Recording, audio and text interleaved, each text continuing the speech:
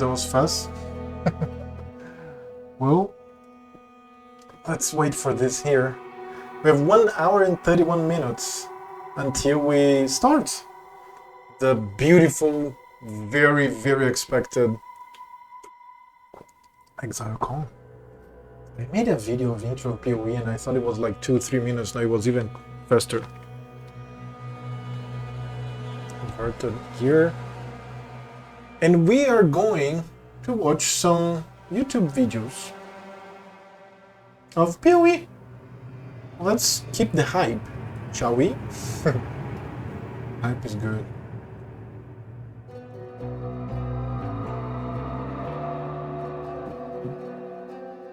And let's check the live round too.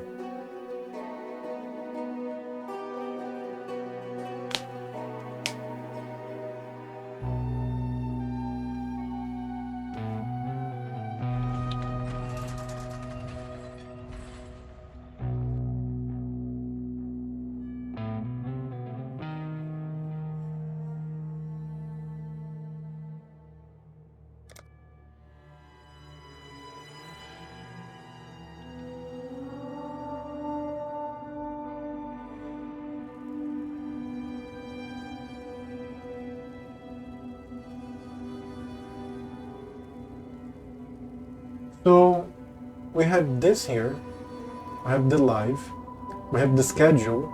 We should start with pre-show discussion with ZZ, Matthew, Race, Cute, and Nugian. After that, keynote presentation, very important, come on. Then again, post-show discussion, and then we are going to have a bunch of things here. But this is stream live. We are going to have rendering Private Exile 2 and meet and greet. But then it's going to be like preparing Jonathan interview and then showcase. Hey Tincho, thank you for the subscription, dude. How are you doing? It's Exilecon today. We are here. We're missing 1 hour and 30 minutes. Thank you for the subscription, dude. Thank you for the support. How are you doing? Are you still too busy in this week? I think you can watch it at least. I took my time. I basically just rescheduled my sleep time. So I took, 3 days off? I think it was 3 days off, right? And I don't know, I like completed the thing of my window, did a bunch of things in the house. I'm pretty free now. Probably until the release of Baldur's Gate 3 and until a bunch more time. So we have here, we're going to have keynote presentation, then post-show discussion, and then Private Exile 2 interview with Kripar and Jonathan. And then showcase with Zizra. Dragons for Currency is new. Yeah. No, Dragons for Currency. Oh, of course. Dude, I forgot about that. It's Dragons for Baldur's Gate 3, and then it's what do you call? And then it's, oh god. It's Chaos Orbs. I made one for PoE, and I made the currency of Starfield already. It's all made. I'm telling you, I'm working on this channel because I'm freaking working on this channel. Let me make the change right now here. Yeah, I have a folder for this and all. Let me go here.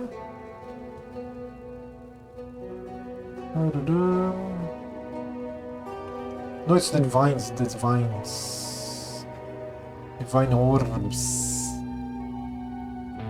I think it should change. No. It's Divines. Save. And then I think if you refresh your browser, it will appear that it's Divine Orbs now. I hope that it's going to appear as Divine Orbs. We'll see. Maybe it's too small, but yeah, I'm going to have the Reds back again when I'm streaming Fallout. I'm going to have the currency of the game that I'm streaming. And dude, I completely forgot about this because I made the starting soon video. I don't know if you saw, but it was very, very short, like 1 minute. Maybe I should like extend, make a larger one. Catch wanted in, and then what's the exchange rate? Low. Divine Orbs. I think Divine Orbs is The last time I checked was like 100 chaos, probably. And then in Baldur's Gate 3 you have dragons, that is the basic currency, and just one currency, no barter. And in Starfield we have no idea, but apparently it's also the basic currency, the credits. And yeah, we are 1 hour 26 minutes to go. I'm gonna go to the official Path of Exile channel, and then from here we are going to look for, we are going to click on these videos here. We're going to watch, for example, Qualifier, cool. We're going to watch the teaser, okay, Hideout Showcase, no, the Agorat teaser in Gamma Kai. Have you seen these? Have you seen these? Let's, okay, where's the music coming from?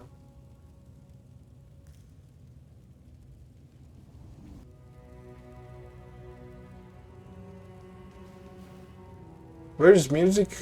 Where's this? Oh, my game is open with music on. Of course, nobody's in global, at least not in this channel. And this is standard here.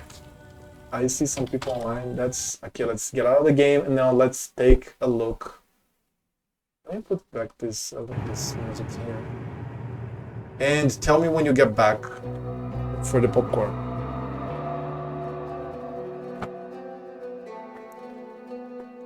There is 27,000 people here. I should open for Sean too, but that for Sean is definitely not for this stream.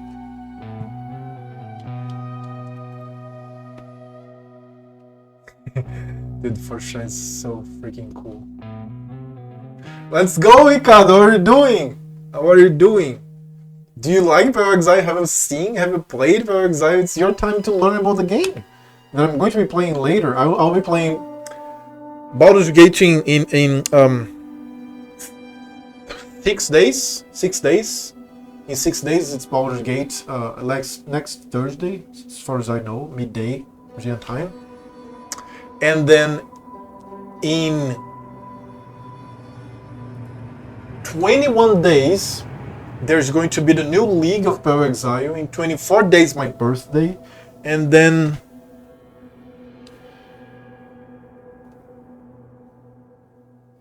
in 34 days, Starfield, right?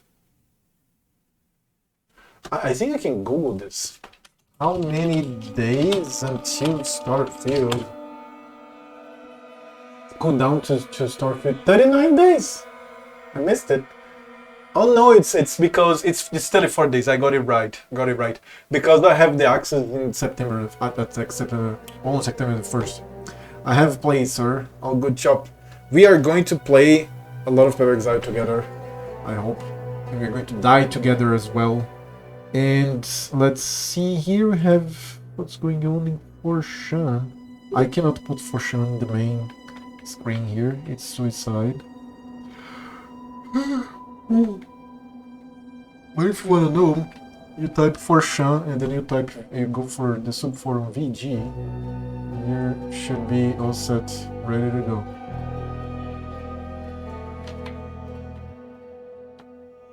But it's mostly memes. The frog. We are in 1 hour 22 minutes from, dude. Oh god, I want to see it all. There's so much to be done here.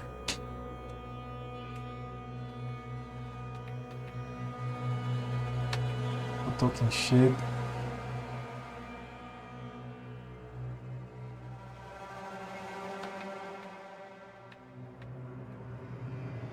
I've been missing for 3 days, man. What have you done in 3 days? Have you missed me?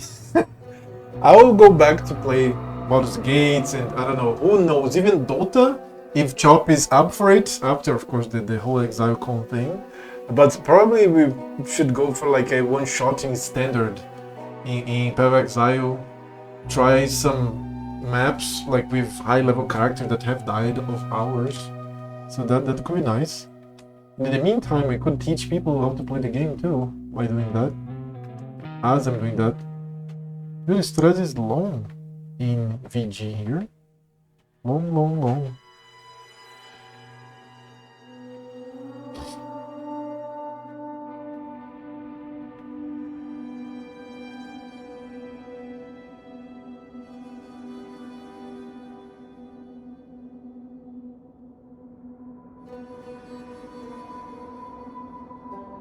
So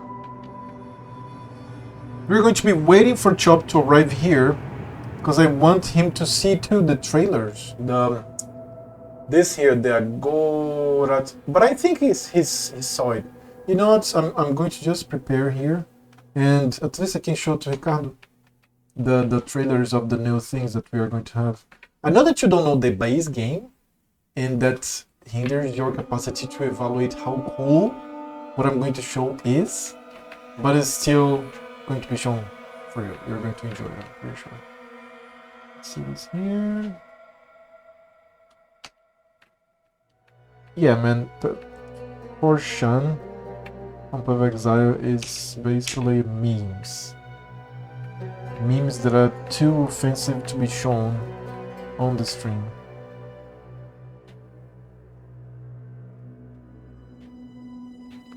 So, alright. Let's go for it a little bit. Hating Shop, okay, he's here. And let's go. We have the Agorat trailer. Wait, what? No, no.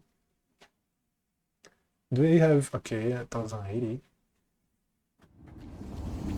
If Etziri could see this now. Ugh, disgusting. Foul creatures!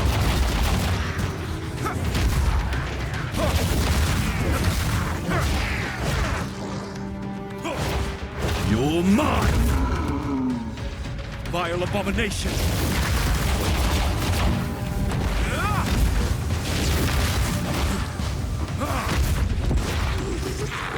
The stench, it's getting worse.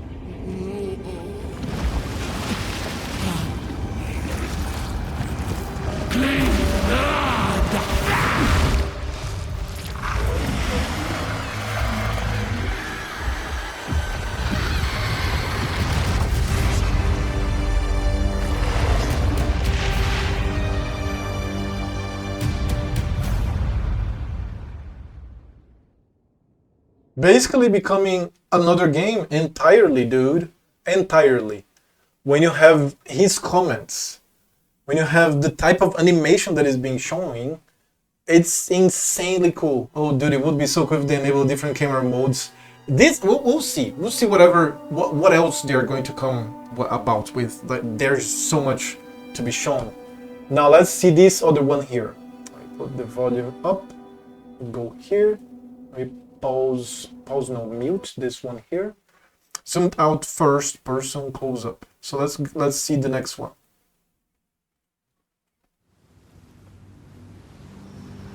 Huh? Where are the guards?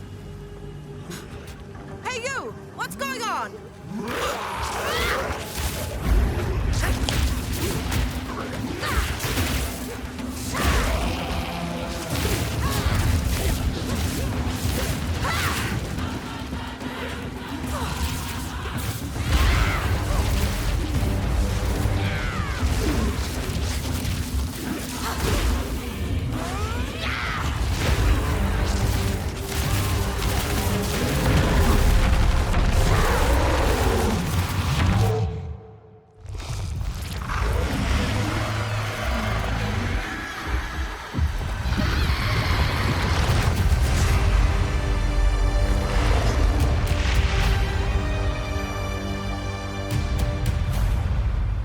Dude, this is just insanely cool. We have an amazing game coming to us. In 1 hour 17 minutes we are going to know more. We have many videos to see. Let's keep going. We have a playlist here of Exile official channel. We have Exilecon, the videos of Exilecon 2019, which I think I'm going to replay some because we have great showcases of Exile 2. Let's take a look at them.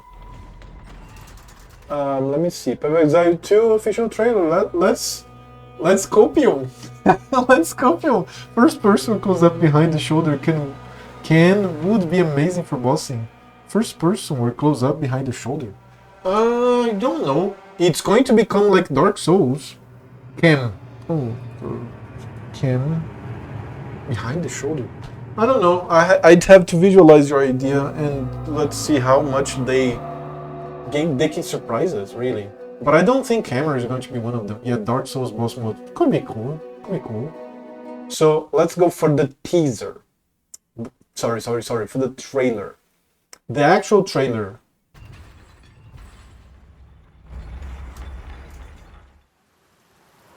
The gods are dead, but left on their own, men will always seek to take their place.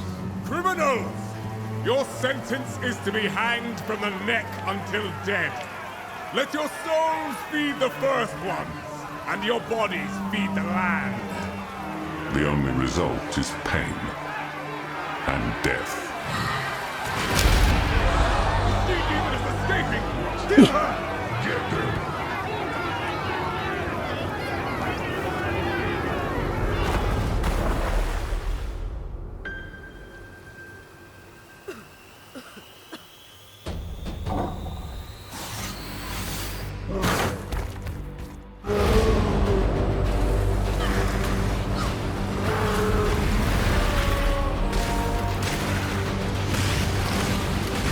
Only 20 years since Kitava fell, and already corruption spreads like a plague through these shattered lands. Wretched malevolence lurks in the shadows. It is our calling to put it to an end. It must be done if Rayclast is to survive.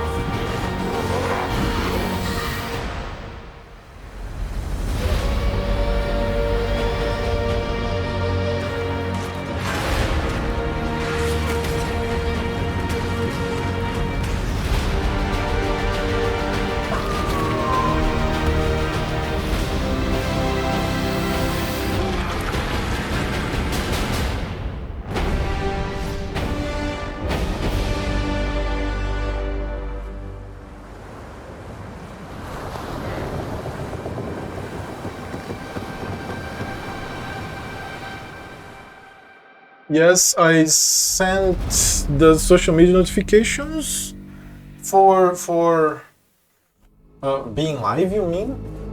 And we have the gameplay preview. So today here. we're going to do a short demo of some of the content we have in this build of Path of Exile 2.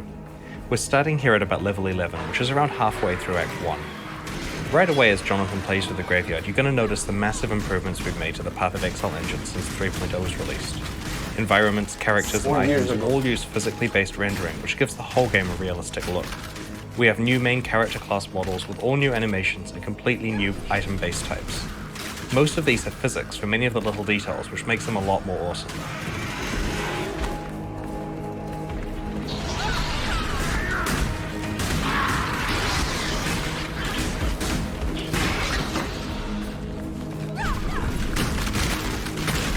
We put a lot of work into updating the skill effects throughout Path of Exile. For example, when you fire a split arrow, you really feel the individual arrows because some stick in the walls and others bounce off realistically.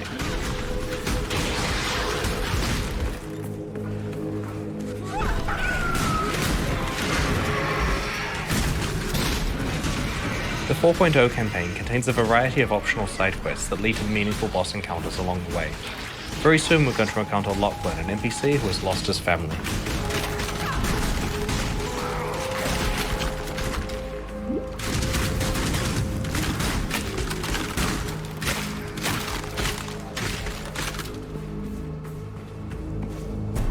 Family, where are they? Isabel and the boys were only to be gone for a few minutes, but it has been, I don't even know how long, hours at least, days, weeks. What season is it? Stranger, I know we have just met, but I'm so worried about them. Around here, they could have fallen into a sinkhole or been choked by grave dust. Please, could you see to their safety?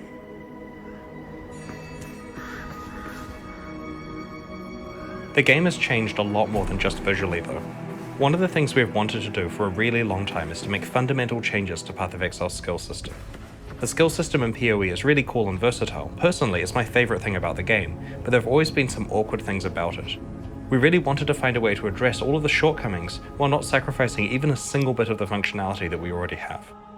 When you see the inventory here, you will notice something missing: all of the sockets on the items. This is because in Path of Exile 2, you no longer put gems into your items. Instead, the skill gems themselves have sockets, as you can see here, and there is a dedicated screen for socketing them. Jonathan's going to change his split arrow skill for Ice Shot and will add some support gems to it. There are some really big advantages here. For one, every single item in Path of Exile 2 can be a 6-link. This is going to cause huge changes in how players design character builds. In the past, players didn't ever want to have more than one primary attack skill because they could only have 1 or 2 6-links on a character at most. Now, it's totally viable to have multiple powerful primary attacks. The thing I'm really happy about though, is you don't have to screw around with your gems all the time when you're changing items. Check out this bow here. The socket colors you get still come from your items, but now every single bow that drops will have exactly 4 green sockets. This means that we can swap this bow for this other one we have found, and we don't have to mess around with our gems. As we swap between the bows, we can see at a glance all the DPS values for our skills updating. Did you notice this? That when you socket the different bows, the gems don't change because the gems are in this place there, the skill gems tab. So you don't socket the gems in the items. So then when you exchange the items, swap the items, the gems stay there.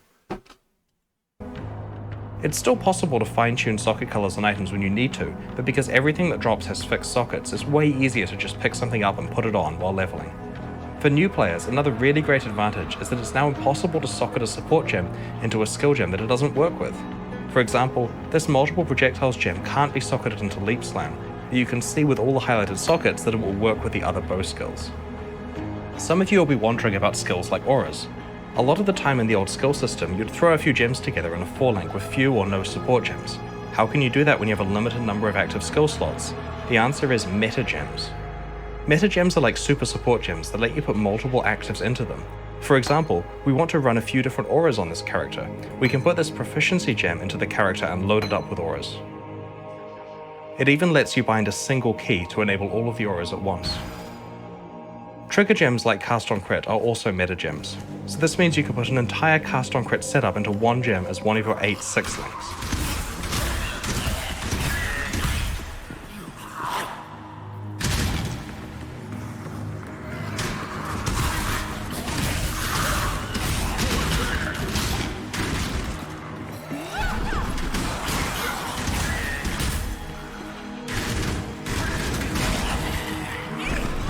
We'll see what they implement.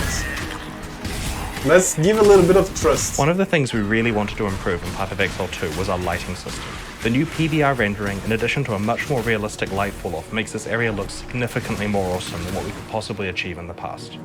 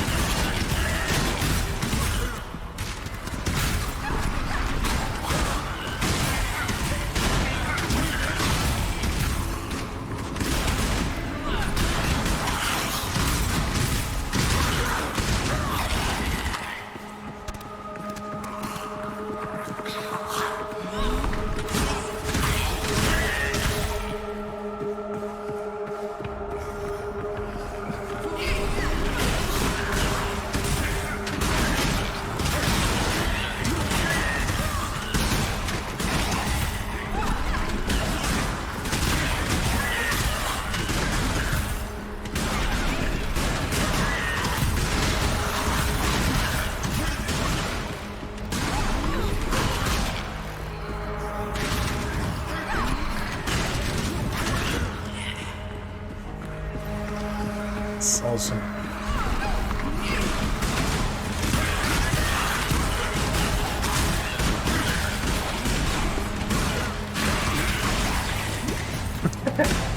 Don't die.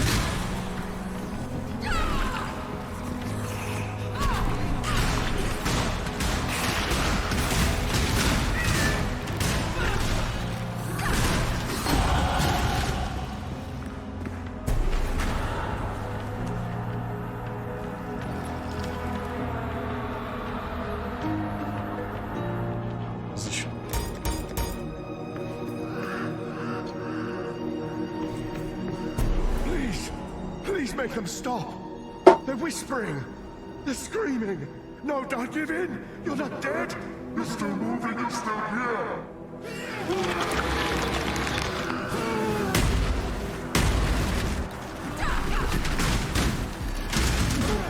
One of the things that's really exciting about creating an entirely new campaign is that we get to apply all of our boss creation skills to early bosses as well. The first few acts of Path of Exile 1 have bosses that are some of the earliest content we ever made, and their age is really showing.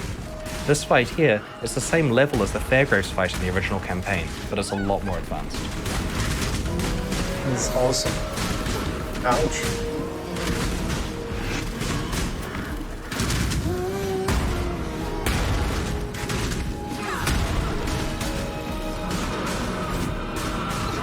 Ouch.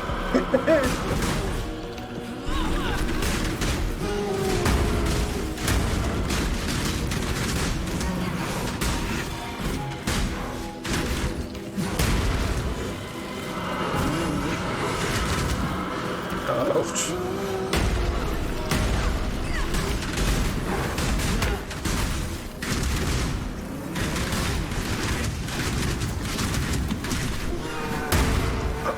Chemically Life Orb versus D4. Yeah.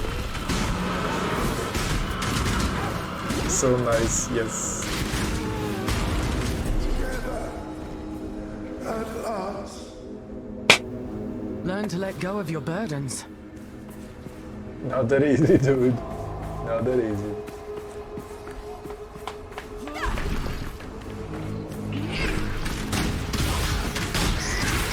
A quarter.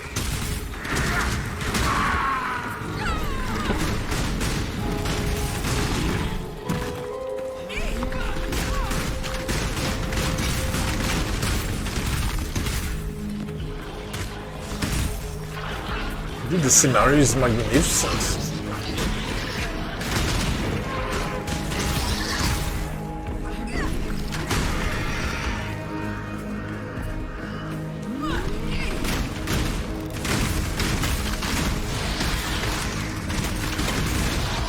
No thing lights, colors and shit happening.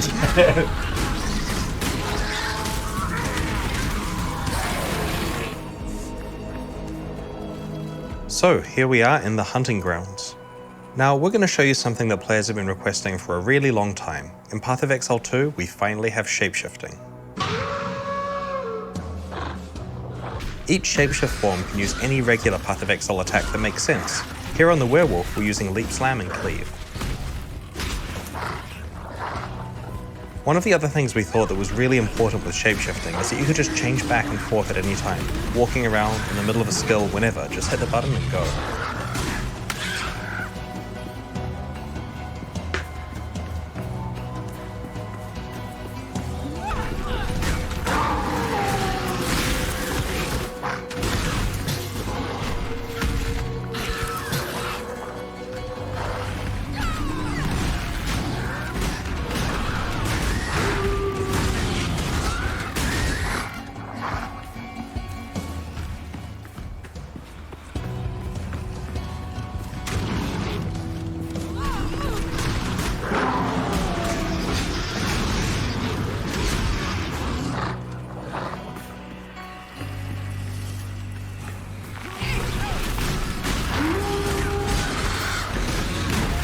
Ouch. One of the Don't things you die. can see in this area is the new grass tech that we have. It's done using pre-computed ray tracing. It's both way nicer looking and has better performance than what we used to have before.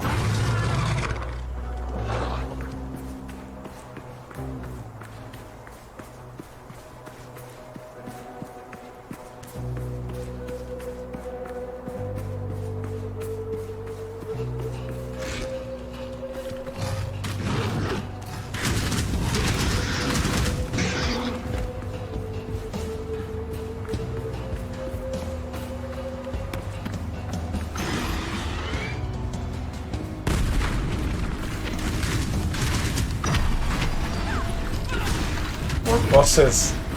Fucking love it. The Cruel Bell.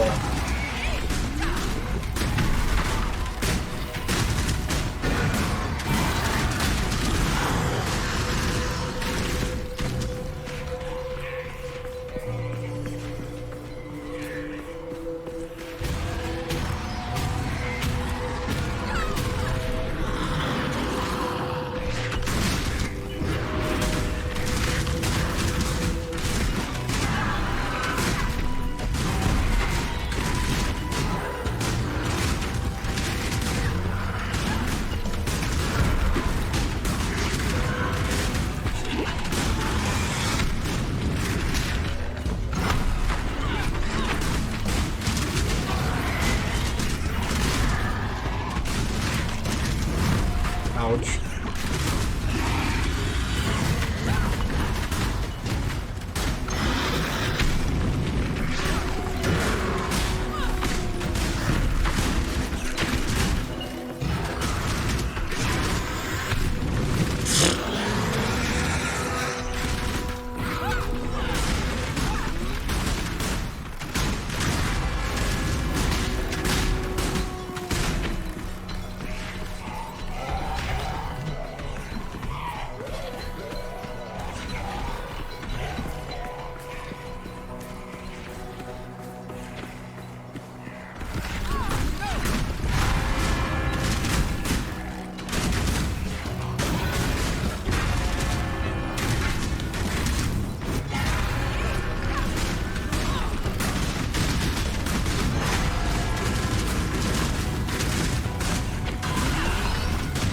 Isn't this fucking awesome?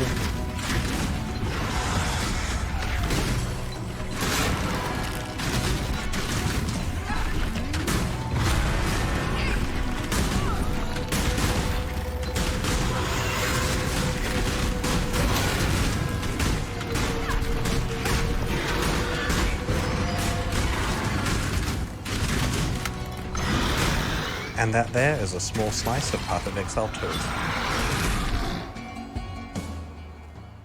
So, how much time do we have? We have 59 minutes to go. 59 minutes, and we are going to be having a great place. Mobile, Exilecon, highlight, full live stream, 7 hours, 6 hours, 15 minutes. Let me go. Grinding Gear founders, creative director, Exile game designer, storytelling, creating game effects, procedural world generation, evolving Pale Exiles renderer, Riker question and answer with David Brevik, Chris Wilson interview, Queen 69 Chris Wilson, Pale Exile mobile hands, this Pale Exile 2 gameplay of Chris Wilson interview. Let's see this other one here is 25 minutes, looks good. Oh, this is from Zizeran's channel, official. Linked here. It's together with an interview. Hello, my name is Scissorin, and I'm joined here by Chris Wilson. Hey, good to see you. And we are going to be playing some 4.0. This is going to be my first impression, as I have somehow avoided playing it until now, and I'm very excited. Must have been difficult to avoid the temptation. It has been. It has been. And people have been throwing spoilers at me, so I know that the bosses are supposed to be really hard. And while we're doing this, we're going to ask Chris questions. And something I think was really interesting and I want to focus on is particularly what have you done, Chris, for GDG? Like, what have you been involved with? Because I remember you told me during one of the podcasts that you particularly had like a lot of hand with the fusings, which are now going away.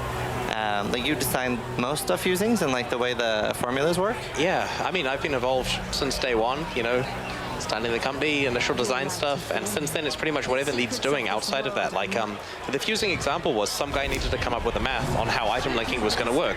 Everyone was busy, so I sorted that out. But it's like, you know, delve, balance randomly, just, you know, sorting out the, you know, the progression of different depths and that kind of stuff. This, whatever Lead's doing for a particular expansion. Like for Prophecy, I wrote a simulator to work out the progression of prophecies you're going to get and the various odds. It's, from a game point of view, it's pretty much tasks that other people are too busy to do that I know we can do a good job with. So every time we have bad RNG, it's basically your fault. Exactly. At least, you know, I'm the guy that can get blamed for it. Wow, this like feels, it's weird playing on a laptop. It feels so weird. Oh, I was not expecting that. Okay. Yeah, if I die, I blame the laptop. Just. Yeah. It was asking earlier if we could play in hardcore. That's true, I did do that. Oh. It like feels like a completely different game. The porcupine crabs there hit very hard. Yeah, I can tell. Actually, I had to use a pot already. So how much have you been able to play of this? I've done some playthroughs back in the office, but a lot of my focus, like Jonathan and Eric have been leading up a lot of the 4.0 demo polishing while I was working on core Exilecon stuff and making sure 3.9 was coming along well. Yeah, that makes sense. It must have been like such a big relief getting everything off your chest. Yeah, honestly, yesterday was a big relief. Like, recently I've just been waking up feeling terrible in the morning with so much stress preparing for the convention and getting all this stuff ready. And it was nice today to wake up and feel the internet loves me for once and, you know, it's good. I'd say the internet loves you quite a bit. I read all the Reddit comments though. The little ones that are downvoted at the bottom, they're the good ones. Yeah, I know, I feel ya. I did the same thing, but still, even with that, I'd say you definitely have a positive aura on her animation too. But it's been a great incredible. weekend so far. There The is team are some... really loving it as well. Yeah, no, it was very emotional watching you like release everything, and it was great sitting there in the audience getting to see everything. So your role has changed quite a lot because early on, you were like, you know, a lot more hands-on, and then as time went on, it changed for you doing more marketing and stuff like that. Yeah, absolutely. Each league cycle, I write all the marketing text, I talk to all the journalists, I approve all the screenshots, I basically make sure everything related to Path of Exile that goes out is something that I personally checked and made sure hits the right messaging and Its stuff visual like that. You know, clarity is definitely top-notch. It is. I'll make sure to be the person who tweaks the text in it and suggest minor rewording, you know. So you're the fall guy? Yeah, I mean, it's my responsibility to make sure that people are happy. And generally people are. But with all, like, you're doing so much work now, how much have you been able to play yourself lately? I haven't played on the live realm for quite a while. I'll play on the playtest realms internally before releases come out, check out the new content, but a lot of it's jumping around on cheat characters and stuff to make sure that things work correctly. So that's why I've been deferring a lot of balance-related questions to other team members. Right. You know, Mark and so on, Neon, because they honestly are in a much better state of understanding exactly the minutiae of where the game is at. And is that something you regret? Like, do you wish you had more time to play and stuff? Oh, for sure. Like, I totally intend with each league to spend quite a lot of time playing, but there's a lot of time spent fixing problems and then getting the next one out of the way. So what's the highest level you've ever been able to do yourself? On the live realm, 86. Hardcore, of course, but maybe it was 88. But one of the two. Yeah, because not in the 90s yet. I always see you on my friends list pushing away. Yeah, it's been a lot of fun, but, you know, I've not played red maps on the live realm, for example, and that's the reason why I should not be working on content that involves red maps on the live realm. But we have a lot of team members that live there, so that's good. So, like we talked about fusing orbs, especially early on when you were like, when Path of Exile was smaller and you were like doing a lot more, what else were like some like iconic things that you particularly were involved in? Pretty much anything to do with atomization. The entire progression of stats on all the core base types in the game was handled by me. I was basically the only balance guy for a long time until we hired Carl back in 2011. So technically, the first 4.5 years were entirely me setting up everything from monsters through. So basically, the version the early alpha testers play, every single numeric value came from me. Wow. And obviously, it's a lot better now that other people are doing it to do a better job. But yeah, that was my contribution early on. And soon it came to kind of overseeing it and making sure the right philosophies were applied. Any meeting involving items, I'll be in, and I'll just veto ideas that are terrible and are going to hurt the game. You know, I make sure to be heavily involved in any item-related stuff. Just how if anything's being discussed with skills, Jonathan is right there. Like, if there's a skill discussion, I'll get Jonathan, and then I'll leave to go and do some other work, because I care about items, he cares about skills. Right. And you had an idea for 1st of April that got shot down pretty heavily. Do you remember what I'm talking about? Oh, it was cruelty. So... I know what you're talking about. So for those of you who don't know, So for those of you who don't know what I'm talking about, it's for 1st of April, where we did get the Battle Royale feature. Chris Wilson himself wanted us to, I believe it was that every transmute was going to show up on filters as a Mirror of Calandra. And then when the player went to pick it up, it would just be a transmute. Right, so people are thinking they're getting mirror drops when they're not. Yeah, the team thought it would be kind of bad punishment to give to the players, so, you know, too many heart attacks would be caused, so that never happened. I'm kind of sad about that. I think that would have been really fun seeing everybody's reactions. Yeah. Maybe a little too cruel. What should we do for April 1st next year? Announce a mobile game, or? Ah, good one. Yeah, so, like, how did that work? Like, was that something, because you said you were skeptical initially, so did somebody else come to you and propose that idea? We've been looking at new platforms for a long time. Like, we had Xbox and PlayStation underway, and so the thing was, we realized that if we did a port to Vulkan, which is a renderer that's used on phones and various other stuff, we'd get Mac support, we'd get Linux support, we'd get support for things like Google Stadia and so on. We'd get phones. It was just worthwhile to do a Vulkan port. So we started that because it's going to be good for all Path of Exile players. We then realized that it's not actually that hard with the Vulkan port to get something running on the phone just as an experimental thing. And we kind of, like, people have been telling us to make a phone version since before we even started the main PC version, right? It was a thing where we say we're making a game and people assume it's a phone game back in 2007. So it's been on our mind, it's just that phone games are done so badly, we had to know we were doing it well. And so we started with just getting it running on the phone as it, as current Path of Exile and see where it went. And we ended up with a good control scheme we were happy with, with a cool, I don't know if you've played the mobile version upstairs. I'm actually going to do that after this. Yeah, it's got some interesting stuff where you can do swipes on the screen to use specific skills, like you swipe down to leap slam or whatever you configured it as in a specific location. So all of that stuff actually works really well. And so the problem was, is this a real game? Are we actually going to announce it? And then the whole Immortal thing happened and became an unannounceable project for a while. So if Immortal hadn't happened, is that something you would have announced sooner? Not necessarily. I mean, it's only been ready to announce recently, but everything feels very close to announcement as you're working on it. It has the tail and the head. Very cool. This boss is actually fairly hard. And that's very, very interesting because I am level 2. So how is this going to be for somebody trying Path of Exile for the first time? It's tuned a bit difficult for the demo here because everyone's very experienced, but we still want the game to be hard. This is the equivalent of Hail Rake. Wow, that is a hard Hail Rake, and I am out of mana. There are some ad phases where you get some worms to fight, I think, occasionally. Let's hope one comes soon. Oh. Ouch. Checkpoint. Just like a normal Sys stream. Wow. I was actually thinking, a lot of people throughout today said it was really hard and that they had died, and I was like, okay, bro. Apparently. You've got a default attack as well for when you run out of mana. Yeah, but that's not great. It does actually do damage at level 2. Not a lot, unless it's changed. But no, this is actually great. So, is this something that's going to get heavily nerfed, do you think? I mean, realistically, if it eats level 2 new players, there's probably a problem. So yeah, it's tuned a bit hard here intentionally, but we'll see. I mean, we want to make sure the game is challenging, and there's no harm in dying occasionally, even if you happen to have played for thousands of hours as your job. Right. So 19,000. That's excellent philosophy. Great. So I want to cover one more thing. Wow. Okay. Definitely might need, it's a little nerf, like tiny one. But I want to cover one more thing with the mobile version, because most mobile games end up having insane, or at least some pay to win. But Path of Exile is known for not really having much pay to win.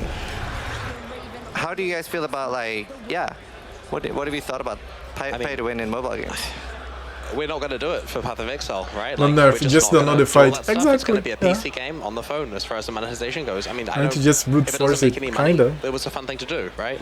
The priority is keep the PC players happy, and then we'll make money there. And if they can have a phone game to also play, it doesn't matter if it's making, never once in our projections have we put $1 of revenue on the mobile game. Right. I mean, we'll still sell micros and stuff, but it doesn't matter whether it does well. It's the PC game's doing well, and that's the important thing. Well, that's a really great philosophy. Actually, something I really want to talk about. When Path of Exile started when was launched? 2012? Closed beta was 2012 was when we started selling packs. 2013 had open and release. So we all started with 4 stash tabs back then, but we still have 4 stash tabs back now. The first day they come out as stats, and a couple days later they are a joke. Because people have to learn the mechanics, basically. Use some dynamic adaptive AI. Yeah, you're right. Oh, now that's going to be insanely difficult. The purchases become more necessary. That's a bit of a grey area. It's something we do discuss occasionally. There's other things that are considered, like baby currency tabs. But I wouldn't mind, especially for pinnacle bosses. To teach definitely. people about why it's a good idea to buy them, and also helping them out a little bit in the process.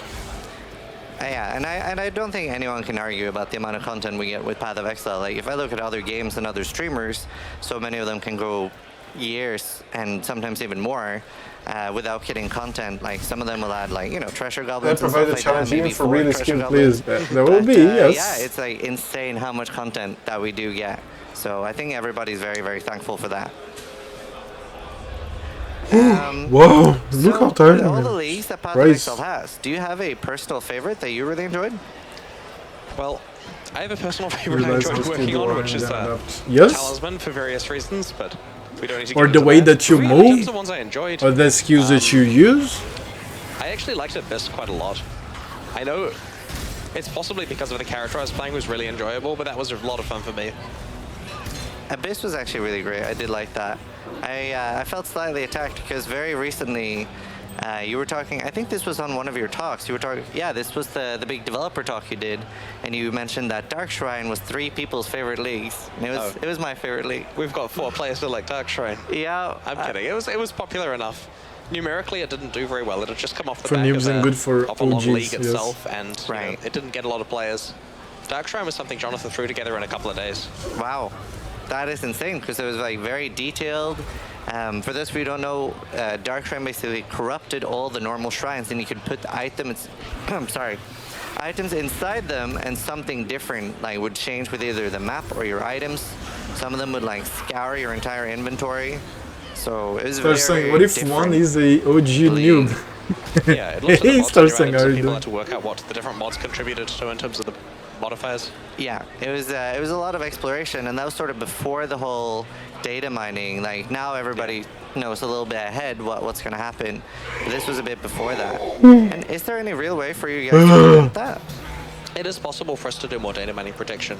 Like, the data does, like physical strings and stuff have to be physically present on the hard drive in order for the computer to use them. But it's possible for us to store them there encrypted and have the server send down the encryption key at the point just before it's required.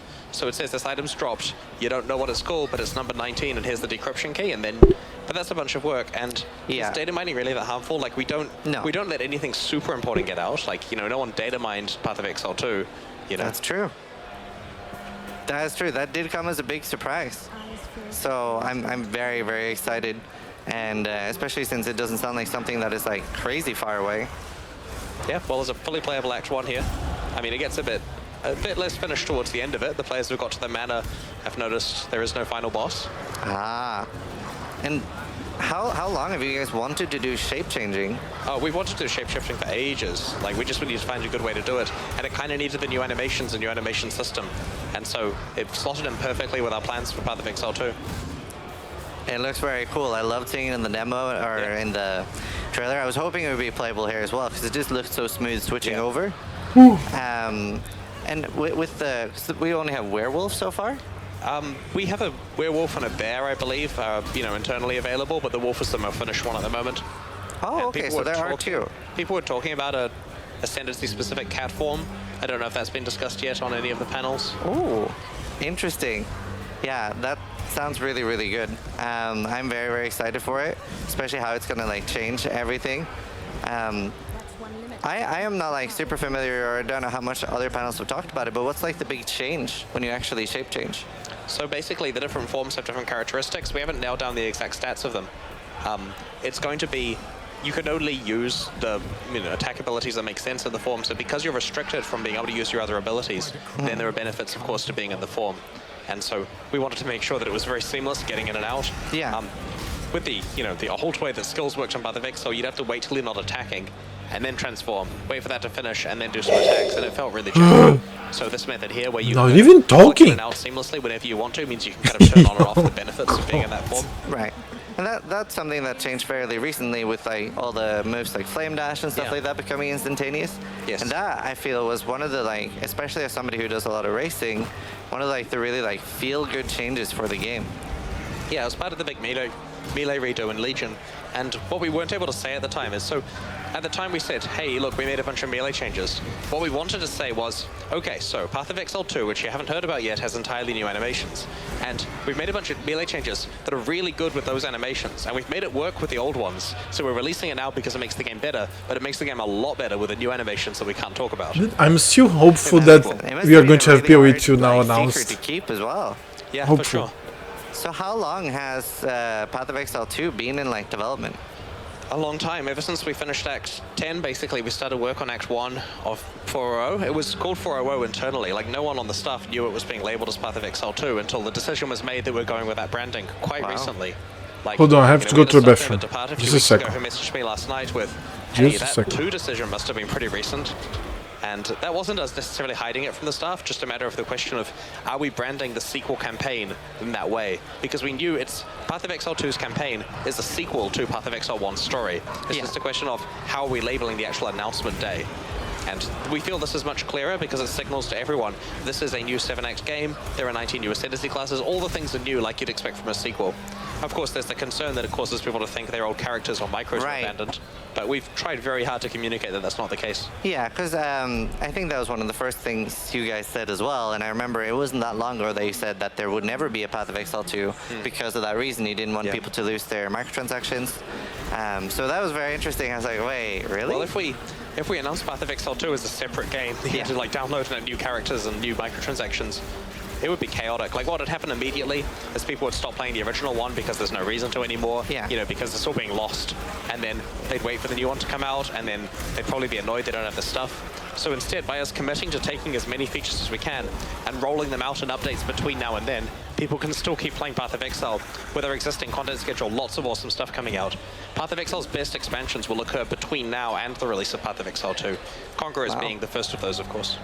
Yeah, it's very, very exciting. That looked so fun. I actually can't wait to play. And that was December 12th, 13th? Yeah, December 13th. It's my favorite day. It's Friday the 13th. So that's very, very exciting. Yep. And can't wait to see more about what's all going to come out. And can't wait to throw a lot of hours. Teasers there. Got a few weeks of teasers to I know. And is Bex going to help with the teasers at all? Of course, yep. Oh, that's great. Yeah, she I'm was sure present people... at the con yesterday doing signing. Yeah, I'm really looking forward to meeting her as well. So it's crazy actually being here in Auckland. Yeah, it's really good to meet you as well. Thank you. I'm trying to distract you away from the monsters that are about to kill you. I know. I actually didn't think it would be this rippy, but it's like the pace has changed completely. That's amazing. About that, like years ago, Path of Exile used to be balanced and focused around hardcore gameplay. Probably because you and a couple of the other lead developers used to only play hardcore yourself. But that has changed recently, right? And has that factored a lot into the recent balance for Path of Exile 2? I'm still doing all of my balance work around hardcore mode, but I'm doing very little actual balance work myself. So the rest of the team play a variety of modes, and it's good to have representation from the different types, right? Like, we have people that only play SSF. They make sure that SSF players can actually complete challenges and so on. Right. Which is debatably successful. And debatably we have successful. people who play standard, we have people who play hardcore. There's quite a lot of different views. Wait, people or person that play standard? I think there's more than one. Wow. Okay, I'm just kidding. It's been around for a long time now, so it's like interesting to see like the population. Hardcore has been like a little less and less people playing, but especially with private leagues and stuff, I've been trying to like coax people into playing hardcore, and a lot of people have been having a lot of fun. Hardcore is great. Honestly, I enjoy the game so much more in hardcore. Yeah. It's hardcore. The thrill of almost dying. Yeah, I would turn the other mode off if I could, but I can't. They physically tie me down if I try to do that. Oh, I feel you, I feel you. Ouch. Oh, wow. Oh, another boss. There's a lot of bosses early on. Yeah. Wow. I wasn't planning for my build to be inspired by Quinn, but I have very little damage. Is that an attack on New Zealanders in general? Or? No, just Quinn. Just Quinn. No, I love Quinn. He's great. I got to meet the BlizzCon was actually the first time I met him, so. Nice. Yeah, I met him for the first time today. Ouch. Oh, yesterday, technically. Yeah. Yeah, it must be unreal having like everyone and so many amazing, beautiful Path of Exile fans here at the convention. Yeah, I've met some amazing people so far. It's been really good. We've had like 12 or 13 Shaper kills so far. That must have been like a little hard, like so many people wanting to kill you as well, just to farm you. Yeah, it's been a lot of fun meeting everyone. So how many people have farmed you so far? I've had 12 or 13 actual kills. It destroys all of their items when they kill me, so they can only really do it once. Oh, okay. Well, I thought people were like sharing items to kill you, but that makes sense. So seeing the success of the card game, has that made you guys want to explore doing more with that? Well, it's difficult because it requires having 100 GGG staff members, a real Zana, right, a map but something table. like an online thing. Potentially. I mean, we honestly don't have any plans to actually sit down and make a card game. I mean, it would be awesome. Like, I love card games. I spend a lot of my time on Magic the Gathering, but... For context, during Exilecon 2019, there was a card game that people would play because they received cards that the cards were given to them when they entered the convention physically, and then they could play. As you can see, his shirt here, right here, his shirt has stats. He is the Shaper. So it has stats, and then you arrive to him and you challenge him or something, and then you sit somewhere and then you have a card game against his shirt, because everybody that every person of the staff of GGG had the shirts. They were bosses. So that's what they were talking about. We also lack time, and we have some very large commitments to projects at the moment. I mean, 6 more acts of this to make, for example. I'm very much looking forward to it. And Boss should try to troll you. about that, so there's not going to be any switching between campaigns, right? That's right. You have to play through in the campaign you selected, Ouch. even if it kills you constantly. Not constantly, just 3 times. Okay, I was really hoping not to. Constantly. So something I wanted to ask about that, and I don't know if that's something you're actually able to answer, but what if I'm playing on this campaign and Nugian is playing on the regular campaign, and he asks, Ziz, I'm stuck on Dodri, can you help me kill her? Right. With the current way we have that working, you can't go to the other campaign to help. You meet up in the shared endgames. You're isolated to your campaign. But we're trying to get it so that you can both be playing the same league, essentially. Okay. So ideally, and this isn't a promise because it's hard, ideally a new league comes out and you can play to the end game in either campaign. That of course means one of them can't be substantially faster than the other. Yeah, that's going to be really, really interesting for racing. I could definitely see a lot of people, oh my god. I could definitely see a lot of people ending up with the old league just to get faster to the end game.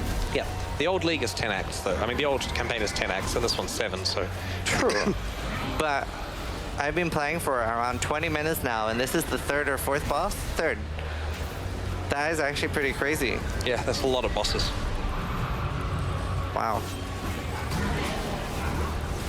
And it's like, it's got so many moves, like it's actually amazing. I'm like really, and I'm guessing this is going to change a lot with like a lot of new endgame bosses as well. Yep, the boss team really are getting into their stride of being able to make really complicated fights very quickly. And of course the Conqueror's boss fights are this quality or higher. Oh wow. Oh no. Wow. Yeah, no, it's great. I'm actually gonna try more on the demos afterwards, I think. Oof. I'm gonna take notes here today. I was hoping the loot would be a little harder, or better, I mean, when there's... It's actually really hard to fight these. Yeah, well, we're trying to keep the items scarce. That makes sense. Yeah, plus honestly, it's early days, right? There's quite a lot left to do, and this has an early version of the decluttering stuff that we're working on as well. Great. Oh, nice. Oh my... I'm so close. I'm so close. I just want to down him before the end of the session. Yep, we have what, like 45 seconds left, and you've got to run down to him and freezing pulse him 3 times? Will you make it? I can 100% do it. You managed to not RNG your way into a Quicksilver. Oh no. Do you think they'll actually pull me off stage? I mean, I can get in the way of them. Oh, okay, yeah, I'll just stand there next to you and you'll defend me? Nice. Yeah. Alright, we're almost there. Okay. No, but seriously, like, thank you again so much for inviting me here to New Zealand, and it's been a lot of fun. An absolute pleasure being here. Great to meet you and everyone else who's come over. It's so cool that people care this much about the game. Hopefully this is the first of many. Ouch! Come on. I just wish I had Orb of Storms. Ooh. Okay. Yes. Congratulations, man. We did it. All right. Well done. That is a good place to end. Thank you so much. My name is Cicerine. This is Chris Wilson. Thank you so much. And to everybody watching on Twitch, you're all beautiful. So we have here, we need 32 more minutes for the actual Exilecon 2023. So, oh no, you type it socials. Okay, sure. Let me see, is it all working? It's all working, isn't it? The Discord is working not. Oh shit. I have to update this. I forgot about this command entirely. Thank you for showing me that, dude.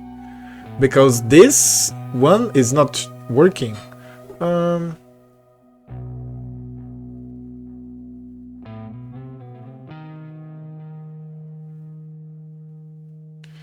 Nice tips.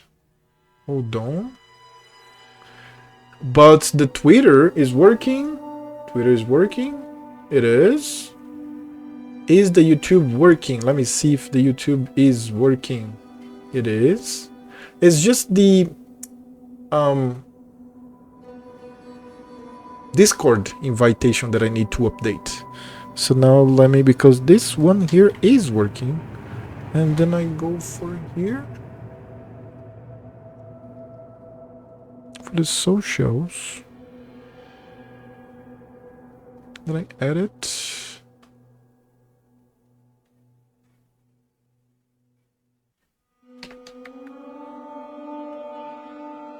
Okay, now it should be working, the Discord. Yeah. And we have to choose another video. We have 31 minutes to go here. So, Moonwell is the name of the Discord channel, because you recharge your energies. Malão is my nickname, and Lost Religious is the nickname is the Twitter account. So, I think everything should be Malão, yes, definitely. But I think I'll keep on with the Moonwell, and the problem lies on the Twitter, that is Lost Religious. I could definitely benefit from one name only. So, let me see here. We have a Chris Wilson interview with Queen. You can watch that. I actually got the opportunity to interview the literal god himself, Chris Wilson. Look at his shirt. Look at his shirt. The Shaper. Okay, it has some hearts, some codes, something. I had a chat with you yesterday, and you said pretty much I can ask you whatever I want. Absolutely. And obviously, day one of the con, you guys asked and answered almost every question that I wanted to do, which is it's bad for me, but it's good because you guys Ashes of listen to Malão the community. is talk about. Yeah. So what I did is I asked Twitch chat, I asked the internet, what do you guys want to hear, and I picked the ones that haven't been asked yet. So we'll start off right away. But the name of the YouTube is still there. Getting modified in the future. While I understand you don't have anything concrete to talk about now, could you tell us what about the current skill tree you really like, and what aspects you dislike and would like to improve on the future? Like, for example, you know, I play a lot of Diablo, and people see the PoE skill tree and they say, "No, I don't want to play that game." Like, that's a great question. So, Path of Exile has this experience where when you run the game and you press P, which happens in the first area because you have to do it before you get to town, you're blown away by this incredible 1500 node skill tree, right? Yep. So the question is this a good thing or a bad thing for new players versus existing players, right? So let's look at new players first. On one hand, this tells you what you're getting in for, because even if you hide a lot of the tree, they're still going to be exposed to the tree eventually. So is it really worth having a bait? Wait a second. We have here, it's going on. There's a lot of excitement and energy out here. It started. And everyone's just keen to get going. This is the pre. I'm excited. Like two sides of the same coin. I get it totally. Yeah, no, it's like it's hard to tell what's what a lot of the time because we've got to do stuff and we've got to get into the whole reveal. But I feel like it's a bit more excitement. It's still very much nerves because I'm not used to doing something like this. Not used to being around all the people and they know you and meeting the developers. It's crazy stuff. Everyone loves you, mate. How about you, Rise? I felt a lot better before you called my speculation useless. And rampant, don't forget. Oh, yeah, sure. I mean, they're going to be 100% accurate. We've got all the predictions. It's going to be solid, I think. I kind of threw you on the bus today a little bit. He had some stuff planned out for speculations, but I just cut him off at the knees, so he's had to rethink his speculations his entire life, really, in the lead up to this moment, so I imagine that's kind of stressful, getting up on stage and being in that situation. Yeah, I think I'm good. I've got some good ones. Excellent, excellent. What about you, Noogie? Excited, and as Methel, pretty nervous, I would say. But we're joined with so many just lovely people traveling all the way to New Zealand, and if there's anything that helps an awkward situation is just having a shared common interest, which is Path of Exile. Right, so many beautiful nerds here in New Zealand coming together. More than ever before as well. We've got I think it was 1,800 people, I think. A few hundred people more than last Exilecon, which I did not predict. So that's they're strapping people to the rafters. They're opening up the balcony seats. People are getting suspended. Yeah, he's a god. It's going to be quite the spectacle. And I'm already people started coming in and taking their seats and we've got a little bit of a crowd here. Hi, guys. So pretty exciting stuff, and it's been a long time since we've seen much of PoE 2. Queen did pretty good. Yeah, he's small. 4 years, yeah. Which only gets me more pumped for it. The bigger you are, the stronger you have to be on the upper body. Working on, and they're just ready to reveal.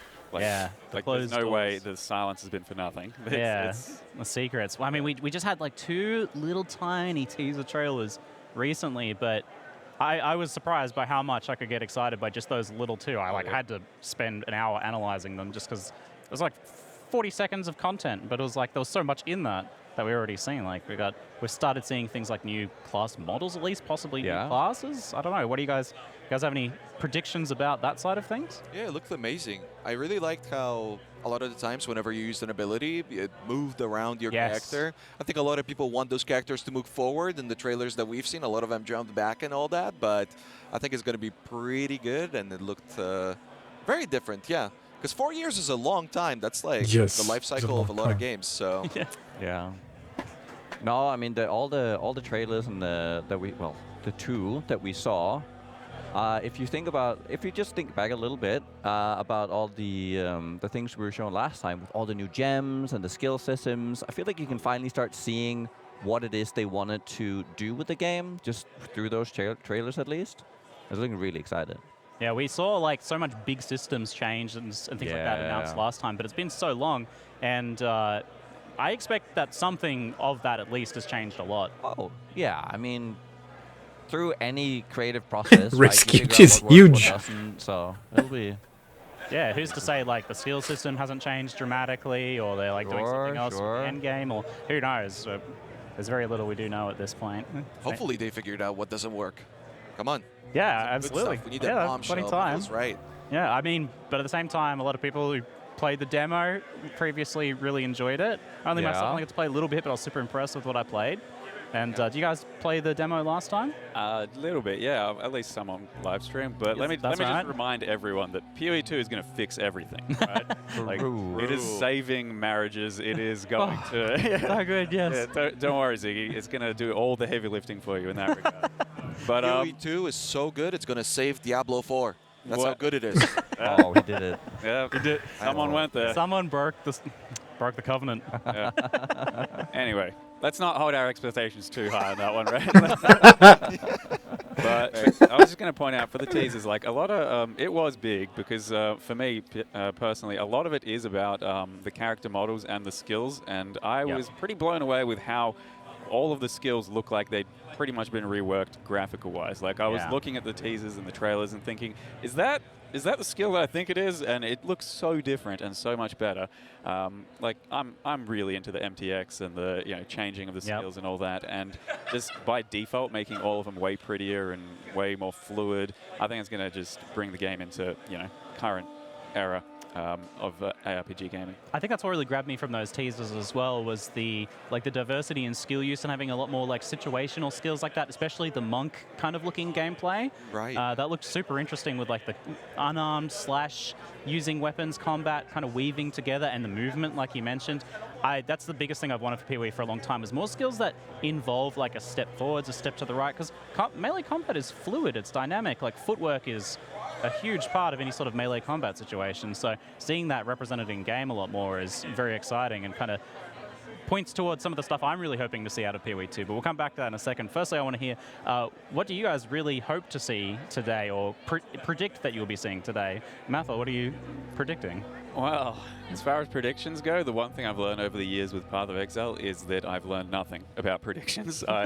People always come into the channel and they ask, "Oh, what do you think's going to happen with this? What do you think's going to happen with that?" And I engaged with that for a while in past times, but I could just never get anything right, because you don't know. Like, they always throw curveballs. They're always giving you unexpected things. I thought they're going to buff this. They nerfed this, whatever. Like, it's always it's this huge up and down balance, and I could never really get any predictions right. But that said, I think I'm just going to be blown away. Like, it's going, like, I've been looking forward to what they're going to announce, and I have sensed some discontent in communities throughout all of this, just as they're waiting for Path of Exile 2 and big new leagues and all that, and there might still be some doubt here or there, and I think there's no doubt. Like, it's just going to be a huge renewed burst of faith in, oh, yep, this is the game I chose, and for very good reason, and it's going to be, just unreal. Awesome. Yeah, absolutely. I'm with you on that as well. Like, people always ask me, what would be your designed league that you would make? And I'm like, I have no idea. I'm glad I'm not in charge of that, because GGG always come up with way better stuff than what I could come up with for that. What about yourself, Rise? I think I'm going off the deep end. No PoE 2, PoE 3. Okay. On only mobile, only PoE mobile. Oh, no, wait a minute. No, I don't want to go there. So they combined them, right? 2, 1, PoE 3. There you go. Makes That's sense. the way to do it. Path of X. There you It's go. all one platform. Wait, so Elon Musk bought it out? It'll do your banking for you. Yeah, okay. Someone's getting sued.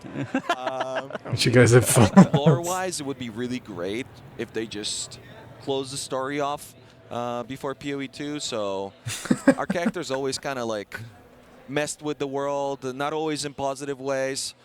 I just want them all gone, you know? Blow it up, I don't know, new planet, different world. That would be really nice. Oh, and also I'd love to see, you know, PoE has done really well with cooldown abilities and all sorts of just kind of timings in it. I would love to see maybe some ultimate abilities, something that is a little bit more tied down to particular ascendancies or particular classes. Connect this giant headset to my phone. You know, because last time they were talking about how there's so many more new ascendancies. I think maybe spreading them around a little bit with different characters would be pretty cool. Yeah, adding a little bit more distinction there, like in a very physical sense in the gameplay. Yeah, I'd like to see it too. What about you, Noogie? Well, I really like Mathel's answer of no predictions. So that was great. So I wish I could take that one. He's an expert, right? Look at that. Yeah. What a dodger! I love This it. really is the Stallcast. Yeah, but he is right though, in the sense that GDG always overperform or try to at least more than anything. So it's really hard to predict what it is, like in which direction they are going. So I'm really excited to see what is it they want us to see. Like I want to see them in the game again, like really all out. So that's something I'm excited about. And then we have all this beautiful art behind us and the statues and like maybe we will have some kind of a narrator leading us through a story. I would really love that. Within the PoE 2 story and just seeing what because there's such a big office now, like what can that many people bring within the title? Yeah, that's actually kind of one of my predictions, actually. I expect a bit of an uptick in the storytelling side of things. Yeah. And this was just barely hinted in one of the teasers that I saw, where the character really felt like they were interacting a little bit more with what was actually happening around them. Like in current PoE 1, you get your character kind of tossing out a cute throwaway line every so often.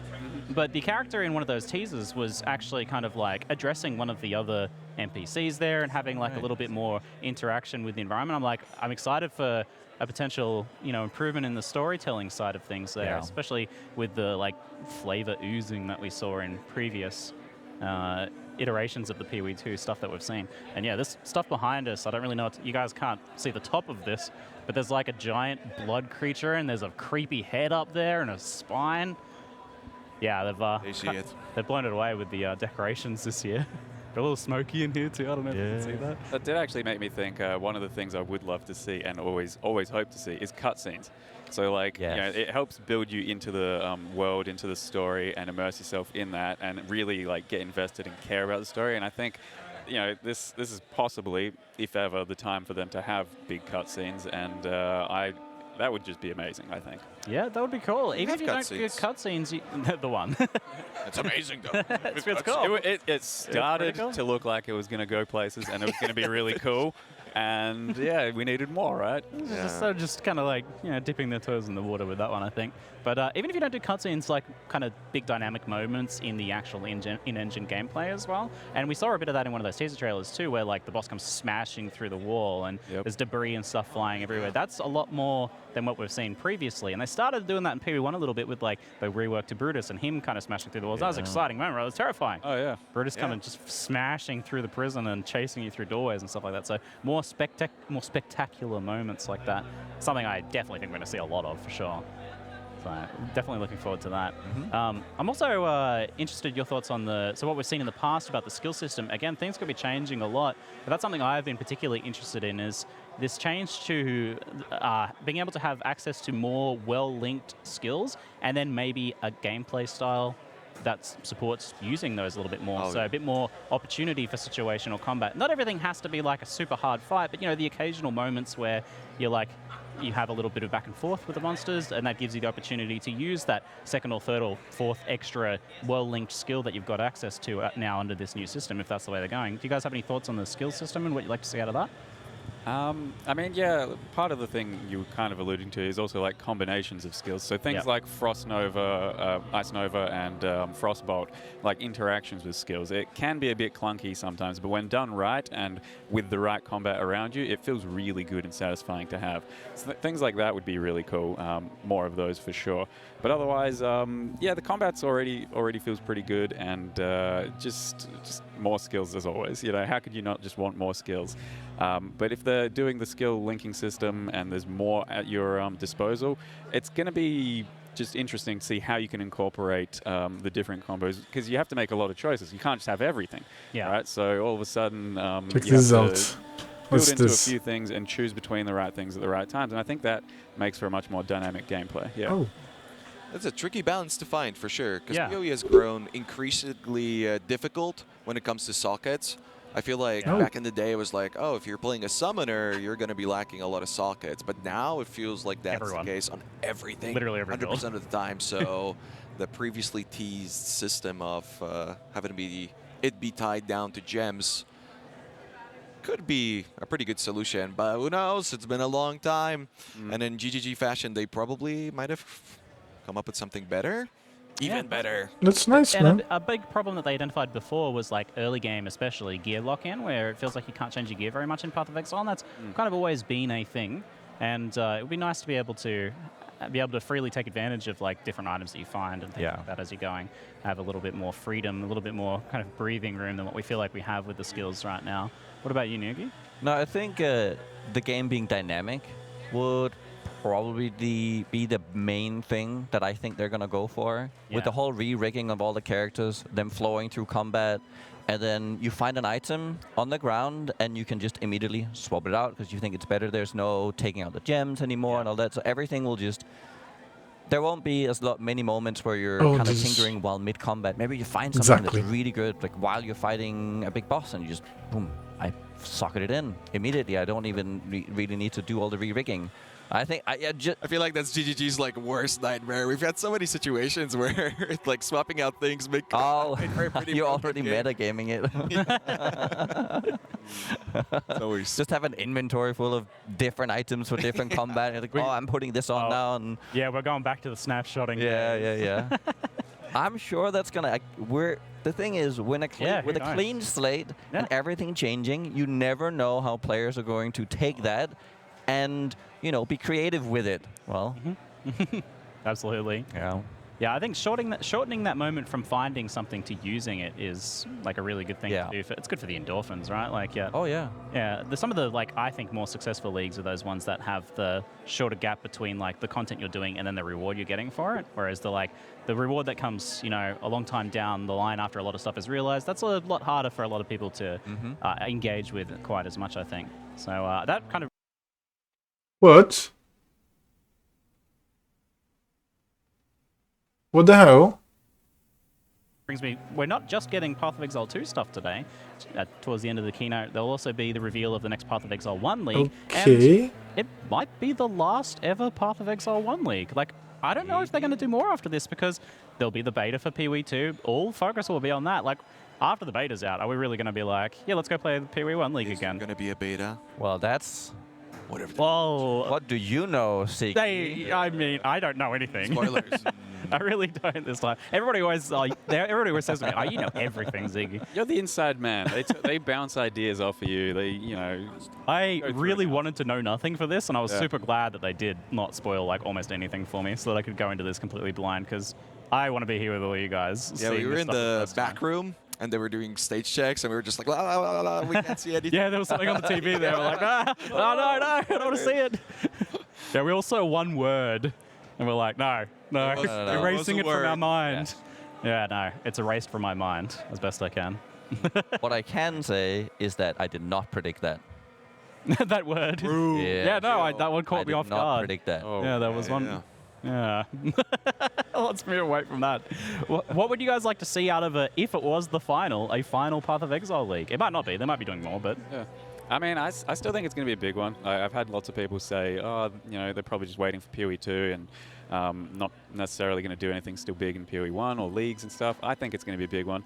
And as always, they're trying to Dude, invent what's the going on? RPG genre to some extent, bring in aspects from other games.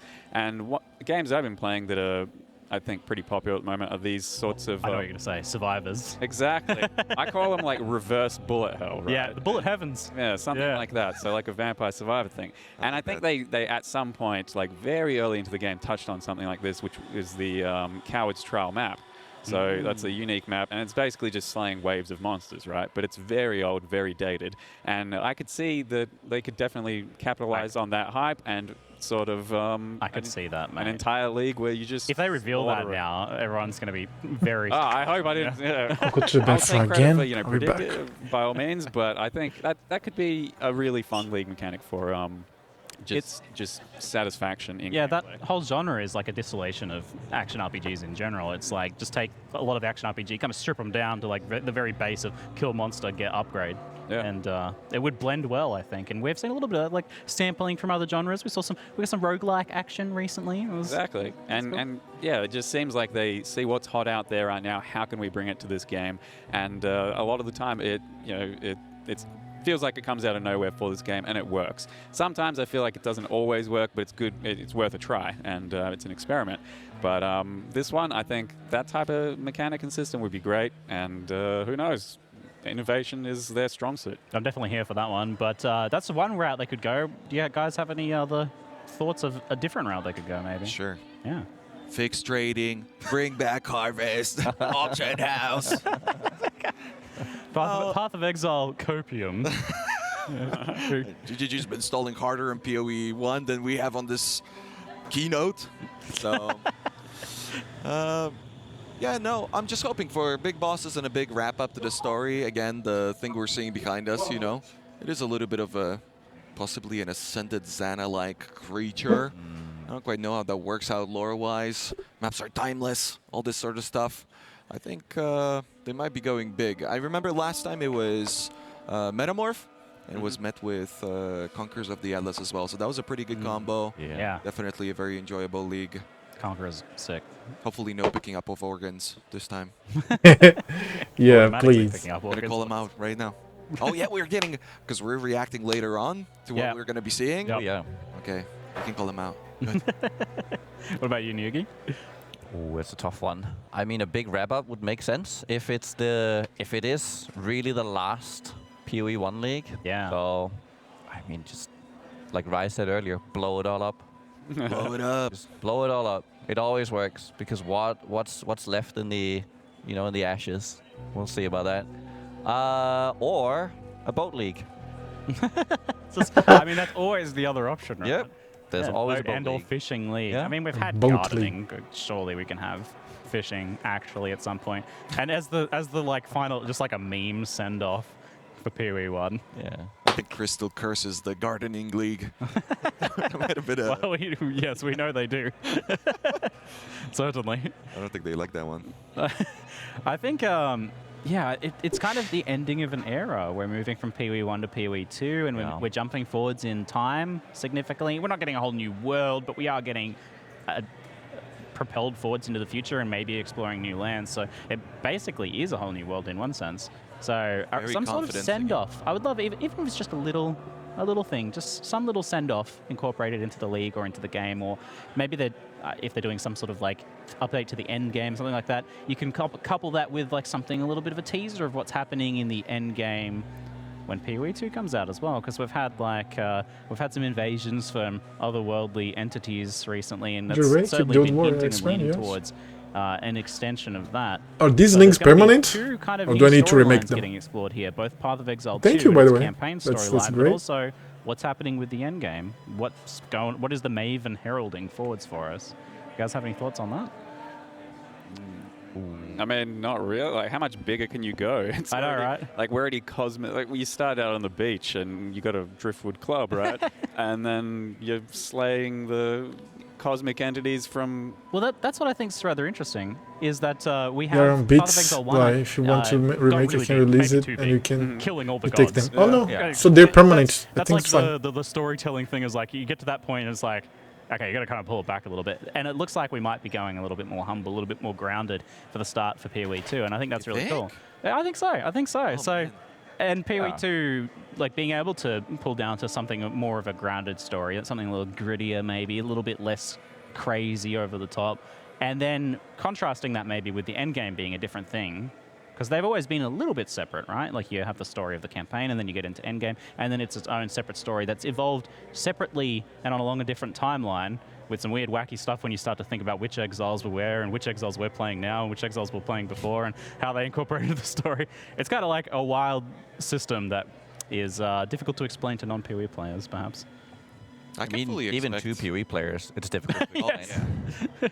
I can fully expect a new world and everything. Just, oh, well, if they kind of close it off in a way with a big bang, maybe it's like kind of a reset, and then we also give you a QR keep going code. further and Yeah, further. I saw that. I'm Why don't kinda you learn hoping for that later, because you after were the speaking stream? very confidently about the beta and maybe no new world. Maybe we're gonna do an invasion on the world of wherever Maven's from and all that. I would love to see that big, mighty boss battles. I think PoE has been doing really well with that, and they're ramping it up every time. So the more of that, the better. Because it used to be a little bit disjointed too. You know, back in the day, it was like, oh, you could do this boss or you could not. But now they're tied into the main gameplay, and I really love that. I think it's really great. Yeah, I think bossing has been getting better and better, and those like spectacular moments of those big boss fights have become both the thing that propels you forwards in chunks through the game and through the end game, and then also the big goals too, like to take on these various bosses and then the uber bosses behind them. We have so much there in Path of Exile, and that's been getting better and better. And from what we've seen in the past, the bosses in Path of Exile 2 campaign look awesome. Like the previous demo, like the Devourer and those very boss fights that look like more interesting arenas, more interesting fights. And that's something I hope to see a lot of today, hopefully, is like some cool boss fights. I know we've got like 30 minutes or something of gameplay time live on stage, so... Spoiler. Yeah. And also, I've heard. difficult gameplay, right? Yes. So they've ramped it up. You were mentioning, Rise, you'd heard something about that. Yeah, the difficulty is supposed to be through the roof. So if you're a player that's a little bit concerned about what you're going to be seeing here, if you're a father of 17 children and you've got the dishes to do and you can only play 20 minutes a month, I think don't worry about it too much. I think there's going to be plenty of gameplay for everybody. Yeah, you won't run out anytime soon in that situation. I think so. Well, I hope so. Any, we're almost to wrap up time and moving over to the main stage, but any final thoughts that you guys want to throw in? Anything you hope to see or anything like that? We've got 2 minutes, Noogie. You thrown to me? Yeah, final thoughts? I just want to see passion. Yeah. I just want to see passion and just people just giving us everything they've been building. It's predictions. I really at this point I just don't know. Yeah. Maybe an MTX. I would like to see a toucan. Yeah. You know, a toucan. Yeah, that would be nice. What about you, Maple? I will just love to see a nervous Chris Wilson up on stage. Yes. Like for as much What's going on? nerves as I'm having right now, like doing this sort of thing and waiting for the reveal, it's it pales in comparison to getting on stage and revealing everything for the past few years and just seeing someone so excited about their game. Yeah, I know they're all like I super... think it's... They keep talking... Dude! I'm so super nervous. I saw a lot of them before, and yeah, you can feel that excitement. Rise, any closing thoughts, mate? Before we sprint over so we get our seats? Yeah, absolutely, Dad. I mean, everybody from the GGG side has felt really, really excited. We were trying to get them drunk at some of the parties. They weren't having it. They're well trained. Ah, no spoilers. Yeah, really, they weren't giving us anything. No, that's good. They were more so than last time, even. Also, I've got to remind you, folks, if you're watching live on Twitch, don't forget to connect your Twitch and Path of Exile accounts so you can get drops access to... was there like a cool hideout or something like that? Or do we only get that? I don't know if I'm teasing There were people. some really nice wings and a portal. Yeah, great. I think so. But yeah, they look really good, those drops. Excellent. Yeah, so make sure you hit that up. We're just about to go over to the live stage, and I can't wait to see what we're going to see from Path of Exile 2 and Path of Exile 1. It's been very exciting. Thanks for hanging out with us for the Stall cast. I'm Ziggy D with Mathel, Rise, and Noogie. We'll sprint back over here just after the keynote is finished. There is not much time left, so see you fine folks over there. Christmas in just a moment. 2.0. Thank you very much. One more League, then 2.0, at least 2.0 beta, then Christmas. D for bad. D for bad. Yes, D for bad. Diablo for bad. He was bad, man. It was not cheap. That hurt. Dude, what's going on? I don't want to go to YouTube because YouTube is like 20 seconds late, but that...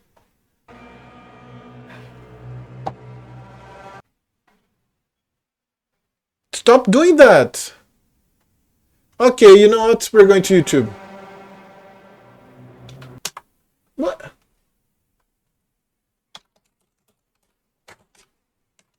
Let's see if YouTube is going to be better than that.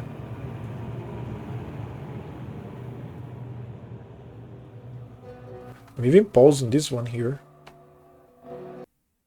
What?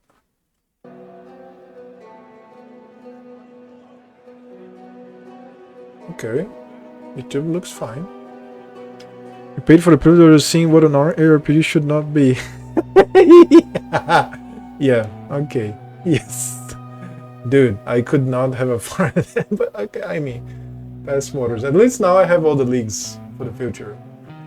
But there was so many problems. I was like keeping up with Asmongold. There was even like a trick that you're going to click on a button for the letterboard, and you would click by accident to pay for something. And there was something too that you would buy to make vendors give you more money, but then made things from the vendors be more expensive as well. Like, so many fake spawns, dude! What? Dude, it's Blizzard! It's huge company. It shouldn't be that way. Insane, right? God damn it. Alright, we have now something! Come on! Oh, hey, look, I just updated it. Look at it. Look at it. They hired more. I mean, looks like that way.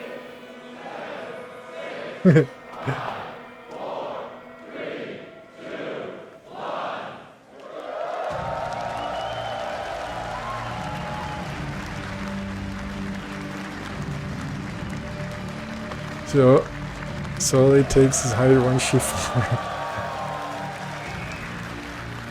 Hey guys, how's it going? Perry in here. And welcome to Exilecon!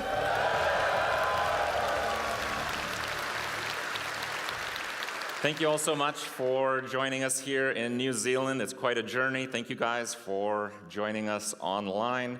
It's going to be a fantastic show. So you guys want to learn about what's coming up in Path of Exile? Yeah. Oh, you do? Yeah, me too. Yeah. Well, before we get to the people that are best to deliver that information, before we get into Path of Exile's wonderful future, let's take a moment to go over all the wonderful things we have already experienced in Path of Exile. Let's take a moment to check out Path of Exile from the past.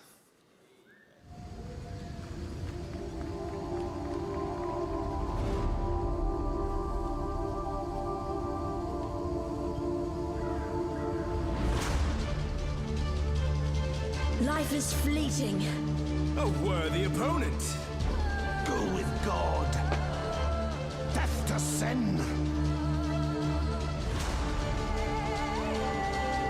The touch of God. Bow to your queen, mortal. You there. Let me bend your ear for a moment.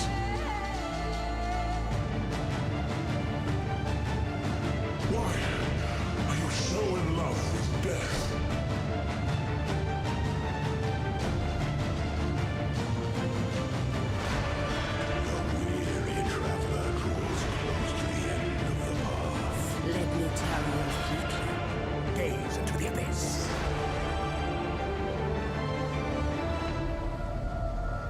I started there, 2017.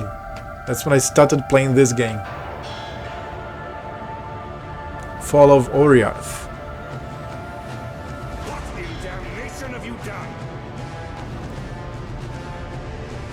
Putrefy, rot, spoil, and fester. Ready, exile? It is time to hunt! Let's make history. Afraid of the dark, exile? You should be.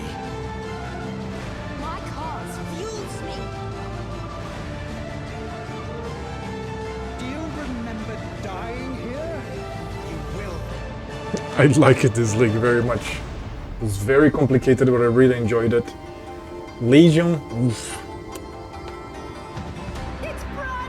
Blight, best league ever.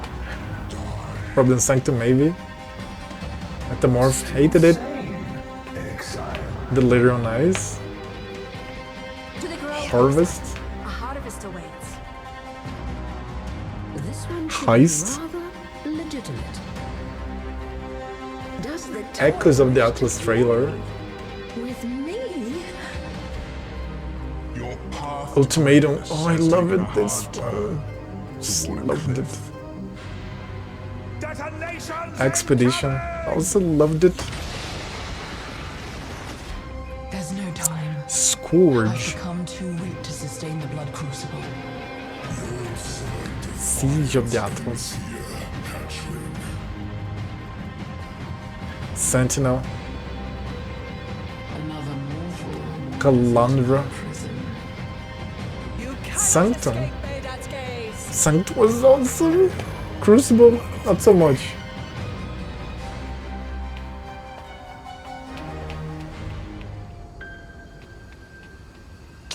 And then the Act 1 trailer.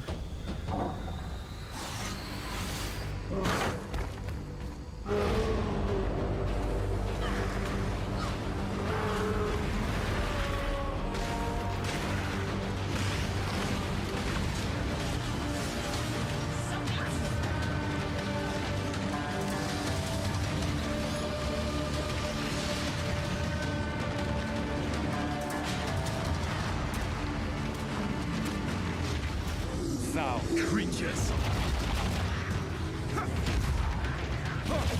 Agrat teaser. Gamma Kanui teaser.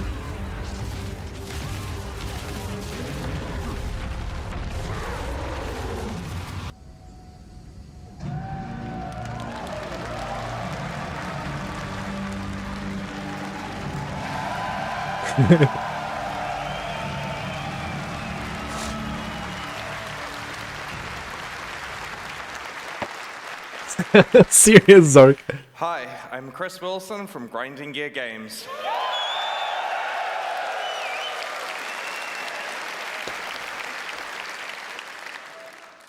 Welcome to Exilecon 2023. It feels like just yesterday that I was here on stage at Exilecon 2019 announcing Path of Exile 2. Since then, we have worked tirelessly on the content we're going to show you this weekend. To everyone here in person, thank you so much for coming out to join us. It honestly feels so good to know that people love Path of Exile so much that they fly across the world to come and celebrate it with us in person here. I really hope you have a great trip and make the most of your time in New Zealand. Our last Exilecon was a magical experience, and we've tried to go above and beyond in every way this time. If you're tuning in online to watch the live stream, thanks for joining us also. I wish you could all be with us here, but to ensure you have the full Exilecon experience, we have made sure to include every talk and session as part of the 2-day live stream this weekend. Twitch drops are enabled for the live stream, but if you're here in the audience, you'll automatically get them when you redeem the microtransaction code in your swag bag, so no need to stream it from your phones while you're watching. You'll also receive the attendee-only Exilecon 2023 hideout. We have so much to share with you this weekend, and let's just get right into Path of Exile 2. I'd like to introduce Jonathan Rogers and Mark Roberts, game directors of Path of Exile 2.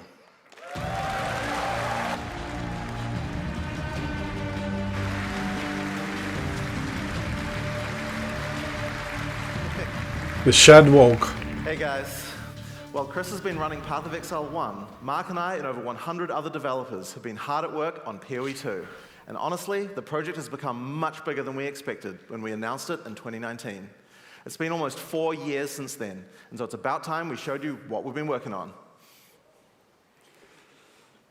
Oh, hang on. Okay.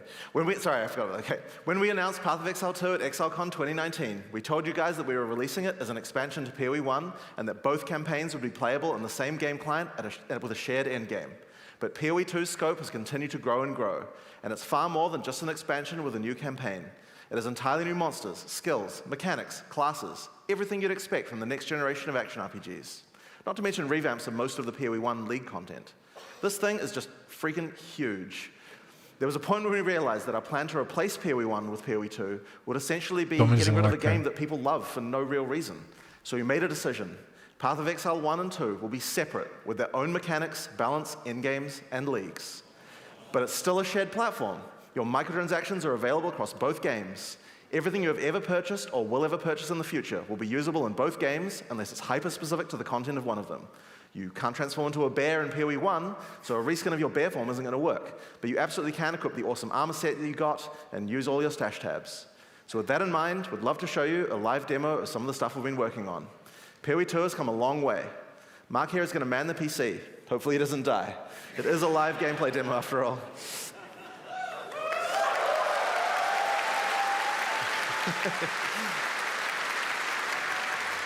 But they said it's one game.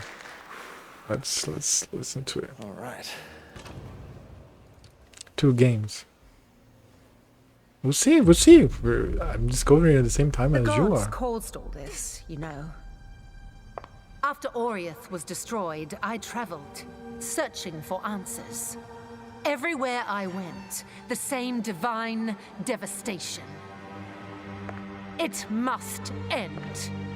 I will end it. And no exile will stop me!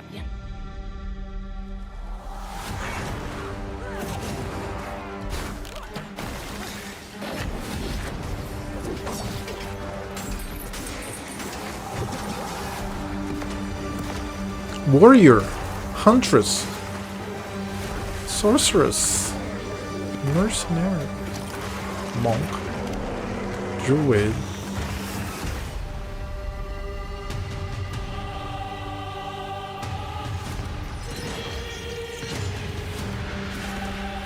Prisoner,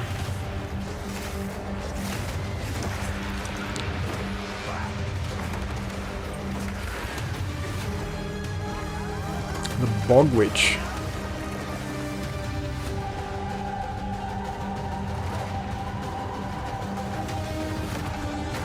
Krutog,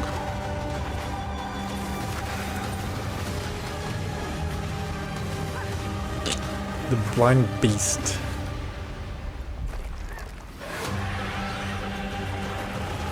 Scourge of the Skies,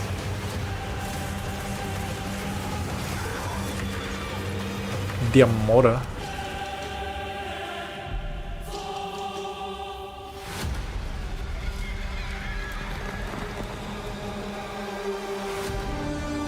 a 100 distinct environments, 600 monsters, 100 bosses, 1,500 passive skills, that is 6 ascendancy classes, and 40 active skills, 700 equipment trees, 6-person co-op, and much more. I saw some tits. This world will be reborn, no matter the cost.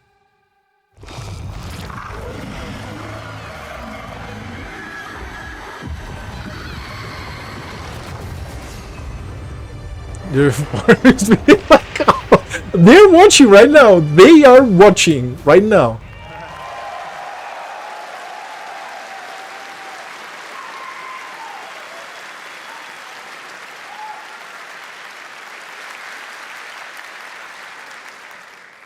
All right, Mark, your turn now.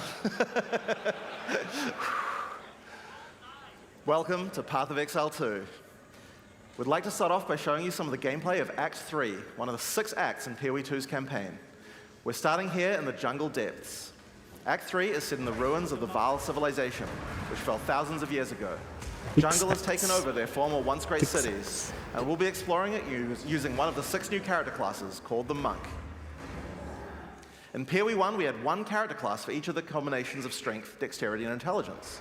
When looking at the design of PoE 2, though, we realized that many of the new skills that we were trying to design just didn't really fit thematically with the existing classes that we have. Being a spellcaster with a bear form makes sense for Strength Int, but it just doesn't really sound like something a Templar would do. We realized that since we had new mechanics for every attribute combination, it actually made sense to design a new character class to explore the new themes. In PoE 2, every attribute combination has 2 classes associated with it. Strength Int has the Templar or the Druid. On Dexterity, you have the Ranger or the more spare-focused Huntress. And on Dex Int, you have the Shadow and the Monk, which Mark is playing here. Each class has its own 3 ascendancies that let you further specialize the class in a way that only that class has access to, but they both start at the same location on the passive tree. The quest rewards you are offered on the 2 variants are tailored to the class, but of course, this is PoE. You can still mix and match anything to your heart's content.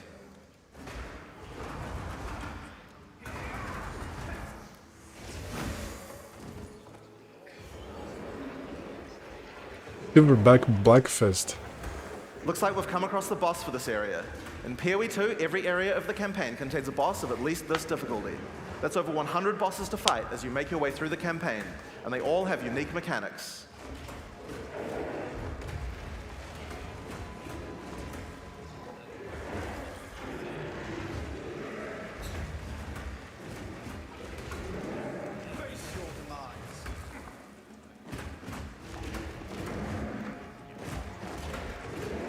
As you've been watching from Mark fighting here, you've probably noticed that melee combat in PoE 2 is a very different feel than before.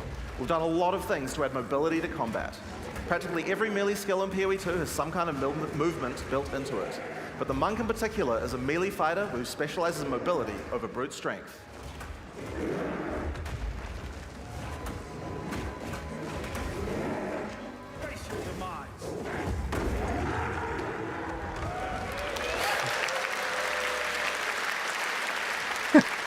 Let's go. So, as Mark has been playing, you might have noticed these blue markers over enemies. Mark has a skill equipped called Killing Palm. Whenever an enemy has a blue indicator over it, it means that the monster has low enough life to cull with Killing Palm. Successfully executing the cull will give you a power charge. This is an important skill for the monk, since many of his skills interact with power charges. One of the great things about this skill is that it has a built-in dash forward, which makes it much easier to target the skill right at the point where you need it. We've done a huge amount of work in PoE 2 to make using skills like this feel satisfying.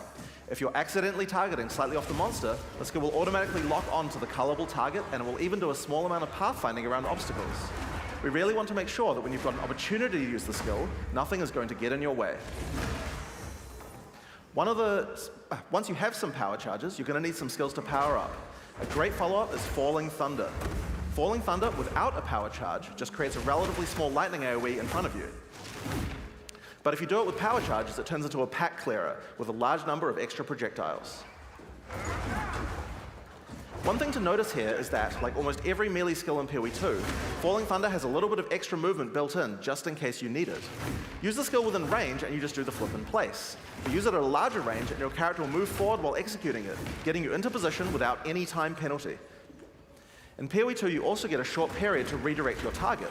Notice how you can start the skill facing one way, then whip the mouse sideways to land the skill in a different direction? Now, in order to get power charges, you're going to first need to get some lower life monsters into a cullable range. You've got a few options if you want to charge right in. Whirling Assault is great. It doesn't do much damage per hit, but it covers a lot of ground. And notice how you can turn as you do it? Generally speaking, you never lose control of your character in PoE 2. If you make a turn at the right time, you can get a couple of extra hits on the monsters, getting them in range of your cull. Follow up with a Killing Palm, and then finish off the rest of the pack with your Falling Thunder.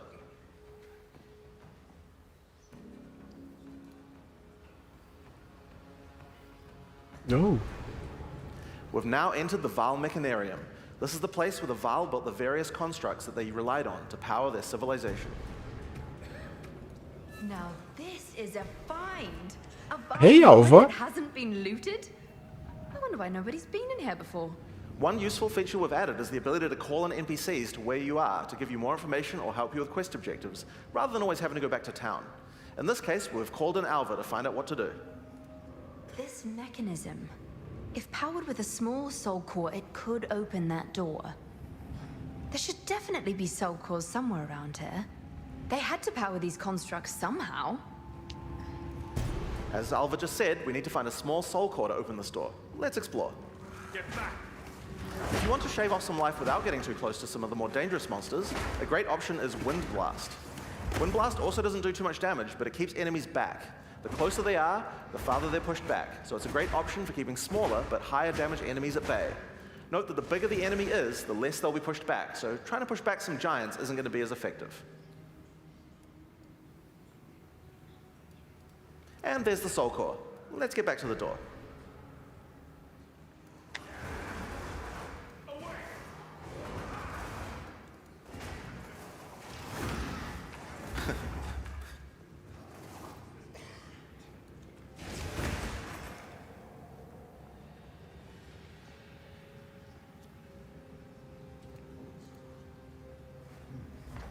Consider me impressed. I'll keep investigating in here. Bring me in if you find anything else. Away! Now, if you need to defeat tougher enemies, it might be time to break out some of the ice skills in the monk's arsenal. Glacial Cascade creates a wave of ice that moves slowly in front of the player. It's pretty ineffective against fast-moving monsters because most of the damage occurs right at the end of the wave, and so a lot of monsters will just walk right by it. But if you can find a way to make a monster stop at just the right place, it can be very effective. In order to do that, you're probably going to want to freeze some monsters. The monk has a few different tools to do this. A fairly simple option is to get right in the monster's face with Ice Strike. Ice Strike doesn't do too much damage at the first 2 hits, but attack 3 times in sequence and you can get off a combo that has a much higher chance to freeze. Get in there with the freeze, then roll back and finish the job with Glacial Cascade. Now, remember how Glacial Cascade is that extra damaging spike at the end? If you hit a frozen enemy with that spike, it shatters the ice on the enemy and does a devastating amount of damage. This is a really great combo against bosses, as you'll see later. Oh yeah, and I've just been casually mentioning rolling around. Did I forget to mention that in PoE 2 we added a dodge roll to every character?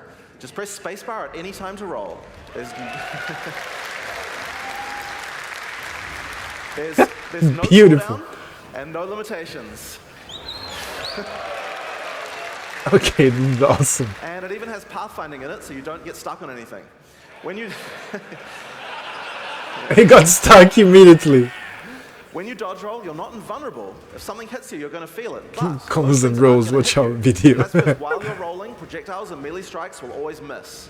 You'll have to roll out of the way of a slam that has AoE, but anyone swinging a sword or throwing a fireball is going to miss. Now, another important function of dodge roll is it lets you cancel out of any skill at any time. This makes it so you don't feel like you're getting stuck during a long animation when something's about to hit you. It really changes how skills with longer attack and cast times play, and makes dodge roll a very reliable feeling way to avoid attacks. So, that's one way to get out of the way of damage, but the monk specializes in mobility, so it would make sense that he would have some more. Wave of Frost is one of our new attacks with a retreat built right in. You move backwards and throw out a cold attack with a significant freeze. A great thing about this is that it puts you at a good distance to follow up with a Glacial Cascade and do a whole pile of damage.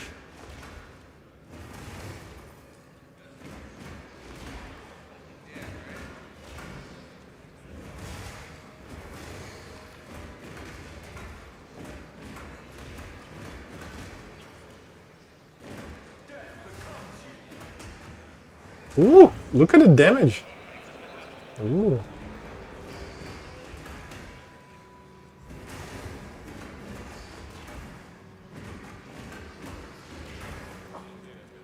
He's taking a nice amount. Armona is blasting entire rooms for the other room.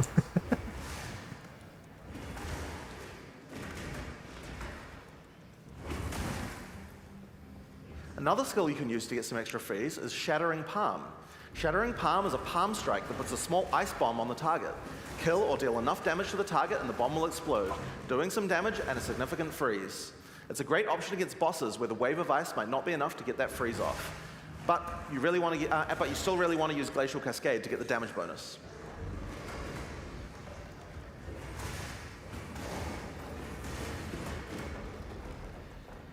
The final skill we're going to show you today is Flicker Strike.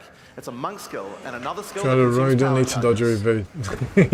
Yeah, just If you've played PoE 1 Off before, screen. you know what to expect.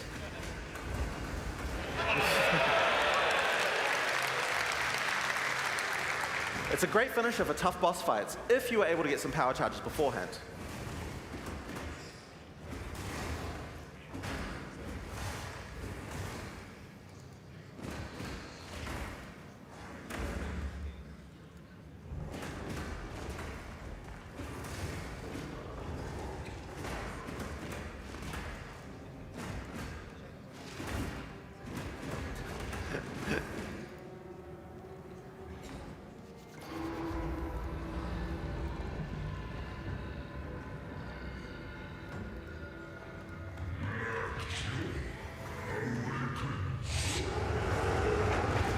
Here we have Blackjaw, former overseer of the Mechanarium. When the Vaal fell, he was turned to stone and now guards the area. In order to take down this boss, we're going to need all the tools on the monk's arsenal, especially the combo of freeze Chop's and going Glacial just Now, if you're a PoE 1 player, you might think you can't rely on freeze because there's so many bosses that are immune to it. But in PoE 2, that's changing significantly. In PoE 1, freeze is a binary mechanic. An attack freezes the target, or it doesn't. What this basically means is that in PoE 1, we were forced to add freeze immunity to many bosses because freeze just trivialized them. Because of that, freezing was something you could only really rely on while pack clearing, and not something you could use as a core part of your build for boss fighting. In PoE 2, though, all crowd control mechanics now have internal meters that allow you to build up to a freeze or stun, or whatever other CC mechanic that you're using. It's a little bit like poise from games like Elden Ring, though the meters tend to be a lot smaller than those games. When you freeze an enemy, it increases the amount of freeze you need to do to get another freeze, but the increased difficulty bleeds away slowly.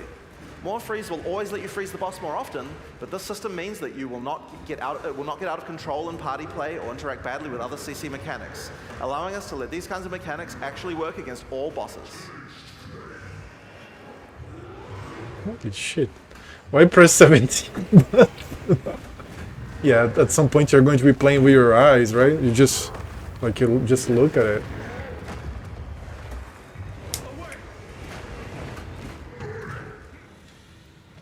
Now if the monk can pass on his skills to minions, now you're talking. Kung Fu minions.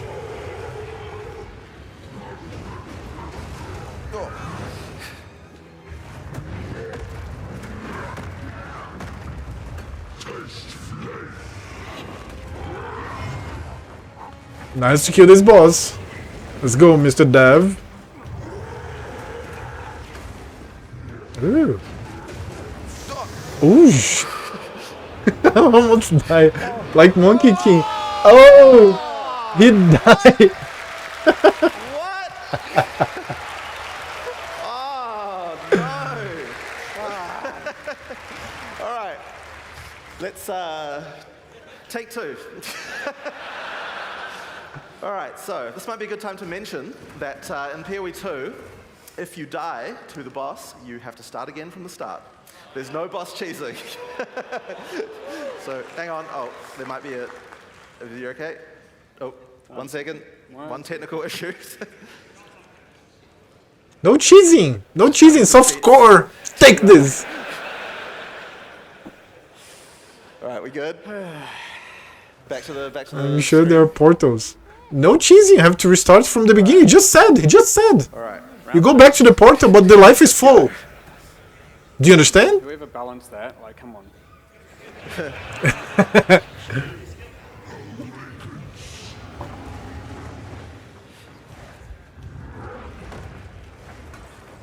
Oh, really?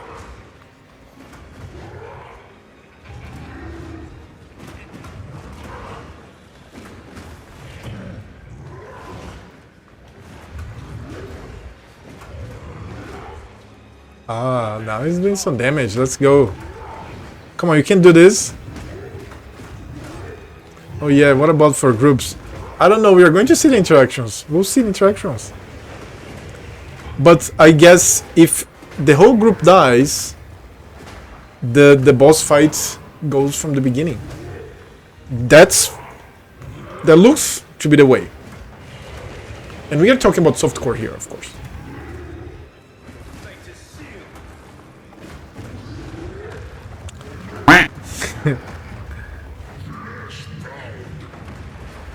Yeah, that kills you. They could implement some party wipe mechanics. They are going to make things work very well, I'm pretty sure. I trust in them. Much more than I trust D4 developers. They're in touch with the community, they know what's going on. Ouch.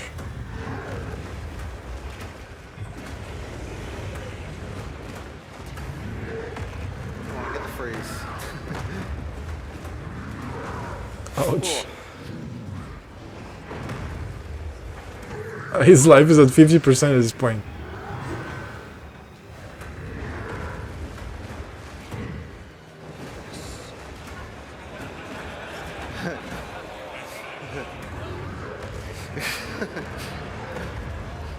Holy.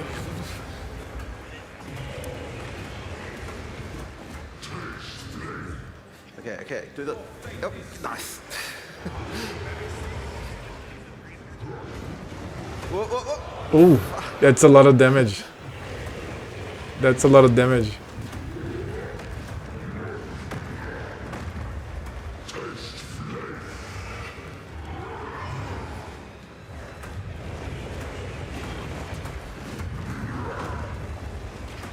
Minion build will be done. It depends so much. You have to invest so much in minion defense now that it will make sense.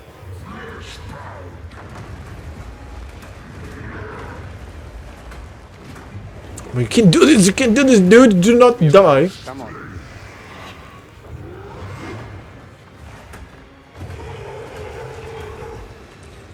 Oh, here we go.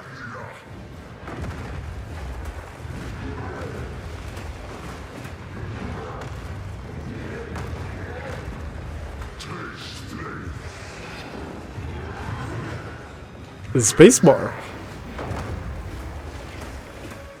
Freeze, freeze, freeze. Ow, oh, oh!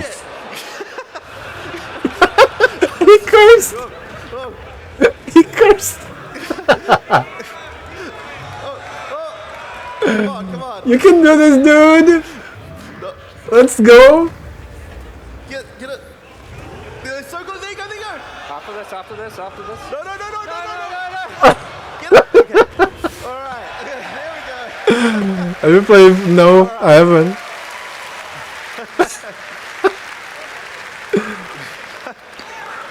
Alright, second time's the charm. So, Black Draw has dropped a consumable quest item here called the Flame Core. It's a permanent +10 to Spirit. In PoE 2, we really want to make sure that you feel rewarded for exploration. It wouldn't be much good if we made all these awesome optional bosses if we didn't have something great to find for killing them. One of the things you might find for killing a boss is permanent stat bonuses for your character. Oh, awesome. I wonder what Spirit does.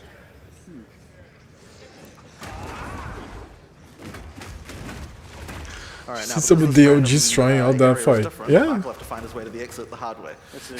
What does OG stand for? Isn't that clips? Yes.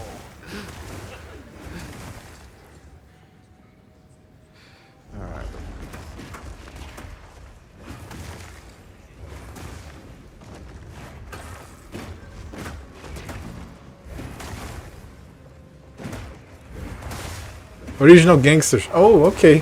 What the fuck is that? What is this? Face your demise.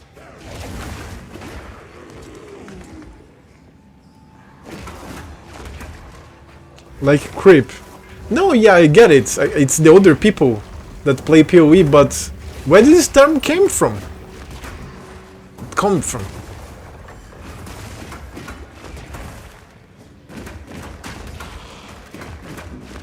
I really want to be clarified on the classes. Oh, okay. Yeah, take care of that mod. Okay. No. Just gonna go around this way. Yeah, I would do that too. Need to use those killing palms more often, Mark.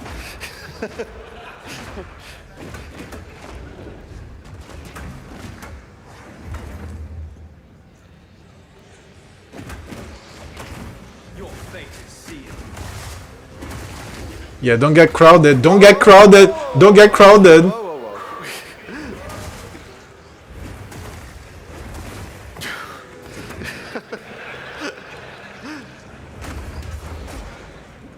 We got interrupted in the middle of the movement skill there. That's like the spin.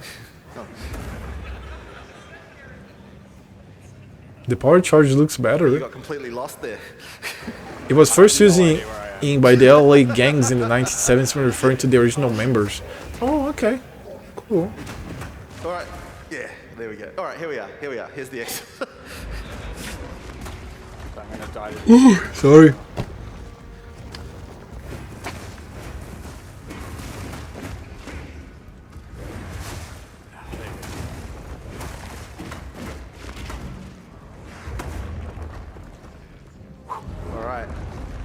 right through. All right. All right. In order to help with the next area, we're going to call in a sorceress. I'd like to welcome Octavian to the stage, who's going to join the party with Mark, so they can play through together. Nice. All right, 1 second. Now we have group play. Take a look. All right. Here we go. All right. The Sorceress is the new intelligence-focused character in PoE 2. While the Witch focuses more on occult magic and summoning, the Sorceress is themed around pure elemental destruction. Let's have a look at how she plays. Wouldn't that be Elementalist? This is the largest soul core I've ever seen. With this, we could power the canal systems. But it isn't charged. There is still latent energy in this machinarium from its ancient operation. These lines in the stonework should lead to generators. You might need to find some more soul cores to spin them up, but everything looks to be in surprisingly decent condition. Maybe the golems have been maintaining it. In any case, it should still function. We'll have to remove that large core from the wall, of course, but that shouldn't be a problem. We have some skills here you're probably going to recognize if you've played PoE 1 before, but they feel a bit different now. Spark is great in these tight passages since it bounces around. We've added a Pierce support gem to really allow it to hit an entire room full of targets. For a more single target focused skill, Arc is a great choice. It does much more damage than the first target that you hit. Ooh. Now, if you find yourself surrounded, it might be a good idea to use Ice Nova. It hits all enemies around you and slows them down with a chill. Just be careful. Getting up close and personal isn't the ideal place for a sorceress to be. She doesn't have the defenses of a more melee-oriented character. Ain't she's energy shield based? In order to help with that, though, you could use Arctic Armor.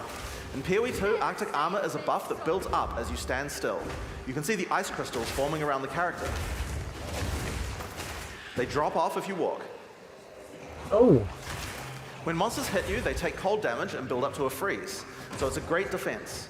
Just be careful. You have to be standing still for a little while to get the full effect, so trying to stutter step using it isn't the best strategy. Now, Arctic Armor is an ongoing buff, but did you notice it didn't reserve any mana? How does that work? Well, we were pretty sick of the fact that in PoE 1, basically every character was playing with no mana pool, so we decided to change the way that reservation works. In PoE 2, there's a new resource called Spirit. Spirit is a dedicated resource that you can use for ongoing effects like Arctic Armor, Heralds, Auras, and Minions. Perfect! Somebody predicted that! I saw on Twitter local identity. Everyone starts with 100 Spirit, which is enough for most ongoing effects. But if you want more, you're going to need to get some more Spirit, which is available on mods from items and on the passive tree. But if you're willing to give up your offhand slot, the easiest way to get it is by holding a Scepter. Find out more about that in the items talk later on. Now, if you want to increase the cold damage that you're dealing, you can always use Frost Bomb. It places a bomb on the ground that reduces enemies' cold resistance while it's ticking down. It's a great opportunity to use some cold skills before it explodes. And speaking of cold skills, a great skill to use on monsters with lower cold resistance is Comet. This is a new skill in PoE 2 and it hits pretty damn hard. It costs a lot of mana and has a really long cast time, but it's worth the wait. It does a devastating amount of damage. To help you out of danger, your character moves back slightly as it casts. It's pretty hard to hit fast-moving opponents, but it's great on tougher enemies that stand still, or even a larger pack if you're further away and can predict where they're going It's to like move. more than half a second of cast. Whoa! Or even like 1 If you're second. not a mana casting too many of those, I guess in an emergency you could use your free-to-cast Fireball. So where did that come from, you ask? Well, this is a great opportunity to explain the way that we've changed caster weapons in PoE 2. Now in PoE 1, caster weapons had a default melee attack that nobody used. And because they had that, they also had a bunch of attack. In PoE 2, we wanted to clean that up. So each staff now comes with a built-in free-to-cast spell.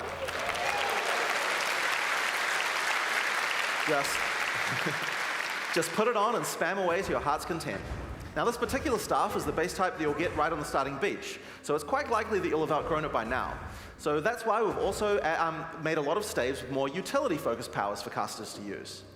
Here we have a crystal staff. It has a pretty cool built-in spell called Unleash. Using it slams your staff on the ground and will allow you to triple cast whatever you cast with your next spell. Now, of course, what you're probably going to want to use with that is something powerful, and Comet is a great option. Okay, that's awesome.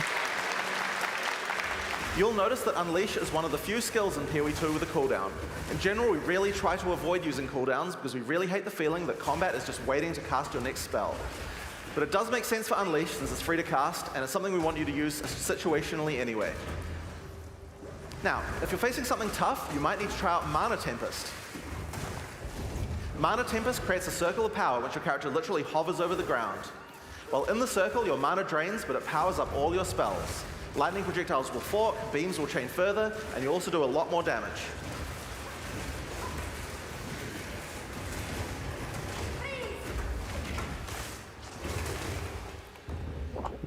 So, don't mind if I spam that. It's relaxed, but it's awesome. It's very cool. Oh.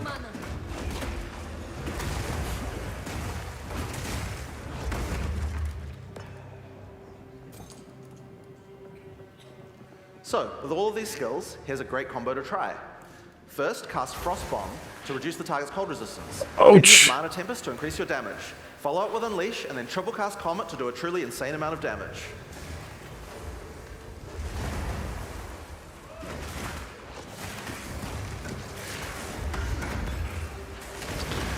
First League foresees some busted build. Oh, of course! They are going to make the fine-tuning little by little, that's for sure. I'll try to play one of those or make one of those builds. Whose fault is that? This rare monster has dropped an uncut gem, and that's a great opportunity to talk about how skill see some gems gold. drop in PoE 2. Instead of dropping specific gems, you can find uncut gems. Just right-click on them and pick whatever skill you want. Ignore the, whoops.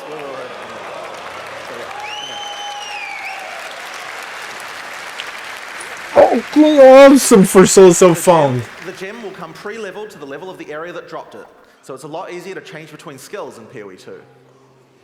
This time, I think it might be cool to grab one of our meta gems. Meta gems are skills that can have other skills socketed into them, changing how they work. In this case, we're going to select Cast on Shock. Now, let's equip this thing in the skill screen and choose which spell to trigger with it. I think Comet might be fun. Now, because Cast on Shock reserves Spirit, we'll need to first disable our Arctic Armor. We have to decide if we'd rather have the extra defense or the extra offense of the Cast on Shock using our Spark. In PoE 2, trigger gems use a system of filling up cast time on each trigger. Basically, if a skill has a short cast time, it will trigger really often. And if it has a long cast time, like this Comet here, it will take a lot longer to trigger. You can see on the top left corner, there's a counter that shows you how long until the next trigger.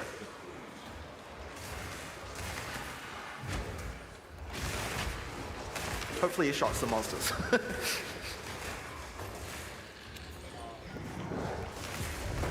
There we go. And there you have it. That's using Cast on Shock. We've automatically cast Comet whenever we're using our lightning skills.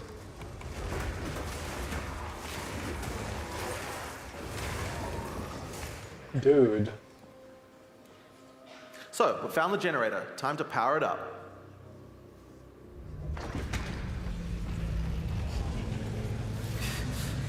Look at the veil technology. And we can re-engrave it, probably. As power is restored to the Mechanarium, all the constructs are coming back to life. We'll need to fight them on the way back to the charged Soul Core. So, one thing that PoE 1 players might have noticed is this character has both lightning spells and cold spells. That's pretty inefficient, right? It's a big no-no for most builds because any specialization into cold or lightning isn't going to affect the other element. And generic elemental damage increases are not going to be as powerful as focusing on a single element. Well, in PoE 2 we have another major new system to introduce to solve these kinds of problems. And it starts, oddly enough, with weapon swap. Now, in PoE 1, weapon swap isn't really used much for its originally intended purpose. We imagine that people were going to be swapping in and out between different weapons to deal with whatever situation they were in. People just don't do that at all. And a large reason for that is because it's really, really awkward. In PoE 2, we wanted to solve all of that. The staff Octavian is using here has an ice mod on it that makes it great for when he's using his ice spells. But we would also like to be able to make sure that this build works just as well for his lightning spells. If Octavian equips his previous staff in his second weapon set, you can see that it appears on the character's back. Now, we're going to open up the skill screen. If Octavian opens the skill options for his lightning skills, you can see here that you can choose which weapon sets are usable with each skill. Oh my god! First, we uncheck set 1 from being used by his lightning skills. Then we go through the cold skills and turn those off with his lightning weapon. Just take a second. If I can remember where they all are. Yeah. Now, when we use Spark, the character will automatically switch to the lightning staff on his back and then use the skill. And when Octavian uses his Ice Nova, his character automatically switches to his Ice Staff before using it. Oh my god, dude! That's fucking awesome! Holy shit! You can configure each skill for which set to use, or both if you don't mind which. There's a very short time penalty to switching, so it can be good to leave some skills on both sets if it doesn't matter which weapon set you're using. But we still have a problem. Passives. Wouldn't it be nice if we could specialize in both cold and lightning passives on the character? Well, in PoE 2 you can. If one of them would be like, oh, yeah. Hopefully Mark can deal with those monsters while we do this demo. So, we're on the passive skill screen here, and you can see that we are close to both a cold and a lightning cluster. At the top right of the screen, you can see that we have some weapon set specific points to allocate. If Octavian holds shift, he can allocate set 1 to the cold passives. Oh my god, dude! Set 2 to the lightning passives. Wow! Fuck! Check it out. As we use our weapon swap, the skills allocate changes from one build to the other automatically. Oh my god, dude! So whenever we cast the appropriate spell, the character's passives reconfigure on the fly to the correct build for that spell. Now you can't do this with every single passive on your tree. Only points granted from skill books will allow this kind of dual specialization. So you're not going to be changing from a mace slamming warrior into a fire elementalist with the press of a button. But it certainly increases the number of options you have for builds. There's a huge number of places where the system can shine. You can augment your dagger shadow build with traps, or have a great curse set up on your witch with one spec, and then move to your chaos debuff spells with the other, for example. It really opens up your options. Wow, now, dude! Meta gem to try out is called Barrier Invocation. This works a little bit like the trigger gems I talked about before, but this one charges up as your energy shield is hit by monsters. We're going to put an Ice Nova in this one. The more energy shield you lose, the more charge builds up.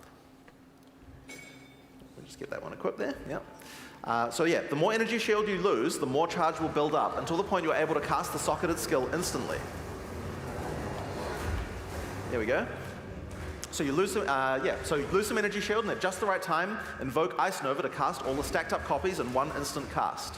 If you keep losing shield, reaction you views build up coming even more tonight charge too, for even yeah. more casts. So it's a great defensive option in an emergency.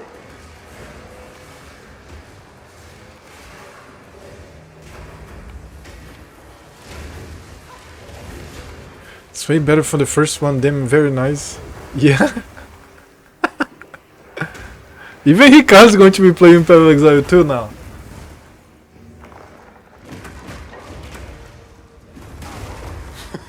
Overkill. And here we are back at the charged soul core. All we have to do now is take it. Sure. Just take it. Zikoatl. Alva, what the? She's left. Don't die this time, guys. Holy shit, look at this.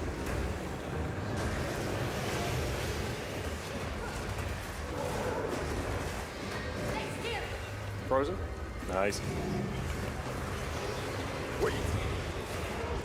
You know, PoE guys are going, oh fuck, there's some work to do, yeah.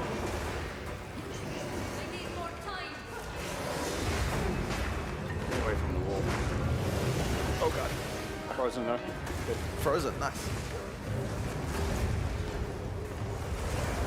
Helps that we're both doing ice damage. Cold damage.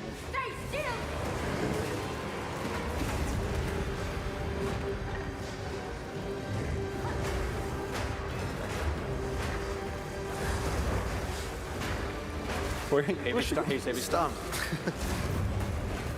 Okay. Nice. Oh. Frozen.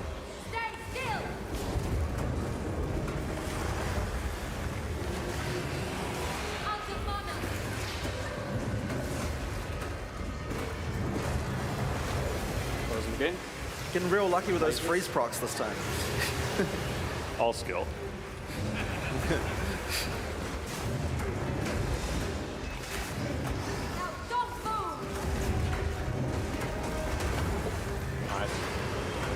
Frozen.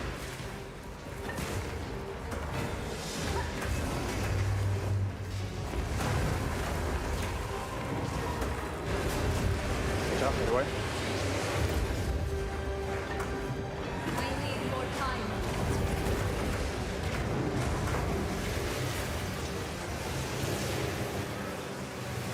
Whoa. Okay. Get away from him, get away, get away. Triangle. Oh, oh.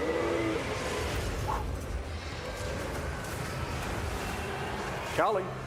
Nice. Awesome, dude.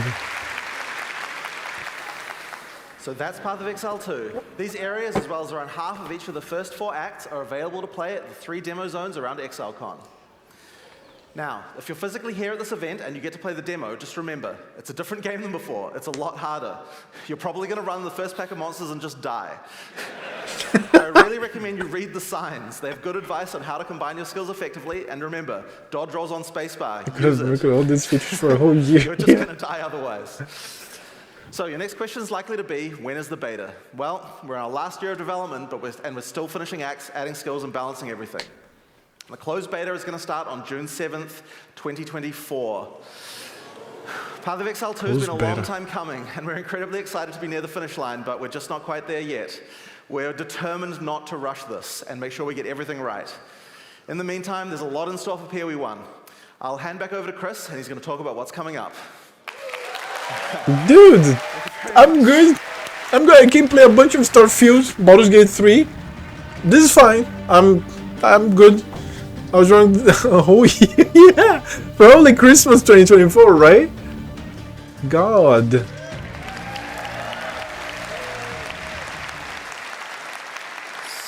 So that demo was very hard for them to do in person. Like, I am very impressed it went that well.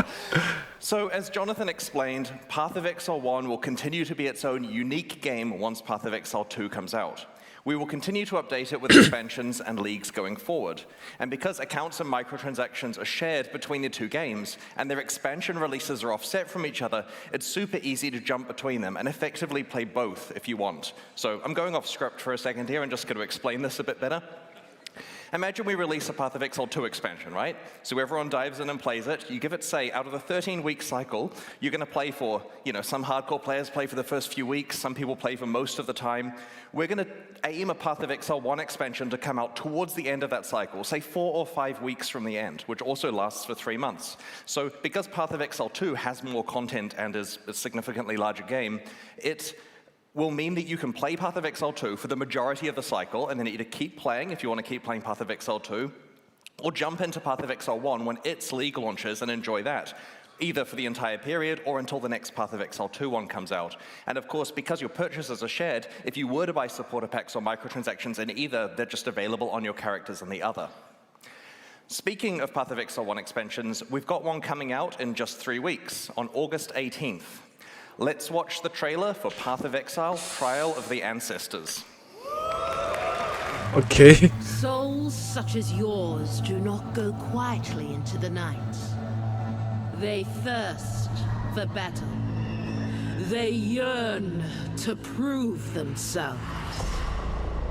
Welcome to the halls of the dead.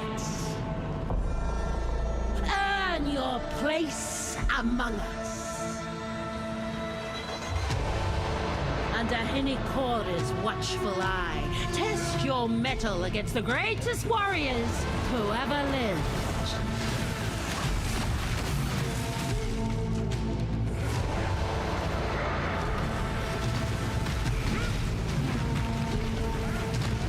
Prove yourself in the trial of the ancestors.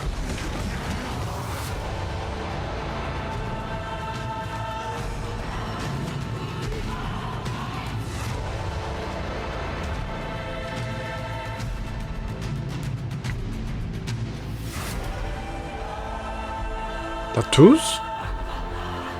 Tattoos?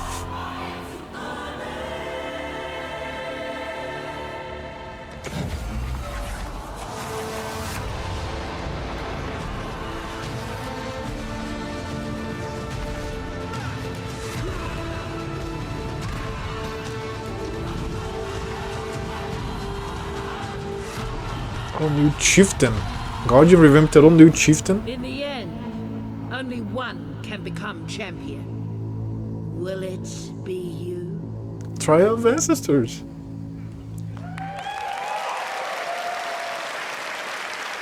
Oh god.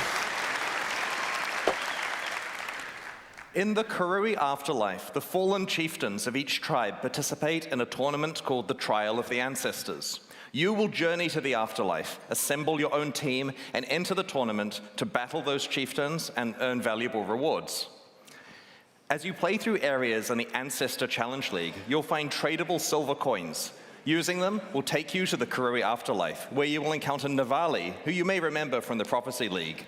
Each coin allows you to play a match of the tournament. You start the tournament with a basic team consisting of 3 warriors. The tournament is double elimination, meaning you're allowed to have 1 loss without consequence. A second loss eliminates you from the tournament. Your team will compete against 10 other tribes, and you choose who you're going to challenge next out of the teams left in the tournament. When you start a match, you see the configuration of the enemy team and get to place your team of warriors on the battlefield to challenge theirs. You and your party of exiles will play alongside your warriors.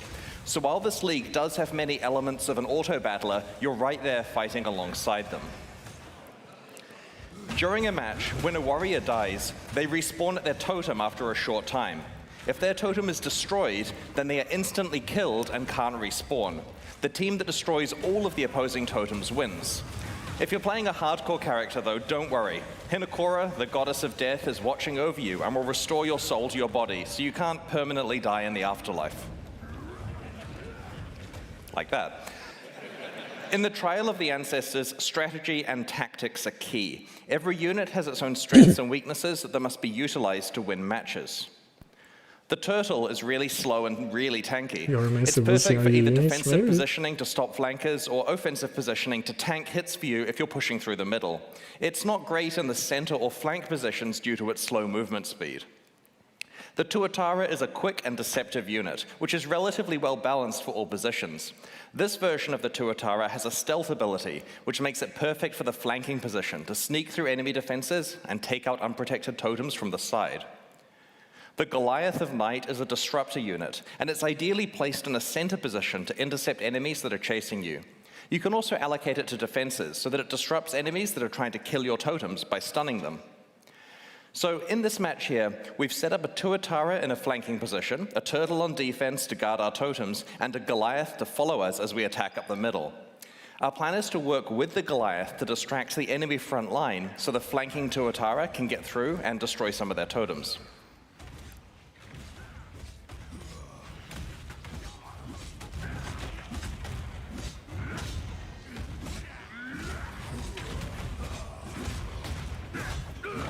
Teamwork. Upon winning a match, you earn favor and other rewards. I'll talk about the other rewards shortly. There are a lot. You have a separate amount of favor with each tribe, and you can spend it by talking to their chieftain to recruit warriors and purchase field items and equipment that your team can use. Each tribe has specific specialities. For example, Hinokora's tribe manipulates life and death. Rongo Kurai's tribe is slow and tanky, with an emphasis on stuns and knockbacks. You can recruit warriors from many different tribes and mix and match them together into your team based on what you need. Field items are items that are placed on the battlefield and can be activated during the match to, for example, revive a warrior or heal your entire team. If a field item isn't consumed within a match, it persists on to the next match. But your warriors, their equipment, and your field items are all wiped between tournaments. You enter each tournament fresh. Your success in a tournament updates your overall ranking, which helps you in better rewards and subsequent ones. Speaking of rewards, let's discuss the good part, what you can earn for succeeding at the Trial of the Ancestors. You can tell this gets me excited. Okay. You get a reward as you win each round of the tournament, and these rewards are visible when you're selecting which tribe you want to play against. They'll help inform your decision, as some of them are regular rewards and some of them are exclusive new rewards you can only get from the Trial of the Ancestors. I'm literally tripping over my words to get to the part where I can explain tattoos. Okay. The Ancestors reward you with special tattoos that are not applied to your skin, but they're engraved on your soul. This process can transform what your attribute skills on the passive tree do, basically the attribute highway nodes generally. The regular ones can only be applied to basic attribute skills and allow you to convert your tree's attribute highways into something more useful for you. For example, this one converts a small dexterity skill into movement speed. Each tribe has its own exclusive passive tattoos. This tattoo converts a small strength skill into additional fire resistance. This one converts a small intelligence skill into additional lightning damage. And this one converts a small strength skill into one that summons a minion when you take a savage hit from a unique enemy. But don't go overboard on the number of skills you convert with tattoos, as you'll probably need at least some of your attributes left to equip items. Each of the 10 tribes has an exclusive unique item that you can earn. These rarely show up as rewards for defeating that tribe in a match. Katava's Hunger is a unique majestic plate that you can earn by defeating the Katava tribe. As you can see, it grants an immense amount of life for a single item, providing you don't have any life on any other pieces of your equipment. Wow, okay. While this is tricky to accomplish, it also frees up all those other potential life slots to be something else that benefits your build, making it pure upside.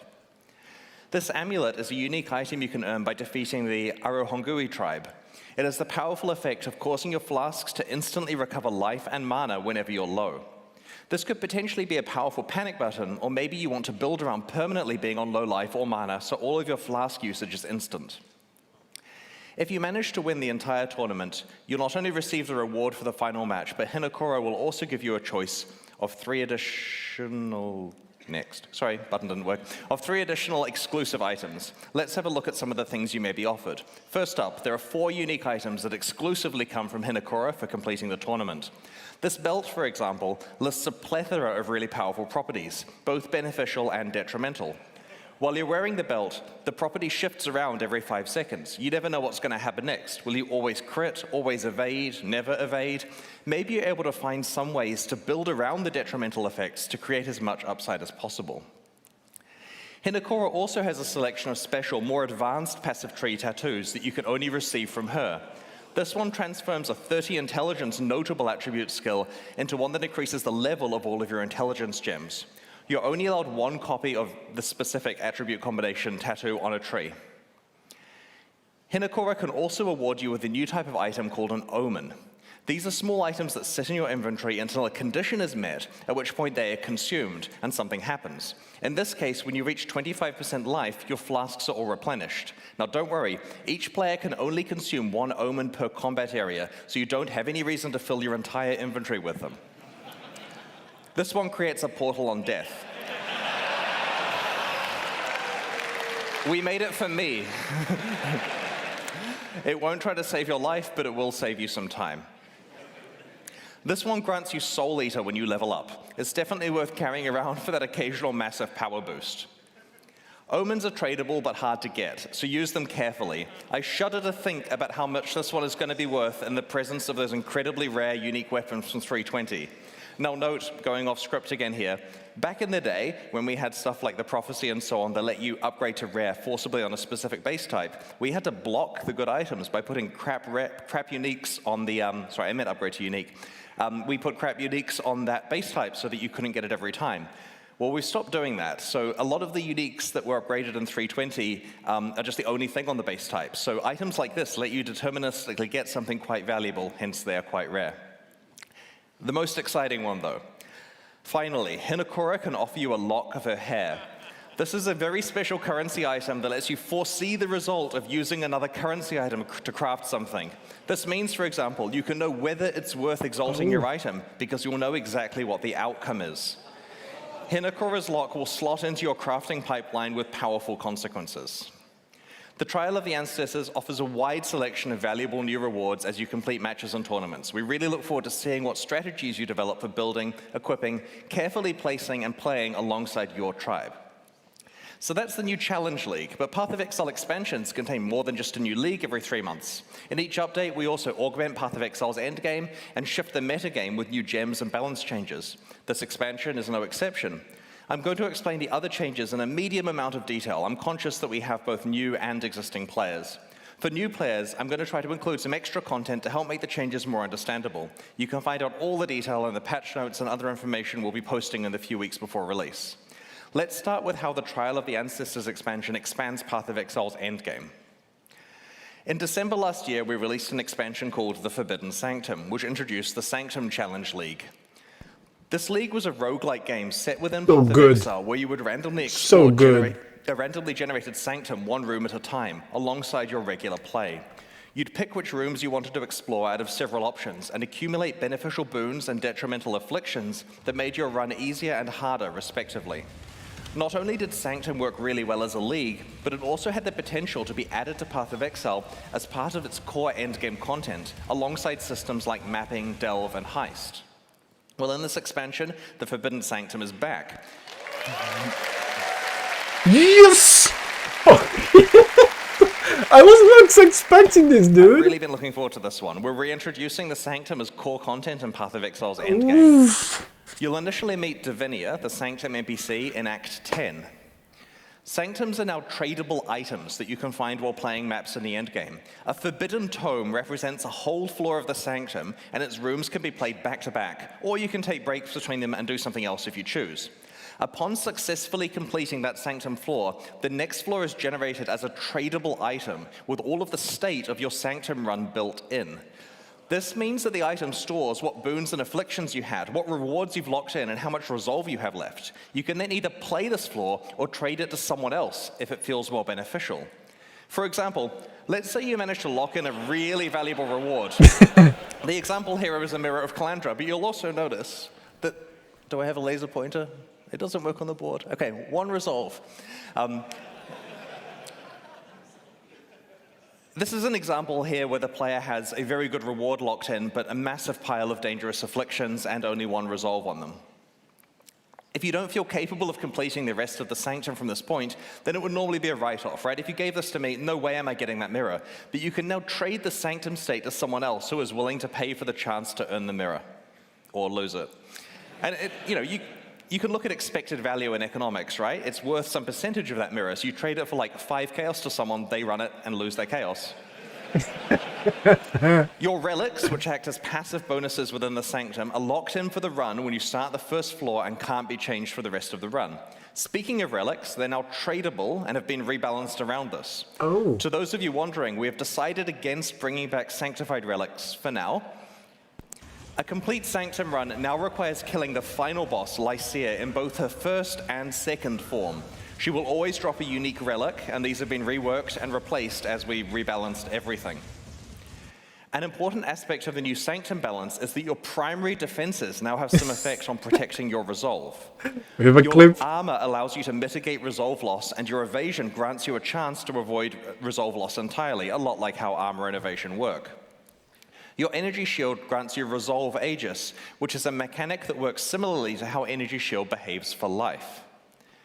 In light of the new defensive opportunities and learnings from the original Challenge League, we've rebalanced the difficulty of Sanctum, especially in later floors, and have worked to add more monster and room variety to runs.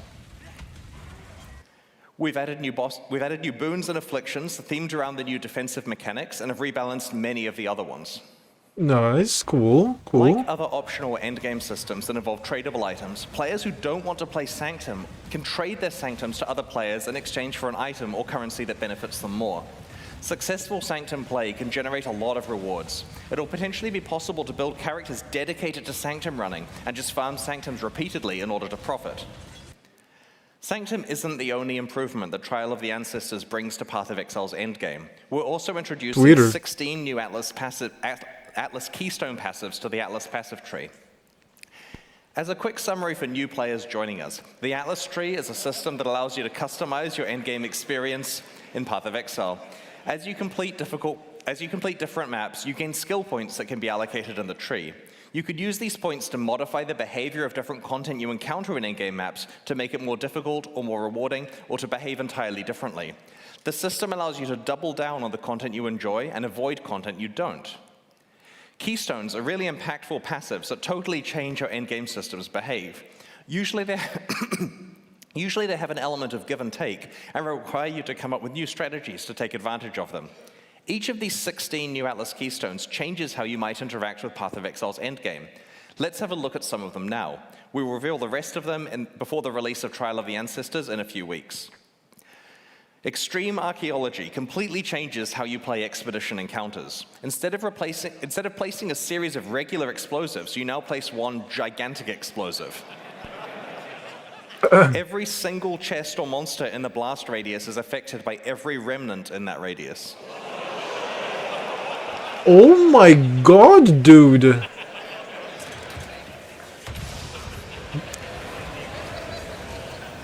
Boom! Speaker of the Dead makes it so that tormented spirits can possess you rather than possessing monsters. Oh shit! Boosting your stats instead. While possessed, you can touch monsters just like a spirit can, making them stronger and more rewarding. It's kind of getting silly at this point, isn't it? Blight is like a tower defense minigame inside Path of Exile. The Cassia's Pride keystone makes it so that Blight monsters take significantly less damage from players and significantly more damage from Blight towers. Oh. This basically lets you go all in playing it like an actual tower defense game. Because we can. Lucid Dreams makes it so that Val's side areas in your maps are no longer corrupted, meaning that you can use currency items to change their mods. That's right, when you encounter a Val side area, the keystone lets you craft it. Wow, man, dude, they keep making the game better. Okay, yeah. Yeah, so we rebalanced the side area mods, we've improved reward outcomes, and we've made the downside mods a bit more punishing, you know, just to make it interesting if you try to go for the good outcomes. You may also rarely encounter a unique Val side area. Destructive play makes it so that the Maven will summon between 1 and 3 extra random map bosses when you are fighting witnessed map bosses. This keystone is analogous to the Eldritch Altar keystones that make those influences more difficult but more rewarding. There are another 11 new keystones that we'll reveal over the next few weeks. Together, these 16 keystones mean that regardless of how you enjoy your maps, you'll have plenty of new ways to play Path of Exile's endgame in this expansion.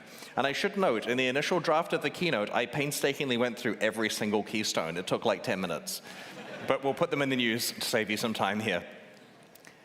In the Trial of the Ancestors expansion, we're shifting Path of Exile's metagame in several ways. The first is by introducing 14 new support gems, which are designed to take existing categories of skills and provide entirely new ways to play them. For full information, check the final gem hovers when we post them in the next few weeks. Let's have a look at a handful of these support gems now. In Path of Exile, war cries usually buff your party but don't directly hurt monsters. The Corrupting Cry support gem turns war cries into damage-dealing skills by making them inflict corrupted blood on monsters affected by the war cry or by your attacks that it exerts.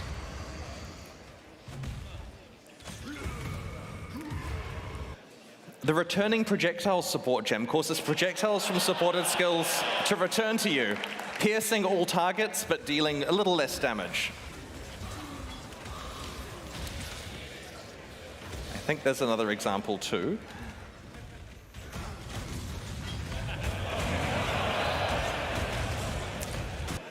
The Fresh Meat support gem causes minions created by supported gems to gain adrenaline, critical strike chance, and critical strike damage for a duration after they're first summoned. So you've got to work out a way to keep refreshing your minions, and it makes them a lot more powerful. The Flamewood support gem causes totems to trigger projectile mortars at enemies that hit them. This is particularly synergistic with totems that can taunt enemies, such as Decoy Totem, or one of the new Chieftain Ascendancy skills that I might talk about shortly. The Sacrifice support gem works on spells that you either cast yourself or through totems. These spells now sacrifice a percentage of your current life or the totem's life to gain additional chaos damage based on how much life was sacrificed. The Frigid Bond support gem affects Link skills and causes a cold mist to come over them. Enemies caught in the beam are chilled and are dealt cold damage over time. This creates a new tool for a cold damage over time build, requiring strategic placement of both yourself and your linked ally. I mentioned it was going to get silly. Look at this shit!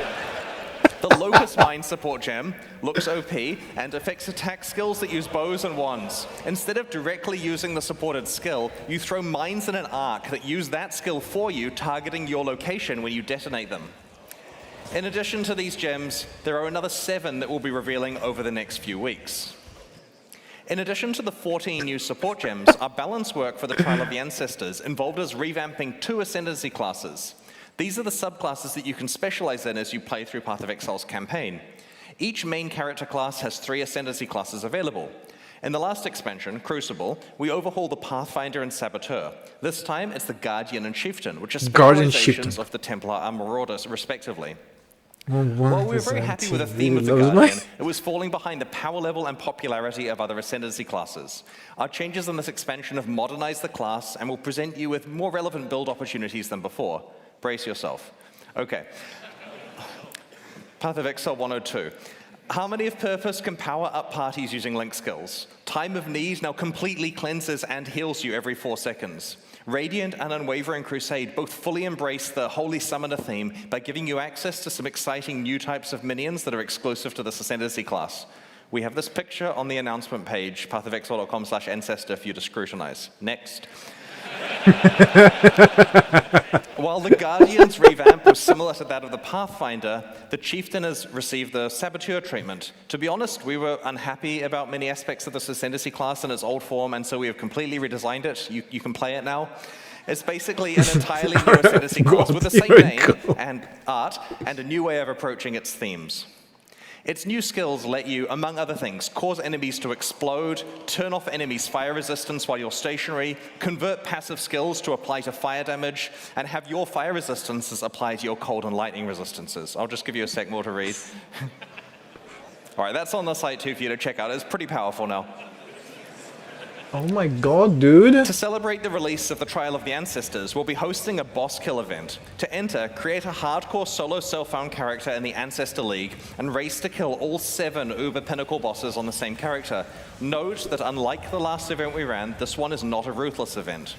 We'll post more information about the event and its prizes in the news before release. Best of luck to everyone. Ruthless is optional.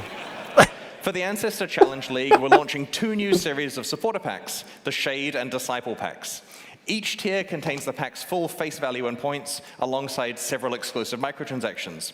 These packs are only available for the duration of the Ancestor League and will leave the store forever when it ends.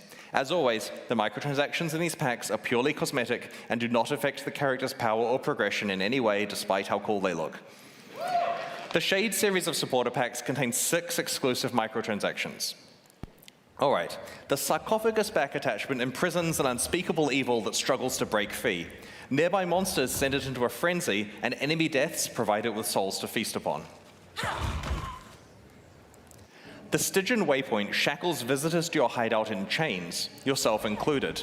These chains are just cosmetic though, and they break as soon as you move. It would supposedly be a gameplay advantage to be able to imprison people. The Ferryman's armor set is so full of trapped souls that some of them try to escape. Moving while wearing the boots will leave souls in your wake trying to break free.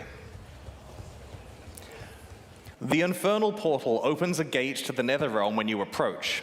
This prompted a lot of internal discussion about whether using Hellfire to heat your hideout is actually safe and practical. The Demon-bound crafting bench allows you to enslave a malevolent entity to craft items for you. Be warned, it has a sharp tongue and will mock you mercilessly. You chained me for such a paltry use. The Nebula character effect causes items you pick up to orbit you in an ethereal cloud of loot.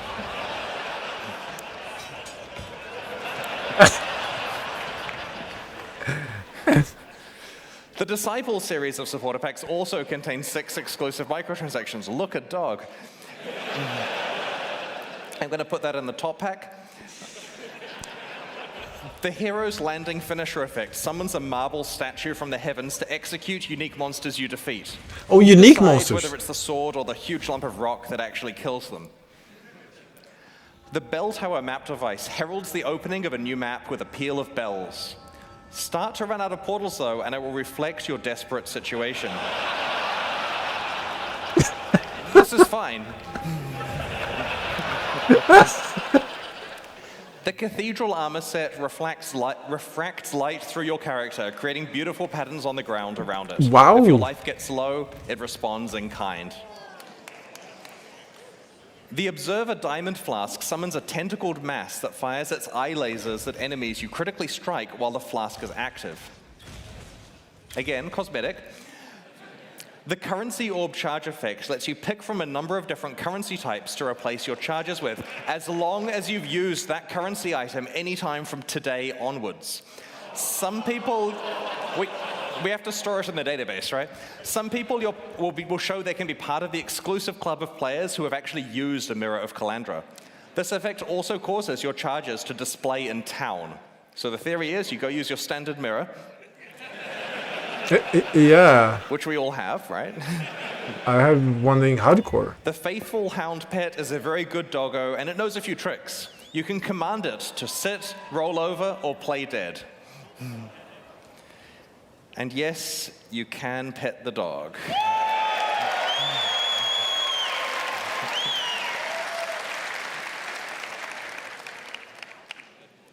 These new packs are available right now at pathofexile.com/purchase, and purchases like these directly fund the ongoing development of Path of Exile 1 and 2. Beat pay to win? The Lithomancer and Enchanter packs leave the store forever at the launch of Trial of the Ancestors, so now's your last chance to purchase them. There's some good stuff in those too. Thanks for your continued support. The fun part.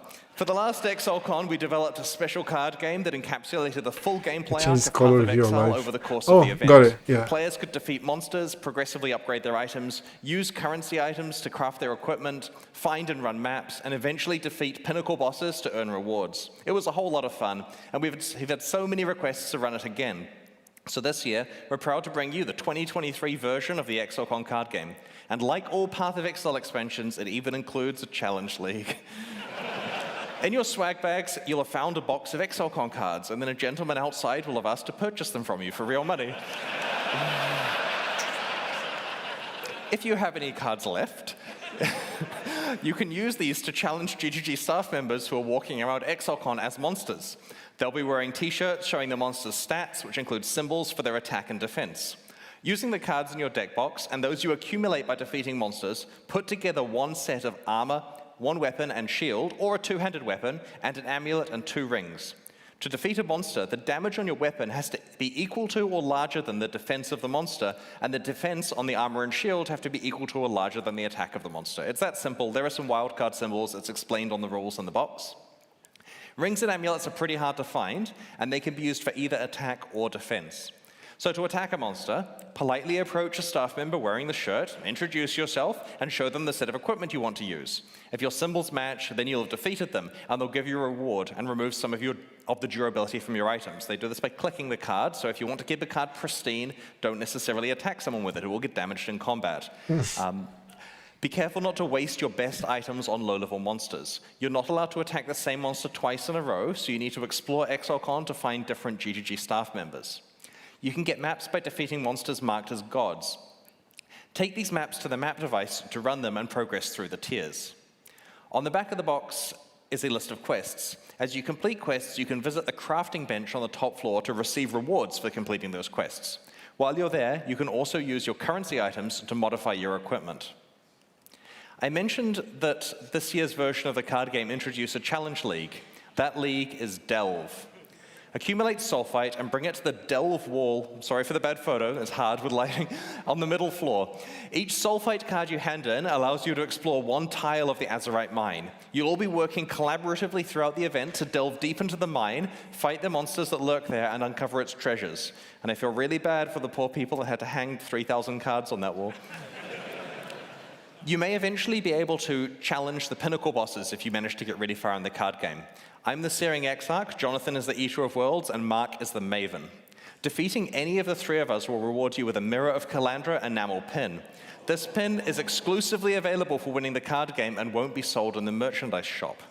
Each person can only receive a maximum of 2 mirrors, and when they run out, we can't give any more out, so try to win the game early. The reason for 2 is a very typical Path of Exile reason, 1 for you and 1 to trade.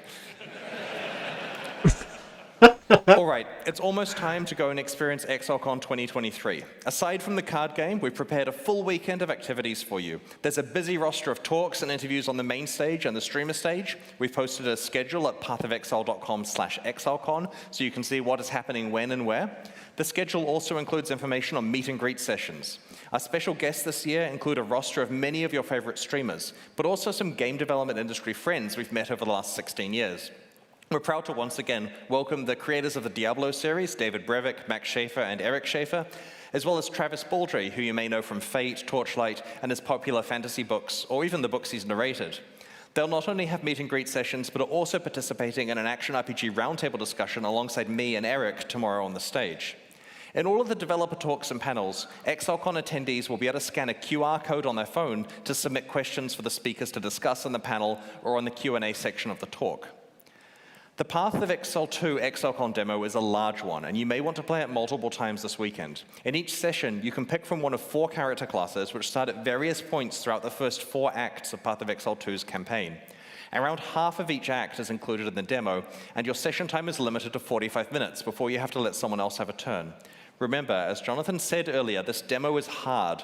Read the signs that explain how your skills combine together. Dodge roll is your new friend. You should also swing by the Path of Exile mobile demo at the chill-out area on the top floor and check out its progress. It's coming along really well, and we'd love to get your feedback on it. We've created heaps of new Path of Exile merchandise, which is available at our merchandise shop on the middle floor. We've made 17 new t-shirts, which include a few from our community t-shirt design competition. We've created a range of 24 enamel pins. You'll have found a random one in your swag bag. If you approach me and I'm wearing a pin, feel free to swap for the one you've got if you'd like. Happy to trade. You can purchase the others in the shop. As mentioned before, there's also the super exclusive Mirror of Calandra pin that is only available to winners of the card game. Maybe you're able to trade for a full set. There are 2 new posters. One is the Atlas Passive Tree, and the other is the Periodic Table of Currency. Very cool. In addition to reprinting the incredibly popular Celestial Cat socks, we've also introduced the Chaos Orb socks, better for business meetings. There's also a range of 4 desk pads to keep your play area tidy. You can check them out at the demo zone. We have a limited range of Exilecon 2019 merchandise available in the store as well. Make sure to hit it up early if you want some of this, because stocks of the older items are quite limited. We have plenty of new merchandise for everyone, though, and I think I might have underestimated that. The Exilecon livestream concludes tomorrow with our grand racing finale, where 4 players compete for up to $10,000 and the title of Exilecon 2023 Racing Champion. Afterwards, we're hosting an after-party at 8 p.m. at the venue. If you're watching from home, please note that because there are multiple things going on at the same time here, and we can only stream one of them live, we'll be restreaming 3 of today's talks tomorrow before the event starts. So to be clear, they're occurring here, people can watch them in person, but you can't watch them at that time because we're streaming something else. So we're going to restream those tomorrow in the 3 hours where it's way too early to do it in New Zealand, but you can watch them online from the States and Europe. This makes sure that everyone is fully up to date on South all America. the talks that have been announced about Path of Exile 2 before the important Q&A in the morning where you get to ask the important questions. If you missed out on attending Exilecon this year, we'll be at Gamescom in Germany in August and PAX West in Seattle in September. At both shows, the Path of Exile 2 booth will have our Exilecon demo available to play and a small team of Grindinger Games developers, including me and Jonathan, to chat to, and we hope to see you there. Thanks so much for joining us this weekend at Exilecon 2023. Have a great show, everyone. It's all perfect. It's all good. So we have now... Oh, okay, I already transitioned. It's this here. We are... G'day, Exile. Welcome back to the second half, the post-stall cast. For you, I'm Ziggy D, joined once again by Mathel, Rise QT, and Nugian. We're going to have a bit of a chat about what we've seen so far, and there is a lot to go over while we distract you while we wait for the next upcoming segment, which will be Kriparian interviewing Jonathan about Path of Exile 2. So until then, though, let's have a little bit of a chat about some of the things we've seen. I'll make some Why don't we food. kick things off with the separation of Path of Exile 1 and 2 into separate games, and what that means. I'll be back. I'll Do you make guys some have any food and thoughts I'll about bring that, here. Mathel? Yeah, apparently they didn't own enough of my soul. So, like, instead of just, you know, playing as much as you want of Path of Exile League, a few weeks here or there, you know, maybe half of it, something like that, and then maybe do some other things. Instead, you're pretty much locked in a cycle of playing both versions now with new launches continuously, and I'm just going to be doing that basically for the rest of my life. So that's the big shock and twist for me, but other than that, Path of Exile 2 looked amazing, and yeah, nothing short of what I expected. Awesome. Rise? I gotta say, I was thinking that that's the right path for Path of Exile. And I mentioned it to a couple people, and they were all going, nah, no, there's no way. They're not doing that. Even developers were like, we're not telling you anything. Turns out, they're doing it. So, like Matthew said, I think there's plenty to be played, and it's going to be for a long time. I think they have a very nice schedule with those last couple weeks leading into another PoE 1 or PoE 2 expansion. So I'm really looking forward to that. Noogie? Yeah, no, I agree. Pretty exciting. I'm not sure. Like, you're still getting PoE 1 and 2 at the same time, just in PoE 2 and all upgraded. So it's not we're gonna have this weird split between 1 and 2. You're just getting it all in one package with enough content to, like, just. Yeah. Oh. I think them separating the games the way they are does answer a lot of questions about like how certain PoE 1 things might have changed over to the new system, PoE 2 and things like that. So I kind of expected that this isn't super unexpected, but what was really unexpected for me was the fact that they're keeping up with Path of Exile 1 expansions as well, like this split cycle. Like, I did not expect that in a million years. I don't think anyone did. Yeah, I thought PoE 1 was done, you know, just go Legacy and you could go back and play the old content if you wanted to, but I didn't realize there was going to be new updates to that. That's good. That's a lot of work for them. They're basically going to be splitting their office into 2 teams at that point and continuing development of both games. And surely Path of Exile 1 only gets bigger and better from here as well, because for the past few years they've been working like largely on Path of Exile 2, and diverting less of their resources towards the PoE 1 leagues and all that. They've still been good. They've still been big, but like now, if they're working on them in tandem, there's probably a large subsection of their team on Path of Exile 1 that maybe came back and kept, doing the new PoE 2 systems on it as well. I'm super curious what this means for the long term. Like, do the games get to steer in different directions? Does Path of Exile 2 get to develop in one way, while Path of Exile 1 continues in a different trend? Maybe Path of Exile 1 keeps that much faster gameplay. Maybe PoE 2 changes to this more combo-focused gameplay, a bit more interactive, and they might grow apart separately over time potentially, or maybe borrow from each other as well. Cool, it could happen there, right? Yeah, that's a real possibility, because I remember seeing those trailers and thinking that's going to be hard, especially with the Monk, that's going to be hard to fit into PoE 1, and I mentioned that before, and it turns out, well, they don't got to do it. And yeah, there's been a lot of talk definitely about some of the trailers that they've shown in the past, with the gameplay being more methodical, slower, more tactical. And PoE 1, let's be real, it's not exactly like that anymore. So I think there's going to be plenty for each type of player, but it's nice to have that opportunity to be able, just like with different games, just try something maybe with a little bit different pace, but at the same time, we don't really know. Yeah, let's talk about that gameplay, just in an overall sense, the gameplay of Path of Exile 2, what it looked like. What are you guys' impressions of it? What are your first thoughts on that, Mathel? I mean, I loved how crisp everything looked. For the ice skills, the lightning, the world that the aesthetics, exactly. The world they built there, and just seeing the new classes doing their new things, it was exactly what I was hoping to see.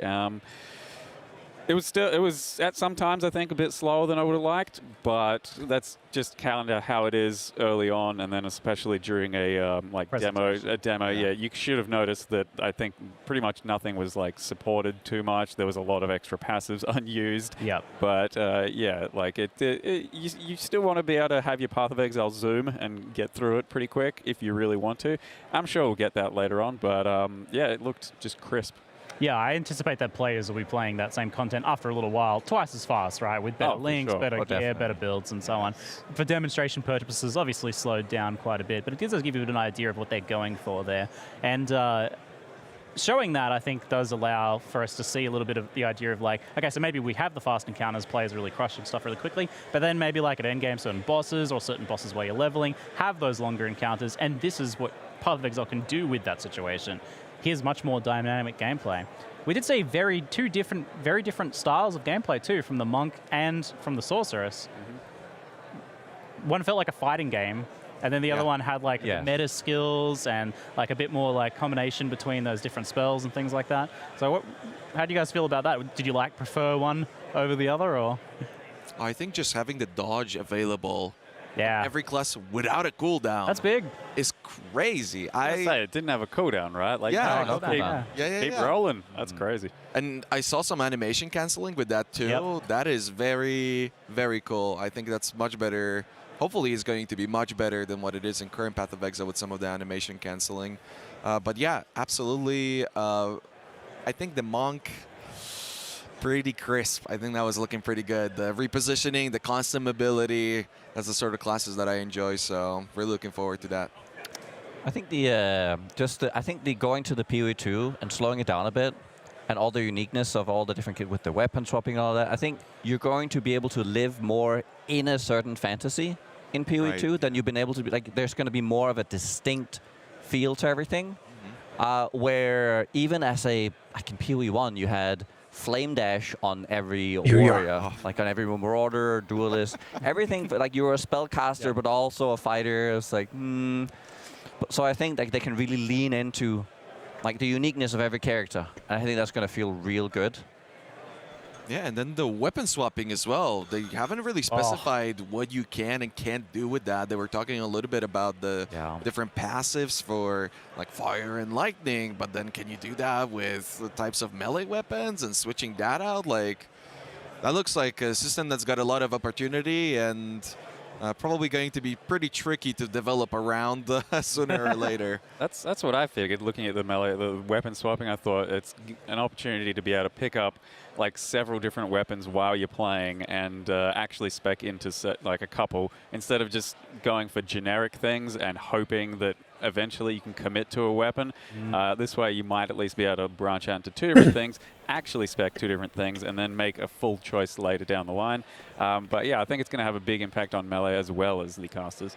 Yeah, this all kind of like weaves into what you were talking about of things becoming a lot more distinct. Like you can have more distinctive styles between each class, but also distinctive styles within that class where you've got a character that's swapping between two weapon types for melee or different staves or different wands or whatever for different caster styles. And that weapon swapping system was nuts. I did not expect that. I thought that they'd be doing something with the skill system, so they kept what they had shown previously with the skill system. We saw the menu where you can drop your skills in and drop your supports in. We saw some very interesting looking meta skills, but then also adding to that and expanding that with this weapon swapping system that actually, like, it looks like it works, right? That's the thing that struck me about is like as a current weapon swapping system. Yeah, occasionally someone uses it. It works. It's just uncomfortable. Yeah, no one really wants to do it. There's like an occasional build that takes advantage of it for the most part, but mostly we're leveling off-handed gems, right? It's not very interesting. What about the gems, though? Yeah? I mean, the fact that they're in you can just pick them. You get the uncut, the curve. Oh, yeah, the uncut gem. Oh, yeah. That was nice, wasn't it? Yeah. Yeah. That might be ruthless influence, because you can do that. But you're so limited. While here, you can really mess around with it a lot. It's a really nice system, especially since there seems to be even more skills, and they're going to keep introducing like they have been every league. Right now, they're focusing on support skills, but I would imagine those abilities are also going to come into play eventually, so it's just growing. Well, some of our predictions were about shortening that time from like finding something cool to using it, and that system being able to get a new gem in the field without going back to town works for that, right? You find a cool new weapon, it's got it's a staff with like some fire skill or meta skill built into it that's going to work really cool with this thing. You pick up your cut gem that you got in your inventory and cut it up into something that's going to work with that, and then you change your build on the fly. And maybe it's also working alongside and synergizing, but different to your currently existing build on your other weapon swap. Just having the icon on the UI, and you can kind of figure out what the different things are and what your style is, versus, let's say you're in PoE 1, you go to a vendor, and all you're faced with is a row of different shaped stones, and you don't really know what to do with it. So I think that's really going to just open up like just your creativity on the fly. Yeah, absolutely. Definitely. A whole new level of speed running as well. Oh, yeah. You don't have to go back to town. Yeah, well, Rise and me doing the race tomorrow, and that'll be kind of like sealing off the PoE 1 era of racing somewhat. I'm super interested to see what happens with PoE 2, like competitive play in racing. Like there's so much more that people can interact with there as well. I imagine weapon swapping setups being set up on the fly and cut gems being cut in the field. Oh, wow. Yeah, I think the skill ceilings just opened up quite a lot. Going right up. Yeah, for sure, because that was a big limit for a lot of classes in the past for racing. For instance, Duelist, right? It needs that access to all those. Thank you, Carl. I was waiting for this. Case, but it will be now. Thank you for the bon appetit. So much more dynamic and distinctive gameplay there, but we also saw a bunch of new classes. Like more classes. What? There's already so many classes in this game. And then like with their ascendancies as well, like splitting that into so many more classes. So now, we got a mercenary, a warrior, Huntress, Druid. Sorceress and Druid. Yeah. Druid, yeah, there we go. I'm shocked they didn't show the druid. Maybe And that's it. Yeah. And they didn't get rid of any. I thought they were getting rid of some. Like, I thought Templar was gone. I thought Templar was being replaced by Monk. Oh, really? But they're all still there. It's like adding another class for each of the hybrids. But they haven't talked about ascendancies, right? Well, they did in the previous Exilecon. Yeah, and they did touch on it. Right, but they didn't give us the info on it. No. Yeah, not yet. I'm guessing in one of the later panels we'll start to touch on some of breaking those down a little bit. But yeah, it seems like their intent is to give much more distinctive starting points now. So like you actually, if you play a Monk, it's going to have a much bigger impact on even your early game, not just the ascendancy choices you'll have access to, but also like the sort of skills that you have available and the play style. Much more than just an aesthetic. And even the party play looked a lot more interesting. It seemed like they were really positioning themselves around each other, and it worked really well, I thought, with some of the more high mobility Monk gameplay, and then the sorcerers being more in the back, more bigger cast times and bigger cooldowns, but then those big nukes. Really, when I was watching the boss fights, it was kind of, I was going to cheer Neon on, like, do some damage. He wasn't doing anything, and Octavian was just blasting over and over. So having an opportunity to just go for those big hits and make it work is such a cool concept. I'm really glad they showed the co-op gameplay because, like you said, it looked really good in that boss fight, that second boss fight, where one player was like really distracting and stuff like that. It looked much more like engaging than current multiplayer Path of Exile, and hard to put my finger exactly why, but I think one of the things was the new crowd control system they showed off, which is brilliant. It builds up crowd control over time. So like you hit them with things that freeze, it builds the freeze up until you get an actual substantial freeze or stun on a boss. We saw big stuns on those bosses. So instead of just like you build a stun character and you get like lots of little stuns, maybe you make a crazy character and you can stun lock or something, but most of the time the bosses are immune to this stuff or it just doesn't work. They've hidden freezes, so it's like you've technically frozen them, but you haven't, and it's there for the sake of numbers, really. Yeah, but now you're actually like building up to something, and when it happens, it's significant. That's when you're like, you and your party members can start blasting. Yeah, you could see that they were interrupting some of the mechanics. You could also see that when it came to the gameplay, it wasn't as chaotic as usual PoE1 gameplay. They were like stacking up for bigger mechanics and really synergizing well together. Yeah, we saw, and like with the skills that, for example, the Glacial Cascade, the final hit dealing extra damage on the freeze, like you got your Monk getting the freezes off, or the Spellcaster getting the freezes off, and then synergizing skills across classes as well. There, where someone triggers that big freeze and someone else gets a big damage play off it. And then you have all the new boss fights as well for every single zone, built in mind with the fact that we have the ailment system. So you're probably supposed to engage with them differently now as well. It's not just hit them a lot and like move once.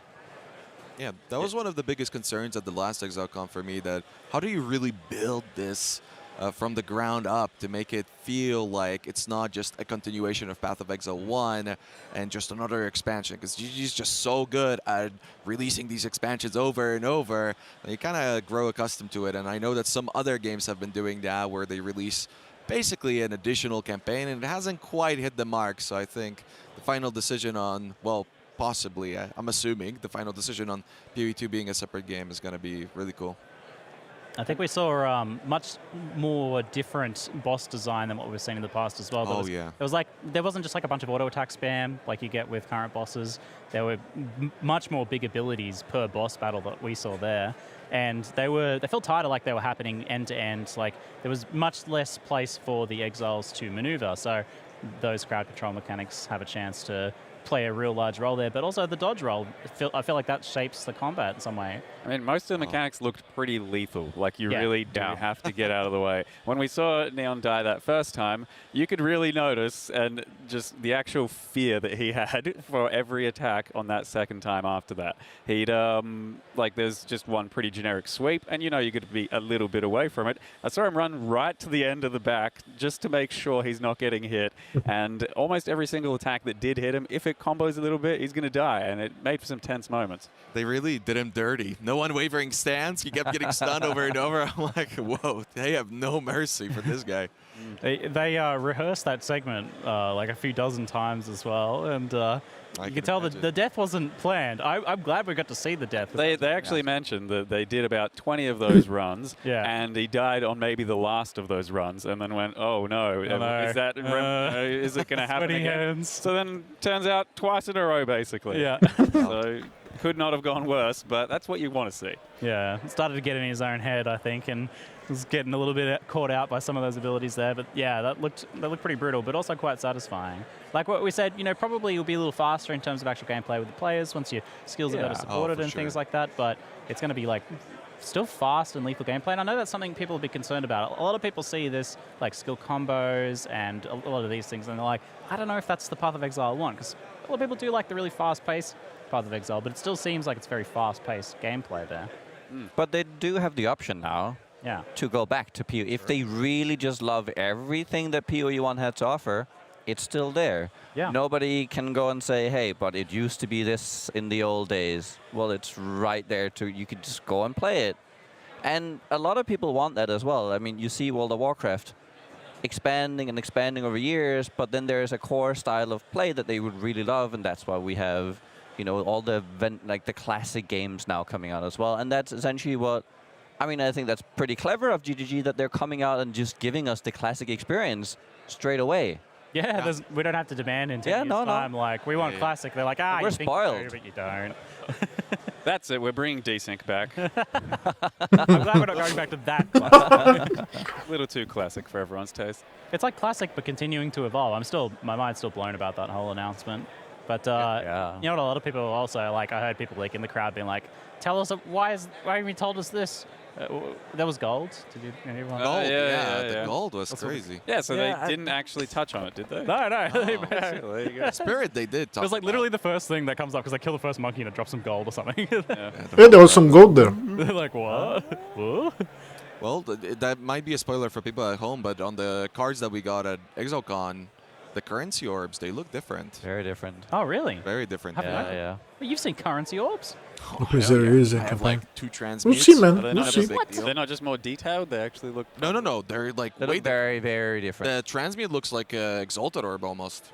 Yeah, like I mean, round and all. story-wise, I can kind of justify this idea because we had... PoE 1 was very much like you were in a barter economy because everyone was just in survival mode on Rayclass, right? They're all exiles. They're all just like bartering useful items with each other. That's why the economy was built around that concept. So story-wise, like now, it seems like they're trying to rebuild. They're trying to make us, like, this character seems to be, that we saw some hints of, seems to be making some sort of society or something like that. So that maybe an actual currency system and actual merchants and things like that. They gave us so little with that. It was really just like a 20-second snippet, and they just switched away. Yeah, so... Well, they did soft test the gold thing with the Ruthless League little event, right. And I guess it was received well enough because I think that was probably one of my least complaints of that thing. Like with gold, yep, that was actually a pretty cool system. Yeah. Where you can go back into town and purchase just a few basic items. So it wasn't like replacing currency altogether, but it was just an addition that gave you some options for vendors and stuff. Yeah, it's interesting because, like, obviously when Path of Exile 1 was first kind of showcased, they came out saying that, we think gold's not a very, very good system. Here's how we want to do it better. So it'll be interesting to hear soon, maybe when they talk about it, hopefully, why they want to move to this system and how it's going to play in Path of Exile and how they're going to, like, address some of those things maybe people don't like about gold. Keeping gold useful, that sort of thing. I think that's for sure happening. Kind of agree with you, Chop. Didn't talk about that. Maybe it's one of those things. But Where it's like it's to be slide. seen. I don't know. Maybe. I mean, there was a lot to talk about, so you could easily skip a few things. There was a few moments where we were like enjoying the gameplay, and we're just like, come on, tell us the things. Give me some off-the-cuff commentary. Come on. We got a few little moments of that. And speaking of that, there was the new mana reservation system. Instead of reserving our mana now, you have a completely separate resource. Spirit, was it? Yeah. You build up through getting items, quest rewards, build it up, and it sounds like it'll be improvable through itemization and the passive tree and things like that. Yeah, I'm very excited about that. Plus 10 maximum spirit from a boss kill. Yeah. More reservation right there. Happen, yeah. But like as a big fan of the Archmage and mana and all that, are you pretty excited about like being able to use your mana while at the same time being able to have the power of the auras and shit? Yeah, but they're probably going to nerf it. Nerf everything. Doesn't matter. You can now still have determination on the side. True. That's getting nerfed too. That's well. Determination's not gonna last. If Crip has his way with the developers, then determination's gone. He's not a fan. Maybe we'll find out in like 10 minutes or so when he interviews Jonathan. The way that they said it on stage is like people are always out of mana. I'm like, yeah. Because that's one of my think definitely like the feeling of being out of mana and not being able to cast your skills is it's not just being out of mana. It's like we're ignoring it as a resource system. Yeah, essentially. you're not using it at all. Yeah, so like solving it is one thing, and that's part of the game, right? Yeah. You have a bunch of problems, you try and solve them, and it feels good to finally solve them. Whereas with mana, largely we're ignoring it. We're just like, you reserve as much and then just make sure it's not a thing for you. With this, perhaps it'll, open up a lot more possibilities. That's parts of what we saw with the Sorcerer's gameplay. The mana seemed like a more significant thing. And it also seems like they're taking, well, they explained it, but they were taking essentially what were archetypes, and they seem to really like putting them on support gems and whatnot. Like, for instance, when we had Forbidden Rite, which takes a portion of your HP and then does a lot of damage. That was really popular for a little bit with totems until it got nerfed. And they seem to have added that on a support gem. So I think that's the right way to go, honestly. It opens up a lot of opportunity, and whenever it does need a buff or a nerf, they can address it as a whole, and that might make it so that the patch notes are even more spicy than they have been up to now. Excellent stuff. Yeah, we definitely saw like more skills that were like really expensive mana costs, like the meteors, cheaper mana costs, and then free, like the ones granted by items. So that means that definitely shows I think there's going to be a lot more interaction with mana as a resource, and I think if they get that right, it's going to feel really good. Mana's hard though. Like a lot of games, I think struggle to get it right. They've had a lot of experience now, and I'm very excited to see what they try with the new system. We saw so many things today. Any other standout things? I mean, for me, it was mostly classes. Like, we knew that there'd be some ascendancies and some character models and stuff, and it's I'm sure almost no one would have thought new classes, because when we first saw Path of Exile 2, it's a very locked-in, distinct platform of our usual classes, and then one of them drops down and you get to play it. And you're like, okay, that's what it is. And they can't possibly expand on that. But then somehow they do, and all of a sudden, like there's also just the shape-shifting thing, right? You thought we're going to get a shapeshift. Nope, entire droid. So that just fulfills the shapeshift fantasy for anyone that wants to go down that route. But yeah, and also the new skills. It said like 100 new skills or something. So like a lot of them are going to be kind of revamps, but I expected a few. I don't like, how can you keep making new skills when it feels like you're already reaching a limit of creativity?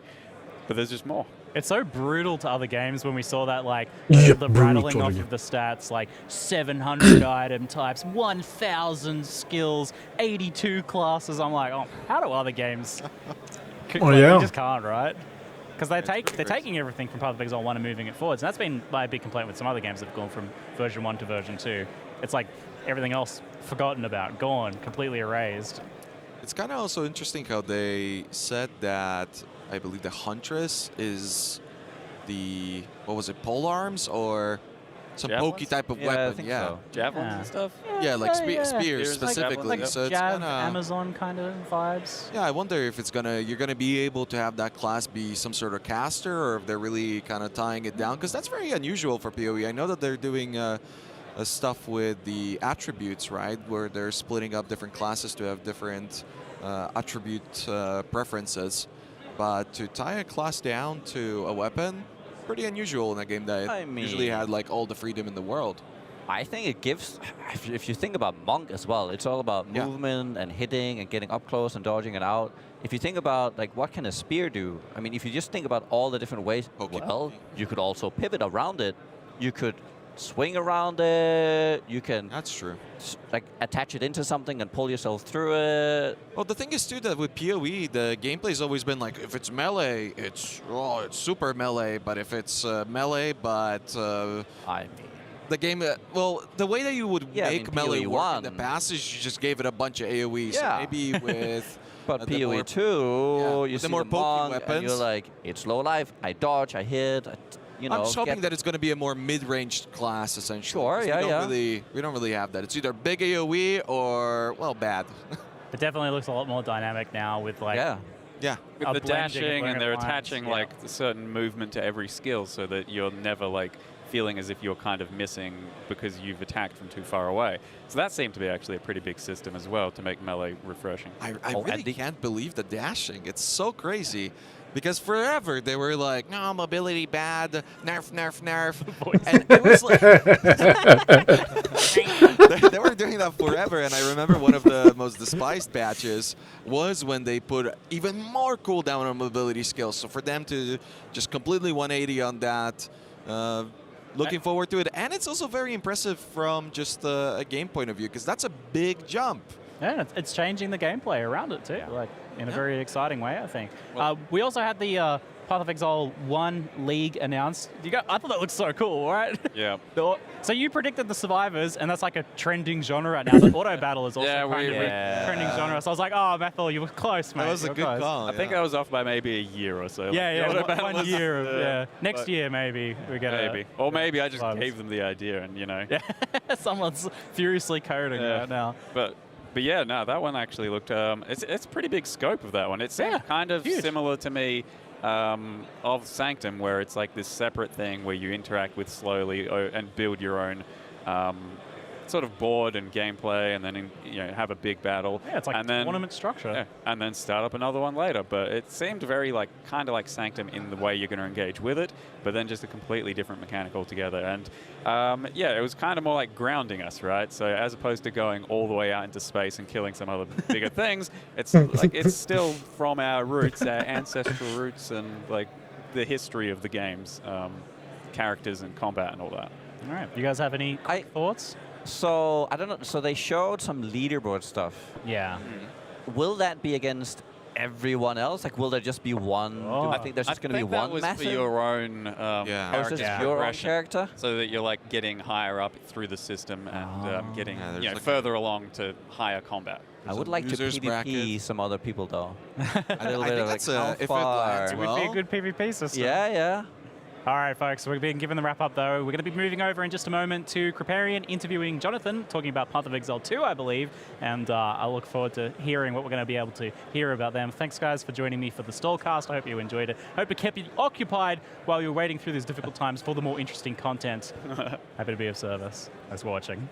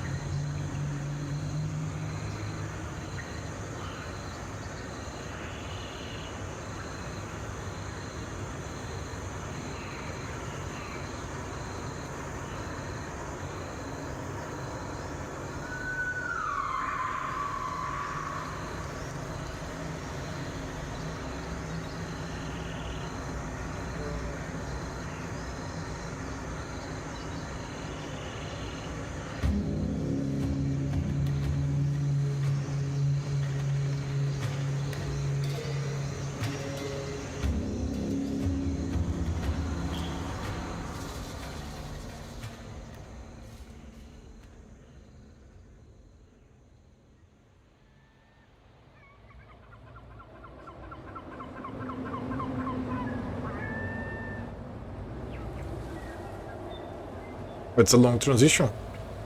You're complicated there with Kriparian at this point. Kriparian is like having a hot dog somewhere. And it's like, oh, okay.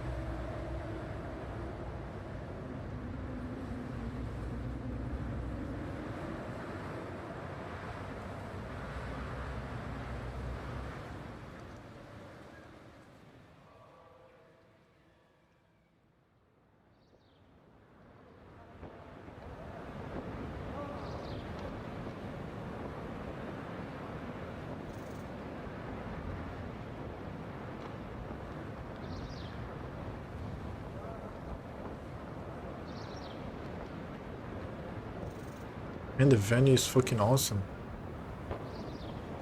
Wow.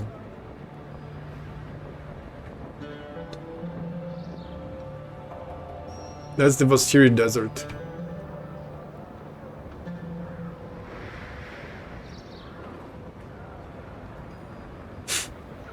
It's like they're in a caravan.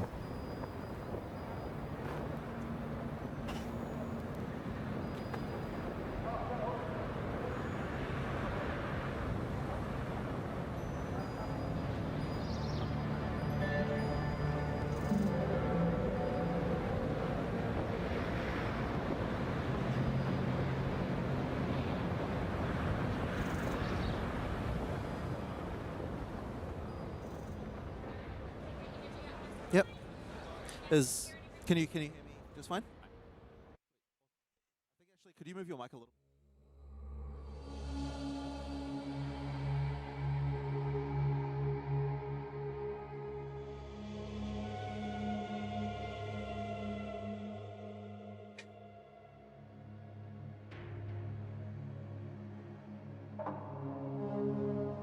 Preparing interviews Jonathan Rogers. It's in 1 minute. Man, it's all cool.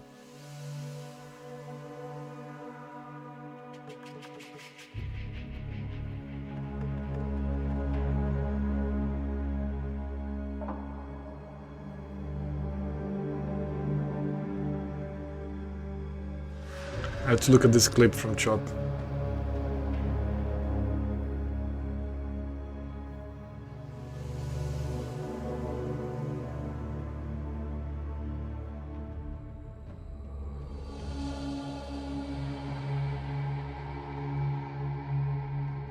How can I myself download this? I'm going to be doing it.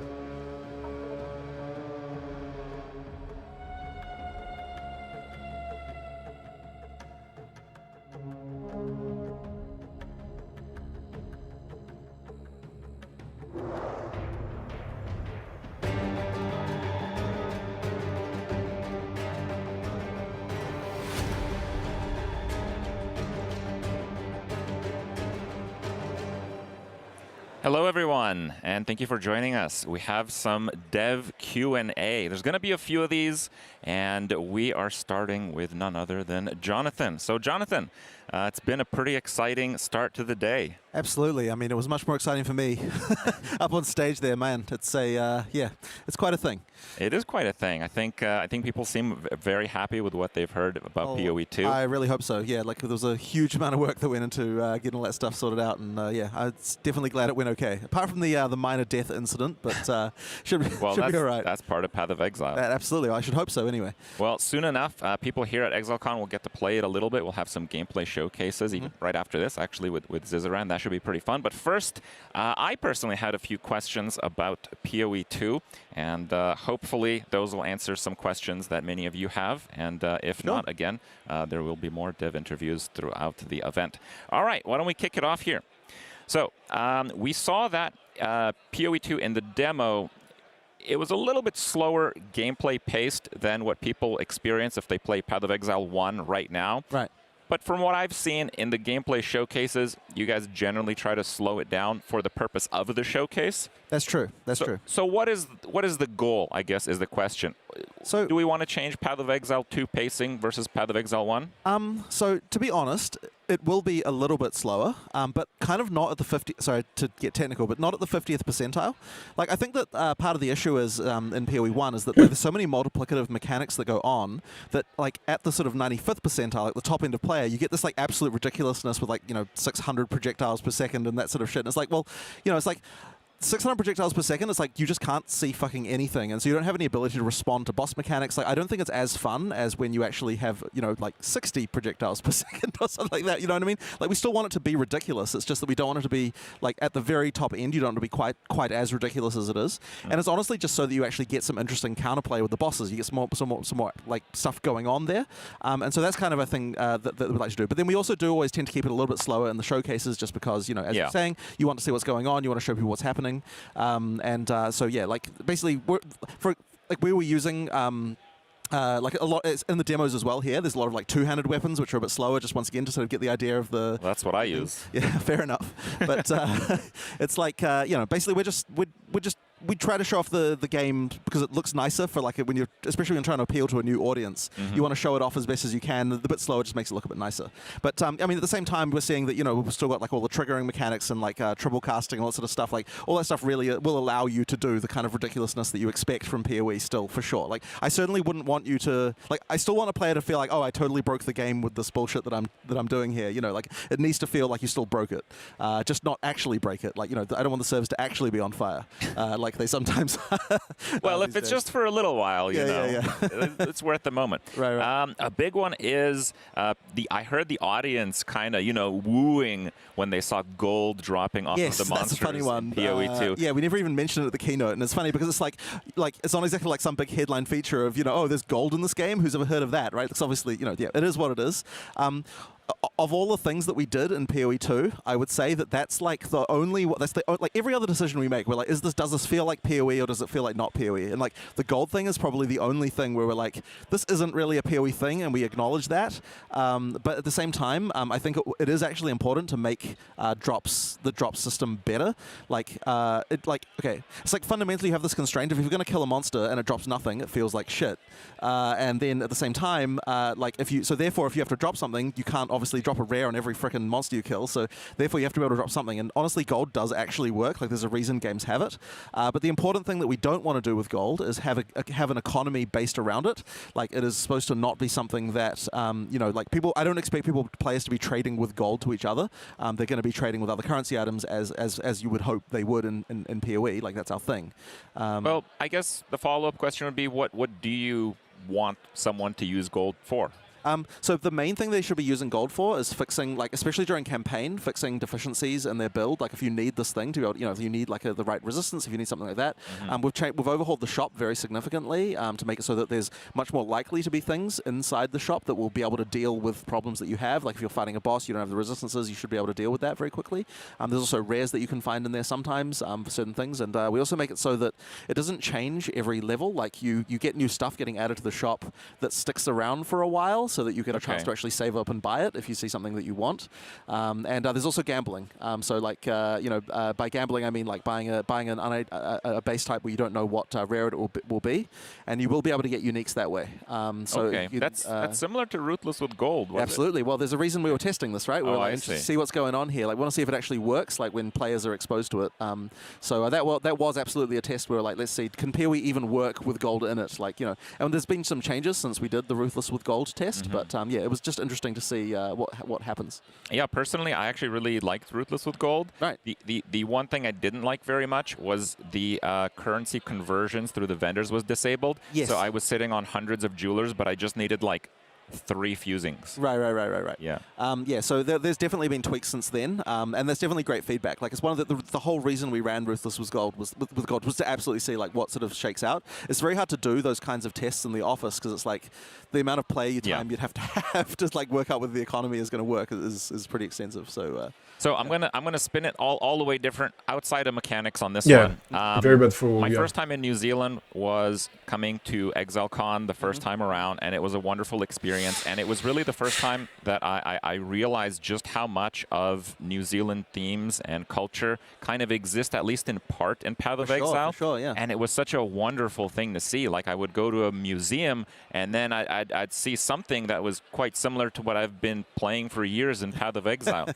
So how forward is this theming in Path of Exile 2? Polynesian I would say even culture. More so. I mean, the Kuroi have an entire act about them. There's a lot of stuff going on there. It's obviously, we're inspired by the stuff we see, and honestly, it's really nice to be able to, like take inspiration from what we see around us. Like we never see this stuff in games. There are islands which like are full of like the sort of New Zealand vegetation that I guess Americans don't tend to see very often. So it's really nice to have all that stuff and make all that stuff, and it's just great to have some of that stuff going on. That's awesome. Back to a few mechanics, and again, I want to reiterate that our information right now is just what we saw in the gameplay highlight in the presentation. We might see a little bit more from the players around, but we saw that in the presentation there were just I think 3 life flasks and 2 mana flasks on each of the characters. Is that just because they're kind of low level, or is there going to be more of a focus on the life and mana flasks? I mean, I don't know that I'd still call it a focus, but at the same time, we do want to make sure that life and mana flasks aren't useless. Like, they should actually have a purpose. There was some changes to utility flasks because we wanted to make sure that, let me get this exactly right, we tended to remove things that lasted for a duration from utility flasks, so the utility flasks are more responsive to the situation. So for example, if you are currently burning, then if you use a flask to get rid of that, then it will give you, it will remove the burning and make you immune for a while, but if you don't have burning on you right now, it doesn't do that. So that's the kind of stuff that we're doing to sort of make it so that there's some like counterplay going on with it, rather than just I just have it on all the time. It's effectively just another effect on my character. Well, you have that kind of as the affix system in PoE 1 right now. Yes, sorry, I'm not up to date with PoE 1, so I think generally that system is pretty well received. Right, okay, yeah. So that's good to hear. Right, that's exactly the kind of stuff, though, that, I mean, so that change, if it's in PoE 1 now, that was definitely a, like, PoE 2 thing. And I think they took it, like, so the thing is so just because people probably don't know this, I'm not involved in PoE 1 at all at this point. I'm game director on PoE 2, I'm focusing on that.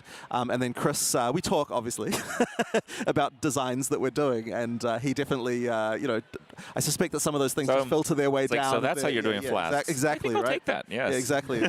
So Chris is in charge of PoE 1, and his YouTube has no shorts on PoE 2. Making the decisions there. I wanted to kind of double down on the mana situation a bit, because we have the separation of mana for skills and mana for reservation with auras. Absolutely. What kind of focus are you going to put on mana? Like, if you just took away auras from being mana-based in PoE 1 right now, everyone just has way too much mana for everything. Exactly. So we will, costs will absolutely go up. And part of the balance problem that we have is you pretty much just can't really balance skills with mana use particularly easily in PoE 1 because there's just this expectation that everyone's going to reserve as much as they can. And the thing is, because reservation exists, it means that people are going to always push the line as far as they can, and then they start complaining if then skills cost too much. Of course. That they don't have any frickin' mana. And it's like, well, yeah. But so you'd think you'd be able to say, oh, yeah, well, that's your problem. But we've realized a much more sort of, you know, I guess once you learn about our player psychology, you realize that no, you have to actually, if you want that not to happen, like people always spin down to the line, so you have to do something about it. So Spirit is the response to that, and it means that now you know you have an amount of Spirit to spend. If you want to make trade-offs on your build, then those trade-offs should be made on your passive tree, rather than being a sort of like thing that you're doing that. So you still get to make that choice of like, do I want you know, like, do I want to get more mana on the tree or not? I mean, there's also the scepters. Scepters give Spirit as well, and that's how that escalates through the game. So if you're playing a minion build, it's very likely, you don't have to, but it's very likely you'll want to use scepters to help with that. Well, as a minion enjoyer, it wasn't said for more than a split second, but I caught that minions are going to reserve spirit. They do, yes. So you'll be able to have more. So if you want more minions, get more spirit. That's the way. So we're trying mostly to avoid having like hard limits on like number of zombies. You can just cast as many zombies as you have spirit to cast them.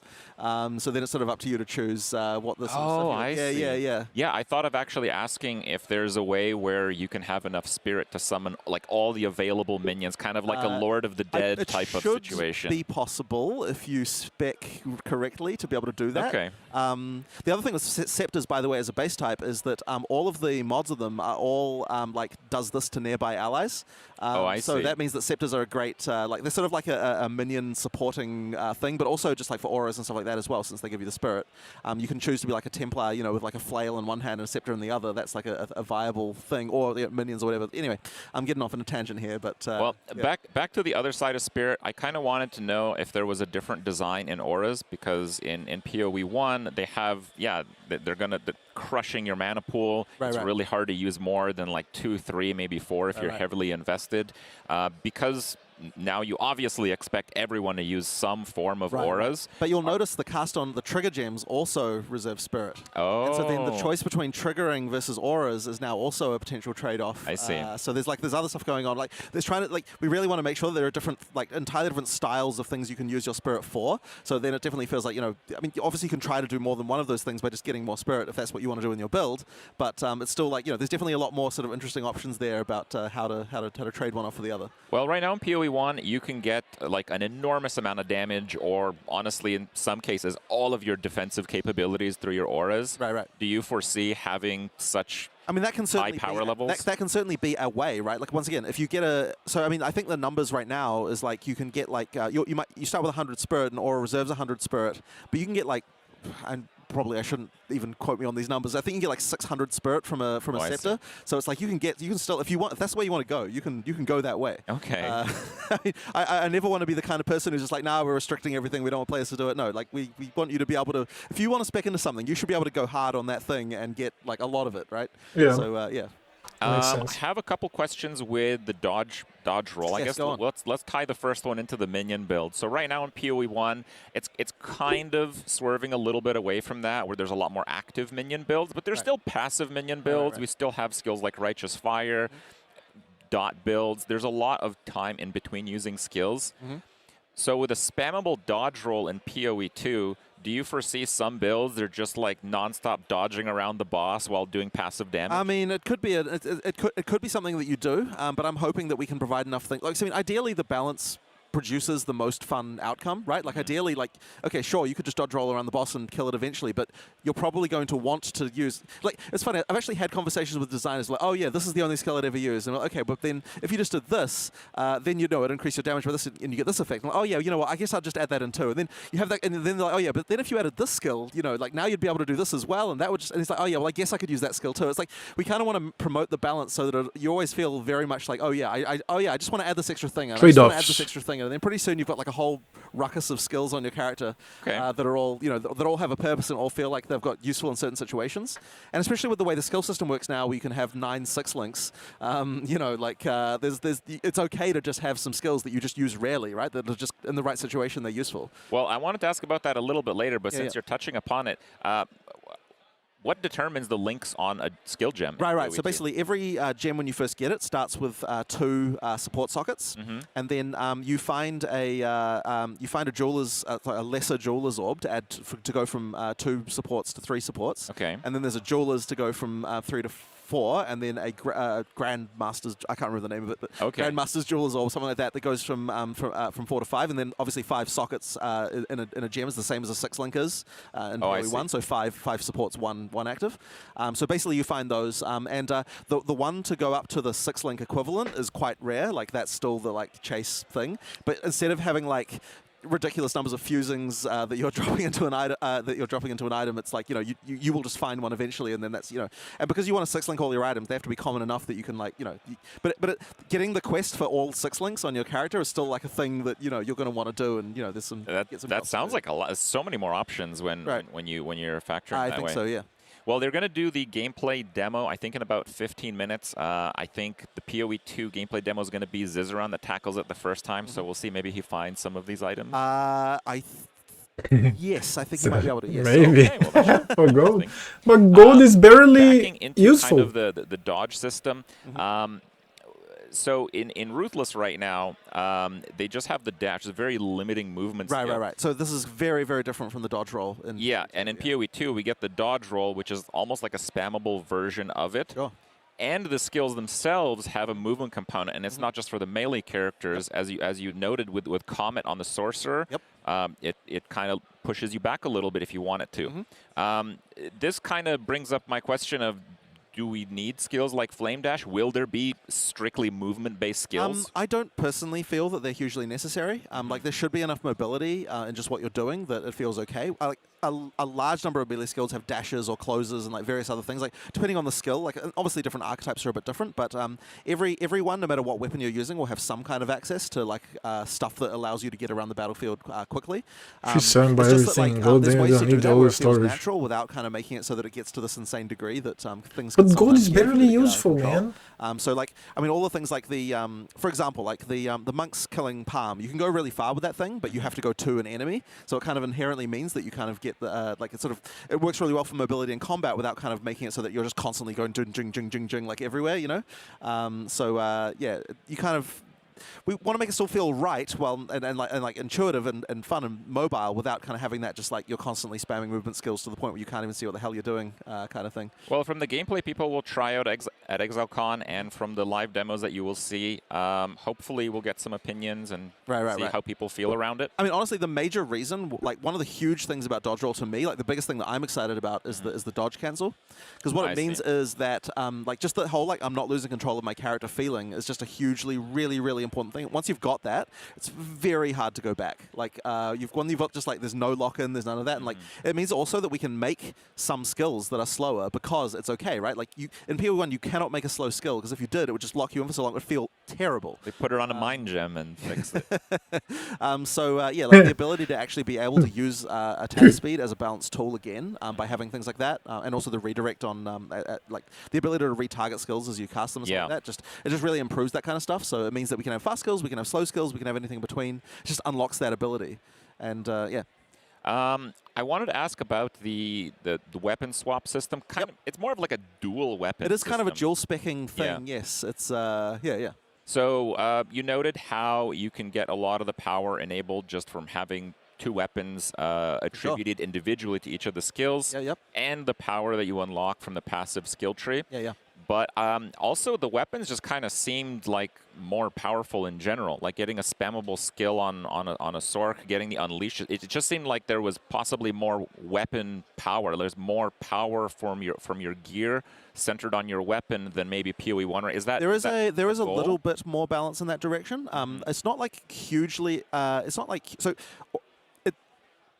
We thought that, like, so I think we sort of, so spellcasters, we tried to make the weapon a bit more of a focus. Like like spellcasters right now in PoE in PoE1, like the weapon. I mean, obviously it matters, but it doesn't matter that much. Whereas we want to boot them. Now we still want to have the distinction between attack builds and caster builds, and the weapon still matters more on attacks than caster builds in PoE1 in PoE2 still. But we did want to get that focus up a little bit more. And at the same time, we also wanted, and this is kind of a subtle thing that probably most people won't even notice, but we made it so that the skill gem level on attack skills also matters more on attacks as well. Which at currently PoE1 that really doesn't matter very much at all. Some of them have like a flat damage component. Yeah, some of them do. But we actually, not so much. I actually do have it as a goal to make it so that like most of the time you're going to want to use the higher level versions of things, and that's actually partly to make attribute requirements actually matter a little bit. Which is and as just a random side division, just by the way, talking about attribute requirements, the way that support gem attribute requirements work now is that the amount that the attributes that a support gem the attribute requirement for support gems is additive to the skill gem. Oh. So that means that if you're playing a Dex build and you want to use 5 int supports, that actually becomes quite tricky now, based entirely on the attributes. We had to do it that way because we don't have the whole thing where you have to because there's not the off-color socket re-rolling mechanic anymore. There has to be some way to make it so that using off-class stuff is like a little bit harder. So because of the way that works now, the attribute requirements matter a little bit more for like you should be able to easily get the attributes for stuff that's on class, but the stuff that's off class is harder because the attributes sort of make it a bit harder. Personally, I really like that because right now you have the limitation on number of skill gem links based on the items, which has its disadvantages, but now you're going away with that. You need other kinds of limitations to prevent just unlimited character power. So I think that's a really clever way of doing it. I'm actually really happy to hear that. Cool. Another direction on this one. So we saw Alva show up in the demo. I'm sure this is still probably something you're discussing internally, so I'm not sure how much you want to share, but are we expecting many familiar faces or league mechanics in PoE2? Well, I mean, for a start, as we've already said, certainly league mechanics, many of them will have revamped versions in PoE2. Okay. Obviously, so the main problem, honestly, is like you see an old particle effect next to a new one, and it's like, okay, we have to update that, and this is pretty much soon you're like, have to update it. Like all these things sort of go on. But absolutely, I mean, we are going to be like canon correct as far as like the ages of people with regard to PoE1 versus PoE2. But Alva is a time traveler, so I see. we get away with a bit more. With a bit more there. Got that. Pretty cool. Yeah. Anyway. So one thing that has actually, in my opinion, really defined Path of Exile and kind of pushed the RPG genre is the different game modes in which you can play new content in equally. So you've always had, hardcore and softcore, but we also have solo self-found. Now we have Ruthless, which is very exciting for me personally. I'm a Ruthless enjoyer personally. Will these game modes continue on in PoE 2? So we're certainly going to have hardcore. Okay. We're certainly going to have solo self-found. I don't see why we wouldn't. Ruthless probably shouldn't be necessary. I mean, I'm sure there'll come a point, like once the balance of PoE 2 becomes ridiculous over 10 years, where we'll be like, oh crap, we need to have like a thing for old school Path of Exile 2 players to enjoy or something like that. But for now, I don't see that. This makes hardcore on hardcore. But Kinda. definitely, the thing is, we don't want to split the community too much because you want like people to be able to actually, have people Yes, to play with and all that sort of please. stuff. I mean, obviously not for solo self-found, which is why it kind of can exist as a thing. But don't want to split it too much. But certainly hardcore and solo self-found are absolutely going to be there. When I heard the announcement that PoE 2 was going to be a separate game from PoE 1, initially it's exciting, and then it's like, but wait. And then you say the microtransactions that you have, the skins, they kind of follow into PoE 2. And I mean, that's really fantastic. That's a really clever way of doing it and keeping them separate games. And it's worth mentioning, to me, the more exciting thing is honestly the future, like the fact you can buy stuff that made after PoE 2 comes out and have it in PoE 1 again, right? Yeah. The thing is, I want to, and the reason we're doing all that stuff is I really want to make sure that people feel like, it's like we want to make sure that our company doesn't feel incentivized to abandon PoE 1, and by making it so that we have this policy, it means that we're always PoE 1 will always be a thing that's important to us, because it's not just some random product in the back corner which no one cares about. It's actually a thing that has supporter packs and there's things you can get, and people actually want to that's actually a thing.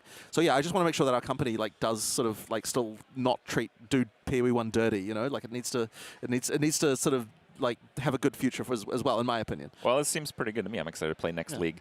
But I guess the follow-up to that, the one thing that I was a little bit worried of, if I end up liking PoE 2 way more, and I don't, I'm still in play PoE 1, but if I end up playing PoE 2 a lot more than I play PoE 1, which I think is I mean, I would hope so, being the director of PoE 2. The race rewards, I'd love to be able to at least use their skins in PoE 2. Have you thought of doing anything like that? Well, so basically anything in the microtransaction stash is something we'll be able to use, so it would depend on whether or not at some point Chris gets around to implementing the thing where you can pull them off and turn them into a skin. If that's the case, then you got your information wrong. They're going to keep making leagues. All right. Well, we are going to jump into the gameplay for PoE 2 very soon here with Zizaran. I think if we have just another quick second, I'd maybe ask you, what's your favorite power fantasy in an ARPG, and have you made it yet in PoE 2? That's a really hard question, because you're basically saying you got 30 seconds. Oh, Jesus Christ! I always hate these ones, because it's we made all these classes, and but I think probably one of the main reasons that we went with the whole two classes per attribute combination thing was because of the druid. It's we wanted to have a druid, and there just wasn't a class that it made sense for, and we're okay, we have to find a way to make it so a druid can be a thing, that's what we came up with. All right, well, I hope you nailed it. Thank you so much for watching, guys. Yeah, but we split the community unless they can take some. You didn't pay attention, Chop. You didn't pay attention. They are going to time the release of, for example, it's 90 days, right? So the release of PoE 2 League is going to be on day 0. Then the release of PoE 1 League is going to be on day 60. Right? Then you still have the span of 90 days to play the PoE 2 League. And if you're done with the PoE 2 League by the day 60, you can go and play PoE 1 League that's released by day 60, or you can keep playing 30 more days of PoE 2 League. And then by the time that you are over, could be 45, 0, 45, 90. This way, I will play both games, just like they announced. Those are my plans if I'm alive. So yeah. Unless they can take the same league ideas and bring them to both games, then why not just combine the games? That just shortens and divides the base. I don't know, man. They are the game developers. They have tens of people there discussing these kinds of things. There are many commercial decisions to be made. There are many game developing decisions to be made. They are slowing down the game significantly, as you can see in all of this here that we are seeing, and it's pretty hard to manage the velocity of PoE 1 without nerving. I mean, the only way to diminish is with nerfing. And nerfing just puts the community off. Everybody is bummed. So why not just make a new... I mean, I thought about splitting the community like when I first heard this like an hour ago, 2 hours ago. But then they kept talking about it and it all makes a lot of sense. Yeah, it does. That just shortens and divides the base. I don't know, man. We have to see. We will have to see. We are taking. We cannot have many conclusions at this point. I'm already like thinking about build ideas for the trials of the next league. Like we are far from the beta. We are far from it. We are like a year from the beta, which takes us from 1.5 years to 2 years to PoE 2 release. So PoE 2, the earliest release would be December 2024. Earliest. Imagine 6 months after beta, which is like normal. You can see that. The latest release would be June 2025 or December 2025. But I'm betting my coins on December 2024. It looks that way. The game looks very, very complete. He just said like earlier that they're still working on balancing and some bosses finishing the campaign. So I don't know, man. There's a lot to be seen. Relax, dude. The game is going to be great. This is not Diablo 4 team of developers. It's a shame that we have to talk about a group of people with mockery, but they have made a mockery of themselves. That's a shame to tell. If you're by any chance seeing this live or in a VOD, dude, you guys have made a mockery of yourselves. Don't do that again. Or just make better decisions, I guess. God damn it, these people on the Diablo game developing team is just, they are out of touch. They don't know what's going on, and they just keep making like bad decisions. Not to talk about the bugs, like the bugs of the increasing prices on vendors. That is such a bad bug that hasn't been addressed like fast enough for the community to build on the mockery of it. God, it's so bad. We don't have it here. This is PoE. This is golden. This is what I look for. It's so grave that I didn't even want to play Diablo 4. Not even a bit. The first season, I played the beginning. Great campaign, great graphics, nice concepts, and then several problems that you get to see more in the end game. And then the season 1 is like, so I guess no.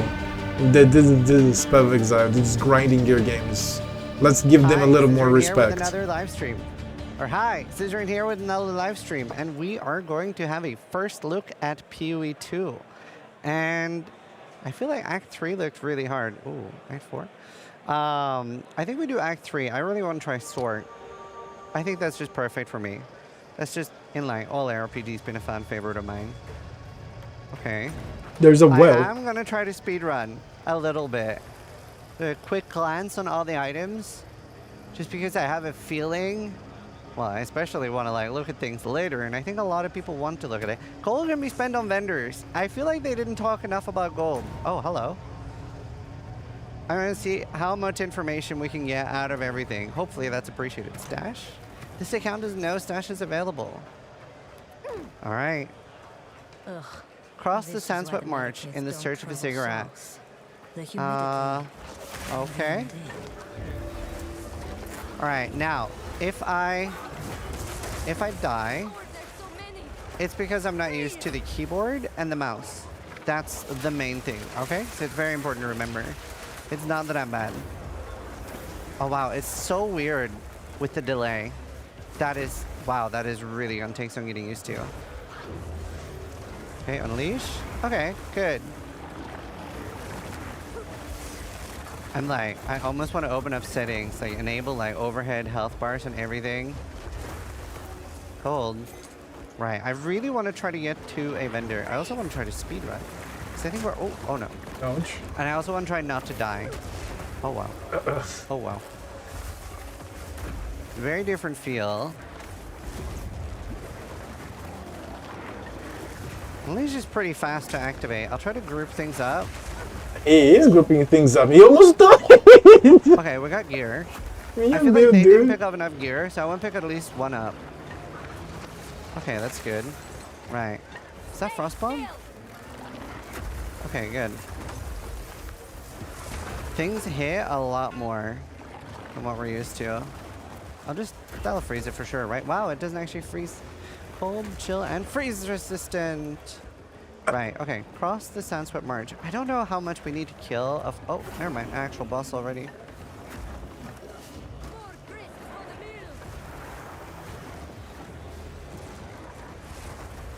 Okay. I'll try to like spark down the ads first. To freeze things. You're going to be the skills look amazing.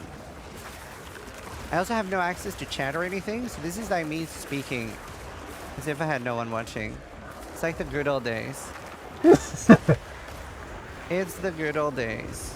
And it feels surreal being here. Everyone's so nice. Energy shield? I promise they're treating me well. Alright, energy shield gone. Maybe I just arc him down. Am I good just to stand here? Maybe? No? Okay, I'll use Unleash.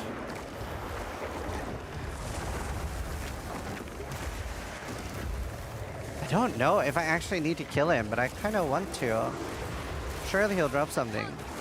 Surely. Right? Very, very easy DPS. I mean, I might just be better arcing him and then using Unleash. Wait, I'm supposed to have level 9 Fireball. Where do I... Ah, Control Q. So my Control Q is my free Fireball to build up mana.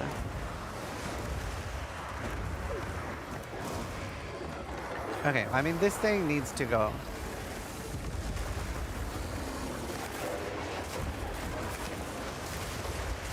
Okay, note to self, when making builds, build more mana regen. Fireball does very little damage. It's good to maintain his energy shield. Skills. I still have some support gems. I wonder if we can stun. Like, I saw the monk stun someone, but maybe that's physical damage only. Oh no. I mean, he's going down.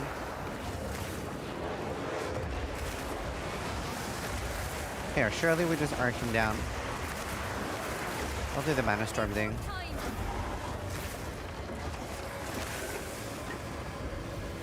It's very odd. Oh. Wow, you get stunned a lot more.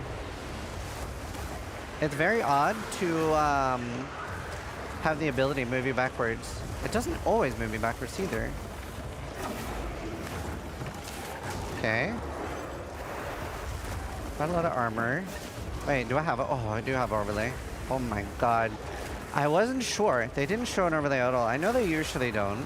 But, yeah, Diablo 4 people are going to be... I mean, everybody. That there was no overlay. Everybody. I was worried that would just be a trend. But we no have trend. It. We do actually have an overlay. Alright. Ooh, hello. Okay, actual gear. Ouch. Whoa! Okay. Okay. Let's do some Tetris. Ooh, Feeding Frenzy. I don't need that. Alright, shoes. We have no crafting currency. Unleash. Oh. This is zombie dude. Oh, this is so interesting.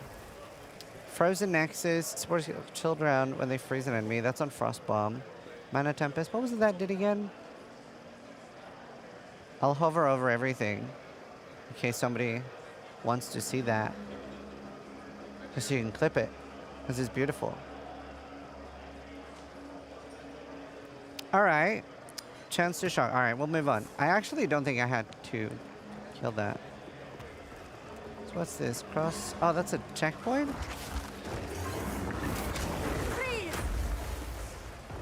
Okay, let's unleash on Spark. That's a lot of clear. Okay. Oh no, oh no, oh no, oh no. That's a lot of insects, dude. Oh, I am... Oh no. Okay, I'm pulling too much. Okay, you definitely can't play it the way you play PoE 1. Obviously. You have to be a little bit more careful of pulling, I think. To be fair, I also don't know like how specialized these characters are, and they mentioned that it was pretty overtuned.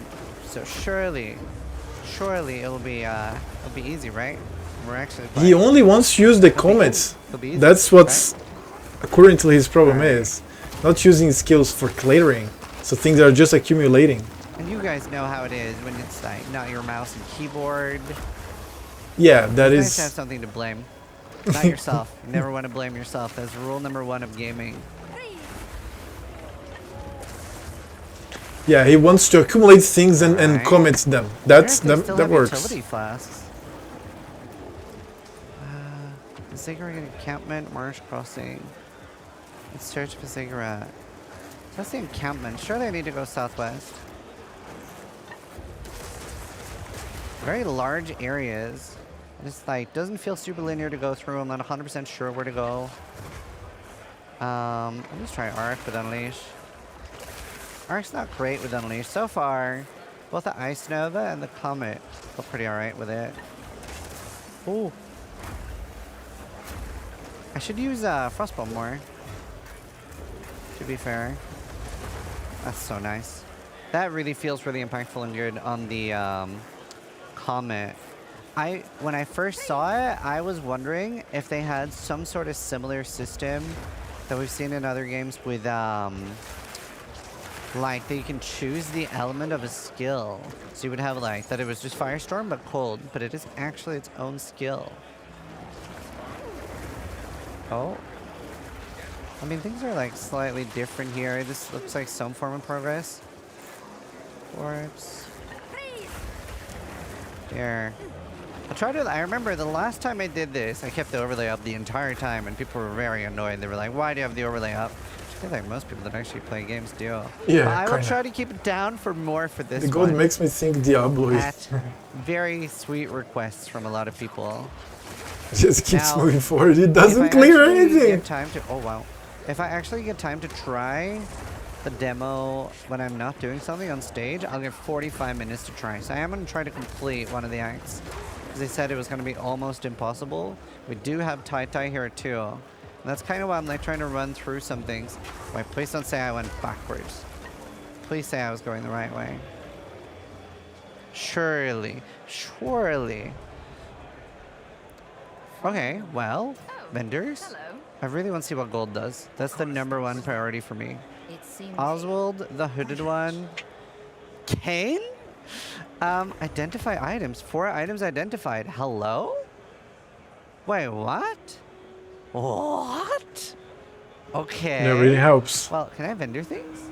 That's very surprising to me. That's so cool. Okay, we'll sell items first. Do they sell things for gold or transmutes or wisdom scrolls? Oh wow, they're selling for gold. All of them are selling for gold. Did I buy orbs? How does this work? Wait, does this sell for gold? It sells for 1 gold. What about wisdom scrolls? There's no wisdom scrolls? Okay, and I buy things for gold, and I don't buy orbs. And I haven't found any orbs, but I think we saw an orb. Right, do I have an instant life flask? Charge recovery. I wonder if I can 3-to-1, 3 blue flasks and actually get an instant one, because I really don't want to die. Let's see, do I have a weapon swap? I do. Is that set up? They showed that really cool thing where it was, okay. I wonder if that's set up, that they're like using. Interesting. Use with weapon slot 2. Would be the Yeah, new that's scroll, set up. yeah. Okay, awesome. Ask the hooded one about lowering the water level.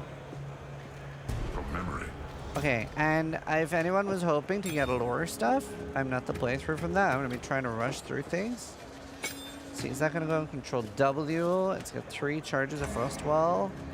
Wonder if they've done anything crazy to it to make it better than before. Oh, it deals damage. Deals damage in PoE 1, right? Surely. Enter the jungle depths. That's pretty low. Maybe it'll be better in PoE 2. Okay, here we go. Do we check Oswald? What do you have? Are you a vendor? You are. Purchase items. More items. There's so many item types. Or I'm gonna gold. very quickly hover all. Because I know people will appreciate that. For gold. Fast charges. Life recovery from belt. Nothing like +1 gems or anything. Okay. We'll move on. Jungle depths. The dodge has a trade-off. Here we go. The dodge moves fast and then slows you down, and then you come back to normal. Cool, Fast slows you down, come back to normal. Right, I hope I get something else to reserve instead of just Arctic armor. So see, I don't stand still too much. Let's see, do we go top right? Nope. Maybe it'll be bottom left. Ouch, ouch, ouch, ouch. Oh, no. Oh, I'm stuck. What? Newbies need simple currency, that's for sure. Arc is pretty good for damage, especially because the first enemy you hit takes a lot more. Sparking the middle mouse button. It's pretty good for clearing, and I jump through things pretty fast. Portal scroll, wisdom scroll. Okay, I'm trying to phrase things. Okay, unleash and thingy. Comment. I think it's just like mouse button 1 is arc, which is a bit odd. Let's try Frostwall. They will not be crafting and dealing with 20 different currencies. To make easier adoption of the game, that's for sure. Do you see? There is a reason for every single decision. Wait, also it looks insane. Health leggings. Now, I am not sure how I feel about gold yet. I wonder how that's going to be used in the end game and stuff. That's the thing I'm the most skeptical about so far. I don't know about everybody watching at home. That was an interesting one. But I mean, it could be interesting. It could be good. We'll just have to wait and see. A lot of my predictions were wrong. I'm gonna have to like go and redo, like rewatch my prediction video and see. But I was expecting it this Christmas, so I was way off in timing. Way off in timing. There's so many people here, really nice people. It's nice because everyone already has like so much in common, right? We're all PoE players. Ow, ow, ow, ow, ow, ow, ow, ow. I think I can animation cancel that. I think I can. I thought you'd be dead sooner. Maybe we'll go bottom left then for the next area. Quadrilla. It's just a random mob. It's a lot of things. The overlay, dude, just ruins. Like when the blackguards would charge I mean, in the day and I make the overlay much less solid, much more transparent. Oh, there we go. Maybe we do keep trying to go top left. Yeah, nice tricky. The lightning seals feel a little stronger. Oh, spell echo. Spell echo. Oh. Okay. Oh, Don't die trying to pick stuff up. I'll just spark things down. And working overlay 100%. Yep. Try spell echo. Oh, I wonder, can I use unleash and spell echo? That'd be good. Okay. Okay, unleash. They're very tanky. The like yellow. Someone's slapping. Antlions. Honestly, this is really good for clearing. Here, let's look at spell echo. Can I just throw that in Comet? Wait, okay. How does this work? Am I going at 6 or 4? 1, 2, 3, 4, 5? Okay, that was powerful. I pull up, log in, dude. But it was. Spell echo sick. Wow. Deep freeze, spell echo. Wow. Okay, that's good. That was a good random. That was drop. good. That was not scripted. No, it wasn't actually. They didn't even give me any rules or anything. It's great. They were just like, play, have fun, explore beyond the jungle depths. I mean, jungle outskirts sounds beyond the depths, right? Surely. Man, I feel like it's been years that I've like done this without a chat or anything. All right, it's just, oh, that really felt good. So like, just destroy that location in particular. Great. Honestly, that would be, I hope I find more of those. Like just more spell echo in particular. It really does something weird with Unleash that I like. Follow the canals. Try to bunch up a bunch of monsters. The main thing I'm worried about is getting stunned a lot. Yeah, I think He's trying to cast this spell and he's getting stunned frequently. When you were swapping between one, like if I do a lightning skill followed by an ice skill, there's going to be a delay, and I think that's what I'm feeling a little bit too. Maybe I have to hold it down? Because I'm tapping W, and I'm not convinced that is the play. I need fast chargers. Oh no. Oh yeah, look at that delay with the switching. Wonder if they'll have anything that makes it oh, we could look at the skill tree. They didn't really do that. This stun, he can't cast. Oh no! He can't cast Comet on melee. I'm like running low on potions and getting like whittled down. I could portal out. They do have a well in town. I guess that's what that's for. He's going to die. Oh. Oh. Okay, I got a lot of potions from that. Okay, wait. They've disabled the skill. No, wait. Really? Surely. Skill panel. Character screen. Oh no, I can't see it. Please. I want the skill tree. I want the skill tree. Okay, Arc is really good. Okay, I know Comet's really good, but I'm thinking, wow, that's so smooth to switch. Hello? Oh, it only works on some things. Wait, spell support. I'm surprised it doesn't work on Arc. What if I put it in my inventory first? Is it because I have too many? No, it just won't let me. Right, Ice Nova could be good with it. Definitely don't want it on Frost Bomb. Alt F4. Huh. Interesting. Okay. You can't support everything with everything. Ice Nova. That is very ouch. Get the comment off. That is very newbie friendly. Ouch. Well, I saw that coming. That was very clear. You just aggroed a bunch of it's people. Pretty hard. It's pretty hard. Oh, so I guess because they said they were in Act 3, right? So I guess that's like pretty deep into Act 3 that they were showing off. So I guess it'll take a while to get there. I really wish I could do Spell Echo on Art. Or Spark. The Spark I had no blue gems. The rose, yes. I really exactly. tried to show the skill tree, but obviously. Oh, wait. Okay, there. That is very nice for taking out everything. I really feel like I want more cast speed. Honestly, maybe we try putting it on Ice Nova and use that on my main clearer. Because it does actually do pretty large damage and it is freezing everything. Yeah, see, I didn't even get a skill point for leveling. Honestly, I think this might be the play because everything's pretty hostile. Like, it's like way more aggressive than normal. I really would want it on Arc though. I really would. It's pretty hard to get off the actual Comet. It's the main thing. That's the main concern for me right now. For like how I'm choosing my steel spurs. This is just freezing everything. So I see here when I'm like, sometimes it makes me move away, but not always. Got an Orb of Augmentation. Does that do the same thing as before? Is something we should check. See what's changed. Got my 10-minute warning. Okay, so we can still identify on the fly. We don't. Oh, have look at the orb. Augments a magic item with a new random property. It's got 2 already. Let's see, do we have any with 1? I don't think we do.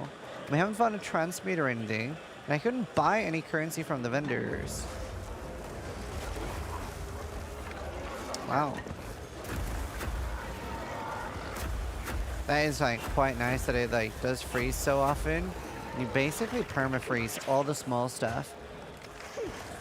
Follow the canals. I don't see a canal. Ouch. Oh no. Okay, that was a good comment, right? Okay. Arc does so much more bleeding. damage. Arc Witch back.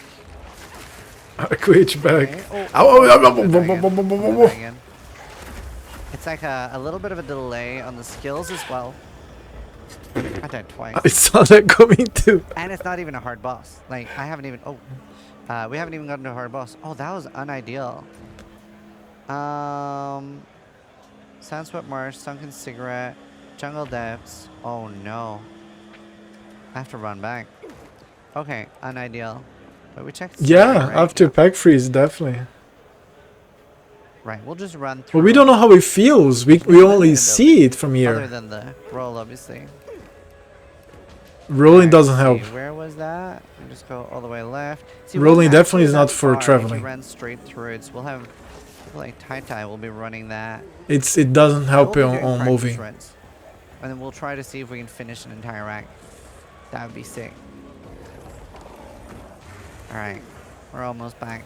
You see, it goes fast and then slows very Worried much. that we're gonna add something like stamina. What was this? Oh, that's the actual skills. Wait. One skill gem ready to level up. Do I need to click on that? No. Yeah, Frostwall. Wait. Oh my god. Okay. I really hope they'll like... That's what I want. That's what I want. I want to be able to automate it. I didn't see. I maybe should have clicked like right click or something. Wait, did this sun reset? Entirely? Did it? Freezing is the way to go though. Like, it's so much safer. Because they have crazy damage. Oh no. I'm getting stun locked. Oh my god. They said I would die a lot, but I was like, sure. But I Well, yeah. To be fair, I am trying to go very fast too. Yes, Maybe you I are. should just, like, do each pack and actually stay on it. Until they're gone. It's like hard to try to run like you're used to in speedrunning. You actually have to kill a lot more. Let's see, what level is the area? The monster area is the same level as me, so I am where I'm supposed to be. I think it was before. There's no too, monster right? scaling, Or anything. which is a horrible decision. Unless you're just focusing on team play. I don't know. I do like the... Oh, wow. I'm getting stun locked again. I do like the comment on the Spelllock Unleash thing. But it's so hard to actually, like... Let's see. What if I just click W?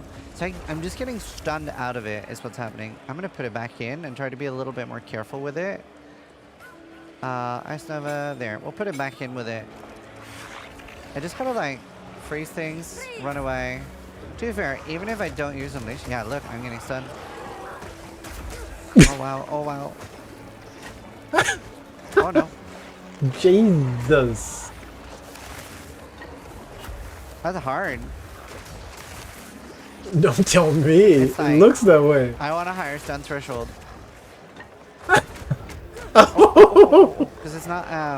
I don't really understand how to like run back. He keeps trying to do the comments about melee. These monsters are just destroying him. Animation canceling way more than I like. Yeah. You know, sometimes in PoE 1 you do that too. Let's just made 100%. Yeah. Wow. I actually can't get a spell off. Yeah, look at this. Oh wow. Oh wow. Oh, I am very... It keeps aggroing things. Spot here. Surely. Oh. Okay, die. I'm just gonna spam freeze.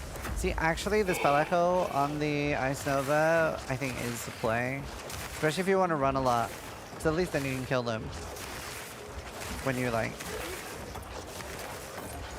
need to. So that's lightning and shock resistant. I kind of want to just ditch that. Or just use ice spells for it. Okay, let's see. Oh. Come on, get one off. Oh. I wonder these if ones there's, didn't like, a certain time. part into it that as long as you've done, like, that far into the animation, it can't be stunned. Because I feel like... Oh. I don't get stunned in the last half. I'm gonna light my... You have to, like, we have to discover all of this. 5, 4, 5? 4 minutes. Alright. See if we can get to the next zone. It's a big zone. I hope everyone watching at home has enjoyed. I hope people have all been enjoying watching Exilecon online. It's great fun being here. trying to post a lot of stuff, obviously. And yeah, for those that are watching while at Exilecon, try to die less than I do. Oh no, oh no, oh no, no, no, no, no. Don't die after having said that. No, no, no, no, no, no. There we go. 3 minutes. Let's see if I can get to the next Rip zone. Frusk charges. There's none. There's no way. To be fair, this is my first time going through it. I have not seen this before. And I have no charges left. Arc is insane. Arc is actually so insane. Uses a lot of mana though. I wasn't using mana flask in the start. Alright, I have to go up there and to the right. It's so different from PoE 1 layouts. It's so much harder to find. But also, after 25,000 hours of PoE 1, you kind of get a very good feel for it, I guess. I think the fact that we have Identify All is going to be very well received. It's going to be very crazy seeing people's reactions after. Because I don't get to see anything yet. I don't see what you guys are saying or feeling. Got a 2-minute warning. Let's just run. Let's just run to the next zone. Surely it's on the right here. This looks like progress, right? Surely. Oh, oh no. Oh no. Oh, dead. So stuck. Look at his life, he's bleeding. Bleed out. Jump. Please don't get stuck on that. Please be here. Oh no. Oh no. Oh no. Oh my god, dude. Yeah, dude, it's pretty hard. Okay. We didn't make it to the next zone. That is, I have 1 minute left. I hope everyone enjoyed watching Exilecon. I hope you have a good time watching everything. So much cool stuff. Gonna be insane for me as a content creator, doing both PoE 1 and PoE 2. But having an absolute blast here at Exilecon. I'm looking forward to covering all the content. My name is Isrin. Hope you guys are Seizing enjoying either Exilecon. Z's because Try of to your die map ability. less than I do. Give them the first on them push.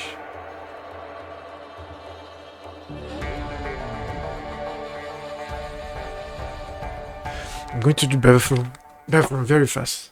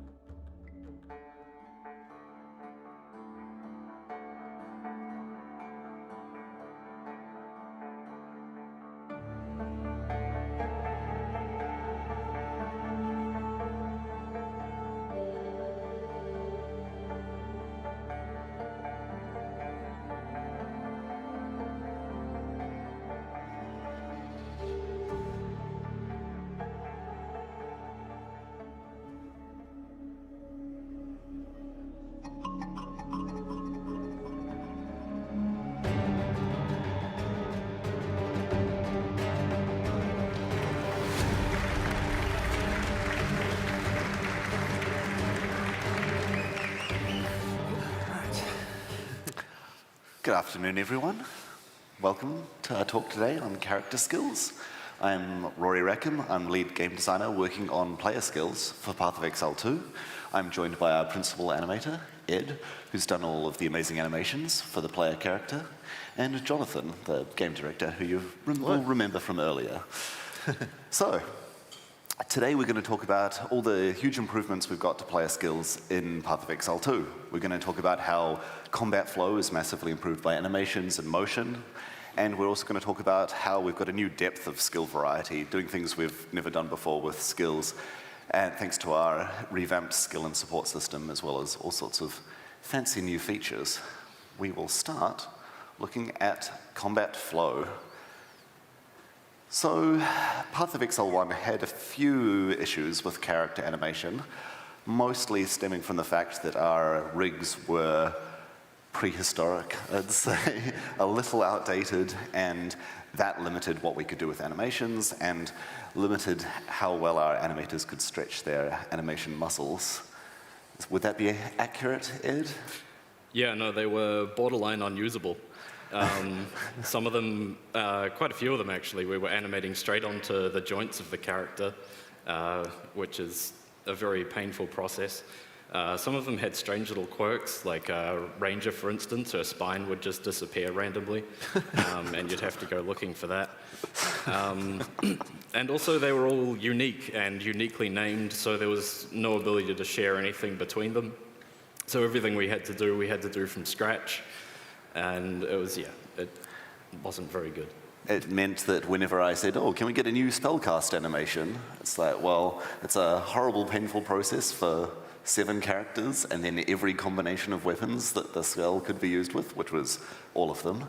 So there was a lot of disagreement when a new skill was being made. A lot. The slow, dreadful walk towards the animation area when I'm like, I've got some bad news, everyone. In addition, all these animation improvements, well, the lack of animation improvements meant that we were stuck using the same animations for many skills, and that meant almost no motion to them. Your character was standing very still until, from the start of the animation until the end of the animation. And any time that meant we had any decent length attack time or cast time on a skill, you would just be sitting there and waiting for the skill to finish. There is no real input from the player from the moment they press the button until the moment they've been stunned out of it by a monster hitting them because they couldn't move. So we needed a new form of mobility, and we had also just relied on increasing the speed of skills significantly over time just to get rid of this feeling. Every skill had to be fast because it just didn't feel great without it. Even from the very low levels, the player is moving very quickly in a way that's unrealistic for an untrained person washing up on a beach to swing a sword. Here is a close look at one of our fancy new animations. This is the Whirling Assault skill.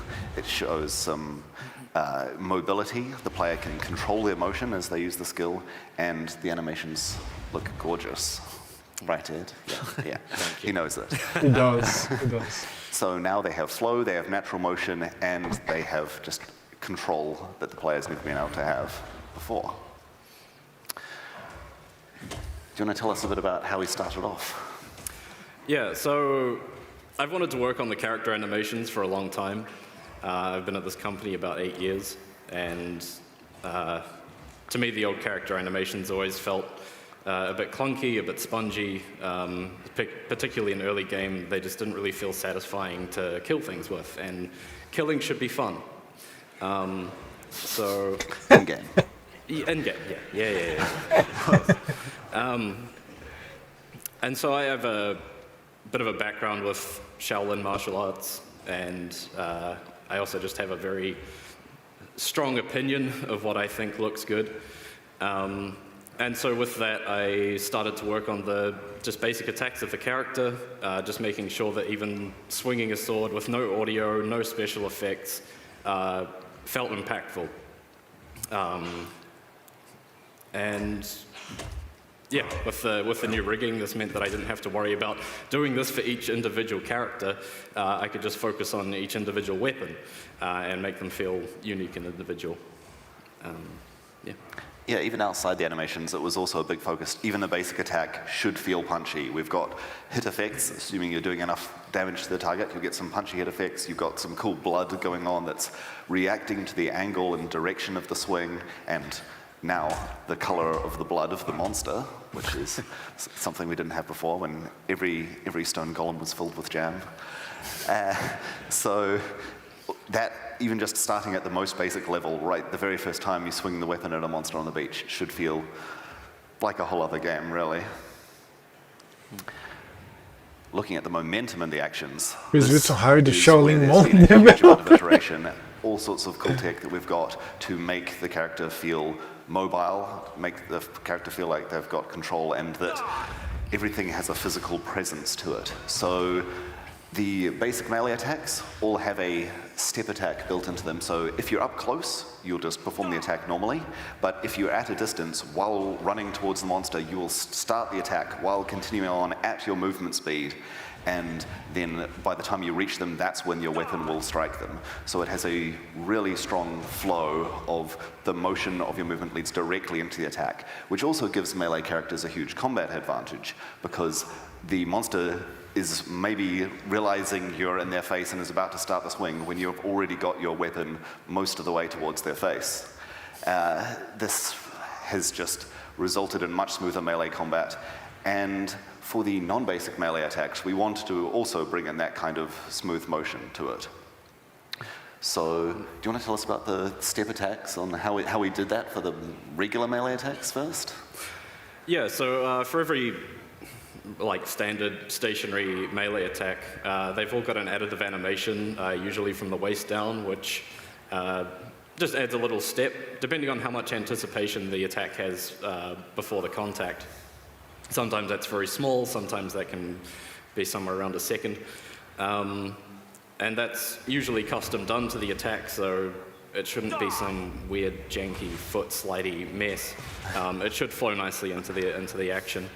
And then when we do have attacks that have movement built into them, we've also got a different variant of that, which will play depending on whether you've come from a run or if that attack is far away and you just have to move a little bit more to get into range. So we've really gone all out on trying to keep your character moving, keep them alive.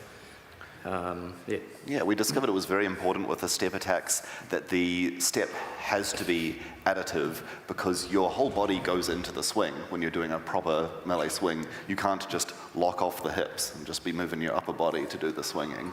So it all flows so much more efficiently. Yeah. Any idea, Ed, how many animations it requires to just do a single simple attack? Like how many different animations and variants there are? Well, there's a little bit coming up with how many animations there are, but most basic attacks will have 2 different steps. Excuse me. So, with some of the shorter ranged anticipations, we were getting some foot flicker when you were coming out of a run. So we had to do steps that started with the left foot forward and steps that started with the right foot forward. And then we also have different animations, of course, if you're holding a sword and a shield, or a sword and a sword, or a sword and a scepter. And so, yeah. It explodes. It explodes. Yeah, There's a lot of animations. I've been busy. Another thing that we've done for attacks is that we have a system that we've internally called pushy mode, very catchy name, where objects that have size, usually you can walk up to them and you and the zombie just can't move past each other, but now if you're bigger than the zombie's bigger than you, or you're doing an attack that has some motion to it, you'll have bonus pushiness and you can move that monster with you with the attack or slide them to the side, depending on the skill. And very large monsters can just push straight through swarms of enemies to reach you. And conversely, when you, say, turn into a giant bear, you can now just wander through monsters as they're pushed to the side. And they don't really... Being a bear does have an advantage of size in more ways than one. And that also just makes combat feel like we can block the player off, because now they have options to push through if they haven't got too surrounded or they aren't fighting anything too large. We also have much more control during the actions. There's a window at the start of every attack, and sometimes throughout an entire attack, where you can just shift your direction, meaning if you start a very long attack, you can realize you've made a huge tactical blunder and switch to which direction you're attacking entirely. The longer the attack, the more you can turn around during it. It makes it great for following a target as well. Previously, if you start an attack and the monster just steps Bowling ball Bill. side, then you're just watching as you perform a big swing at nothing. Now you have full control of it. And we've also changed the area where you can cancel on attacks. So you can break out early or you can break out afterwards just by walking or performing another skill that could interrupt it. And that just lets us increase the attack time on some skills, if we so desire. Not every skill is going to be a super slow thing. The idea is that you've got an option now, but it's much more advantageous and less of a mistake to press a long attack time button if you've timed it wrong. You can always change your mind at the last minute. That also leads into our dodge roll. Dodge roll can cancel out of any action, making it great for a slow attacker where no matter how big an attack you've got going on, if you realize the monster is a boss or a monster is about to squish you, you can just roll out of there. As Jonathan mentioned during the keynote, you can have immunity to attacks and many projectiles right at the start of the dodge roll. So as you can see in this example here, the player is just perfectly timing their dodges so that they're missing every single attack from the enemy.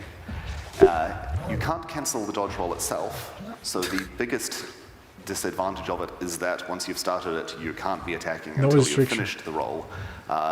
It's really the one downside of it, because the dodge roll also has massive mobility. You can switch your direction mid-dodge roll.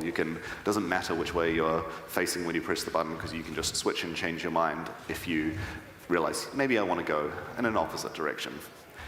And it is not faster than running. It might look faster than running. It is more stylish than running. And it is hard sometimes to stop yourself just rolling everywhere. It's technically a defensive advantage, just in case there was some monster that you hadn't seen coming at you. You never know. My advice is roll everywhere zombies. all the time. They're just there like... It isn't that it's not faster at some points in the animation, it's faster at the start and then slower at the end. Yes, So that means that the overall average speed is the same as your run, but you get faster and then slower. And it does scale with your move speed as well. Yeah. So the faster your character's move speed, the slightly shorter the dodge and slightly further it will take you. So it evens out, and it makes the animation still feel natural. It doesn't get crazy fast until your character gets ridiculously fast. Right. I'd just like to draw attention on that last slide, by the way, to the fact the camera is rolling between the monster's legs. Oh yeah, and it doesn't work with slams, as you can see from his speed rolling character here.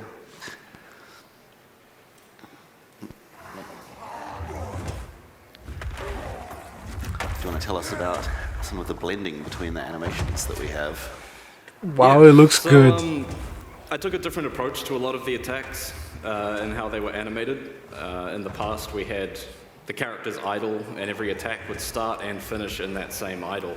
To try and get the combat to keep moving, I just kind of did away with that. And if you saw with the basic attack before, it was more of a left-right continuous motion with it. And as you can see here, this guy just keeps rolling with the slams. What I found while I was doing that was a lot of attacks had common points that they would move through. And those kind of came, I guess you could call them like sub-idles, in which to start and end attacks in.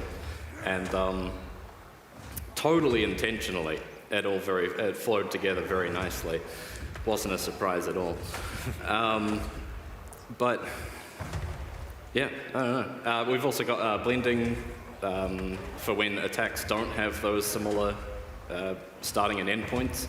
So if you do have an attack that finishes over here and the next one starts down here, there'll be a slight blend to try and smooth that transition. And yeah, it just helps keep the character feeling alive, energetic. We've been really trying to get rid of like awkward stops in combat. Like combat, you don't really tend to stop and change what you're doing. It should keep flowing. Yeah. Nice. Some more improvements we got. Oh yeah, speed variation on animations. This is another thing. So in order to keep things pretty, with the longer animations that we have, when you start to speed them up to ridiculous speeds, as happens in this game, if you've got a lot of detail in an action, that detail starts to get really messy. And so a way to combat that was we came up with speed variations. So at certain speed brackets, the animation of the attack will change to a slightly shorter version, which better suits that speed. That's very good. And every attack has around 4. Some of them more or less, depending on how speed affects them. which when Jonathan was asking about the number of animations, just all that previous number, just multiply it by 4. Yeah, that adds to the number of steps and variations that, that I've been doing. It basically means it's very hard for your character to feel like they're being played in fast forward. It feels like natural combat. That's what you're going through. But it's also only so effective. At a certain point, you're just going to turn into a human blender again. Yeah, when I say. Can you make it look good when I'm attacking 15 times a second, please? I'll do my natural, best. Yeah. Yeah, I'll do what I can with those 3 frames.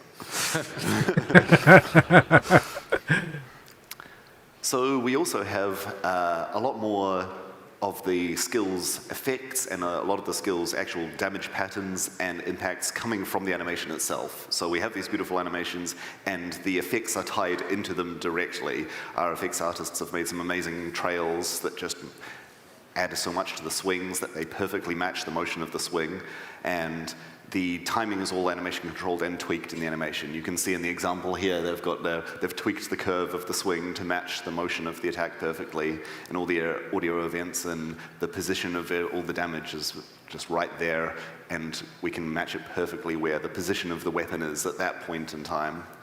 And that just makes it all feel so much smoother. You don't notice it, and that's when you know it's working correctly, because everything feels like it's right on point. And it means also we've got so many more spellcasting animations, so much variety on the spellcasting, and that's just the kind of thing where you see the frost going up the character's hand leading up to the point where they perform the spellcast, and it just feels really cool as well. You'll notice that a lot of the animations we have are very bespoke, very unique to the weapon type. Early on when we were working on skills and working on the animations for them, we realized we couldn't make a whirling assault that would also just feel right with a spear without it being basically a different skill just crammed into the same gem. So we have decided that every weapon type, every skill gem for that weapon type is restricted to that specific weapon, and this gives every weapon a really strong identity. You feel like a monk when you're using a quarterstaff, even if you're somehow a marauder who's got a huge amount of dexterity and intelligence. Yeah, you can dance around as a marauder, which is spectacular. Mm-hmm. And this also just lets us have mechanics that are specific to each weapon type. Like, for example, maces are amazing at breaking armor, and then when you want to mix and match those mechanics, it works really well, because you have these sort of unique mechanics that come from the skills. You have these unique forms of movement, where every weapon moves differently, and it just results in it playing differently. It feels like a different weapon type can feel like a completely different class, which is especially cool when you can combine them together. So let's jump off from there and talk about skill variety. So Path of Exile 1 had a few issues that we wanted to focus on changing up for Path of Exile 2. The main one comes from the fact that you feel that every skill you can only really have one truly powerful skill that your character is invested in, and everything else is supplementary. It's very hard to have 2 skills that work together because of the nature of various systems, which we'll get into in a second. This means that every skill needs to be pretty good at doing just about everything. You can't have something with a single job.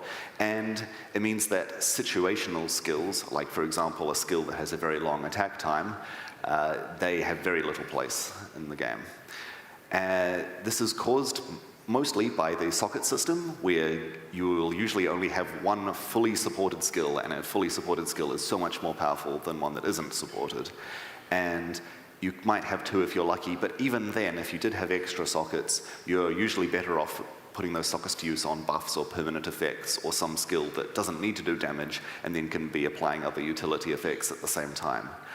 The specialization options the character has through gear and passives also just lean further into this, where you are better off putting all of your power into the specific combination of mechanics that one of your primary skills uses than it is to spread it over a few skills to give you more options in combat. Because, as we already mentioned, it was already needing to be built. The skill needs to be built so it can do just about everything, so you don't really have any situational skills in the first place. This really hampered skill design because we can't have any particularly slow skills. We can't have a skill that is only useful for damaging a large number of monsters and has very little use if there's a single enemy.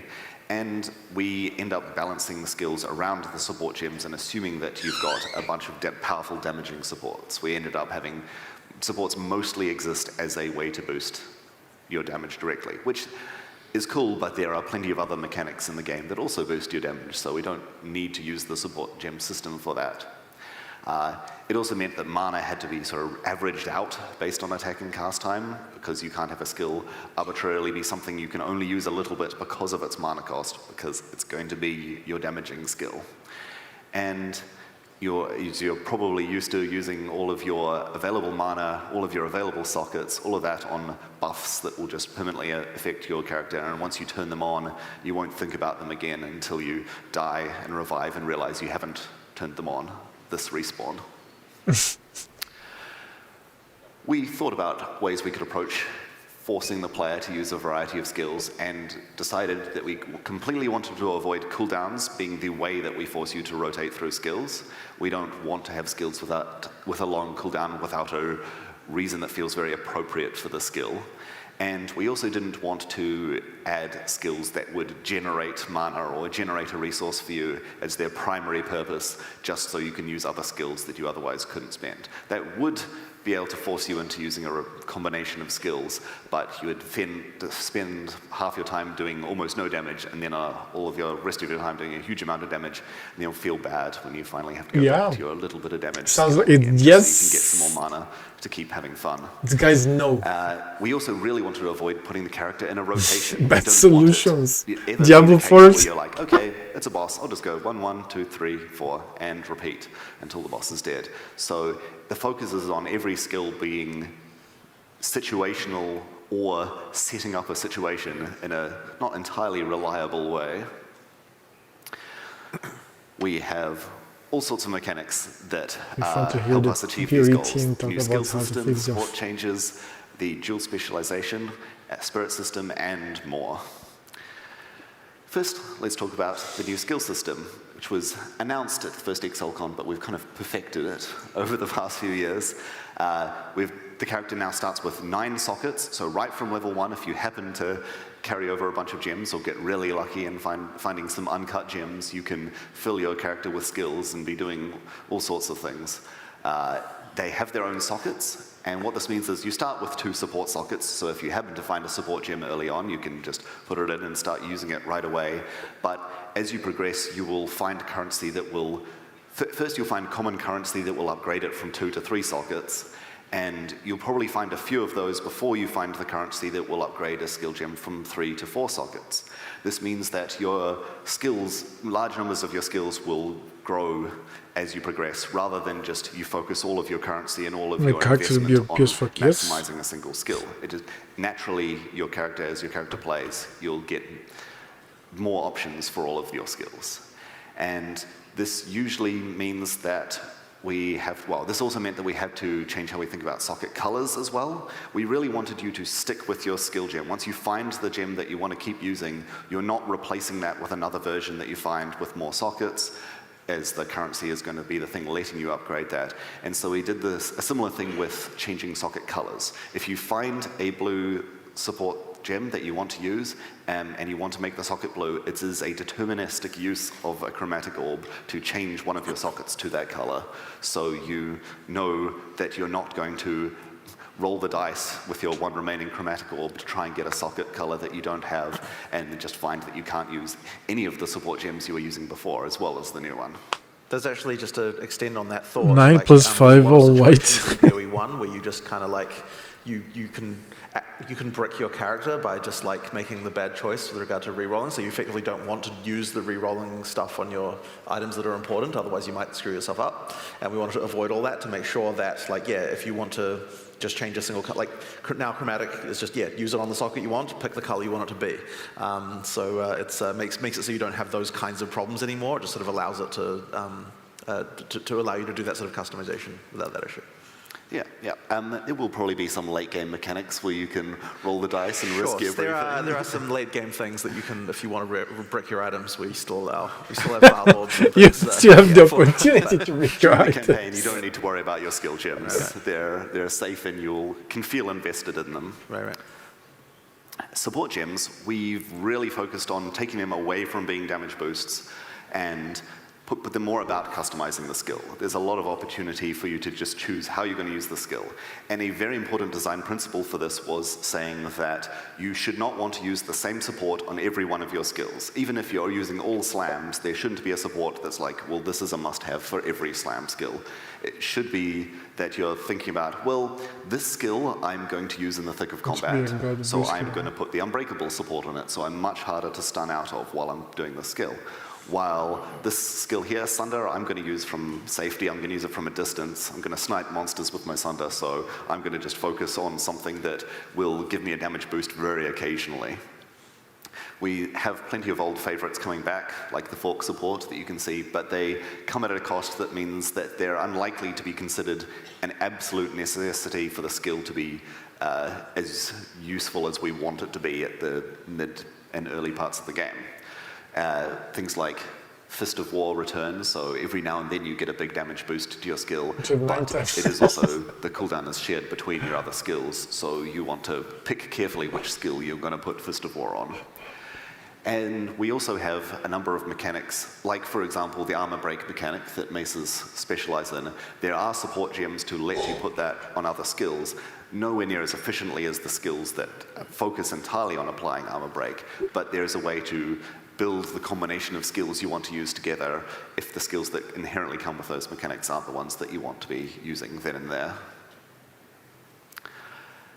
There's also the dual specialization system, which was shown off during the keynote, where you can have effectively multiple trees that are slightly different from each other for multiple builds. And this has a huge number of uses, both for combining multiple elements, combining different weapons, which is great for the mechanics that are specific to each weapon type, as well as just deciding that you want to be extra tanky in your second spec, deciding that you want to focus your second specialization on the area of effect so that you can do something different with your main specialization.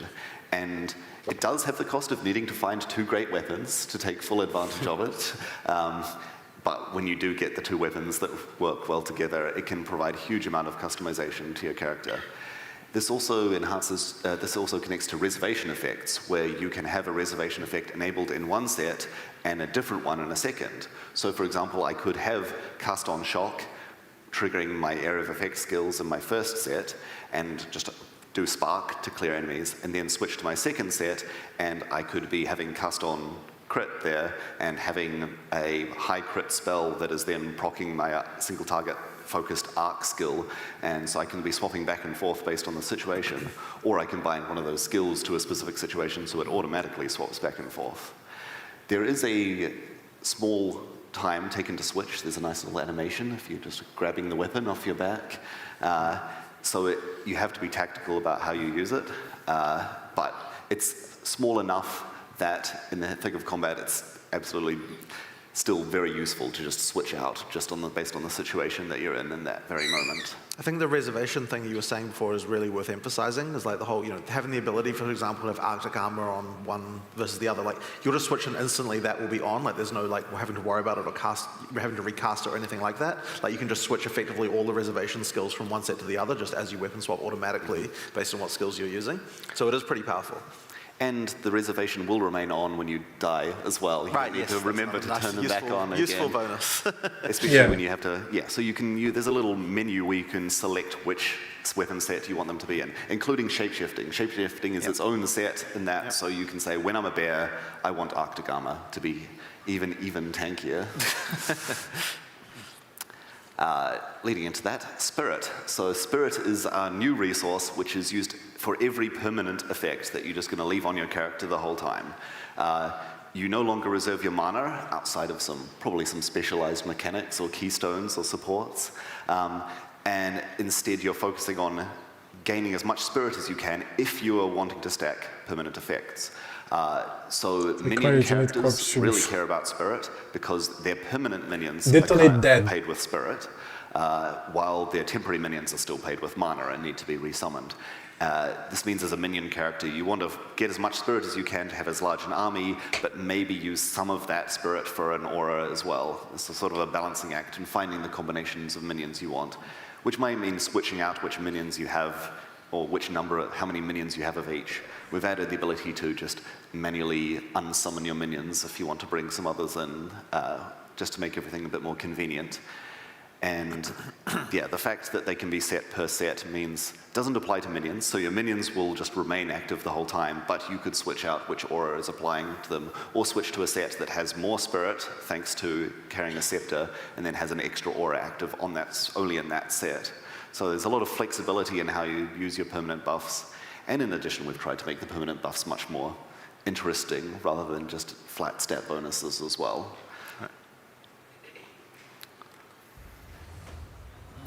We also have a far more complex crowd control system where there are light stuns, as you can see that little flinch, and there are also heavy stuns if you do a large amount of damage, especially with melee weapons and especially with physical damage.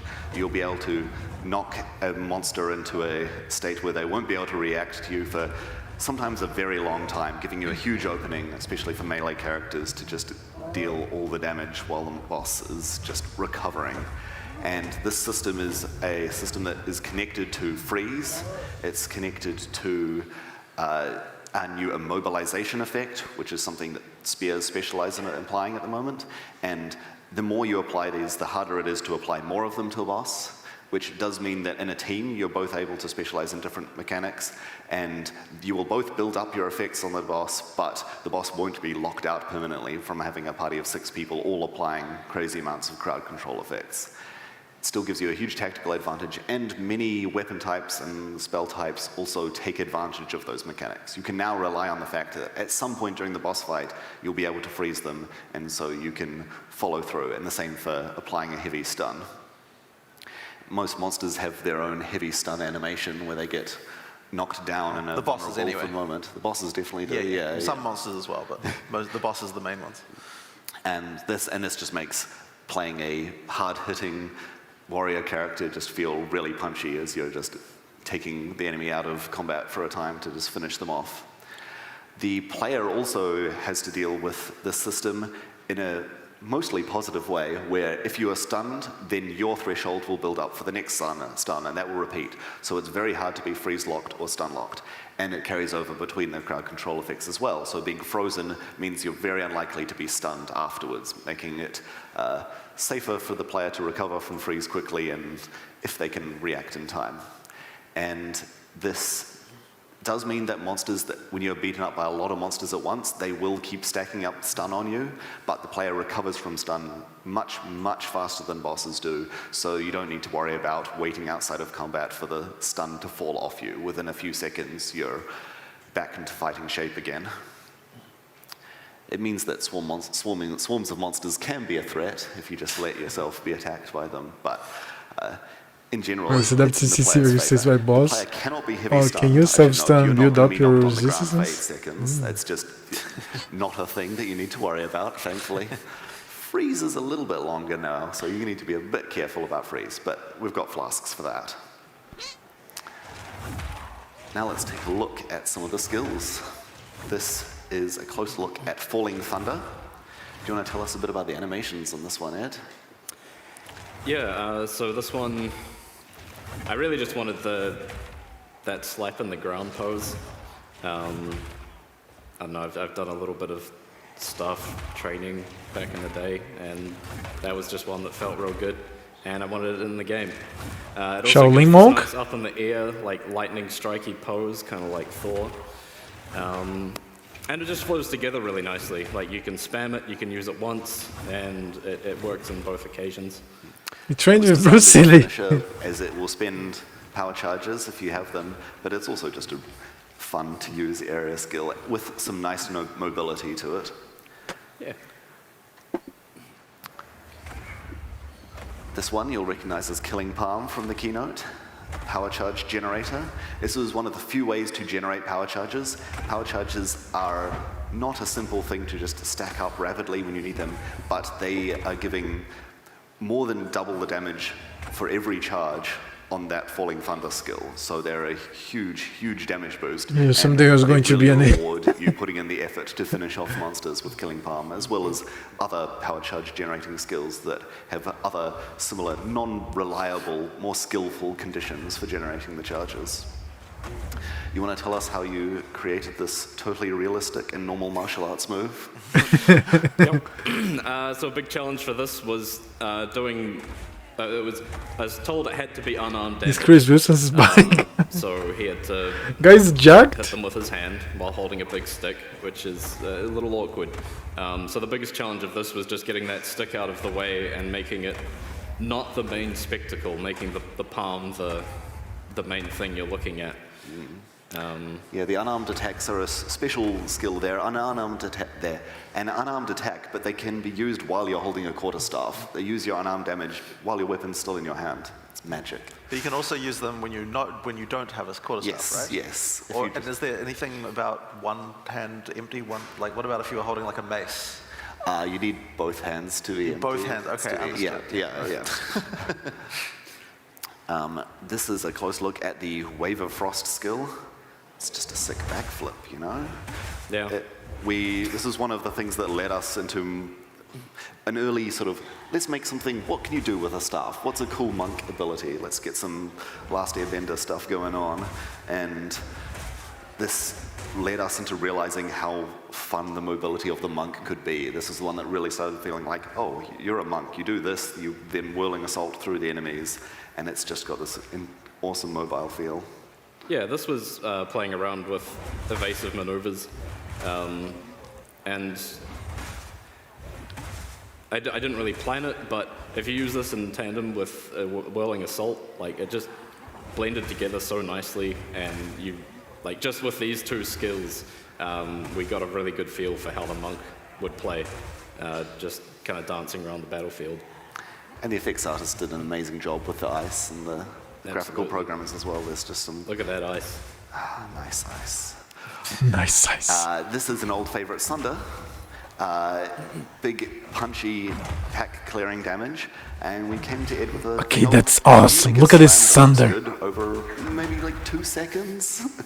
What can a character do for 2 seconds? Yeah, so a big thing I wanted to try and avoid with the characters was with the big animations, not just holding a pose and shaking to build power. I wanted to make sure that the character stayed alive and was doing something interesting. So, yeah, I thought of the jump up in the air and the slam down and kind of worked backwards from there. Another thing that this animation has, which isn't present in a lot of the slams, is he doesn't stick the hammer in the ground. The hammer bounces straight up, and that lets him get back into the next move, like, quite energetically. Again, keeps him alive. He doesn't stop and just hang out. Yeah. This is another mace ability with a lot of mobility. It's really shows that wow, this feels good. You can have fun just moving around the battlefield.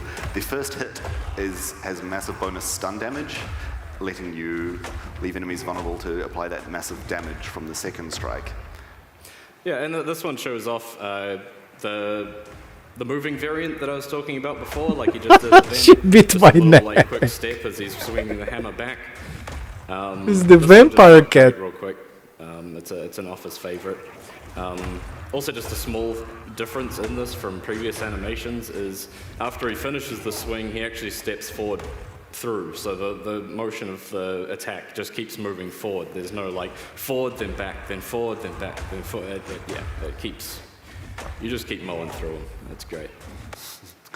Now here's one of our in-progress animations. This started out as a staff animation, was that right? Yeah, this is my first attempt of whirling assault. I was being quite restrictive with how it played, and Rory told me off and said no, he has to move a lot further. So I came up with what it is now. But I still really like this. You've been playing video. The two-handed sword on it, and he reminded me of a certain white-haired monster hunter, and I thought that was really cool. So that's something we're working on. I'm pretty sure we just saw this animation. Like, yeah, this is a skill in the game. This is a sword trick. She's biting my shirt. Yeah. This is showing off some cool mobility that the Ranger will have. The Ranger is still quite static with their ranged attacks, but now they've got some cool tools that they can use to move around the battlefield when they need to. Yeah, just playing with some backwards movement. Not much to say on this other than she used to do a backflip and that was a bit excessive. I'm pretty sure the brief was like, what would Legolas do? Oh yeah, and this one took a lot of iteration. Turns out just stabbing a guy is like tricky to get feeling right, while also being describable on a single skill gem with all the different attack times you could end up doing with it. Yeah, I'm pretty sure the visual demonstration I was given was... Maybe too much, like you said. And I thought, surely I can do something cooler. There's nothing that inspires the animators more than seeing how bad it would be if I was doing it. The challenging thing with this actually was getting height variation. When your camera's very high up, striking at different heights is quite hard to read, especially when you're just dealing with arms. So the way I got around that was just moving it into the body. I was kind of thinking of Wing Chun kind of rapid punch style thing. Yeah, this one just feels real cool. That's fun to kill lots of zombies with. Yeah, nice. Well, that's all the skills we have to show off right now. It's time for some questions. All right. Questions. Hello again, everyone. So there is a QR code up there behind me. It's pretty big, hard to miss. Go ahead and scan that if you want to send in any questions, and I will read them off here. The first question, very important one, we'll lead with a strong one. Does dodge roll work in towns? I think so. Yeah. I feel like I've seen that. Yeah, I can answer yes, it does. I tested it. I'm pretty sure it does. Questions. Yeah. Sword can have a giant bow from the sky. Can you be a bear in town? That's that's the real question. Can I answer that? Sure. Because yes, you can. The real question is, can you dodge roll as a bear in town? And the answer to that is also yes. Also yes. We need like a compilation, just a minute of a bear dodge rolling. Yes, the QA is about the bear now. Yeah. So just a clarification here, do we still get to use skills from other classes if we want to? Yes, you can use any skill, any combination of weapons, all the elements, just all the things. And sort of a lead on from that is, I might be wrong in this bit of trivia, but I believe in PoE 1, the Templar is left-handed with a lot of his attacks and stuff, right?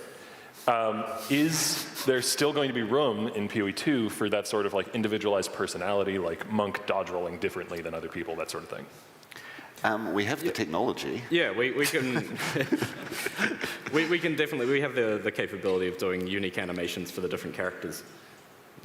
I believe that what we're sort of doing is like we're much more likely to make a unique animation for the class we would expect the animation to be on. Yeah. So we'll probably have like quite a few of those for just like those cases, but then we're very unlikely to make a unique animation for like all the other classes that are not usually expected to use that skill. So they'll be able to do it, it's just they won't have that sort of unique flavor to them as much. That does make sense. Yeah, some characters have an additive layer as well to just hold their shoulders differently or whatever fits their pose. Yeah. We've got a question here. How much control do players have over inbuilt movements on skills? Do support gems change the movement types, or are there other ways for players to influence this mechanic?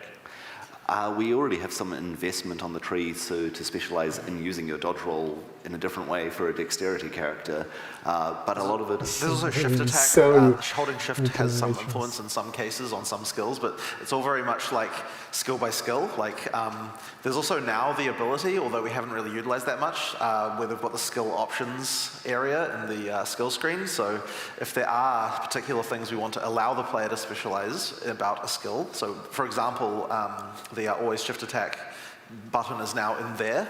So like, yeah, there might be a few cases where we want to add a few things like that, but yeah, it's really skill by skill. Like you don't know what you need to do on a skill. Right, how true is a chiller. Yeah, there's some of the skills already have custom. That's the mention there, like yeah, we can do that. Palm will focus on a nearby colorable target, even if you target another enemy, just to make sure you get that power charge, since that's usually what you're using it for. Right. All right.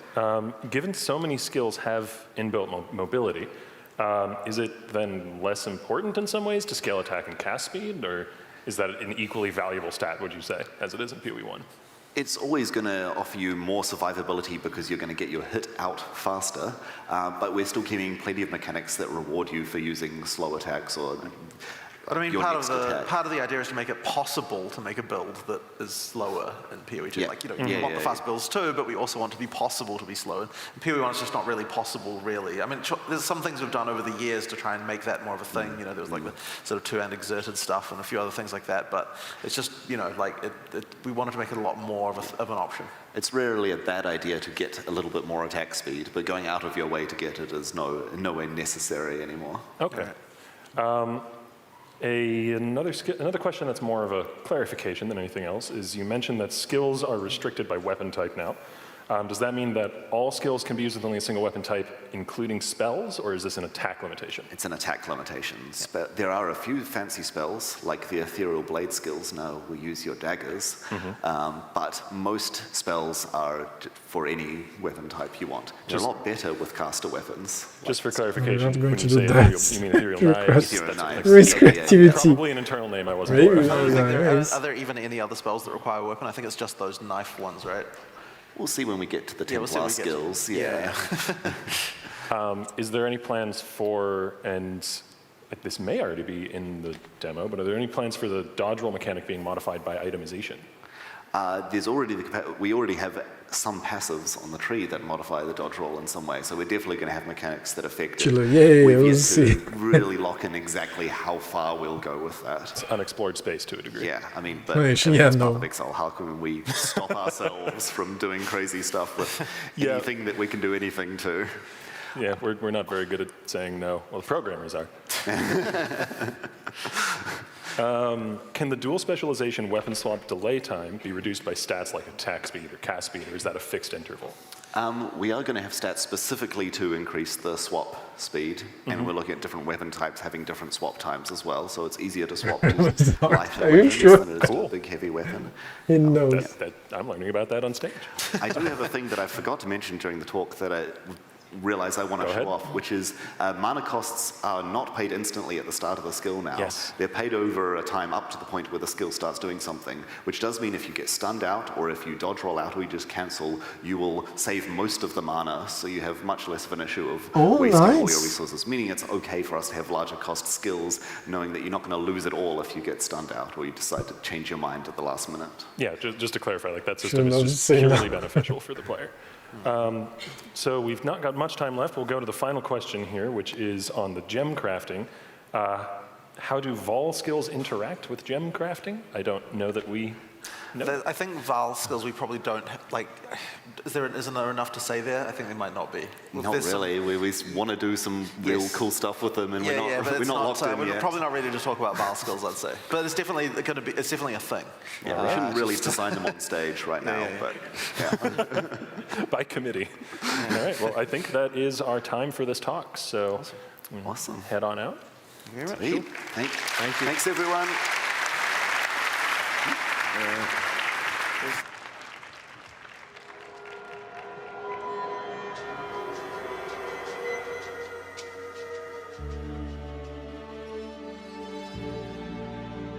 Went to the bathroom again, but this time fast.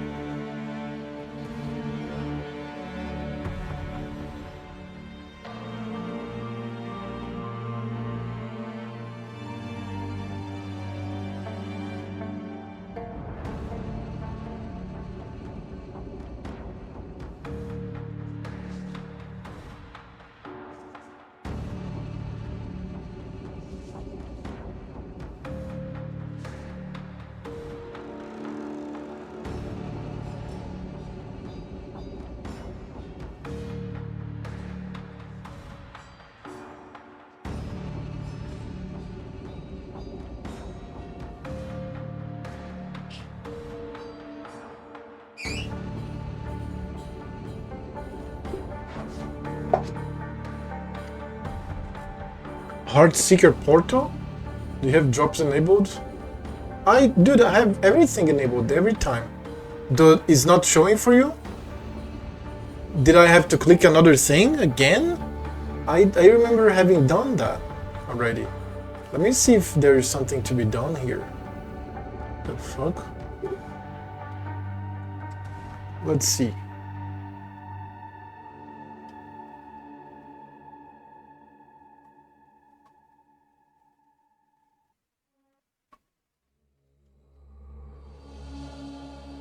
It is enabled in general.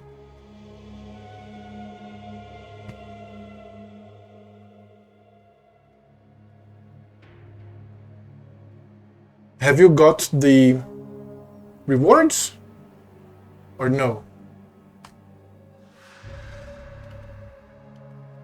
Did I get rewards and it appeared on the stream? What's going on?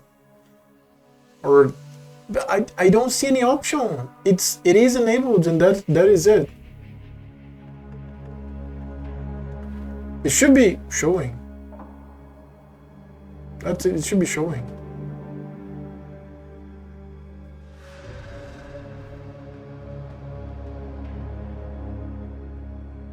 So no, maybe only on certain channels.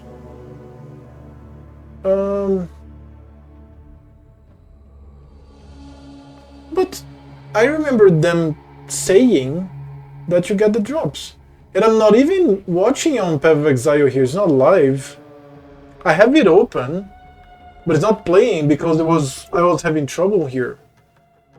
But I'm watching via YouTube.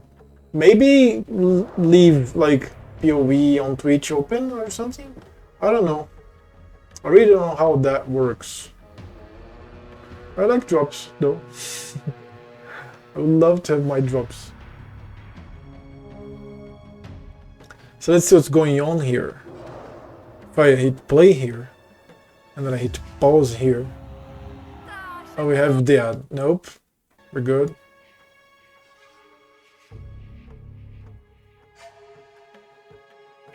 I don't know, man. It should be showing.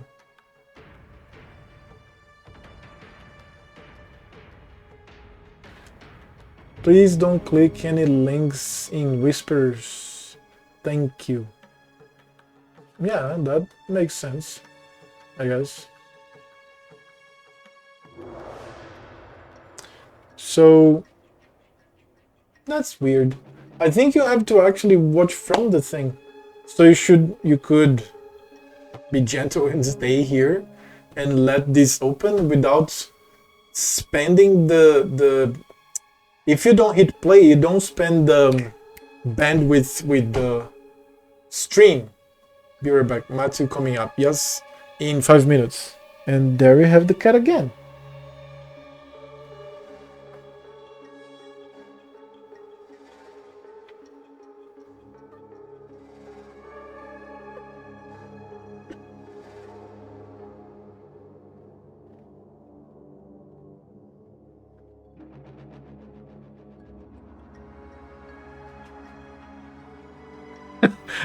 Cat wants to be pet. Very simple. Simple cat. Just pet me and I'm happy.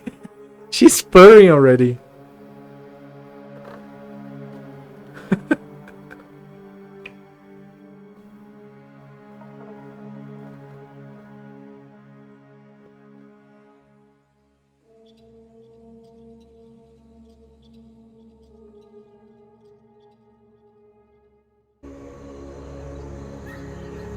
Oh, I have the wrong one. Ah, now we have it. Here we are. Here we are.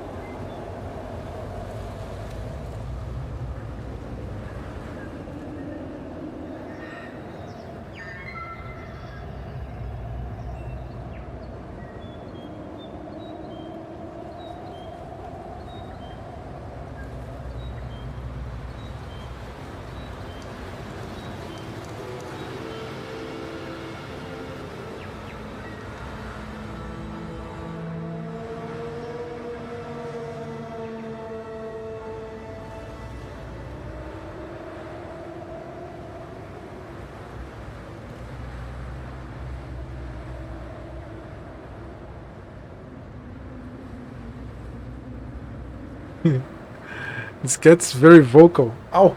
Ow! And then she decides to like bite my chin or my neck. She got this habit now.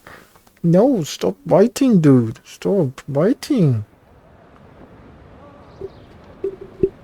Now bumping. Oh, she's biting the microphone cable. Let me see if the audio is fine. It's okay. It looks fine. What the fuck?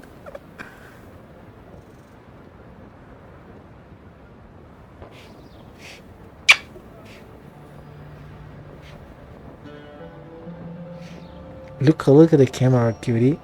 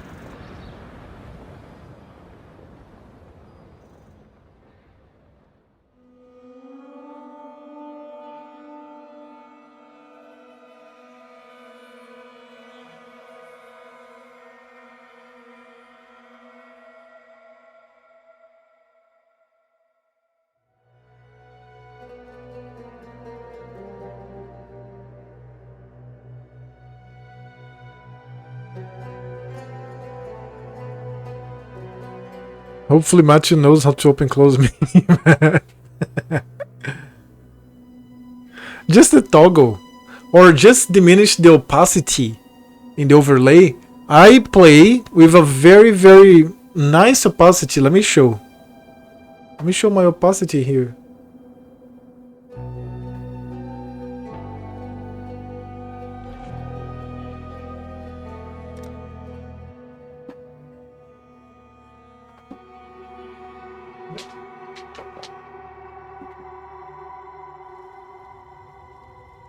Just open close maybe, but the opacity is, look at this, look at my opacity. Not even problematic. Doesn't cut much from the experience, as you can see. I'm going to full explore it in these 20 minutes. Yeah, there is that, you shouldn't even try, right? Just play the game, yes, exactly.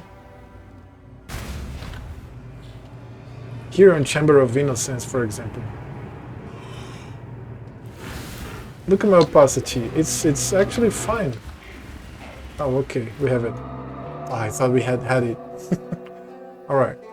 Anyways, just like work on the opacity, because if you have all the terrain, it really blocks the vision. You don't see anything of the game. And in this way, I kind of agree with the developers of Diablo 4, because if you're going to block the whole thing, just don't have it. So the players can actually experience the beauty that was the effort that was put into making the game beautiful and good looking. But since you have the option of diminishing the opacity and just getting the outlines, which is what I do, that really helps without destroying the whole appearance of the game. So that's what I thought the Diablo 4 developers were going to. So Ruthless, no minimap. Really? You don't have a minimap in Ruthless? Interesting. Really interesting. Not bad, not good, just interesting.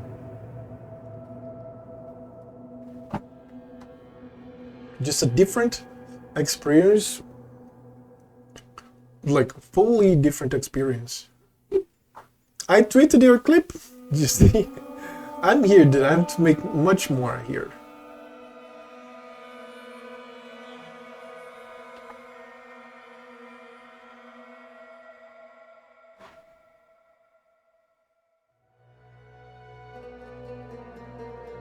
No, but I wish.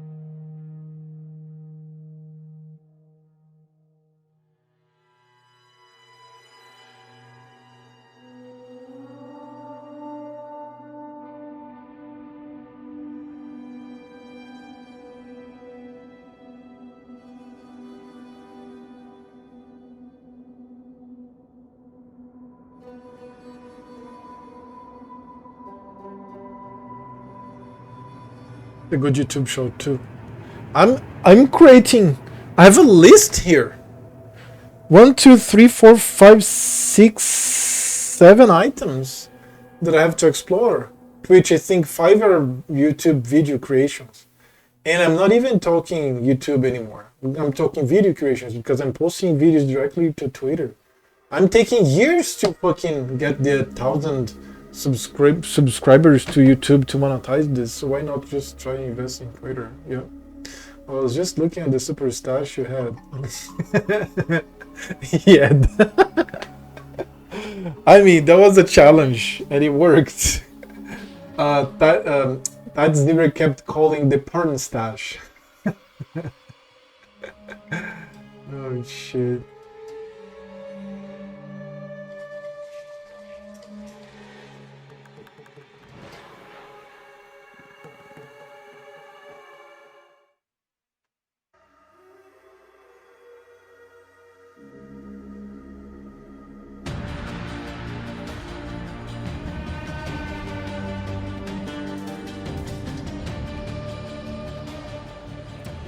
Hey guys, it's Mathel here once again, and slight technical difficulties there. Some genius pressed a button they shouldn't have. It was me, and we needed to relog, just, you know, find the right person for the job. So today I'm going to be going through Path of Exile 2 demo, and I'm going to be jumping straight into Act 4 with the Warrior. It looks pretty intimidating, pretty cool though. Overall, it's just been a big, overwhelming day. I've heard that there's been some good stuff in the previous Holy acts. shit, look at this. So we're going to jump in and hit the Act 4. Wow. With one of the new classes, Warrior. Sounds beefy.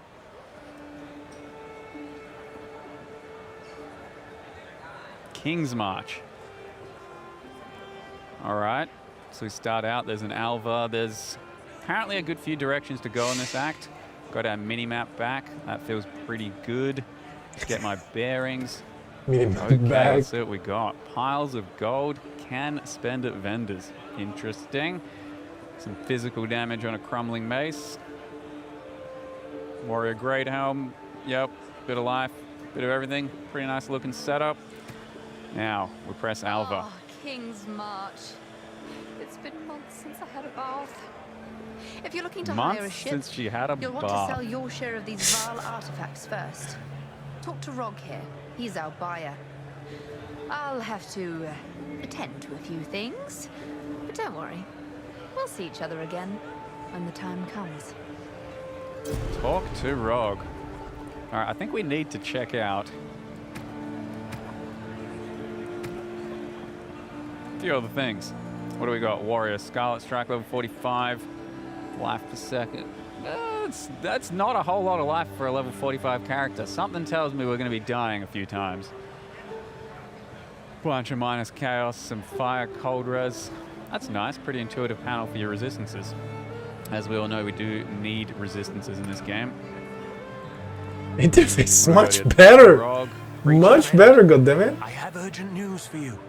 Time is short, and the unmaking of the world is nigh. Please, listen to what I have to say. Go on. Not interested. All right. Apparently I'm not we don't interested. care. I'm not interested. Perhaps I've already chosen my quest path there. Got a well. Tops us all up. Life. Danig, Rog. All right, where's that boy Rog? What can I do for you? Hook me up, Rog. I'm Rog, the local trade guild contact for King's March. I'll take this haul off your hands and set up an account for you. This looks like quite the pile of treasure. It should be more than enough to hire a ship. The only captain available is new to the job, but I know her. Her name's Makoru. She'll get you where you need to go. Alrighty. Hiring a ship. Purchase items. Has he got some stuff for us? Alright, you can use your gold and already grab some flasks or +3 to all cold spell skill gem stuff. Yo, is that just like God RNG if I needed this, or does everyone get one of these? Better amulet? No, we're good. Alright. Good day. I have a charter. Now, Let's see about that ship. Back anytime. Let's see about that ship. Where are we heading off? It's very alien doing things on someone else's PC setup and just the whole thing here live in person. Going over to Makoru. We're looking for work, yes. If you have enough credit with the Trade Guild. Yes. Let me see here. Wow. Wow. Okay. Dock leave. I can take you wherever you need. We'll set sail right now if you want. Do we want? We could hit the set sail button? Yeah, sounds pretty. Oh my god. That's some serious business. We can go to wait, can we just go wherever we want? Isle of Kin. Stink of soul fight sears the wind. Alright. The Karui dare the cliffs to prove themselves ready. Buwara's Shrike Island. We can go all the way to Eternal Prison. Something still clatters on the bars. That sounds pretty ominous. A tropical paradise settled by a friendly tribe. Countless ships lay broken upon the shoals. You know, I reckon we go real ominous like. Bizarro's Prison. Explore the prison. What do we got to work with here? Armor Breaker. Attack with a forceful blow, knocking enemies back and weakening their armor. Requires a mace. Forceful Hits blow, break weakening their armor. Okay. 15,062 Rolling armor. slam. That's a slow cast time. Big mana, yep. Spirit, yep. Ancestral boosted slams. Slam the ground to stun enemies and knock them away, then continuing forward and performing devastating second slam. Q supercharged slam. These are some big words. Channel to charge up a heavy swing, drawing earth from the ground to enlarge your mace. Release slam. Release to slam the ground, dealing damage in an area around the impact. Infernal Cry. We're pretty familiar with that one. Taunt some enemies. Bunch of explosion afterwards. Leap slam on E. That's questionable. Movement not on W. Holy. That's got some impact to it. Bit of a wind-up time too. Alrighty. Sunder. Pretty much the same Sunder as before, it feels like. Let's see. Jesus. So what do we got here? And that's ancestrally boosted, and then Armor Breaker. Yo, I'm gonna be dying. Now that's a big boy attack. Supercharged slam. Attack time 1. So can we cancel? Oh, we can point it in a different direction. There you go. And Herald of Ash. Reserves all of my spirit, but looks pretty cool. Let's see if we can attack something without Herald of Ash to begin with. So we're just exploring the prison, are we? Alright, straight in we go. Dude, I am not happy with how this is going so far. You gotta be kidding. What is this thing? Extra cold damage and exposure haste aura. Alright, I think we'll go for the check. That was the first area! Some bullshit. Oh my god. That's all we gotta say. I think we'll take our Herald of Ash now. Alright, what do we got? Supercharged slam. Let's activate the auras. Fatty right click, and I think that may have got me killed. Armor Breaker. It's set Act 4, yeah. Supercharged slam, Infernal Cry, Leap slam, and then Sunder. Maybe we need a Sunder from a bit more long range. Need some strats for this. That is some slow attack time there. I need to check out my flasks as well, to be honest. So, reduced recovery, 25 recovered instantly. This was in Act 3. Low life, and then just a regular. Oh man, did I pick the lab? That would be typical me. I have to run a lab, essentially. Within these walls, Lady Justice... Yep, okay. That's the lab! Exactly, very cool. Oh yeah, and that's our dodge, is it? Maybe that could have saved my life earlier. Okay.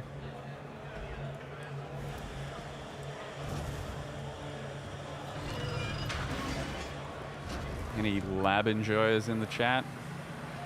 Oh, wait, no, we don't want to go there. How's that? One of those. Man, things hit hard. I told you. It's just, we don't have that much life right now. on this character. I reckon they stitched me up. Yes, I'm Infernal Cry, my man. You know me, I build a big life on my characters. And it's not my intuitive style here to be a bit on the lower end of life. Gotta pull some levers. What are we opening? I don't know if we want to open any more at the moment. Let's press a big Q. How's that look?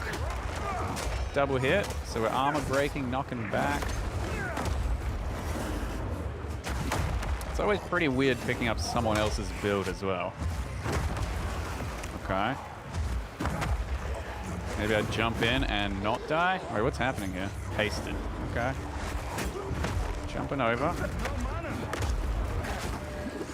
Rip the mana. I'm getting out of here. Wait, what's the dash like? Okay. Holy Jesus. It's honestly kind of different to the usual PoE gameplay, and it's pretty difficult to control, it feels.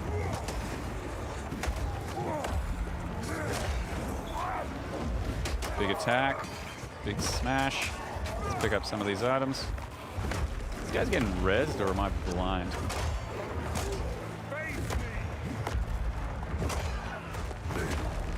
Again, mace, locked door. Okay, so we do want to open that door.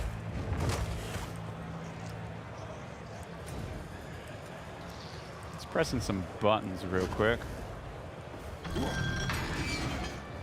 That doesn't unleash anything. No, we're good. Okay. Is that going to be for my single target then? Knocking and weakening their armor. What does that even mean? Like that.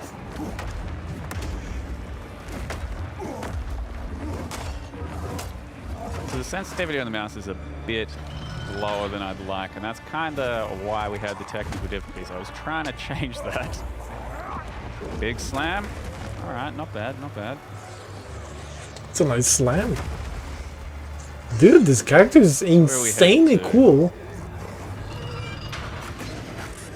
The skills are just... like...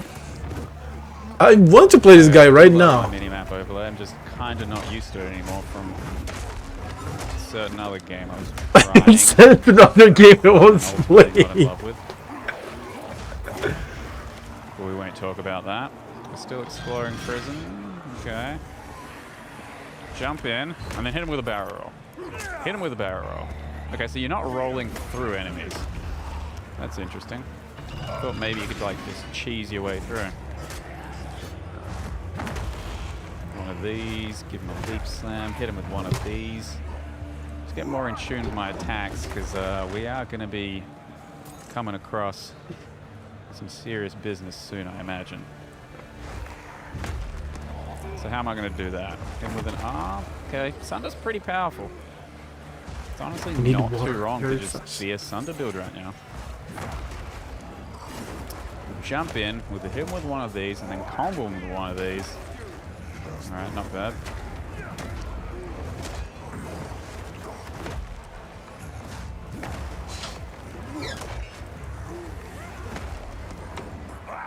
And these necromancers, they are going off.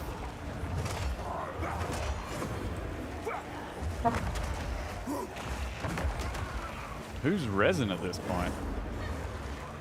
Who? What the? Alright.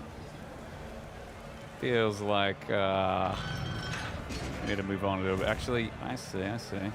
Wait, there's one more. And I think I missed some others. This is some hot, steaming lab action if ever I've had any.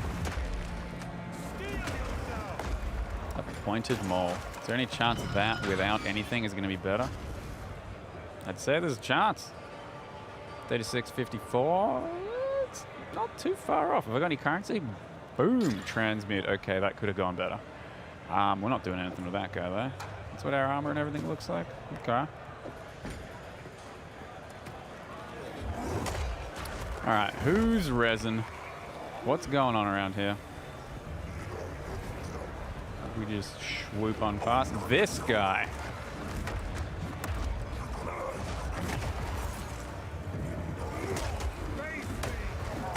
GG noob. And we got one more lever over here. I'm not gonna lie, I'm terrified of coming across a boss right now. Because I am not ready.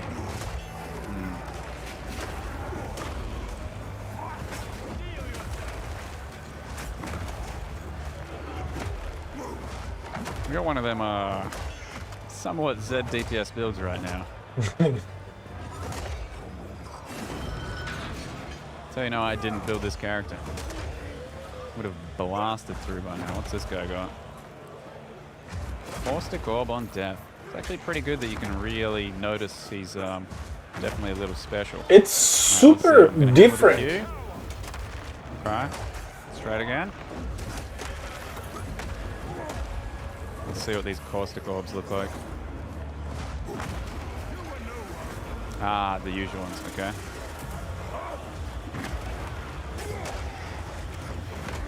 Dude, you have to kill the Commancer, Jesus.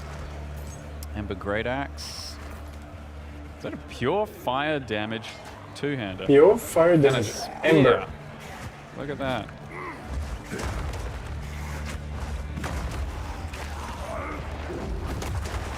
It's him with a combust thing. Jump on him for no good reason.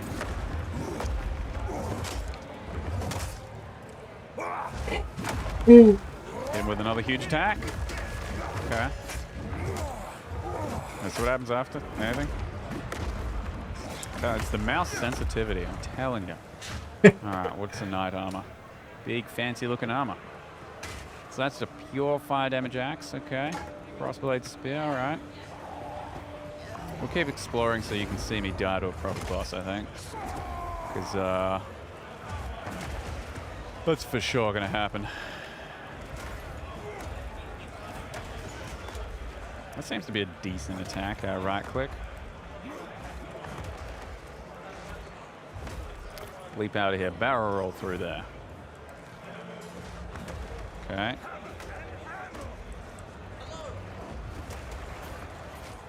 Press that. Let's try and press that. A mail belt. Reduced flask charges used. You gotta be joking. Look at the implicit on that belt. Huh. Get me one of those right now. Alrighty. Ah, that's a locked door. It's alright, we're chilling.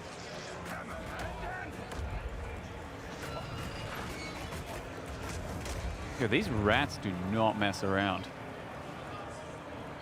In the initial announcement, Neon did almost die to a few of these. It looked pretty lethal. And yeah, I think I got scammed at the very start of this playthrough. Basically just a pack of unkillable mobs. How far in we going? All the way.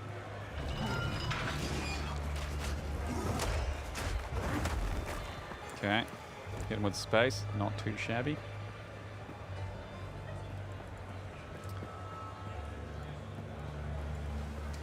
Oh boy. I feel like we're getting somewhere. Oh boy. Mobile. Oh boy, yeah. Not very interested in mobile. Solitary confinement. Ooh. What do we got here? Yeah, that's going to be a boss. Okay. That's the boss. This can only end in tears.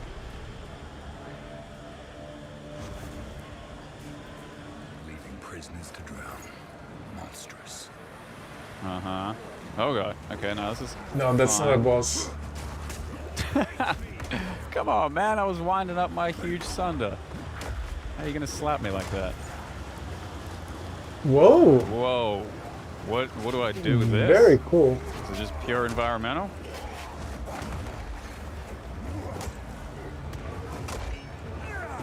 This is a temporal... Look at the tide returning. Oh my god. I am getting wrecked right now. This may be one of those we shouldn't fight this thing style situations.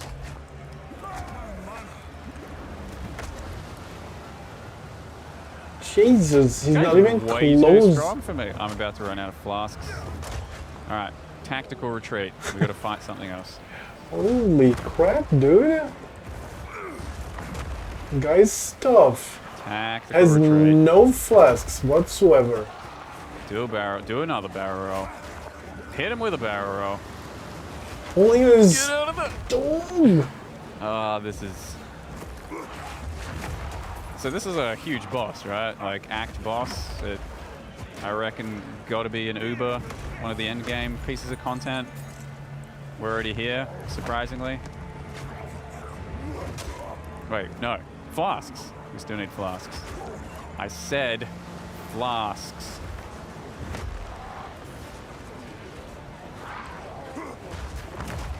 Wait, what's he doing? Okay, yep, dodge that. Flasks are not easy to come by. I got a one. Flask. Ah, that wind up. All right, here we go. That's how it's done. All right, we've got half a flask or something.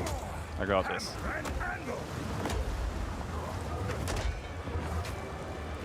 This guy, absolutely ridiculous. I dodged, but I didn't need to. What's going? What's going, dude? That is unreal. All right, what do we got here? Not a huge upgrade, wouldn't you know it? Explore solitary confinement. I mean, I'll keep checking it out. But Wow, man. I Get feel shit. like we are in a world of hurt. Oh. What the? I think we went the distance on that one. All right, that feels good. These guys are gonna explode. Okay.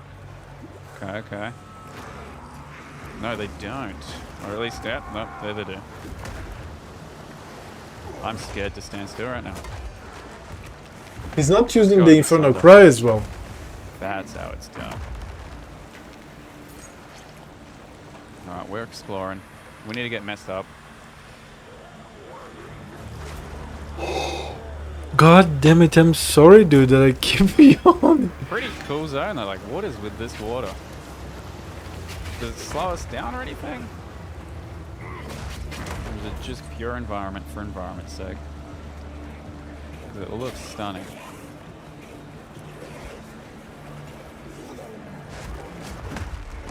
Yeah, these guys are lethal. I think I just got fully scammed on the rare mobs that I had to come across.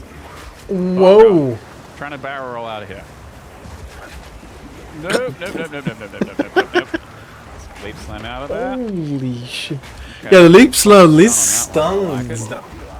Oh. Cannot believe how overtuned those guys are. Calling for nerfs already. Get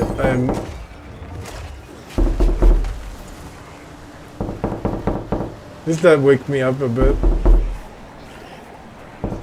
Oh, okay, he's dead, he's dead, he's dead, he's dead, he's dead, he's dead, he's dead, he's dead.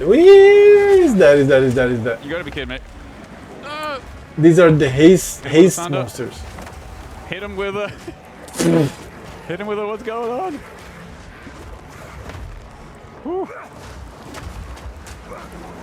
Jesus, you cannot just aggro everything. I mean, I'm going to say we are getting there with the PoE 1 mentality. That you aggro everything and then you AoE down, then you keep doing this. If you want to even kill things, because most people just race. Okay, nice. So you have to just change your mindset for PoE 2. Look at that. They've been yawning from the beginning of the presentation. And I haven't worked out for 3 days, I haven't streamed for 3 days. Just reorganizing my sleep time for now. And I'm still yawning a lot. And he's alive somehow. Going for it. Lich is live. Okay, a door, that's promising. Like, I don't know, man. Nice little lever here. So that's got to be a checkpoint, right? Must be hard to contain. Which means that when I inevitably don't die right now, I could get teleported back and start. That looks like a boss arena. So that's good news. Boss arena. That's a boss arena.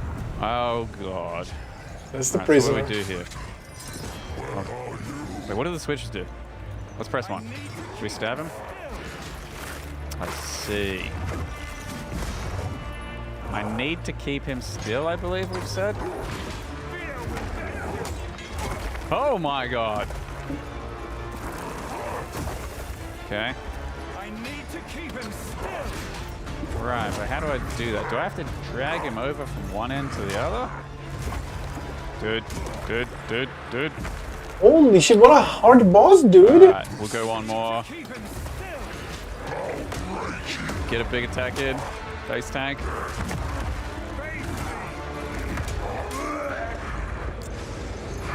I mean, that'll go next time, right? That is some intense action. I think that's all we have time for, though. Unfortunately, didn't get as far as I'd like, but that is a beautiful world to go through, and hey, I hope we can all experience it soon. Thank you very much for watching, and enjoy the rest of the show. He got hit by one, then he pierced it out from him and threw it away. Didn't you see? In the beginning, at least.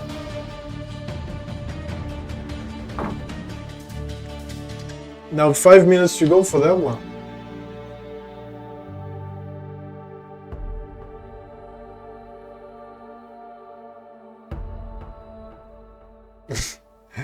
My stash.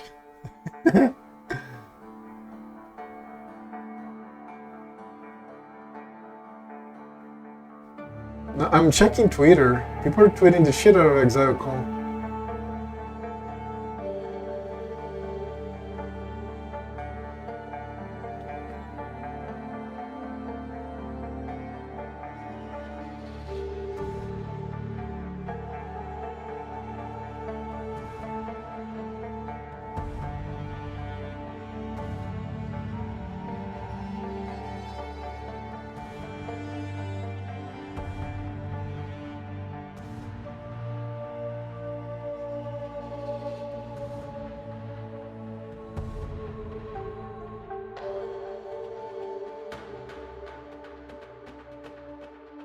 Oh, okay, I need 500 followers in Twitter for the ad revenue. Let's try that. I have to update now my timer, not bot. Nightbot will help me.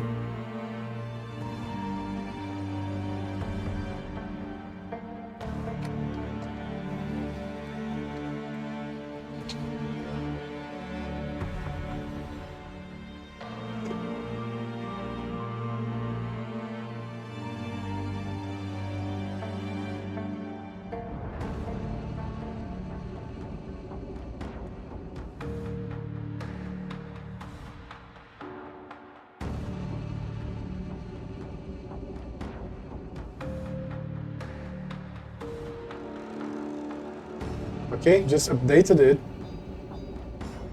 Skyrim is still pinned from May. Skyrim is going to be forever there, man. Why would I unpin it? Skyrim is amazing. That's going to be for years there. If it is up for me, to me, seriously. Like, what? Do you have a problem with Skyrim? I have no problem with Skyrim. That's the main reason I tried Elder Scrolls Online for. Because of how good Skyrim was. It's actually one of the best games that I've ever played in my life. So it's going to be there, man. Seriously. And possibly for many more months to come. Maybe years. Who knows?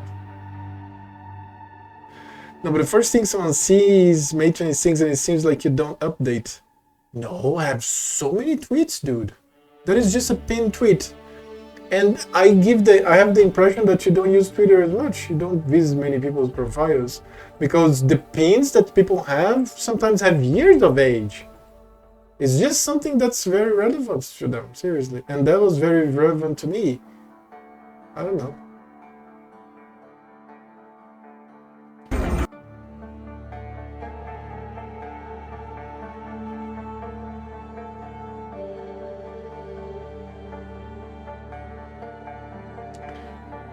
We have 5 minutes. No, we have 1 minute.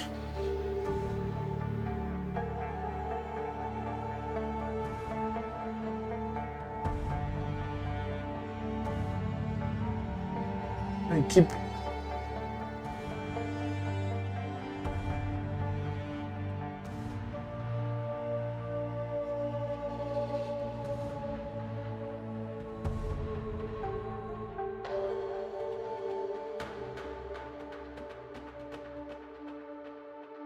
1 minute, 30 seconds? What's...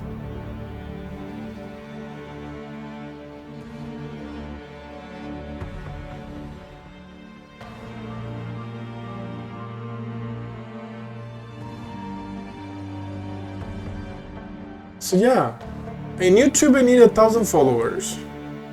In Twitter I need 500 followers. I'll keep updating Baldur's Gate 3, Starfield, and PoE. And those are the 3 games that I'm going to be making like constant. I'm actually at this point working at a very long video on Starfield. And let's see if it pleases people. Let's see. Hello, Subtracting here with Trev, the main developer here and the leader of Path of Exile Mobile. And we're going to be playing this for the first time, myself. And I'm really, really excited because this is my first chance to actually encounter Path of Exile 2 content. The lines are so long here at Exilecon. And what I've seen so far that Trev showed me ahead of time here, I am really excited for. So should we just jump right in? I think just jump into it, yeah. Okay, so this is my first time seeing any of this. Although I did get a little bit of a head start from Trev. Little tip is I should play either the Marauder or the Sorceress if I want a little bit of an advantage. And as someone who really, really wants to try some Path of Exile 2 related content especially, we're going to be going with the Sorceress. But I will pop up the Marauder because I have questions about melee especially.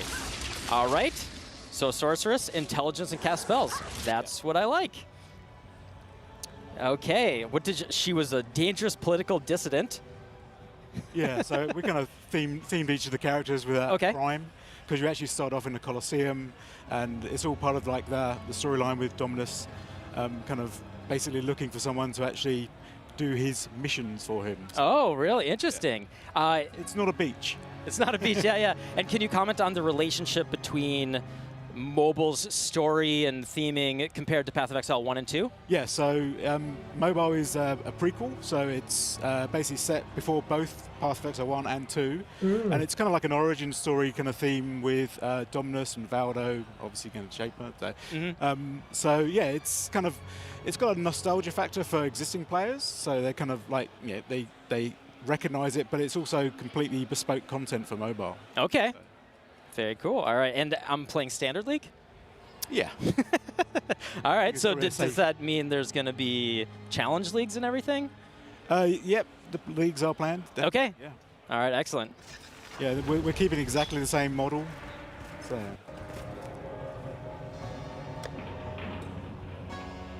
I got to read these tips. All right. All right, yeah, we're just following this is my first time seeing any of that. Following the tutorial, here we go. Yeah, I think very much like last time, I'm not going to say much. I just want you to kind of experience it. Okay. Freedom must be earned. Choose a weapon and ready yourself. Get ready for battle, loot the weapon rack, okay. Up that, all right. Enter the arena and face the challenges. There is a problem with mobiles, within. thumbs. Yeah, you must do more than simply survive. You must impress my lord. Okay. Oh, the money and life are up there. Look. All right, so I move around like this. You have taken damage, tap a So this is basically the first tutorial step. Like we're trialing a lot of the kind of tutorials. Actually, we're using Exilecon to trial it and see what people think. But like we've actually added like moments where we pause the gameplay so you can kind of see like tutorial tips. Oh, that's wonderful. Okay. All right, so it looks like. Can you comment on the flask system besides this? The what? Sorry. The flask system. So flask system is paralleling Path of Exile 2. So, like, you have available flasks. It looks that it's broken, but I'm pretty sure it's smooth for them. Your health and your flask recovery, you still actually have to. Coming for a system like Diablo. So each town will have a well in that you actually recover your flask from. So. Okay, so a little ruthless taste in there, huh? Yeah, yeah. One button, yeah. It's I guess it's a kind of a subject of contention, like so we're again. Look, Dominus. Wait, hold up. This is Dominus? Yeah. Okay, all right. A little bit younger. All right. He's looking nice. Employ the thaumaturgy within to defeat your enemies. Without its power, you're of little use to me. Holy shit. Huh? All right, I mean, I'm just going to be absorbing as much lore as I can here because this is all new to me.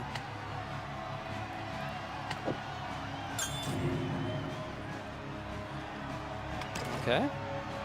So this is our kind of, we've worked tirelessly on the menu system, trying to, because obviously the scope of Path of Exile, the amount of like currencies and just the inventory itself, it's been really a real challenge to actually kind of get all of the content onto a mobile device. Well, the 60-30 I said out of my ass. We don't know what's the date exactly, what's going to be the date cuts when both of them are going to be coming to play.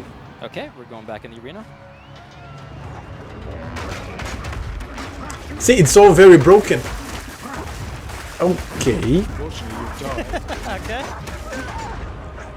All right, well, we're testing. But I'm pretty sure it's smooth. Software mechanics right away, seeing how those go. All right, let's get back in there. We kind of resetting this now. Except what's good at you. The tutorial resets. Gotcha. Well, I suggested. I play an easier character. Okay, my fault. I got seduced by the sorceress. Okay.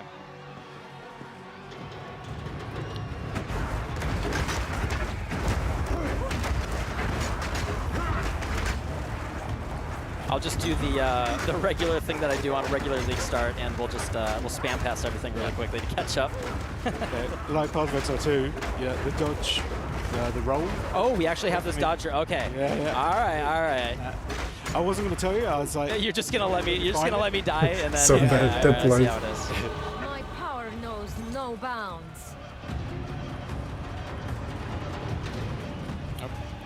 And for our accounts and all of that, is there going to be API connectivity similar to, like, are we going to be able to support stuff with third-party tools just like Path of Exile 1 and 2? Yeah, I mean, we're trying to kind of introduce new features, like, for example, in the skill tree, we're discussing actually having a template system within the skill tree as a social feature as well to be able to share your builds with your friends. But again, there's no sort of... we're not stopping players from obviously using websites and that to build that. So I was just gonna see if I could boost myself here a little bit in the tutorial. All right, I'm staying behind all these guys first. Yeah. Well, you should. All right, and I see it has all of the new Path of Exile 2. Like Path of Exile 2, you've got your default attack, so with the staff. So when you run out of mana, then we just go to the default fireball that gets equipped. Yep. I see. But you are about to get a mana flask, so. Okay, and then on the first right. Two steps of the tutorial are really just introducing one step at a time, and then like you've got the finale coming up. Gotcha. Okay. The little petals are on the floor very too. Hard not to die this time. It's your final trial. The ordeal ahead will ensure only the strongest survive, but you must be cunning as well. My aid will provide you with what you need.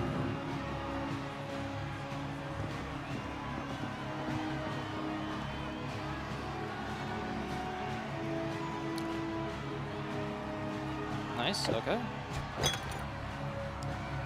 Yeah. So apparently the feed for this is getting a bit stuttery, so we apologise for that. But generally speaking, the game is fine. It's unfortunately just the feed. Yeah, sorry about that. It feels fine. I can tell you, it feels fine in the. I on the told you. phone. Told you.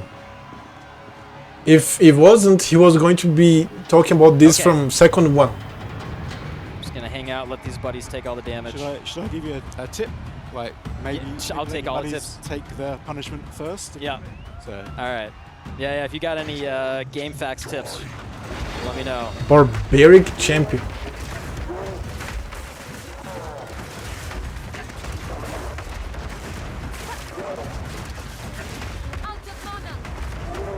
And then use my mana flask. Got it.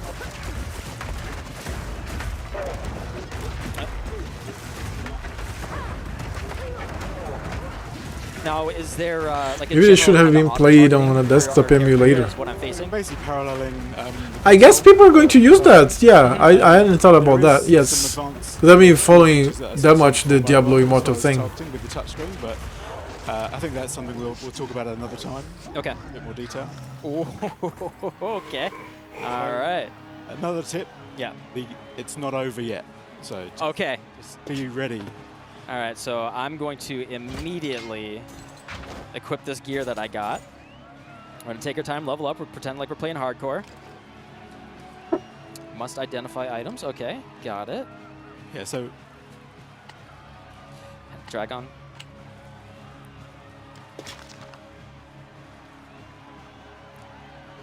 Oh, there's a vendor who identifies all your items free of charge. We saw that in Ziz. Who? Again, that's not a... Who pushed that for? I like that. Can we get that everywhere? It's basically so like with regards to like people interacting with towns a bit more. So No. Kind of putting more things in town just so you get that level of interaction. Where they can have better economies trying to stream from. Yeah. Okay. Looks terrible. And then to equip it, go. But it must be great in the phone. Got it. And all right, I think we're good. And I'm going to use the life flat. You said you warned me.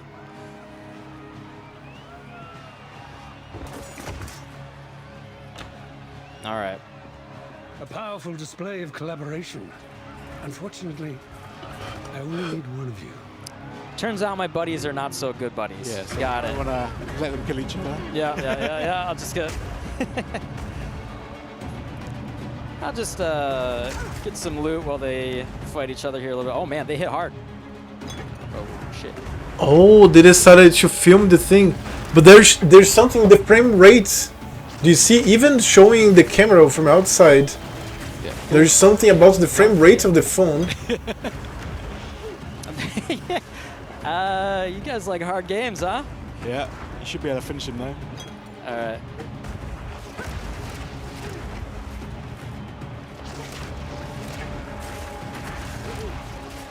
Somebody said, yeah, just go back. It feels shittier. And all the other ones kill Just each go other. back. Okay. All right. All right, Dama's my new man. Impressed. I have a special task for you. You may earn your freedom if you survive. What if I just say goodbye? It's game over. Okay. I won't. I'm always tempted to take the troll option. All right. Assign points. All right. Cool.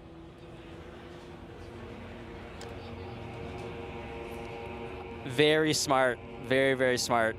Yep. Don't overwhelm people right away. Yep. I gotcha. Energy shield. Well. So yeah, you have to cancel that one. Yeah, give me the damage. Always damage. We already established this as softcore. So for this, just to make sure you do the right thing, it's like tap hold. So. Okay, and now. Yeah. So what you're seeing here is just a demo skill tree. So obviously this isn't final. We've just shown like the starting off trees for each of the characters. All right, I want to spend that. I want to like look at every single one. We're not intending to have the final skill tree. I'm so tempted to look at every single one. My PoE patch notes brain is going wild right now. I am Dominus, Adjunct Inquisitor of the Templar Order. This laboratory is the workplace of Chief Archon Valdo Caesarius. And we get Valdo. Quite all right. the most intelligent man in Oriath. Valdo and his benefactor came to this place not long ago. Both went missing soon after. We must discover the truth of what happened here. Oh, he's so young. one thing I'm noticing is I think the connection with Apple TV is causing some stuttering. Is that what's causing the stuttering? Yeah. Okay. Because it is horrible. I thought it would be it's kind of cleaner than this. Absolutely hideous. So I think it's hurting to try to watch this, seriously. I'm just here controlling myself, not complaining like a bitch. A strange device in this laboratory. Oh, this looks very familiar. I know where I am. Yeah. Considering the they should have tested, right? Without being seen, I think the implication is obvious. I have a feeling we're going to be doing maps soon. I mean, I've already sent some of my. It was a logical decision for us to use the Atlas for mobile, just so you've got that very quick ability to jump in, do a map, and out again. So, like very early on, we just thought, yeah, we'll use that. You also have the Atlas map, which we use as an inventory as well as a progression map. So it was a very logical decision considering the size of the screen and what you have to work with on mobile. So. You will have your freedom. This benefactor has some value as well. Keep me apprised of anything you find. Select one reward. There is only one. Yeah, the new, I noticed that in the card game, the new transmutation art is very appealing. A lot of people on Reddit and Twitter have been raving about it, and they're really excited about it.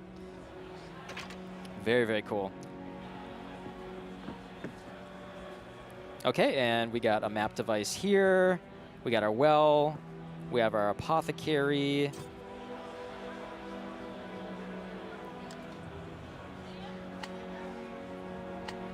I'm too poor. All right.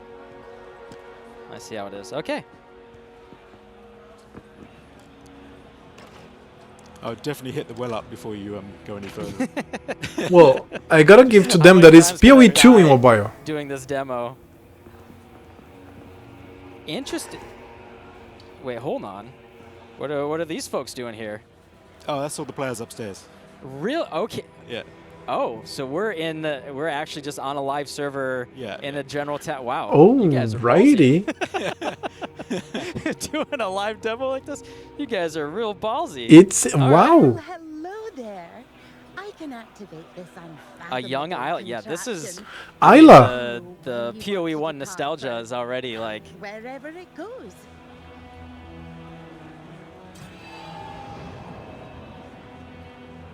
And a throwback to the old Atlas as well.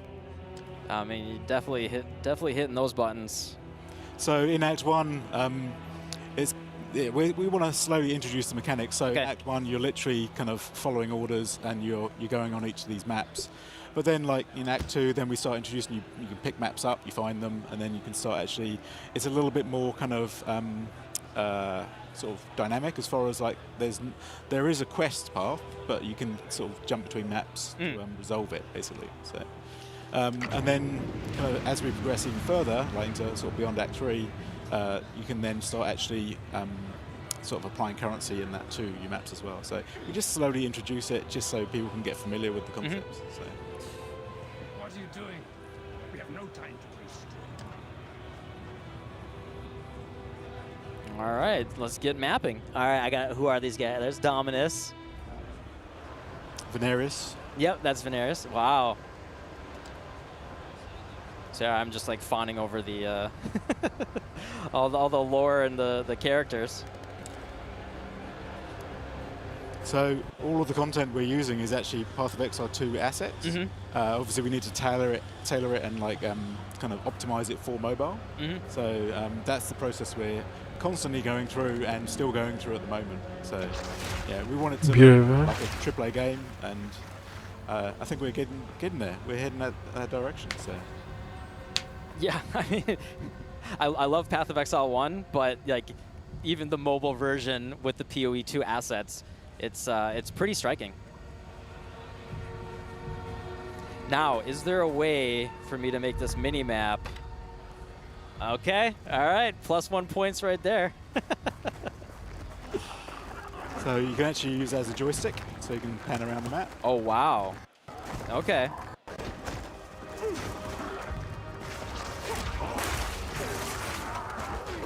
Ouch, ouch, ouch, ouch. Yeah, you're in trouble. All right, yeah, I'm unfortunate about the streaming. 3 days ago, I was playing Tornado Shot with the Mage Blood. I gotta recalibrate.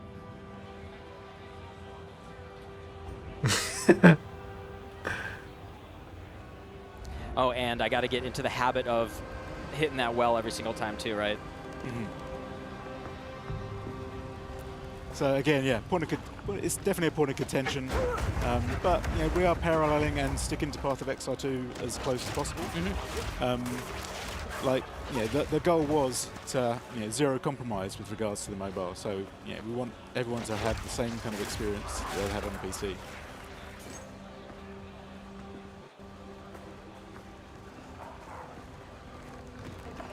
And regarding loot and everything on the ground and picking it all up, are there any unique features of that in Path of Exile Mobile? Unique challenges with all of that? Loot filters, for example? Loot filters is something that's on the cards. We're obviously trying to solve the problem with regards to the amount of drops. But in general, as far as usability and friendly play, you can actually tap items on the screen that are visible and to pick them up, as well as using the actual action button to pick them up. So you don't actually have to run around to physically pick stuff up. As long as they're in line of sight, there's no obstacles in the way. All right, more passive points.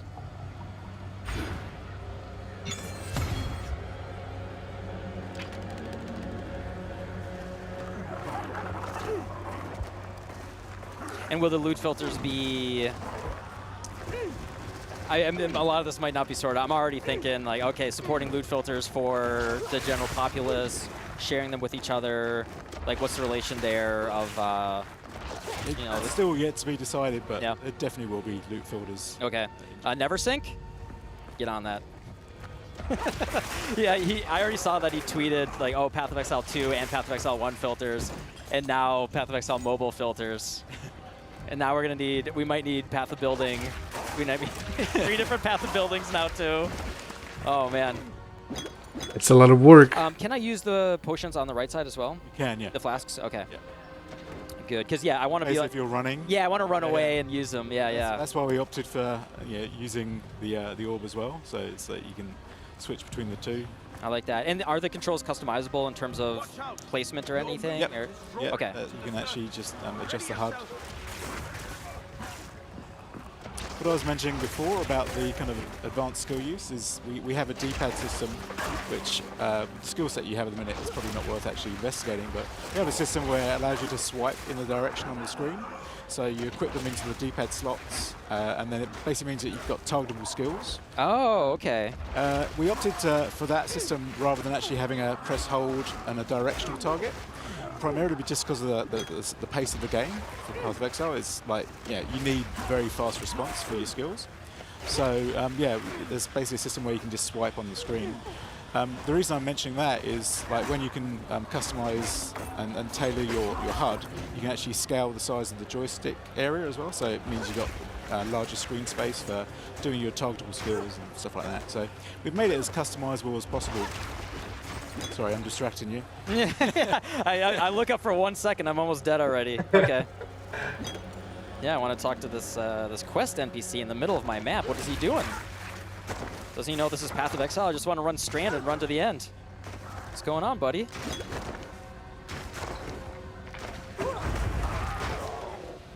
All right. What's he got to say? Our squad was ambushed. I must get word to the Inquisitor. I doubt I'll last much longer out here alone. Help me! Kill the scouts!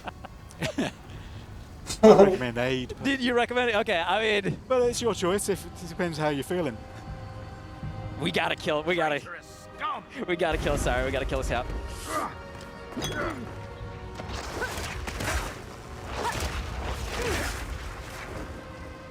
I'm sure Twitch chat just wants me to kill him anyway. Ooh, is he going to kill? Pretty tough. Okay, maybe you're right. Maybe you're right. Maybe I should listen to the developer and not be some troll QA guy just trying to break the game and make everyone feel bad.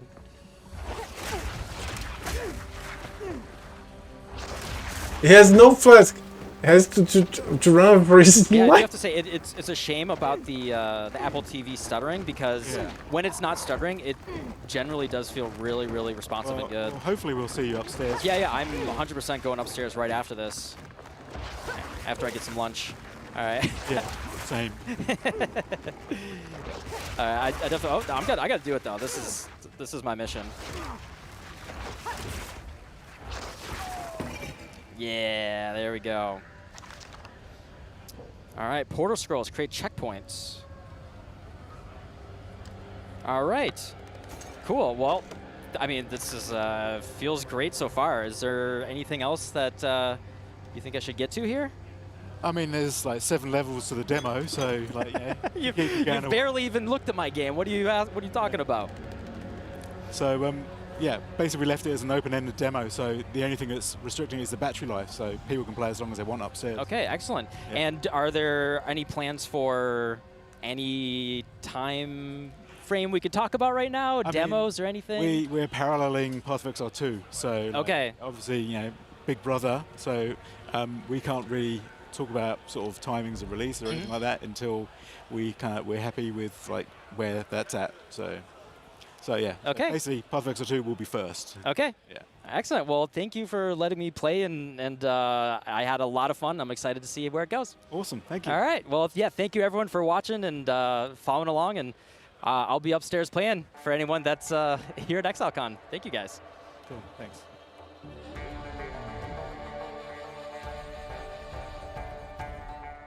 Wait to wash my face? I'm sleeping here already, Jesus. I swear I wasn't working out. I was just working this week to make me sleep like later, but that's a tough job.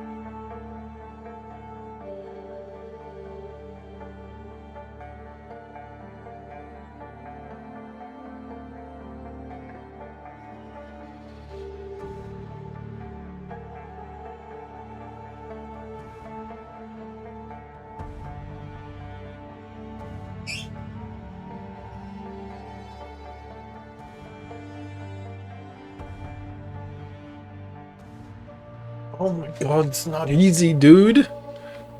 So I figured it out. When I was washing my face, I felt how smooth my bald is, my head. So my mother, okay, in my defense, before I came living with her, I shaved my own head, like a normal man. But then, it's my mother. So she insisted at some point many years ago, and now she shaves my head. So yeah, she shaved my head today.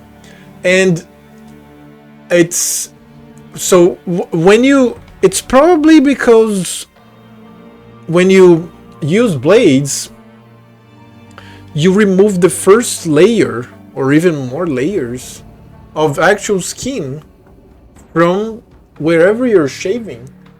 So as far as I could tell, every time that I shave my head or my mother shaves my head, I get very tired. Like I need an after lunch nap, or else I'm just like sluggish through the day, and that's probably why I'm feeling like this.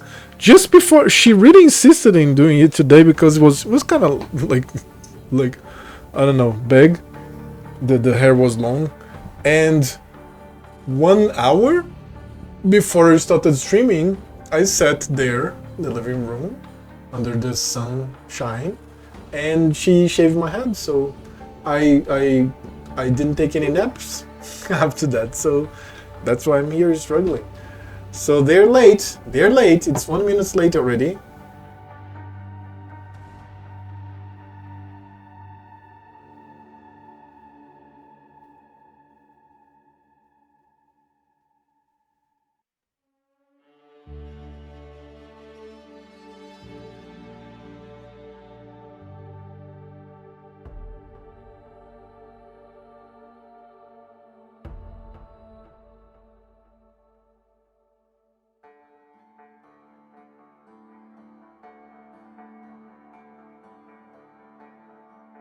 Come on, dude. Where is my content?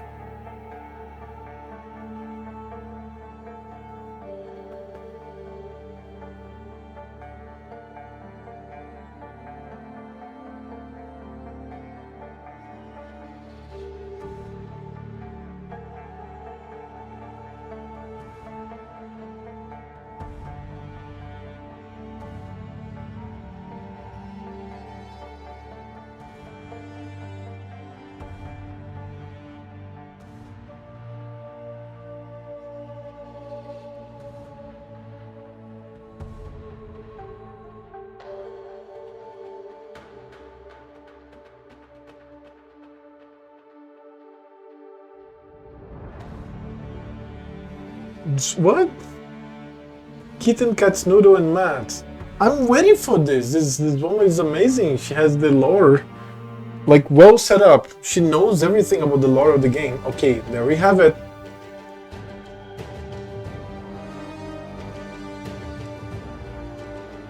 Hello, Exiles. I hope everyone is staying sane. I'm Kitten Cat Noodle, and I'll be interviewing Matt about the narrative of Path of Exile and Path of Exile 2. How's it going so far today? Oh, it has been fantastic. Exilecon is amazing. We've been looking forward to this for years at this point, and here we are finally. Yeah, literally years in the making. 2019, you know, has anything changed since then? Oh, since 2019, absolutely. So people here back then played just Act 1, and Act 1 actually hasn't changed that much for this demo, but everything after is a completely different shape. So the first thing I did, they hired me basically to write the story for Path of Exile 2 and shape, you know, what we're doing, where we're going, why we're doing it. And when I landed, we had absolutely no idea, nothing in mind whatsoever. Like, there was some talk, you know, of like his the characters from Poe 1 and bringing that back and building off that. But then after a whole bunch of different ideas, like whole shapes, I wrote like maybe like 40 different documents that were all multiple pages of like, here's a full storyline for Path of Exile 2. And it would take me like a day or 2 days to figure out, and then be like, no, that's not right. I'm like, okay, fair enough, fair enough. And we just keep going at it and keep iterating. And so when we had Exilecon 2019, we had one image for what might come, and then there was a whole bunch of question marks. We're like, Act 4, question mark. Act 5, question mark. So that's definitely all been figured out now, and we have made so much more progress. So people here today are playing most or a big chunk of Acts 2, 3, and 4. I'm so very happy with where they landed. It's going to be so difficult to decide what to play, or I'll just bully people to get out of line Definitely. to play all of them. Go back, play all of them, because we're so proud of what we've done here. They're fantastic. And honestly, I got everything that I wanted, because there's always a struggle between mechanics and writing. I say, we need to get this story, and they're like, but the mechanics. But no, we actually managed to get both, because we've had enough time to do that and fuse those two things together. That's awesome. That's really cool. So how much of PoE 2 are we going to be taking from PoE 1? Like, is it a continuation of our story, or is it so far, I guess it's 20 years in the future, is it so far that besides the history, like, does anything our Exile does now go into PoE 2? Oh, absolutely. So the whole world was shaped by those events, for sure. They are new people. Like, the 12 classes are new people, but the legacy of the Godslayer and the tremendous disasters of basically killing the beast and changing everything forever. And as we saw, the Countess speaking there in that trailer at the beginning. Oh, the Countess. Is that her name? I mean, that's just the general title. Okay. Yeah. So she spoke about how she's witnessed divine devastation, the effect that the gods have had on Ray class as they've returned. And so the legacy over the last 20 years of Ho1 is framing everything that happens now. Yeah, no, that makes sense. I suppose messing with eldritch powers, fighting gods, it might have some level of consequence for future events. Absolutely. That checks out. So speaking of that, now that we know that we have a year until Path of Exile 2 comes out, are the leagues that we are going to see related to or building up to what we're going to do in PoE 2? Oh, that's a nice question. That's a difficult question to answer, but I can say from my perspective, so I've been working on Path of Exile 1 leagues and Path of Exile 2. It was primarily Path of Exile 2. So at times we have had another writer. There was a Nick Colin who is here somewhere. There was a Nicola Treadwell as well for various points, and they were mainly on Path of Exile 1 leagues. But I would also help out. Like, I did Trial Master and Maven and stuff like that. And now it's just me, so I think anything that's in the league will absolutely be completely coherent with Path of Exile 2. Not that anything else wasn't, but this is definitely intentional in mind, giving you teasers, spoilers, like things to think about for the future. It's all really coming together really well. Yeah. So speaking of that, with the new league that's coming out, with all of the Karui, which I am so excited about. I've been dying to see Hinakora for I don't know how long. It's been kind of my piece that I'm looking for. She's so powerful, so interesting. For one, are you excited about the league? Is that something you wrote for? Oh, absolutely, absolutely. So we just had like the craziest audio and recording schedule I've ever had in my life over the last month. We recorded over 20 characters. We had voice actors in every single day, sometimes multiple. Sometimes the same voice actor was scheduled for like 7 p.m. at night and then 9 a.m. in the morning, and we're like, you can just sleep here if you want. Like, seriously, we're not even joking. Like, some of us are sleeping here. The Exilecon's in a week. Well, let's get this done. And 11 of those were for this league in the last week and a half. And so, yeah, there's all the different Karui chieftains and stuff like that. And every single one was just an absolute blast. All the voice actors were fantastic. They're all so very different. They're all so full of lore. And I also, I think I mentioned to you earlier that because we were so rushed, the bosses didn't have time to review my script, so I got to write whatever I wanted. There's so much lore. Unfiltered Matt lore. I love it. Yeah, we'll see. We'll see how that goes. Oh my gosh. I am extremely excited to see that. What is, I don't know if I can ask this, what is one of your favorite leagues that you have worked on? Oh man, so many of them. So I joined the company right around Delve, and then the very next thing we did was Betrayal. Oh, yeah. I did a good half of those characters along with Nick Cullen, who wrote the other half. And I think you can tell who wrote which ones because there are some that are just like so fun, and those are his. And then there are ones that are just freaking weird, like It That Fled. That was me going, how do I do this? How do I write 9 characters in 3 months? And we just had an absolute blast with that. Love Betrayal for that. Love Heist because we did the same thing there, where we just split up the characters and just took their personalities to the extremes. And it was so much fun. And the conversations they had were an example of Yeah. one of the techniques where, like, we're developing techniques for Path of Exile 2 to sell, like, the story to Zoomies. You guys want to go fast? All right, you can go fast. And we'll find ways to tell the story that are okay with you. We're not going to make you sit still, listen to long monologues like the one I'm giving right now. But, I mean, yeah, Heist is one of the leagues that is so densely packed with lore. It's either things you can read or, characters having conversations while you're running around killing things quickly. So you're kind of accidentally absorbing story, I guess. Oh, absolutely. That's the best way to do it, I think, is never make them stand still. But my absolute all-time favorite has to be Synthesis for sure. Oh, yeah. So the Yeah, story for lore? Mark II and I were like the only people in the office one Christmas vacation for everybody else.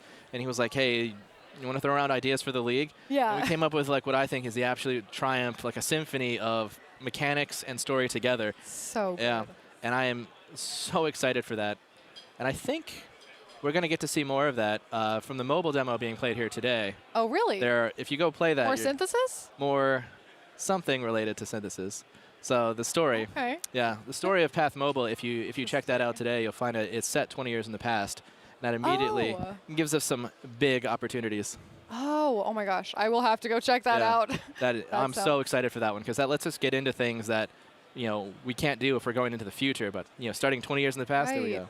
I mean, there's so much stuff that you can delve into in the past. Pun intended. Yeah. Actually not intended, but I'll take credit for that. So you mentioned Zoomies. I think that is, in a way, the bane of any person who writes lore's existence. Not really. I mean, you want to cater to them, but how do you cater? Do you do more visual stuff? Do you include more green text? Well, that's a very interesting question, and it helps that at heart I'm a Zoomie, so I was speeding along, min-maxing, barely paying attention to the story when I got hired like 5 years ago. And I realized that we're going to have to develop better techniques for that. And so betrayal stuff, heist stuff, that all that came into that. So like more green text, more characters talking, more living characters. So one of the things, the Path of Exile 2 Gameplay 2 trailer, I think, where we Act 2, we're at the Ancient Gates, you can see that we meet Asala, the Sekima of the Ardura Caravan, in action. She's not in town before that. You just meet her, you fight alongside her. There's no time to sit and get giant monologues, and you're immediately swept up into the action. So most of Path of Exile 2 will probably be told that way. Okay. And I designed any standing and town dialogue for if you have a question, you can go ask someone more about that. And so there are some characters who have like Zarka, the storyteller in Act 2, has like 50 pages of dialogue at this point. She's been back 4 or 5 times for recordings, I think. And that's if you want to ask her questions, if you want to get a story told to you because she's a storyteller, well, there you go. But if you just want to blow past all that, go ahead. And I think they'll love this. The quests play out differently if you just zoom past stuff. Oh, really? Yeah, they do. Oh, there's actual consequences for, well, not consequences, but there's changes. The dialogue for sure is different. The quest states are different too. Like there is this, you'll see that where if you just blunder on ahead, you're like racing past, you don't talk to anyone, you just do stuff. The NPCs will be a bit bewildered and say things like, I don't know how you knew to do that, or like what you thought you were doing, but you got lucky. Oh my gosh, I love that. That's going to be so funny. It'll be completely different experiences, I'm sure, for someone like me who's sitting there touching every rock that might have a word on it. Trying to cover everything the players could do, especially with 12 classes, and some of the classes being culturally relevant, like the Sorceress and the Mariketh and stuff like that. So they will definitely be spoken to differently too. And like that storyteller I mentioned, Zarka, if you blunder ahead and just start doing quests without talking to her, she'll actually like chide you and like scold you because you're a little child. Like, you don't know what you're doing. You're just running around hitting things. Oh my gosh. So culturally relevant. I mean, we're going to Namakanui. That's at least one of the places that was named. And so we still have a Marauder. I'm sure there might be, in one of the new classes, there might be another Karui character. Yeah, and so is that what you mean, that they're going to go and have history in the places that we've, like our Exile has history? Yeah, our character has history in some of these places, especially so Act 4, as they might be playing on the demo right now, is the map says Northern Namakanui. The Marauder and the alternate of the Marauder, the Warrior, absolutely is regarded very differently there. Oh, wow. That's so cool. Yeah, it's a lot of fun. Yeah, that's really, really exciting. And it will be cool to have NPCs kind of joining us to allow us to have more movement and have more freedom in that, but still give you that information. Oh, summoning NPCs in changed everything. I was so happy that they would develop this tech for like to make the story flow better. Like when they saw in the gameplay demo there where Alva comes in and helps you and stuff like that, doing that as much as possible with the relevant portions of the game. Like if you have an NPC who you know is an expert on this stuff, like Alva's an expert on Val culture, of course they're going to have something to say. So instead of having to go back to town, let's just bring them in. So feel free to not answer, but Alva is there. Alva is there. She's in the Vol area. That's very interesting. Yeah. I want to ask if it's Doriani's Machinarium. Interesting that you noticed that choice of word use.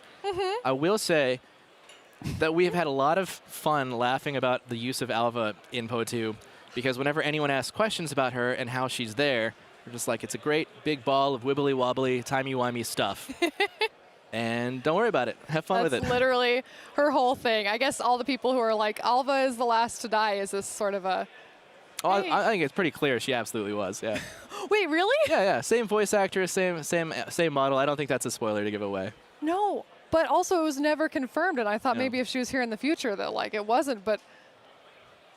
Oh, I didn't mean to confirm anything for you. Like, you don't have to believe me. You know, I'm just some guy saying stuff. So. Yeah, you're just some guy. Yeah. You wrote it, but you might be lying. Yeah, I could be lying. Yeah, let's go with that. Wow, that gives me a lot to think about. One of the things that I did want to ask about is now that we have some more time, we're getting the Karui League. Very excited to see Hinakora. Any chance Harbinger 2? Oh, that is a tough question because Harbinger is so weird, and so I think we'll come to that road when we come to it, because it's they've always been hesitant to revisit leagues. Yeah. But we can work around that. So we got Navali back in this league because it was convincingly different enough that no one's going to see that and say, hey, this is just Prophecy. I didn't like Prophecy. Yeah, we did that. This is the same thing. Yeah. So Harbingers absolutely can come back if we find a way to use them that isn't literally Harbinger League. You know, someone will see this and think, okay, cool, I want to play this even if I didn't like Harbinger League because this is sufficiently different. So I think it's definitely a possibility. That makes sense. I really hope that they do, but yeah, I understand that, you don't want to just do... Oh, I absolutely adore Harbinger. Harbinger 2. Yeah, that's a whole different type of cryptic storytelling where like, I layer in the puzzle for you on purpose. Right. And Harbinger is like, I don't even know what they're saying. Oh, I went full detective hacker mode to figure that out. Well, other people had laid out some of the groundwork for figuring information out about the language with that. Absolutely one of the most fun puzzles or most detective work that was... I followed that whole saga. It was so much fun. And interestingly, there's a creative use of language in next patch too. So I think you'll have fun. Oh, really? Yeah. Some more decoding? Yeah, we already put it on screen, but nobody noticed. I did not notice. Dang it. Less decoding. I didn't notice either. Interesting use of language. You'll see. Okay. I'll have to revisit this. So maybe no Harbinger 2 electric blue glue. But Harbinger is one of those leagues that's very different in terms of, it's very, I don't want to say cosmic because that's more Maven, etc., but it's clearly inspired from things that aren't as grounded as some of the other experiences. What are some like outside inspirations for you when you're writing lore outside of the game? Is there anything that you... Oh, absolutely. I even wrote this down ahead of time thinking a question like this would come up. So interestingly, the same things that inspired the art originally, like Berserk, games like Blasphemous, things like that. I also, I played those. Yeah. I grew up on things like the Twilight Zone, the Outer Limits, where like that kind of dark horror and sometimes sci-fi storytelling. And it's interesting that also applies to this because, sure, it's a fantasy world, but the human motivations are all still there. And so players and NPCs alike will all have motivations, and sometimes those motivations take them down very dark paths, and I'm very happy to go down those roads with them, and sometimes they just get a terrible fate. I think that's part of what makes the lore so fascinating, is it's not really just a narrative as in, this is the point A, point B. It's all about understanding characters' motivations and how that has consequences in the world and how those consequences create motivations and situations. It's like this continuous building network and puzzle. And so whenever I see, a certain person get mentioned, like maybe Viridi gets mentioned. Oh, absolutely. And then you're like, okay, what can we do with that? How does this have absolutely. consequences? Thinking of the Solaris and Lunaris information that, was built in Heist, right? That they might also be Mariketh, and then we're seeing the same caravan of Adia's sister, or where she's from as well, who was interested in the Solarized Spear, and it's just like these continuous building snowballs of narrative. It is very... So that is fun. So I think you're going to love Poe 2 because we absolutely have taken that to a much more like definite and solid concrete level where every character you meet has a thing that they want, a thing that they are, part of a culture they're from. And some of the NPCs do things. They don't just stand in town and wait for you to do your quest. Like, they're out there doing stuff, and sometimes they will actually act against you or do stupid things, get themselves killed, that kind of thing. Wait, really? I mean, those are just examples. We'll see. Yeah, okay. But they're all so much more alive, and some characters actually go with you between acts. Oh, really? Yeah. Yeah. Like, I saw the Hoodin one is from Act 1 and then goes in Act 2. But is there, like... Well, you can see, I keep referencing the demo I gotta here. do the demo. I gotta do the demo. But so Alva is in Act 3 in the town, but then she's also there at the start of Act 4 in that town. Oh, my gosh. So there's a whole lot of, like, let's make this world alive. Let's make these characters do stuff. And I'm so much happier with this. That's awesome. I absolutely can't wait to play the demo. I already really wanted to, but now I'm just basically going to jump out of it. I just keep referencing it because it's I can give that away because it's not spoilers because people have seen it. There's so much more. There's a whole grand storyline here. And I think it's important to mention too, because people would often wonder, is like, this is much more grounded. We're restarting from zero. Right. You're waking back up on a beach with a driftwood club, as it's put, and all that cosmic stuff and all that stuff from Poe 1. Maybe we'll get there. Right now, we're telling this story. Right. And so you're dealing with people. Sometimes the NPCs are stronger than you, and when you encounter them, like, they have their own agenda. You can't stop then, and you're going to have to get stronger and come back later. Wow. Yeah, so like I was really inspired by Piety in Poe 1, where you run into her multiple times, for example. And so we have antagonists that you'll see, again, like also multiple times, That's all.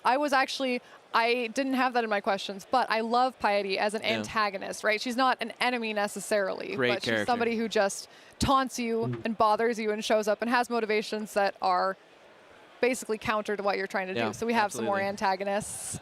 Yeah, and we have a lot of characters that are somewhere in the middle where they're not necessarily your enemy, but you're going to leave feeling like, what did we just do? Did we just help a bad guy? Tasuni, yes. Yeah. Oh, yeah, flashbacks to that for sure.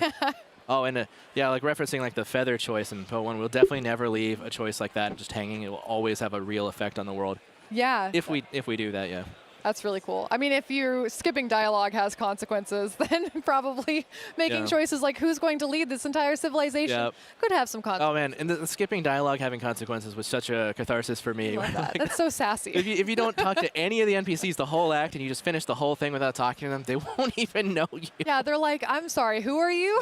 Like, Wait, you did what? This guy just charged in here, killed all these people, and ran off. What was that about? Does anyone know what that was about? Oh, man. So I would be remiss to not ask. I remember in the very first trailer for PoE 2, one of the last shots is a boat. Oh, boats. I haven't seen anything about a boat since, but I gotta know.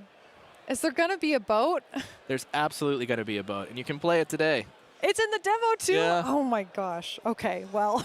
Well, I mean, we've hardly had any time to get on those demos yet, but I know. Act 4, it's sitting pretty right there. Act 4, Yeah. boat.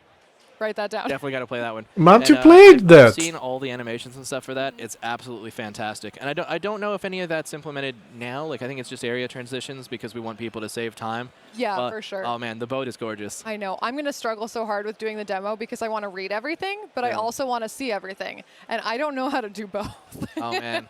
Yeah, I do recommend reading because there's so much there for you already because I knew that the lore scholar type people would be playing. Absolutely. They're going to have to pry me off of the demo at some point. They'll be like, man. Oh, come on. Someone let her just play again. Yeah, I'll be like, do you know who I am? Just pull that one. Oh, no, I'm super excited. And I'm super excited for the league. So are we going to get a wrap up to all of the Maven and everything. Since we are starting fresh with PoE 1, we're going to get a... That is an open-ended question, but I'm intent on that, and so far they've been really good for giving me techniques, narratives, and decisions like to tell that story. And I think from working with Jonathan, who's one of the best bosses I've ever had, I think. Awesome. He also cares about story. He makes sure, like, we actually sit down, we plan out every single detail. We say, like, all right, what are the character motivations here? Are the player motivations matching what the player's going to do? You know, the NPC motivations? And I have to think that we'll absolutely give closure to that storyline, especially since it's being maintained alongside and we'll still be doing patches and stuff like that. Yeah, for sure. Well, I'm excited to see how that concludes and how that affects what we're doing in PoE 2. And I need to go play that demo, like, right absolutely. now. And then go tell everyone online. Yes. Awesome. Well, thank you so much for joining us, and stay sane. Yeah.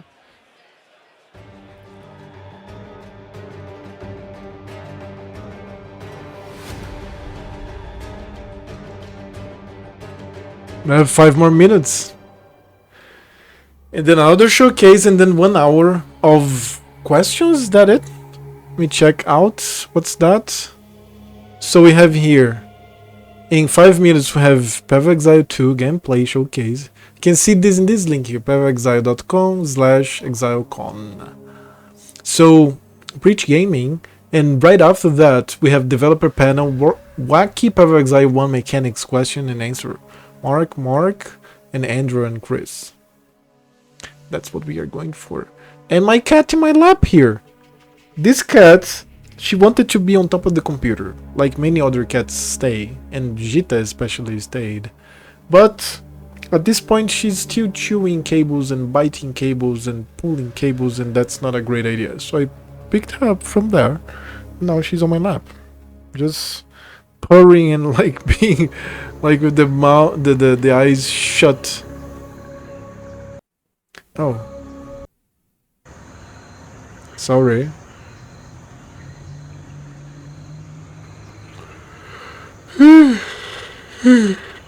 Here comes the yawning again.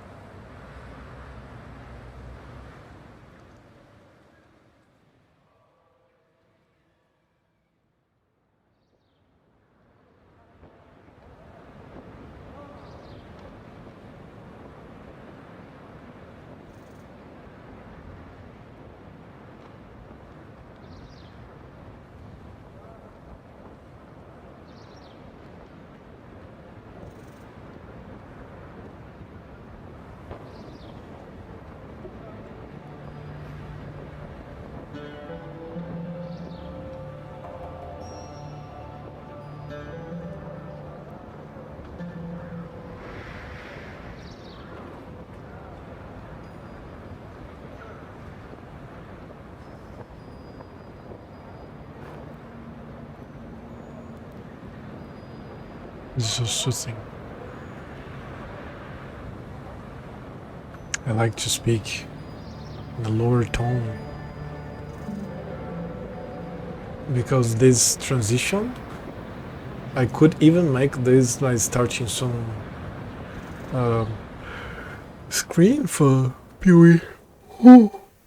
And the skin's so yummy. Oh god.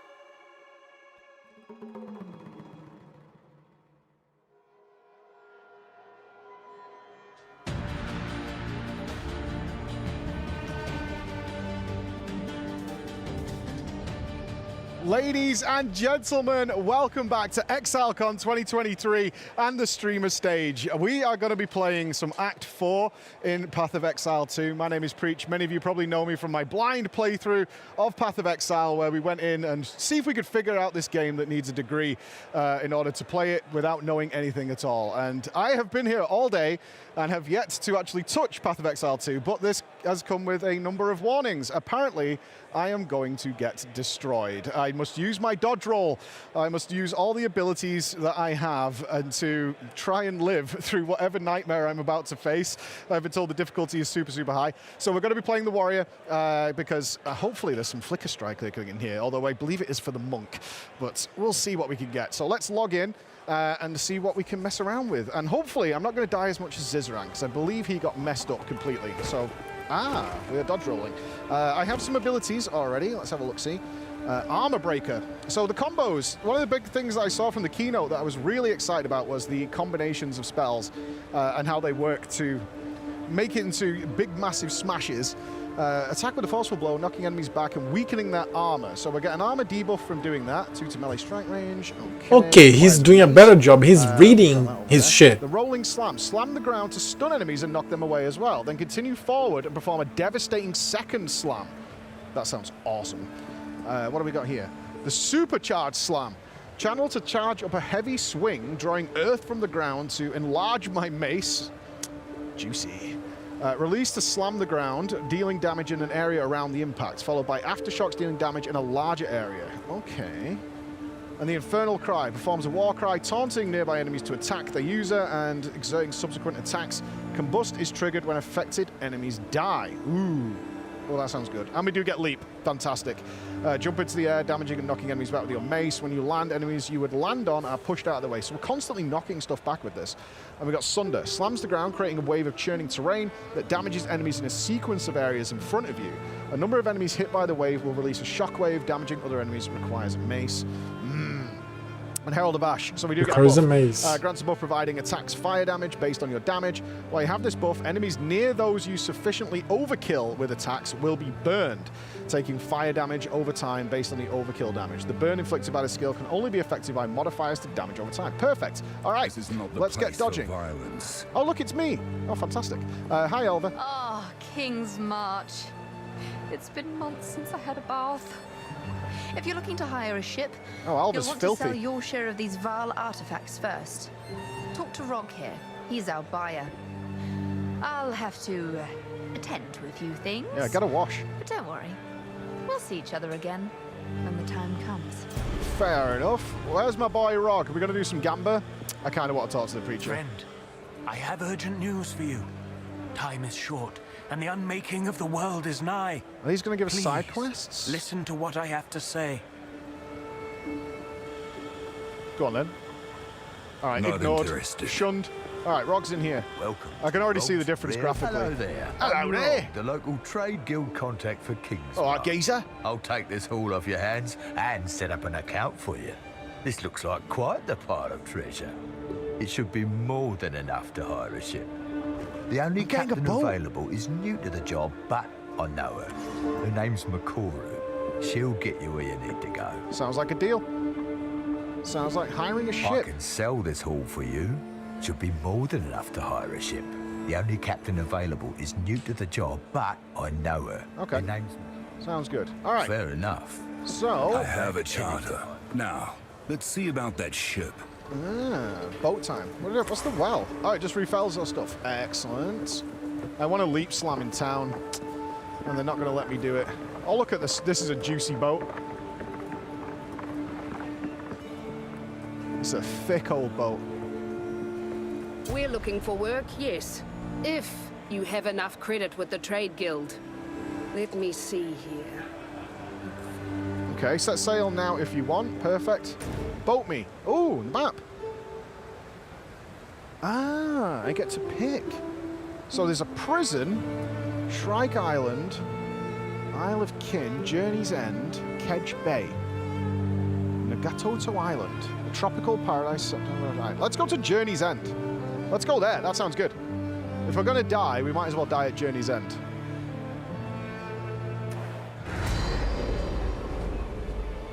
I've got to say, like, as somebody who is relatively new to PoE, I've been playing for like a year, you know, playing seasonally. Having a fresh start has been one of the most exciting things, to be there at the launch, because I missed the first PoE launch. I was there when it came out, but I was so entrenched in the current games that I was playing that I didn't really... ships lost. No, let's set our weapon on fire. We need our buffs on. That I kind of skipped by it, and then when it came time to play, there was so many years of content out and all that kind of stuff that I was like lost a little bit. Ooh. Oh, that's good. Right, I'm practicing my dodge roll a bit. I'm not ready. Oh, the double slam is really good, actually. Oh, I like that. Boink. Strange, we're picking up gold. I wonder if that's a temporary currency, if they're going to do some smoothing. Hello. Get smacked, lad. Okay, not bad, not bad. It's going slower. I love how meaty melee feels. I know everyone's like always, it's like anti-melee a little bit. Over room. Help. Dodging. Outplayed, idiot.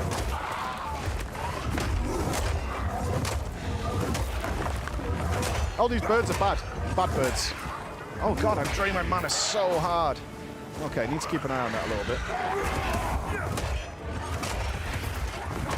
Actual loot, I have not checked what I've got. I can't equip that anyway. Alright, I got a magic boy. Flame of the Forge.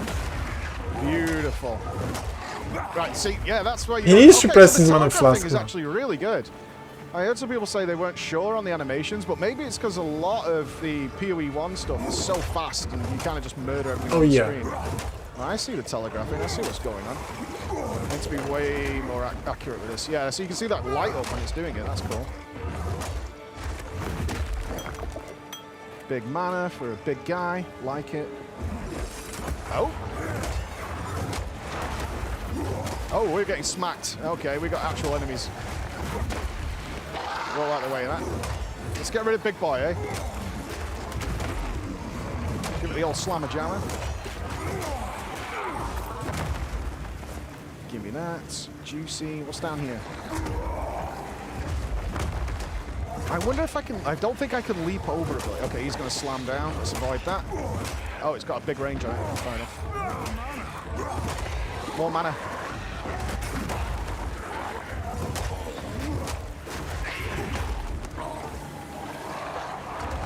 Yeah, you see the range on that attack? That's nutty. He's dead. He's dead. Alright, at least picking up gold is auto lead. Watching the slam. Okay, he tracks you for a bit as well. Need to keep an eye on that. Now we've got two of these bad boys. Rolling behind. Okay, we've got three of them. Fair. Dodged. Mana dripping. Got the fire going. My flasks are not regenning like I would hope they would, even with kills. I need to be a little careful on that. Now he learned how to press the mana flask, but now he's draining. Wow, life regen. That's really funny. He's not kidding this guy. He's not kidding this guy. Oh, Forget about it. Okay, You're not killing this be in a dude. corner. That is going to be bad news for everybody. Let's not do that. Dodge that.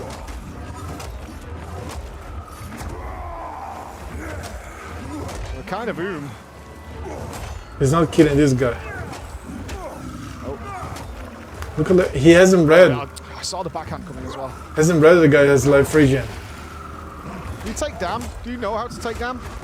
He has to get Oh, out. you're just regenning all your life. Okay, yeah. Regening the skill stops the regen. Yeah. Probably wise right here.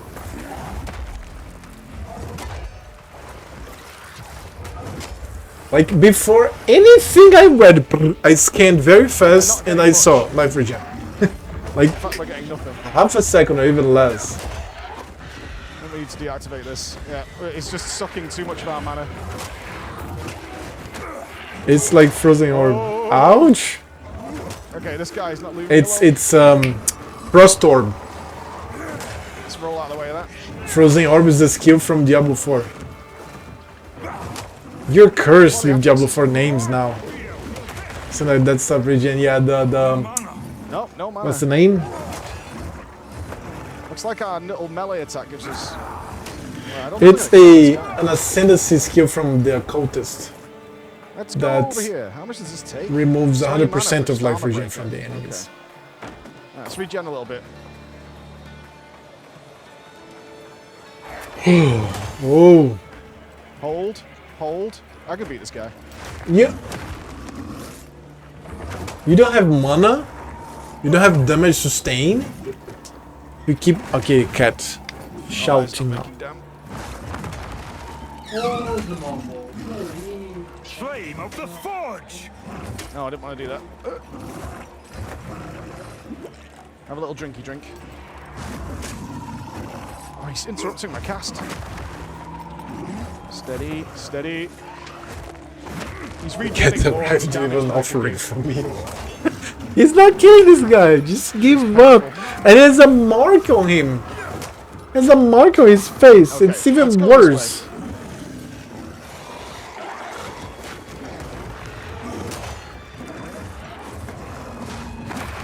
Ooh, give me that. Give me this. This is mine now. Thank you. Coming through. The life of the mob is not even changed. Roll. Okay, we might have got into a bad situation here. Flame of the Forge! Oh shit. You cannot bring that guy over. Fine. This is fine. You cannot bring that guy over. This is all fine.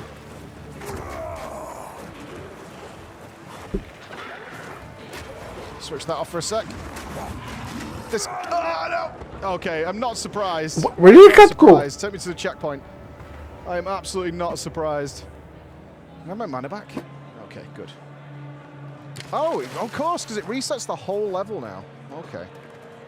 Alright, we need to use some different abilities here. Bid 5 more recovery if you use one low mana. Yeah. 40 charges. Maybe a bit too Oh, the cat's below me. That'll happen. This map looks beautiful. Sorry, I bumped on the whole microphone thing. again. Oh my god, okay. Let's focus more with the double slam. Seems maybe a bit more mana efficient.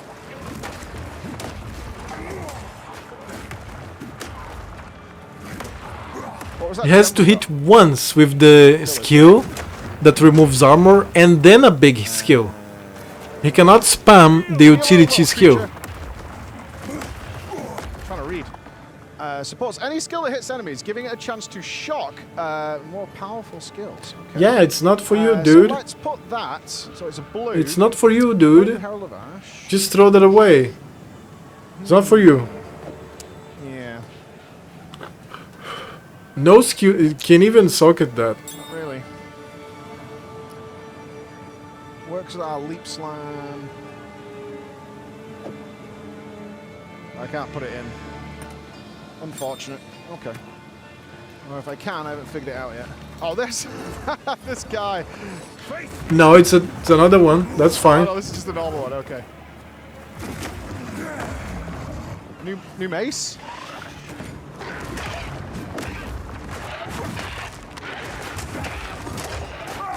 Whoa! Yeah, don't kill me. There we go. Beautiful. It's definitely going to take some time to adjust to this one. I do like the double slam quite a lot. Yeah, we want that up for these explosions. Maybe if we pile some enemies on top of that rare, that might be the play. Yeah, we should roll here.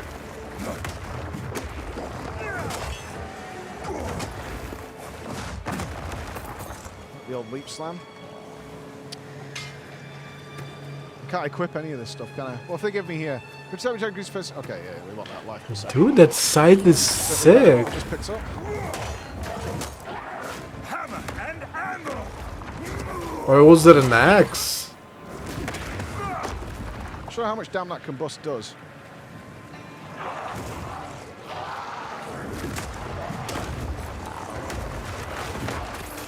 Oh, this is a good place to try it, actually.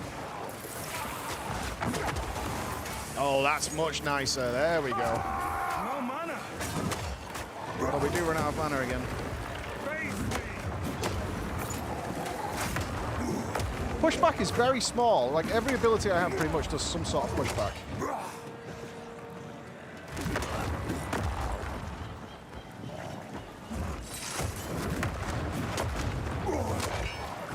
Yeah, we are again. I think I was talking about knockback. Let's not do that.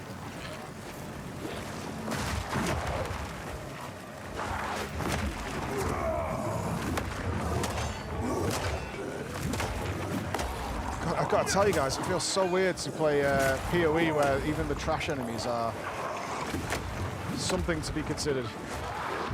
They're not trash. Uh-oh, spicy, spicy, spicy, extra spicy, mayonnaise.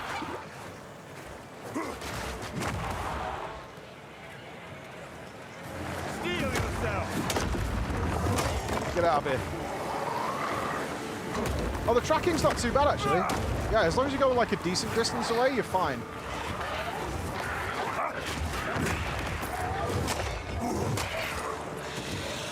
I'm kind of avoiding that big life regenning rare. I'm certainly not maxed on the damage for what I need. So we're going to dodge that big time. No mana. I think he was just re-rolled. I think that guy vanished. About my mana. Let's let it regen a bit. It looks that way at least. Probably push too further on. Slam these down. Should be using combust a lot more.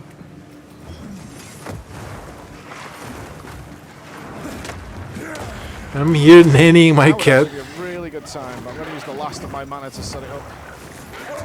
There we go. Yeah, that's absolutely what we should be doing. Give me that. 1 MS. So good. Hammer and anvil.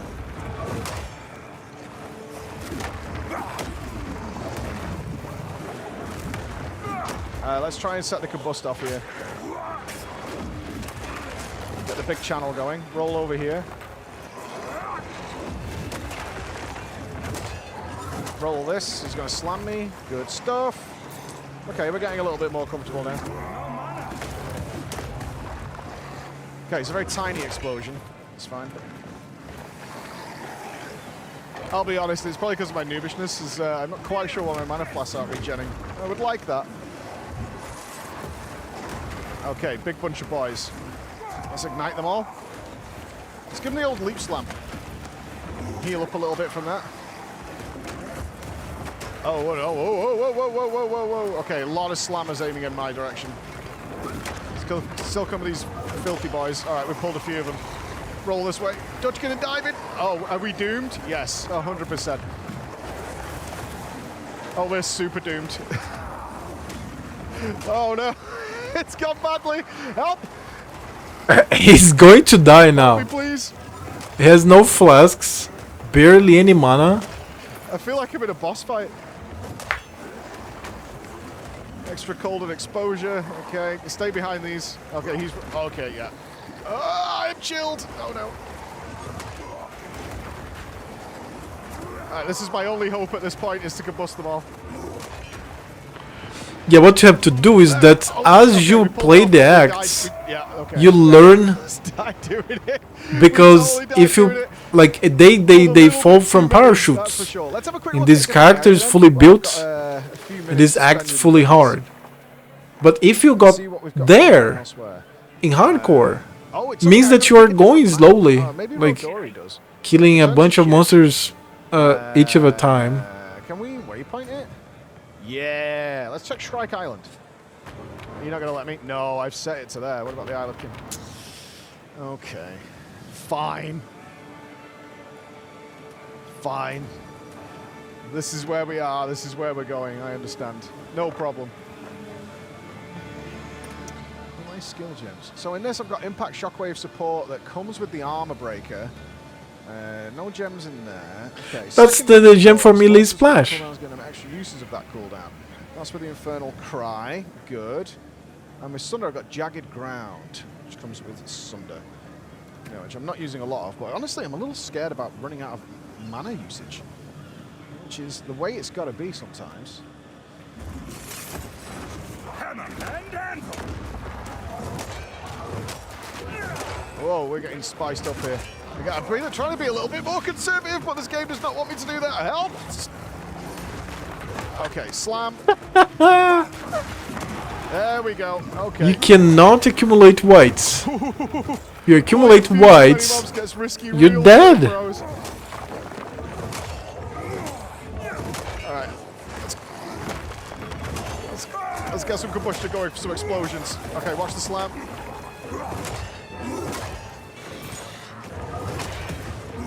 Tough. I see what people have been saying about the toughness. 100%. This is like going back to you have to predict their movements. You have to start an animation as they're coming. Oh, didn't want to double slam that. That's not the plan. Double war cry. Top me up. Oh. One thing is the last minute roll works really nicely as well.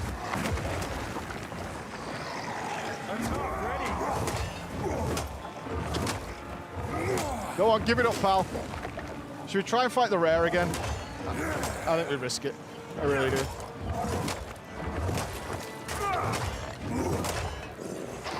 Yeah, focus on... Oh, okay. It's already gotten too scary. Okay, you're dead. I won't die. There we go. Okay, oh no, you didn't die because the lamb. Pulling that off. Oh, where's your roll, my man? Roll out. Roll. He can't. He's dead. The leap did not save me then. Extra. You guys are in for a nightmare. An absolute nightmare when you get here. Oh, man. I was talking to the guys who've been playing for like 45 minutes over on the other stages, and they were like, no, I did not get like anywhere near the boss. It was not happening at all. I think my favorite skill I've been messing with was the rolling slam. Like, comboing that with some combust on top of it has been great.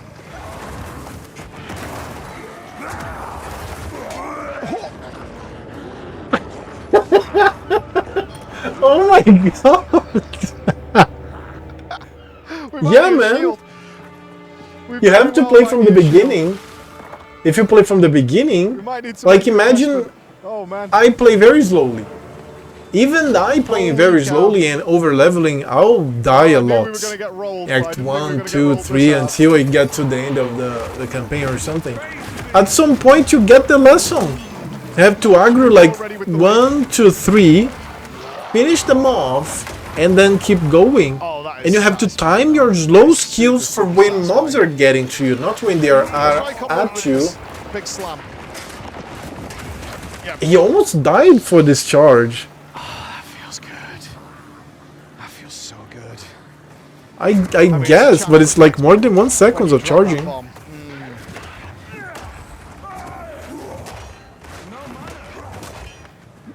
He can't get hit by whites. Feel better. Not at all, dude. See what I'm doing, I'll tell you that. That is much, much better.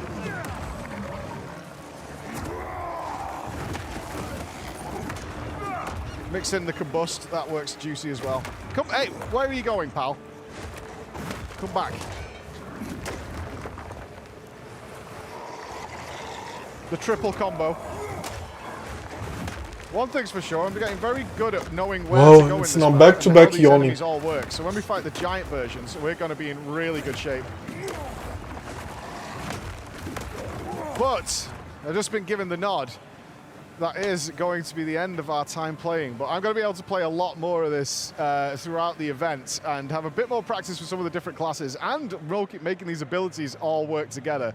So that is going to be my game plan here, because we got absolutely rolled during that. This game is not messing around. They did pre-warn me about the difficulty, but that is all the time I have for you on the stage for now. So we're going to be cutting back to the live stage in order to show you some more interviews and information for Path of Exile 2. I hope this has inspired some of you to, one, get better than me and not die as often as me, in Zizran's words, but also watch class you might want to play. So thank you for being with me, and I'll see you when the game comes out. Bye, guys.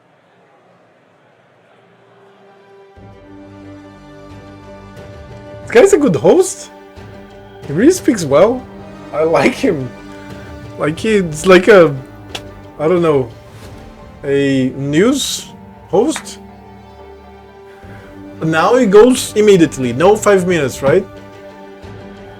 I need to wash my face again. Like very fast, I hate to be awake.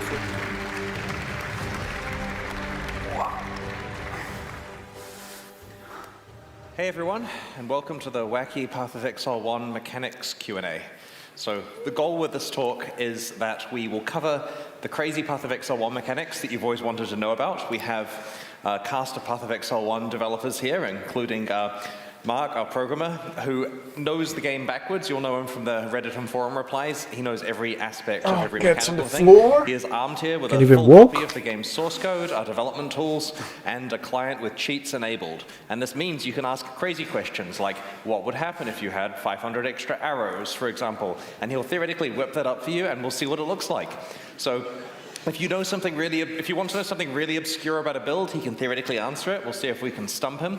But we also have Mark and Andrew. Now, as you know Neon, of course. He's basically supervising anything game development related in the studio. He's been primarily working on Path of Exile 2, but we run every single Path of Exile 1 thing by him. And that means that he can help with executive decisions. If we have to decide Path of Exile 1 expansions on the spot today, we can get it approved. We also have Andrew, who's been leading up design on Path of Exile 1 for the last few years. He's solely responsible for entire leagues you've played in many cases from a design point of view. Like he just single-handedly did basically all of Sanctum design, for example. And so he can help answer questions about any things that relate to the future of Path of Exile 1. I'm not wanting really to spend an hour answering questions about the split between the two games, but of course if there's anything confusing you, it's absolutely valid to discuss it.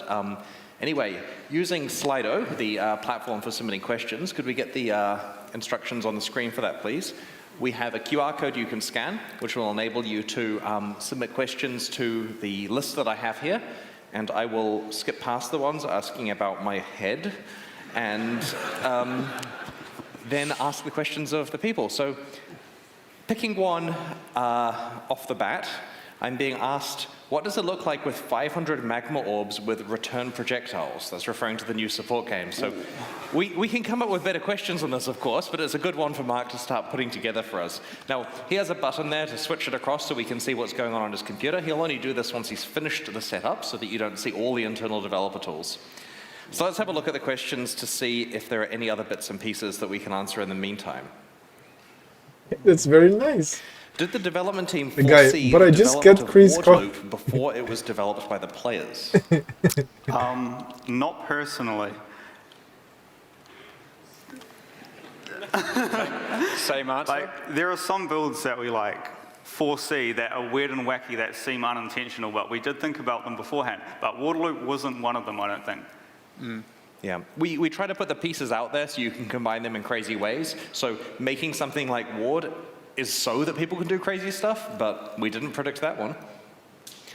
The next question is, with all of the improvements being created for Path of Exile 2, will PoE 1 receive some of the changes like new models and animations? Now, I'm speaking for a lot of people here when I say this, but there are many things in Path of Exile 2 that can easily be ported to Path of Exile 1, right? It's entirely possible that we make a PoE 2 league that's so good we can just slap it right into Path of Exile 1 without modifications. There are many monsters that we could reuse in places. There is a lot of cross-compatibility between the games because they run the same engine. However, the new models and animations are probably the one thing that Path of Exile 1 is not going to get. Mark, how do you feel about this? That's only probably true for the character classes, which I know is probably the more important thing. But they've been receiving monsters, like we've been backporting, sideporting, whatever you want to call it, the monsters and boss assets, right? The animations, the rigs, and VFX from bosses and monsters to PoE 1 for quite some time. Like a lot of what you see in like for example, the bosses in Sanctum, like Lycia, there was the 2 big stone sentinels, the kind of gargoyle stone one, those are all from PoE 2 and have been reused in PoE 1 context. So in that regard, yes. The characters, that's a much, much, much more difficult thing to achieve. That is like borderline impossible. I think I can do that demo now. We're ready. So we were asked about having firing 500 projectiles for that. I predict we're going to be on 1 FPS for a while here. Oh no. That didn't seem very interesting. We'll just get a level 20 chain on there as well. And that wasn't hitting anything. How many attacks per second can you do? Sorry. Well, I predicted 1 FPS, but that seemed to be handled real well. So we have a rule. Oh, here we go. We're chugging a bit. When you see these dummies, you do not ask for target dummy micros, please.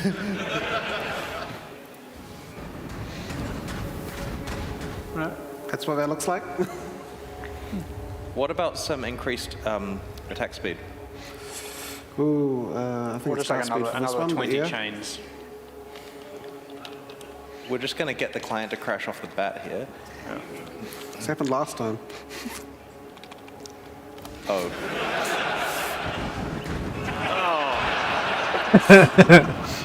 Let's crash the client. All right, well, while you recover from that.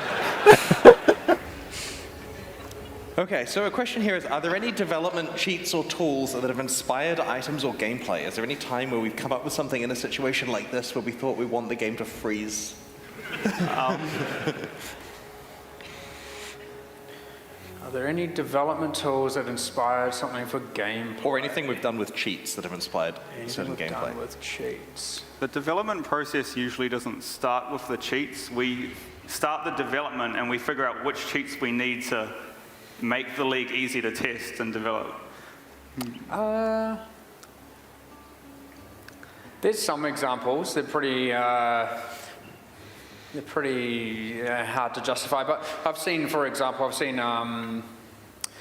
like monster skills when then cranked up to have multiple projectiles or way more cast speed, that they become viable looking player skills. That they you kind of get a little bit of that going backwards. I definitely see, and there are certain situations where even the other way around, where you have like a player using a certain skill, and then if you add enough, again, cast speed or just like overdo it, and then all of a sudden you use it and it's like, whoa, that looked like an epic boss ability.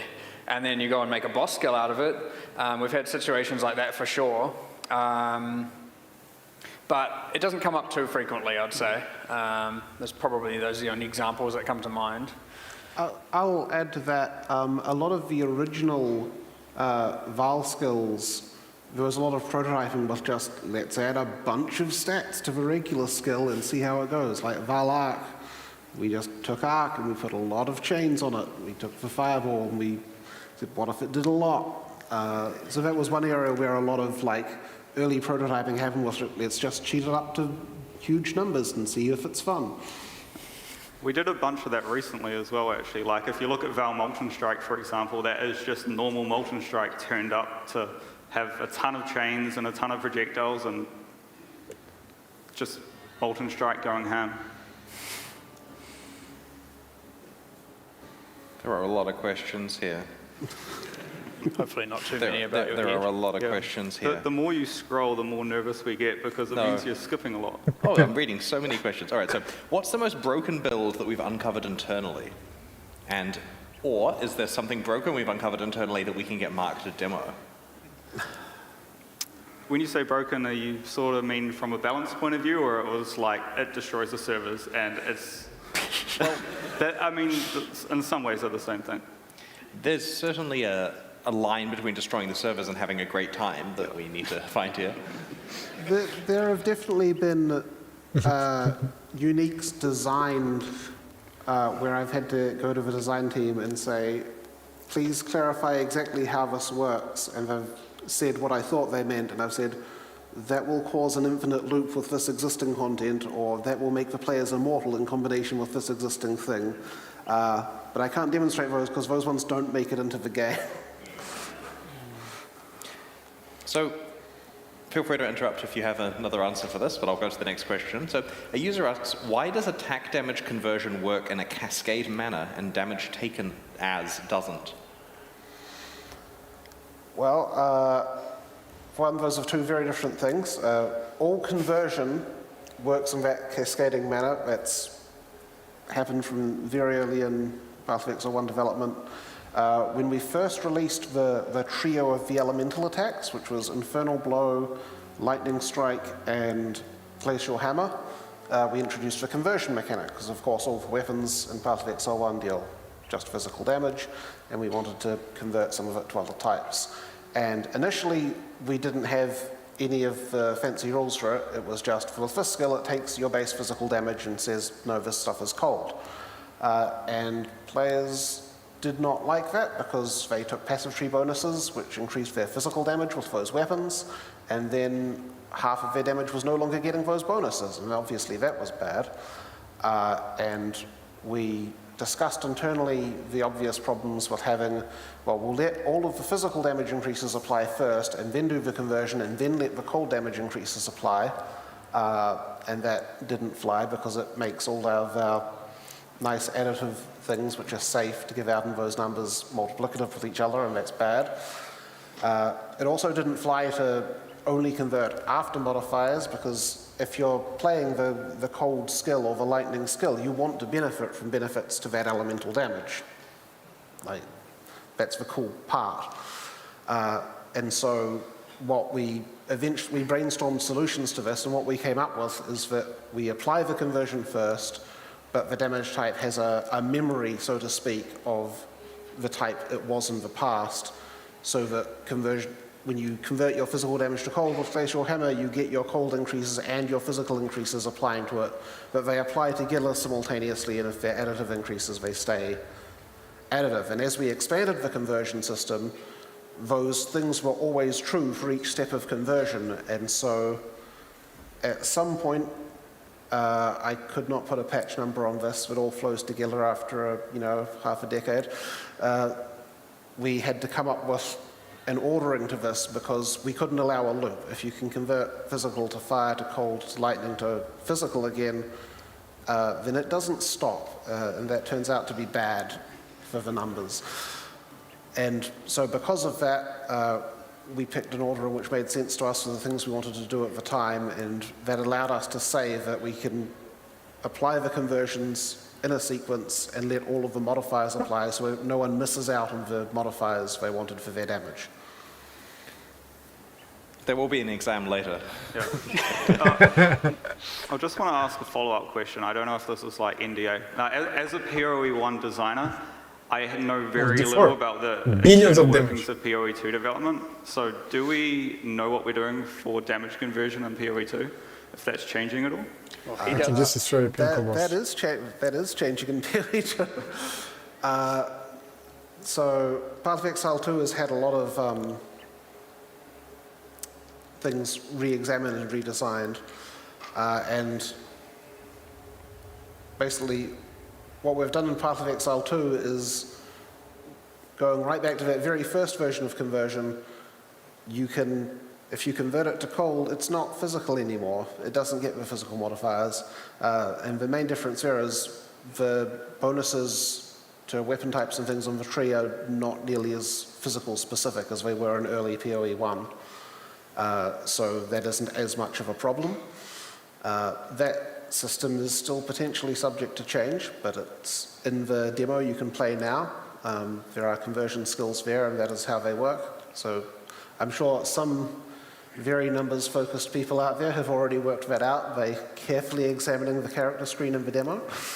And I guess to circle around to the other half of the initial question, the reason the damage taken as system is different is the entire point of that system isn't to get bonuses to things, it's to prevent a weakness. You want to take your fire damage as cold because your fire resistance is low. It's changing what your mitigation sees the damage as. So obviously keeping modifiers to damage taken or something applying to it would defeat the point of the mod. So yeah, the reason they're different is they have fundamentally different purposes. All right. I'm being asked, what does Spectral Throw look like with 100% reduced projectile speed? That's a valid question. I'm also very interested. I mean, I can choose what to ask, right? That's definitely what I want to see. Yeah, okay. All right, so while that's going on, did the development team anticipate any viable cast on death builds when we introduced the skill? I mean, I certainly didn't. It was basically a joke, but... Yeah, so I think when we did the spellcaster buffs about a year ago, we nerfed the damage multiplier on a bunch of support gems like cast on damage taken might not have been done at the time, but things like cast on crit, cast while channeling, that type of thing. But we didn't touch cast on death. So in that patch, every cast on death build got buffed by 60, 70%, something like that.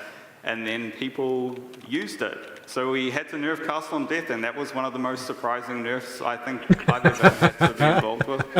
But a really funny thing is, I think cast on death might be a legitimate strategy for the new league, because you don't die for real, remember. When you die, you get revived after a few seconds. So you could suicide bomb yourself into everything and revive and do it over and over again. That's quite cool. All right. So next question while Mark's still setting up is, does Ward have any interaction with Resolve and Sanctum? I don't believe it does, right? No, it doesn't have any special, like, when we added these new 3 Sanctum defensive mechanics this league, when Sanctum's going core, it's only considering your armor, your evasion, your energy shield. It isn't considering your ward at all. All right. So the next question is, with Calandra League, were there any modifiers that posed a problem when they became negative? Oh, tons. Mark will know all of this. This is their life, right? I remember Andrew coming to me, what was it, 2 weeks before the release? And saying, it's fine if all the mods on rings have negative values, right? It wasn't fine. We quickly reviewed all the mods together, and we had to come up with a system where for certain things there's a substitution where if it sees mod A, instead of just putting the value negative, it supplies mod B instead. An obvious example of this is added damage mods, because you have a minimum and a maximum which have numbers, and if you turn those negative, because the maximum was bigger, it's now more negative, and you can reduce your actual maximum damage lower than the minimum, which no one wants to see. That's not how things are supposed to work. It no longer causes horrific bugs, but it's still not great. I think we are ready for that demonstration as well. All right. So I believe the question was about 100% reduced projectile speed? 100% reduced projectile speed on Spectral Throw. That one there is 95. 90. Now we're at a negative 196 because I mistyped. So there is a cap on projectile speed. Can't go entirely to not moving because that causes projectiles to just hang there. And you'd think that's great because things would walk into them. They don't. Projectiles only work when they move into something else. The collision detection in Path of Exile is one way. When something is moving and it sees something else in its way, it detects the collision. And the projectiles only detect the collision if they're moving. So in the brief period where there were projectiles not moving, that was bad. And we may as well, since I'm sure it'll come up, go back to...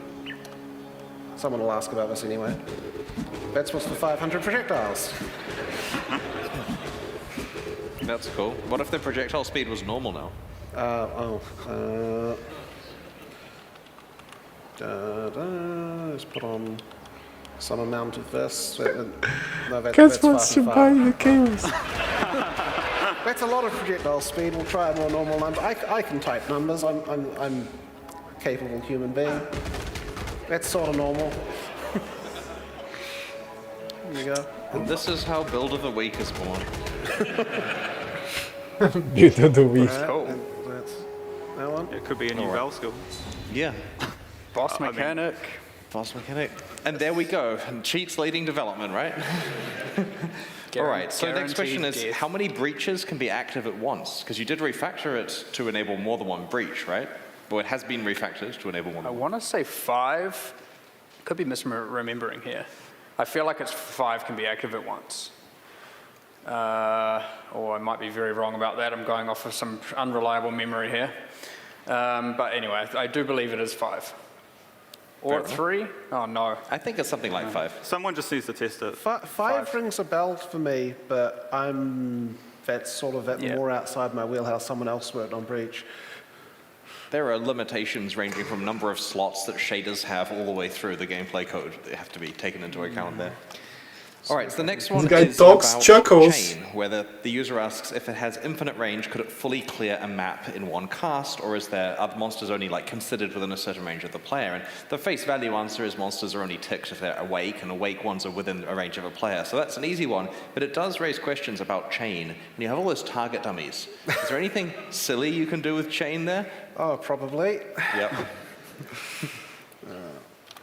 But if you had enough players in the area, and they were evenly spread out so that every monster in the area was ticking, and then one guy in the corner shot them with infinite range and infinite number of chains, would the whole area die?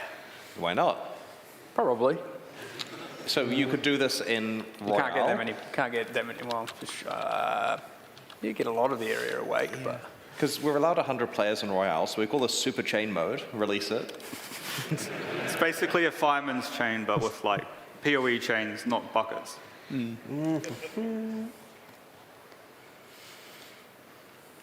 Okay, so a question while Mark's working on that is a user wanted to know how Kiwi Halt happened. This is a very long time ago. We've explained it before. So the short answer is that a lot of the stuff in our internal tables reference other tables by index. For example, you will have a mod in your item which is stored in the database as you have mod 79 or mod 300 or whatever. And so we accidentally got some tables out of sync. And so it was referring to things that were just arbitrary. So your shield looks like a kiwi and it's got arbitrary mods on it. And that was a bad afternoon. Before devs is the correct joke, man. I think the test case is just finished. So I've got an obscene number of chains here. So here's an arc. Have done one.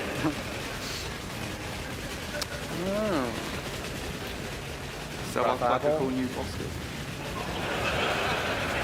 So if you were to run with it, but not in this right now, but if someone was to theoretically run with it as it started bouncing across a map, you could probably fire one powerful enough projectile to do it. Again, assuming infinite range chaining and that you can keep up with it. The real problem is you'd need to be able to chain from terrain, because chaining just aims at where it was when the projectile aims at it, and monsters tend to move. So the longer the chain range, the more likely the projectile just misses and goes off and hits a wall. True.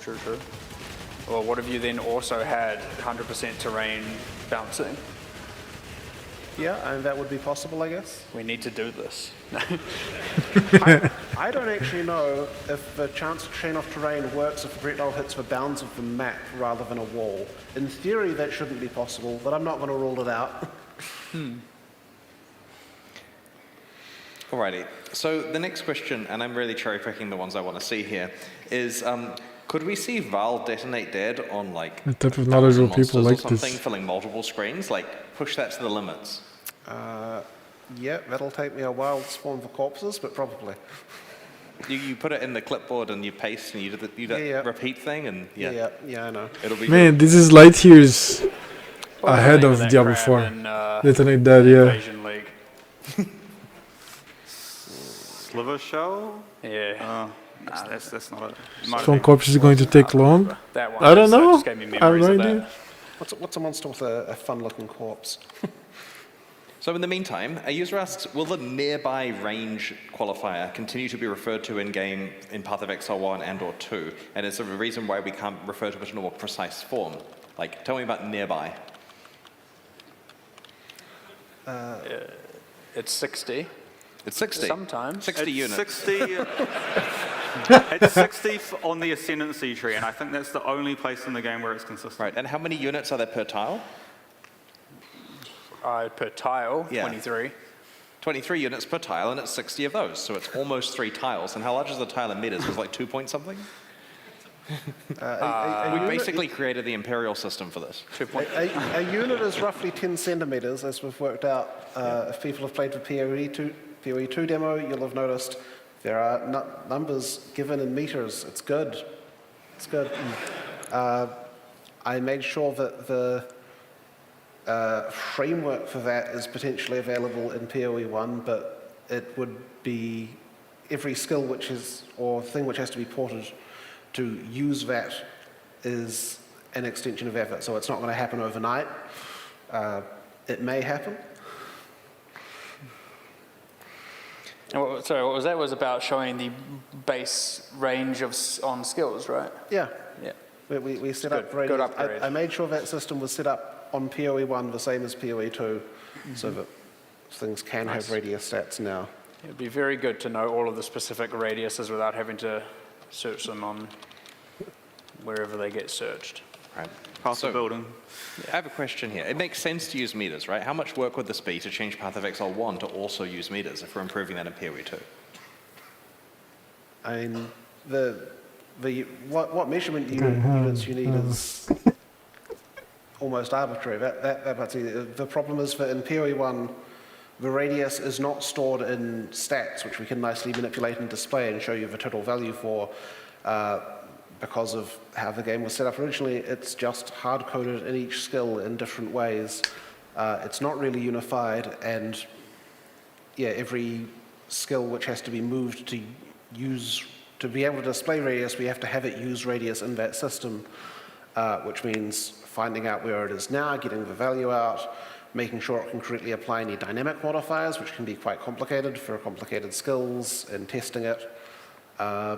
So every skill is a little bit of, like, no individual skill is like going to be not taking a week's worth of work, but there are a lot of skills in the game, I believe.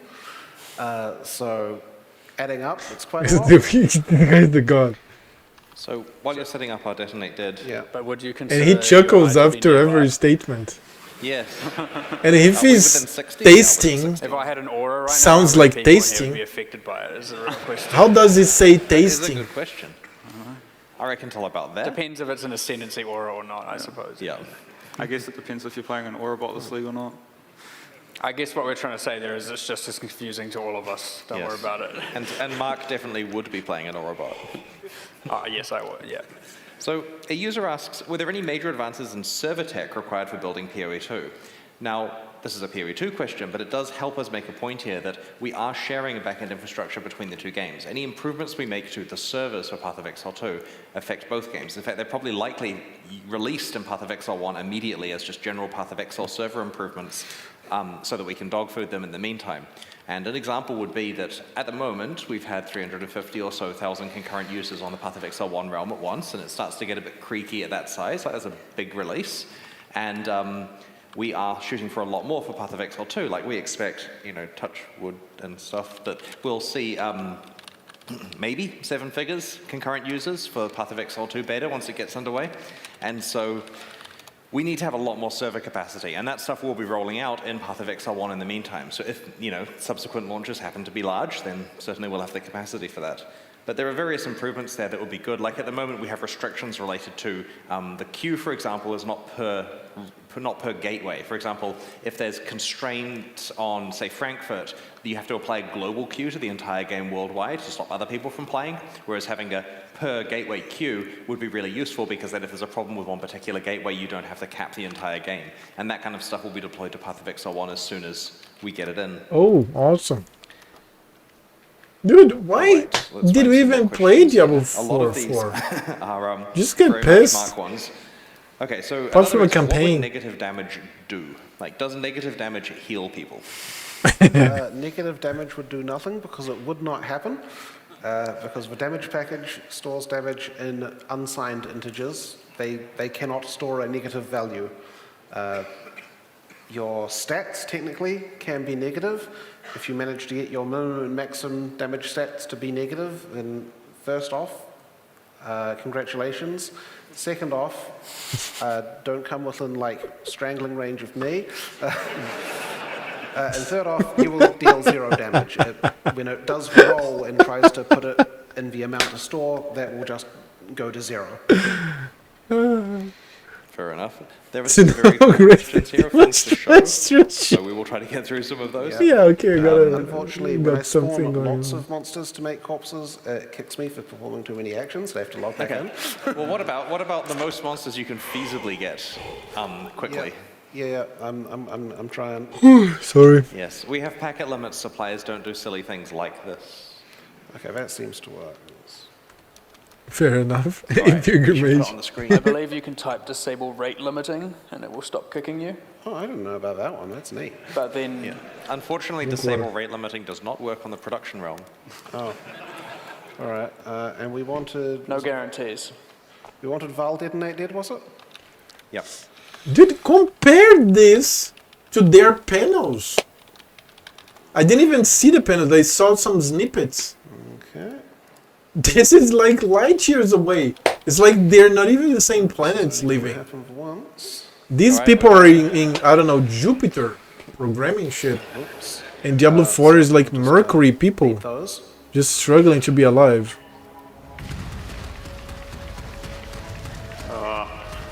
I think you need to give yourself a lot of the corpse limit stat.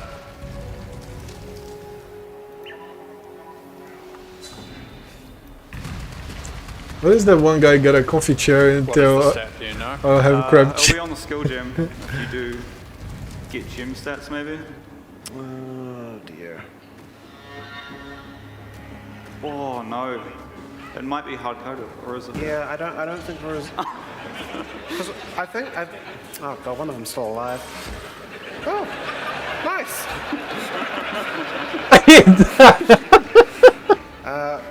Yeah. Did we redesign Valkyrie at some point? It didn't used to have a limit in the original version, but I think I vaguely recall there being a redesign. I don't remember what the details were. It's not what it originally did. It clearly. Yeah, it has it does say it has an increasing delay between each one until it has destroyed 22. Oh, that's it. So I'll go take a look in the code and get back to you on if I can make it faster, but I probably can't. Well, let's go to another crazy demo if we can. There's some low-hanging fruit here. All right. Okay, so a user asks, what's the smallest character size in the game?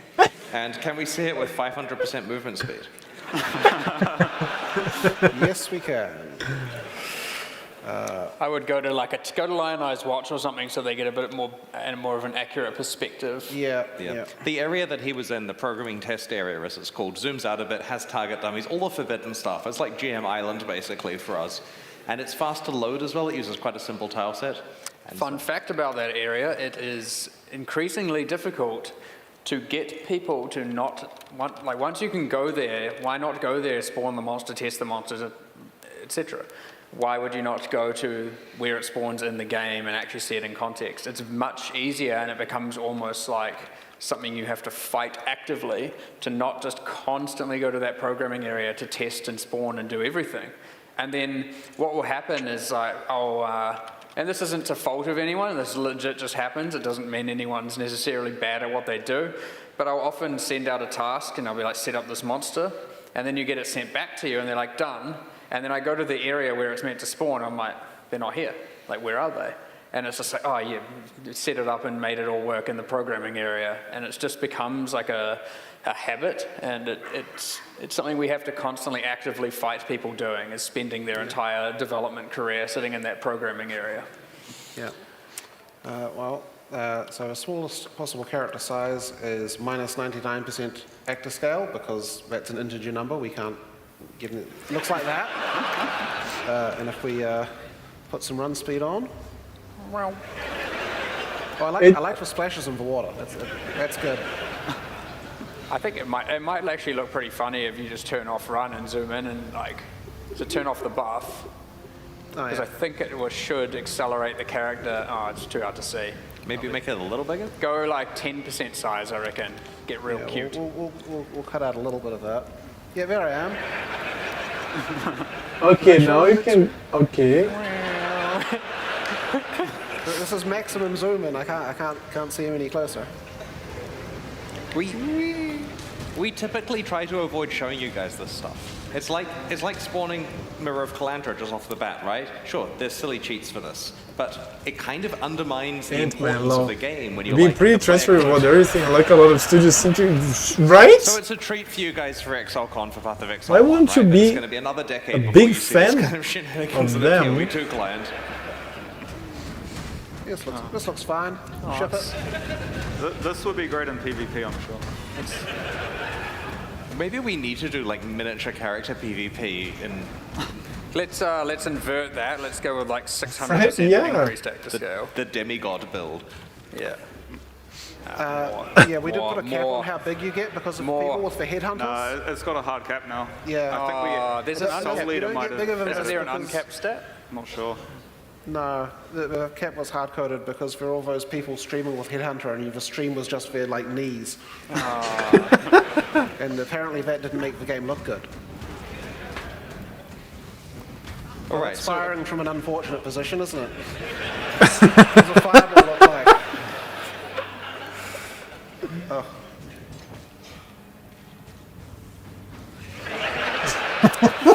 Yeah. Make one of those sand spinners that big. Give it the 600%, and then put yourself back to regular size. Yeah. This is how we get bosses made.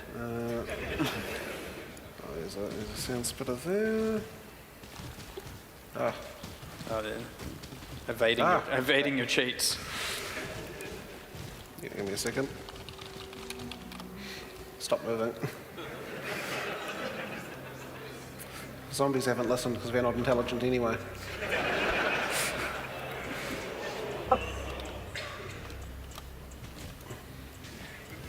The problem is not everything scales up with them. So the projectiles are still tiny. But you can sometimes just do that. The animations don't hold up. Things like movement speed don't hold up, so it would end up move traveling. Some are fine, like a creature like that might actually be alright, but a human will end up just being really slow, and like they'll end up with both legs off the ground for some time, and it doesn't really hold up. But sometimes you can take a monster and scale it up 6 times, and you know, it works perfectly well. Hey, Mark, do you remember when we made those videos of the bosses fighting each other for the news? How easy is it to put 2 monsters on opposing teams when you just spawn them? Pretty straightforward, yeah. Yeah, trivial. Do you want to go somewhere and spawn some bosses on different teams and just let them have at it? Yeah, all right. We'll give it a go. This isn't going to be as balanced. Like when we did the ones for the news, we had to actually set some stats to make it a video that wasn't just, you know, one-sided. Because bosses have different levels. Some bosses can be spawned out of arenas, some cannot, so we need to kind of figure out, is there any suggestions here for bosses or anything? We can see if it can work. Exarch v. Ada. Well, half of that will fall apart, but we can probably try it.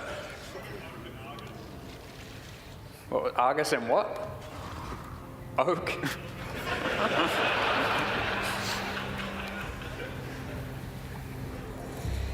I can come over and spawn them if you want, Mark. No, I'll have to look up what they are. So Argus. Exarch and Ada. Pretty sure that X might work. I'm just trying to think whether or not. Well, we'll break apart. We can always find out. Oak versus Oak. Oak? Oh my god. Forever. Yeah, that's him. What was our opponent? Oak. He might not work because he's got the whole bandit quest shenanigans He's pretty going tied on. into his location. But Oh, the map boss variant will work. But the map boss might have some special map stats, which makes him stronger. Maybe not. Yeah, so Argus is going to die. Oh, no, there's a standalone version. Oak standalone. When designers join Okay, our team some from the cuts outside, drop they do this something, for a few hold on. hours. They might attack you, so you might want to just add grace period to yourself. or hidden monster. So now they should be on different teams, and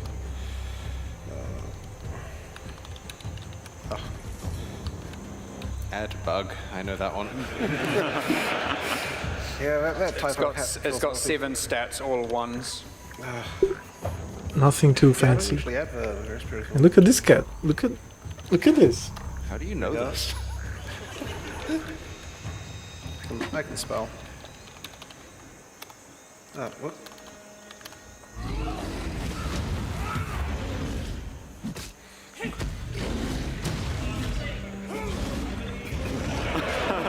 Oh, so there's a problem. I got one thing. He's not going to compete with enduring, bro. Yeah. Show them the increased time scale.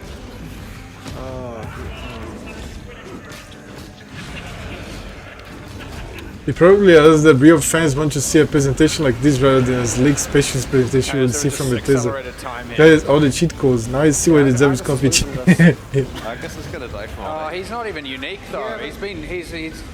I didn't know it was possible to spawn Argus as a normal. Loyal to the end.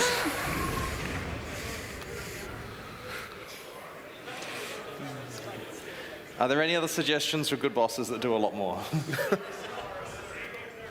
Lunaris Solaris. So that one already exists. That kind of does already exist, yeah. You just warp to the Cold River map.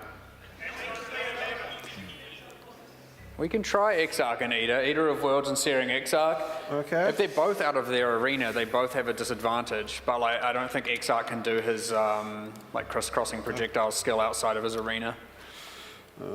For many map bosses, we've made standalone versions. I don't think these have any. A lot of the pinnacle ones, well, not a lot. Any that can go on the Fed or in Maven encounters have standalone versions, but these do not yet. How do I get Searing Exarch? What's he called? Probably called like Cleansing Fire Boss. Oh, yeah, Cleansing. There he is. I missed him. All right. And the other one's called Tangle Boss, I believe. Just internal names. They might have a bunch of gel and stuff to activate, but I mean, we'll just see. Okay. If it works, it works. Else we have to pick 2 other bosses. What's his name? Eater? Yeah, I think it's Tangle Boss. I tried Tangle Boss, it didn't seem to work. Tangled.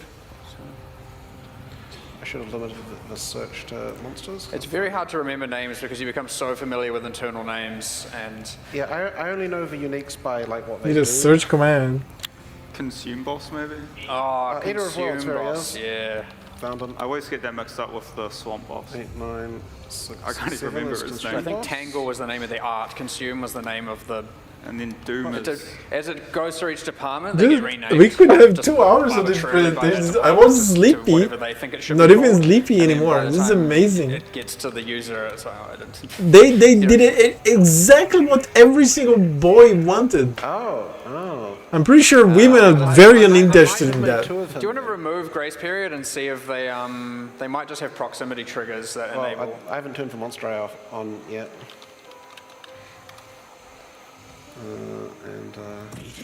Oh, you might need to re-add it now. I'll do God Mode, that's faster. Get my Grace Period back. Oh, yeah, I think they're fighting you now. Yeah, I know. Well, now that they're highlightable, put that one on team 6. Yeah, okay. We have Oak there. This is obviously unfair. We need another one of the Searing guy. All right. Yeah, you go 2v2. So, Mark, this may be a good time for the next question, which is, do we support first-person camera? Got a numpad there? Wait, do we? You know the key that dissociates the camera? Oh, like God. numpad minus? I don't have a numpad on my keyboard, so... Oh. No, not that.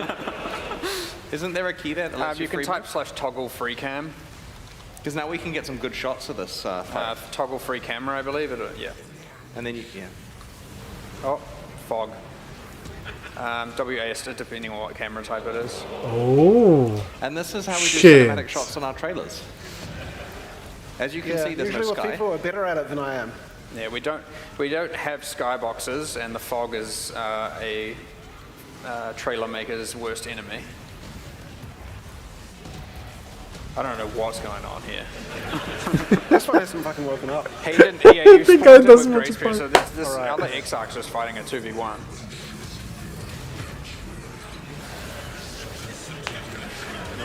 So as you can see, the free camera ruins the item. Where are we? Item nose. Treasure key. Help! I am not good with computer. Holy! Oh my god.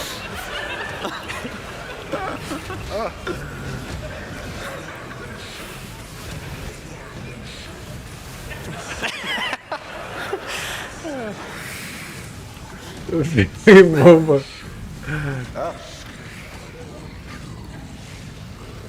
I'm not sure what's happened. Feels like we got an assert. An illegal skill, most likely. Are you on local server? Oh, Yep. must be. Is there an assert going on here, or is something paused? Tab to. Have you tabbed to the server? I reckon there's an assert. Yeah. Oh there you yeah. go. Cool. All right, so I might have to fix that at some point. I'm not sure if you're going to have random open world 2v2 Exarch Eat All for Worlds things going. Yeah, so because that pauses the instance when the error pops up until you ignore it or proceed, and then it will play very quickly until it catches back up to where it's meant to be. All right, so the next question, which may require a fresh instance, Mark, is that the players would like to know what a literal zoom answer would look like with lots of minions. You know, like if they say 1,000. All right. I've come to a place. Literal what? We'll never know who won. It seemed like Exarch was destroying them. So, actually first. I want a rematch of that Ogre vs Argus later because he was not a unique rarity, which means he was missing a lot of damage and a I lot didn't of life understand on Argus. either. But I'm maybe biased. I like Argus. Okay, let's have some skill on this. So a player asks, are there any cool Easter eggs hidden in Path of Exile 1 that you can't find without the free cam? No, that would probably hurt performance to include stuff you can't physically see. That one?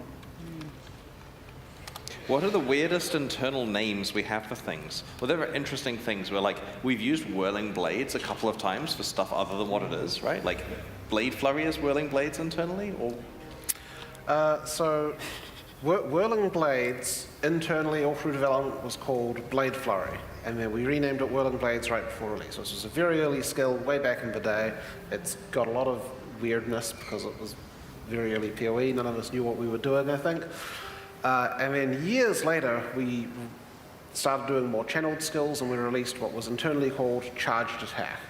And then that got named Blade Flurry as an actual final name, because obviously Charged Attack is a bit dry and boring. And this keeps causing confusion, because people now know that as Blade Flurry and go look for Blade Flurry in the code, which is the code for Whirling Blades. That's not as bad as Blade Vortex, which was called Spinning Ethereal Blade internally. Oh my god. Was named Blade Vortex. So the balance data is called Blade Vortex, and the internal code is called Ethereal Spinning Blades.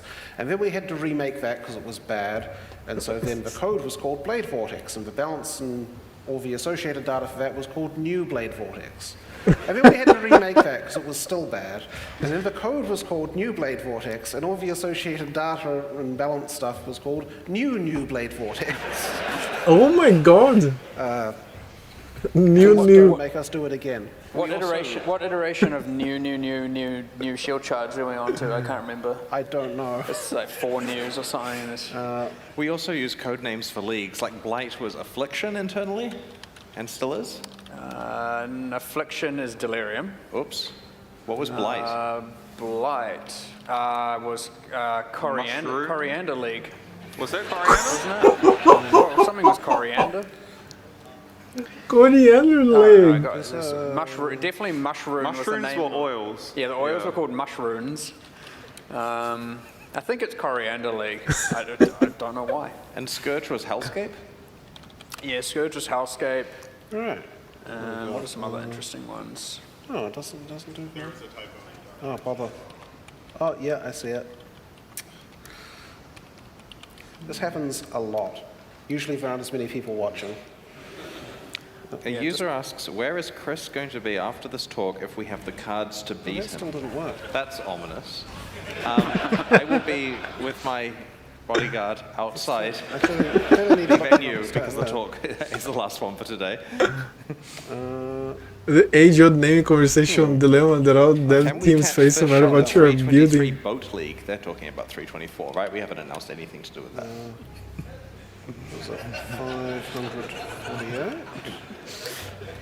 You know, these guys diligently insert fishing stuff in every single league we do still, to this day, right? I think that's called Basil League internally. Basil? Yeah, some sort of other, or basil, some one of those herbs, you know. I thought it was schooner. I don't really know all those like green leafy things, but we keep getting leagues named after them. Yes. Okay, well that at least makes them last longer. How many players fit in an instance until the game crashes? Quite a lot, actually. We increased this for Royale. Previously, it was a 32-bit integer that stored a mask of which players could see each tile, and so there was a limit of 32 players, which in towns we got up to 24 and could overflow slightly. But now we support large numbers of players for Royale. Like we've tested with 100, we could probably go a bit higher. It's not great to receive that much data in your client. Yeah, but then when we did like, well, the issue with the number of players is the more players with different skills and everything, the more you have to preload. Behold my army, it's... Holy.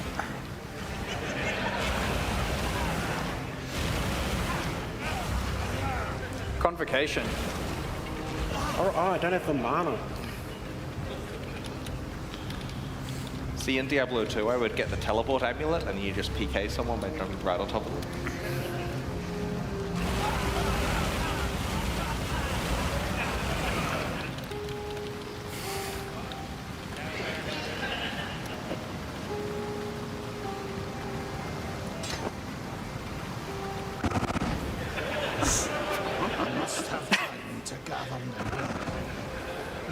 Fucking awesome.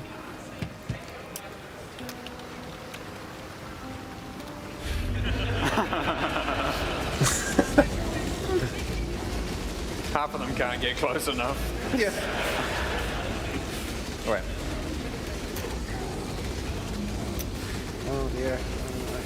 We have a question in the meantime while Mark demos this. Are any of the Crucible modifiers to skills bookmarked for later review to be added in some form?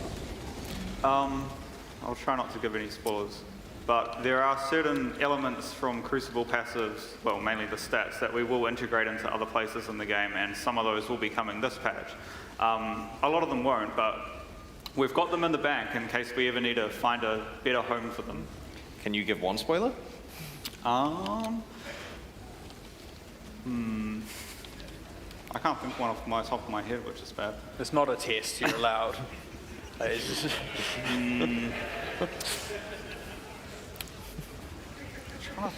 these guys have well, better range. the fresh meat support is very similar to the Crucible notable that was on Spectres and Zombies, for example. So I think in Crucible League, they got adrenaline for like 10 seconds when they get summoned. So fresh meat support is like doubling down on that idea, but like way better than that note, I think. The skeletons. What is going on there?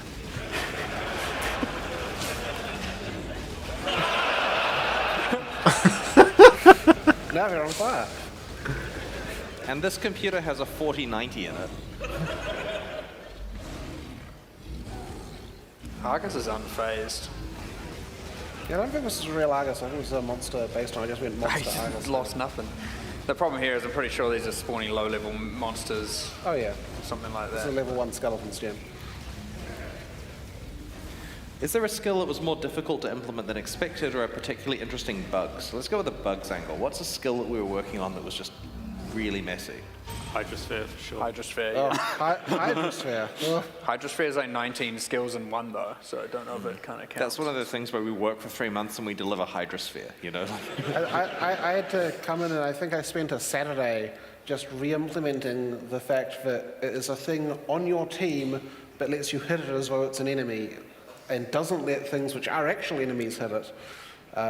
And basically, there's a very core thing in the target section for is enemy and is ally, and those are just a lot uglier ever since we implemented Hydrosphere.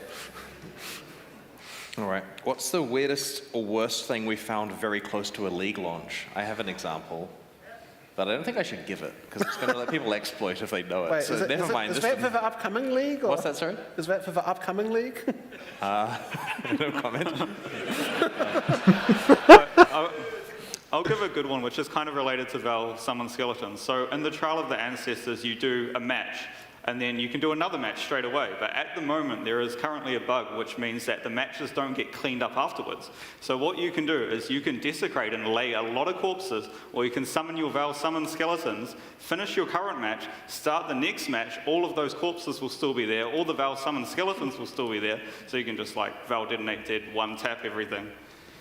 But we're aware of it, so it will definitely be fixed before launch. Yeah. Better luck next time. Well, I didn't realize it was a free probably game. best for us No to wonder hold you're being questions open about there. it. Dude! So that's the end of Exilecon Day 1. We plan to start tomorrow's schedule by streaming the 3 developer talks that were shown in the auditorium today that have not yet been on the stream, and so they're going to take place before we actually start live in person here tomorrow. In person, we're starting at 9:30 a.m. New Zealand time. At least that's when the first streaming stage thing is. The first talk, which is the Path of Exile 2 questions and answers session, will take place at 10 a.m. That is a perfect time to bring up all the questions about the split between the games, what the plans are for Path of Exile 2. It'll have space for all the items, senior Path of Exile 2 called tabs. designers there. A great time. We'll answer all of the tough questions there will be. Stash tabs. In addition, I'm really looking forward to the Action RPG Roundtable, which we're going to be hosting later on tomorrow, just before the race event. That's basically me and Eric, one of our co-founders, and also the contingent of American game developers, David and Max and Eric and Travis, who worked on Diablo, Fate, Torchlight, and so on, will be answering questions moderated by Kriparian. So think about what Action RPG design questions you want and have a look at that panel. It should be great. Could be 25. And then, of course, the day finishes you don't get the with pay-to-play huge stuff race event exactly. where we get to crown the 2023 racing champion. A tiny bit. So that should be a lot of fun. Thank you to everyone who's been watching online. There's a big day of streaming available tomorrow, and to everyone who's here, I hope you have a restful evening. Because if you don't buy at least a minimum of $5 of stash tabs, like 3 specific ones, the game gets clunky to be played. But after you buy that, you reach a plateau very fast, and then after you reach this plateau, you either are playing way more than you should, or you just work for trading or something. So, but now I get to play PoE 2 at no cost, and I have a shit ton of tabs. Yes, exactly. That's exactly it. I'm so broke until now. Even though people gave me the games, for example, Chop gave me Starfield, but all because of Diablo 4. So I cannot buy a supporter pack for PoE. So yeah, thank you Diablo 4 even for that. So or you just hoard like me. Dude, let me see my hardcore. I played, let's take a look. I played Crucible for a very small amount of time. Oh no, I think I gave it all away. Because a friend of mine was like, he arrived late to Crucible. He arrived late to Crucible, and then I gave him everything, didn't I? Let me check here. I have a level 9 character here on Hardcore Crucible. Yeah, I gave it all. I gave him all the shit. I even forgot about the exotic one. I should have gave him these, like, forgot. But even my valuable stuff, this is like testing things. My valuable stuff is a little more to the right. Here you have gems, flasks, these jewels, maps. I gave him all my maps. We have here cluster jewels, give me all of them. Unique items, give me all the valuables. We have metamorph organs here, delirium. And then 2 kills, I didn't give him the 2 kills because they're basically shit. They're basically items for new characters. 5 kills, 10 kills, 15 kills, 20, 25, 30. And high price number 2. Gave it all to him. We have here Delve. We have cards. I have 0 cards here, game all to him. Essences and fragments. I didn't give him the Crescent Splitter because I want this to transition to hardcore. I may even dive a character here to transition this to standard, because I want to train one day Maven. So yeah, login standard low. How is the PvP in this game? Basically non-existent. We don't have PvP, seriously. We barely have PvP, I could say. So let me get here, for example, I don't know, any character on standard now, there's going to be a lot of items. Definitely there's going to be a lot of items here. Let's take a look at this dash tab here. Oh my god, I'm yawning since the beginning of the stream. So, since I keep dying with characters, because that's what you do when you play hardcore, as bad as myself.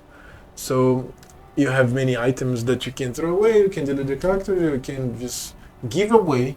And at some point I stopped giving away my items because I started to train builds.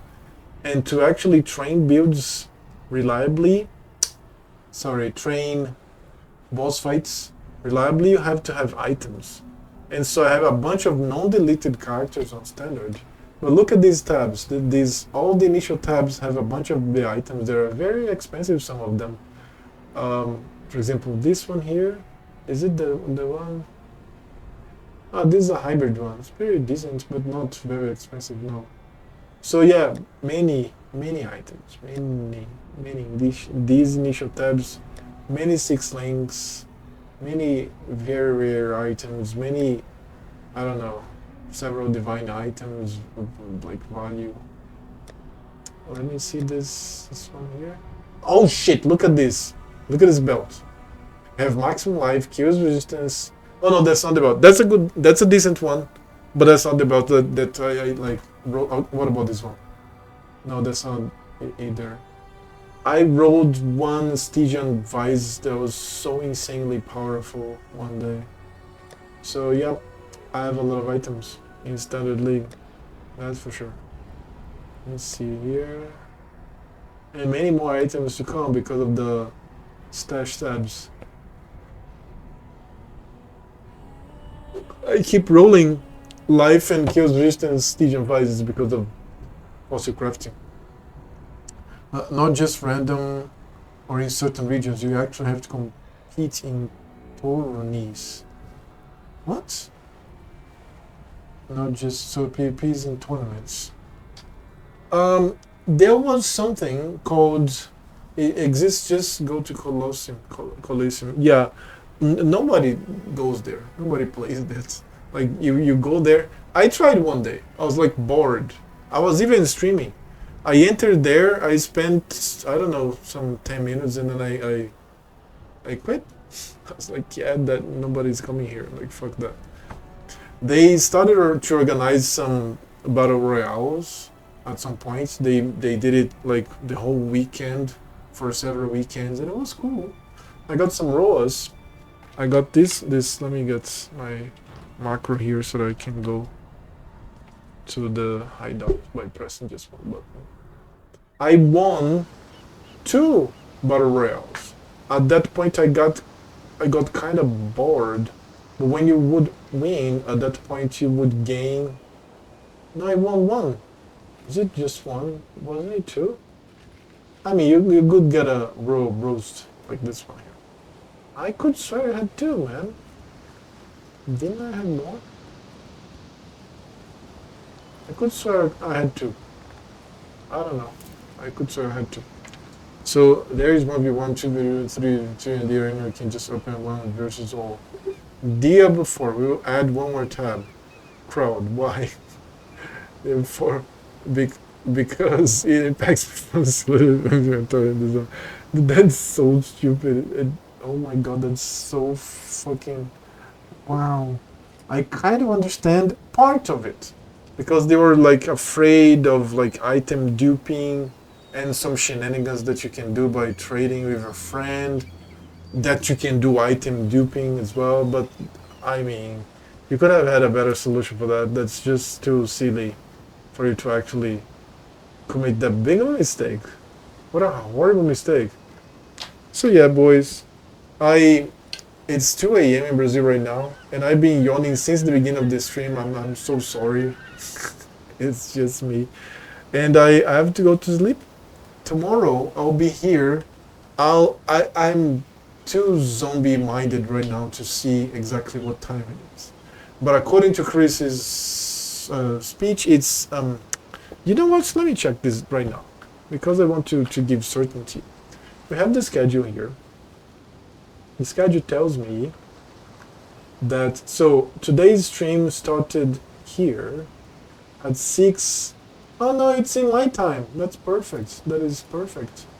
So tomorrow, oh yeah, they made it here. That's the replay. So 5:30, 5:30, 5:30, 15:30, 3:30 p.m. 3:30 p.m. is in 13 hours.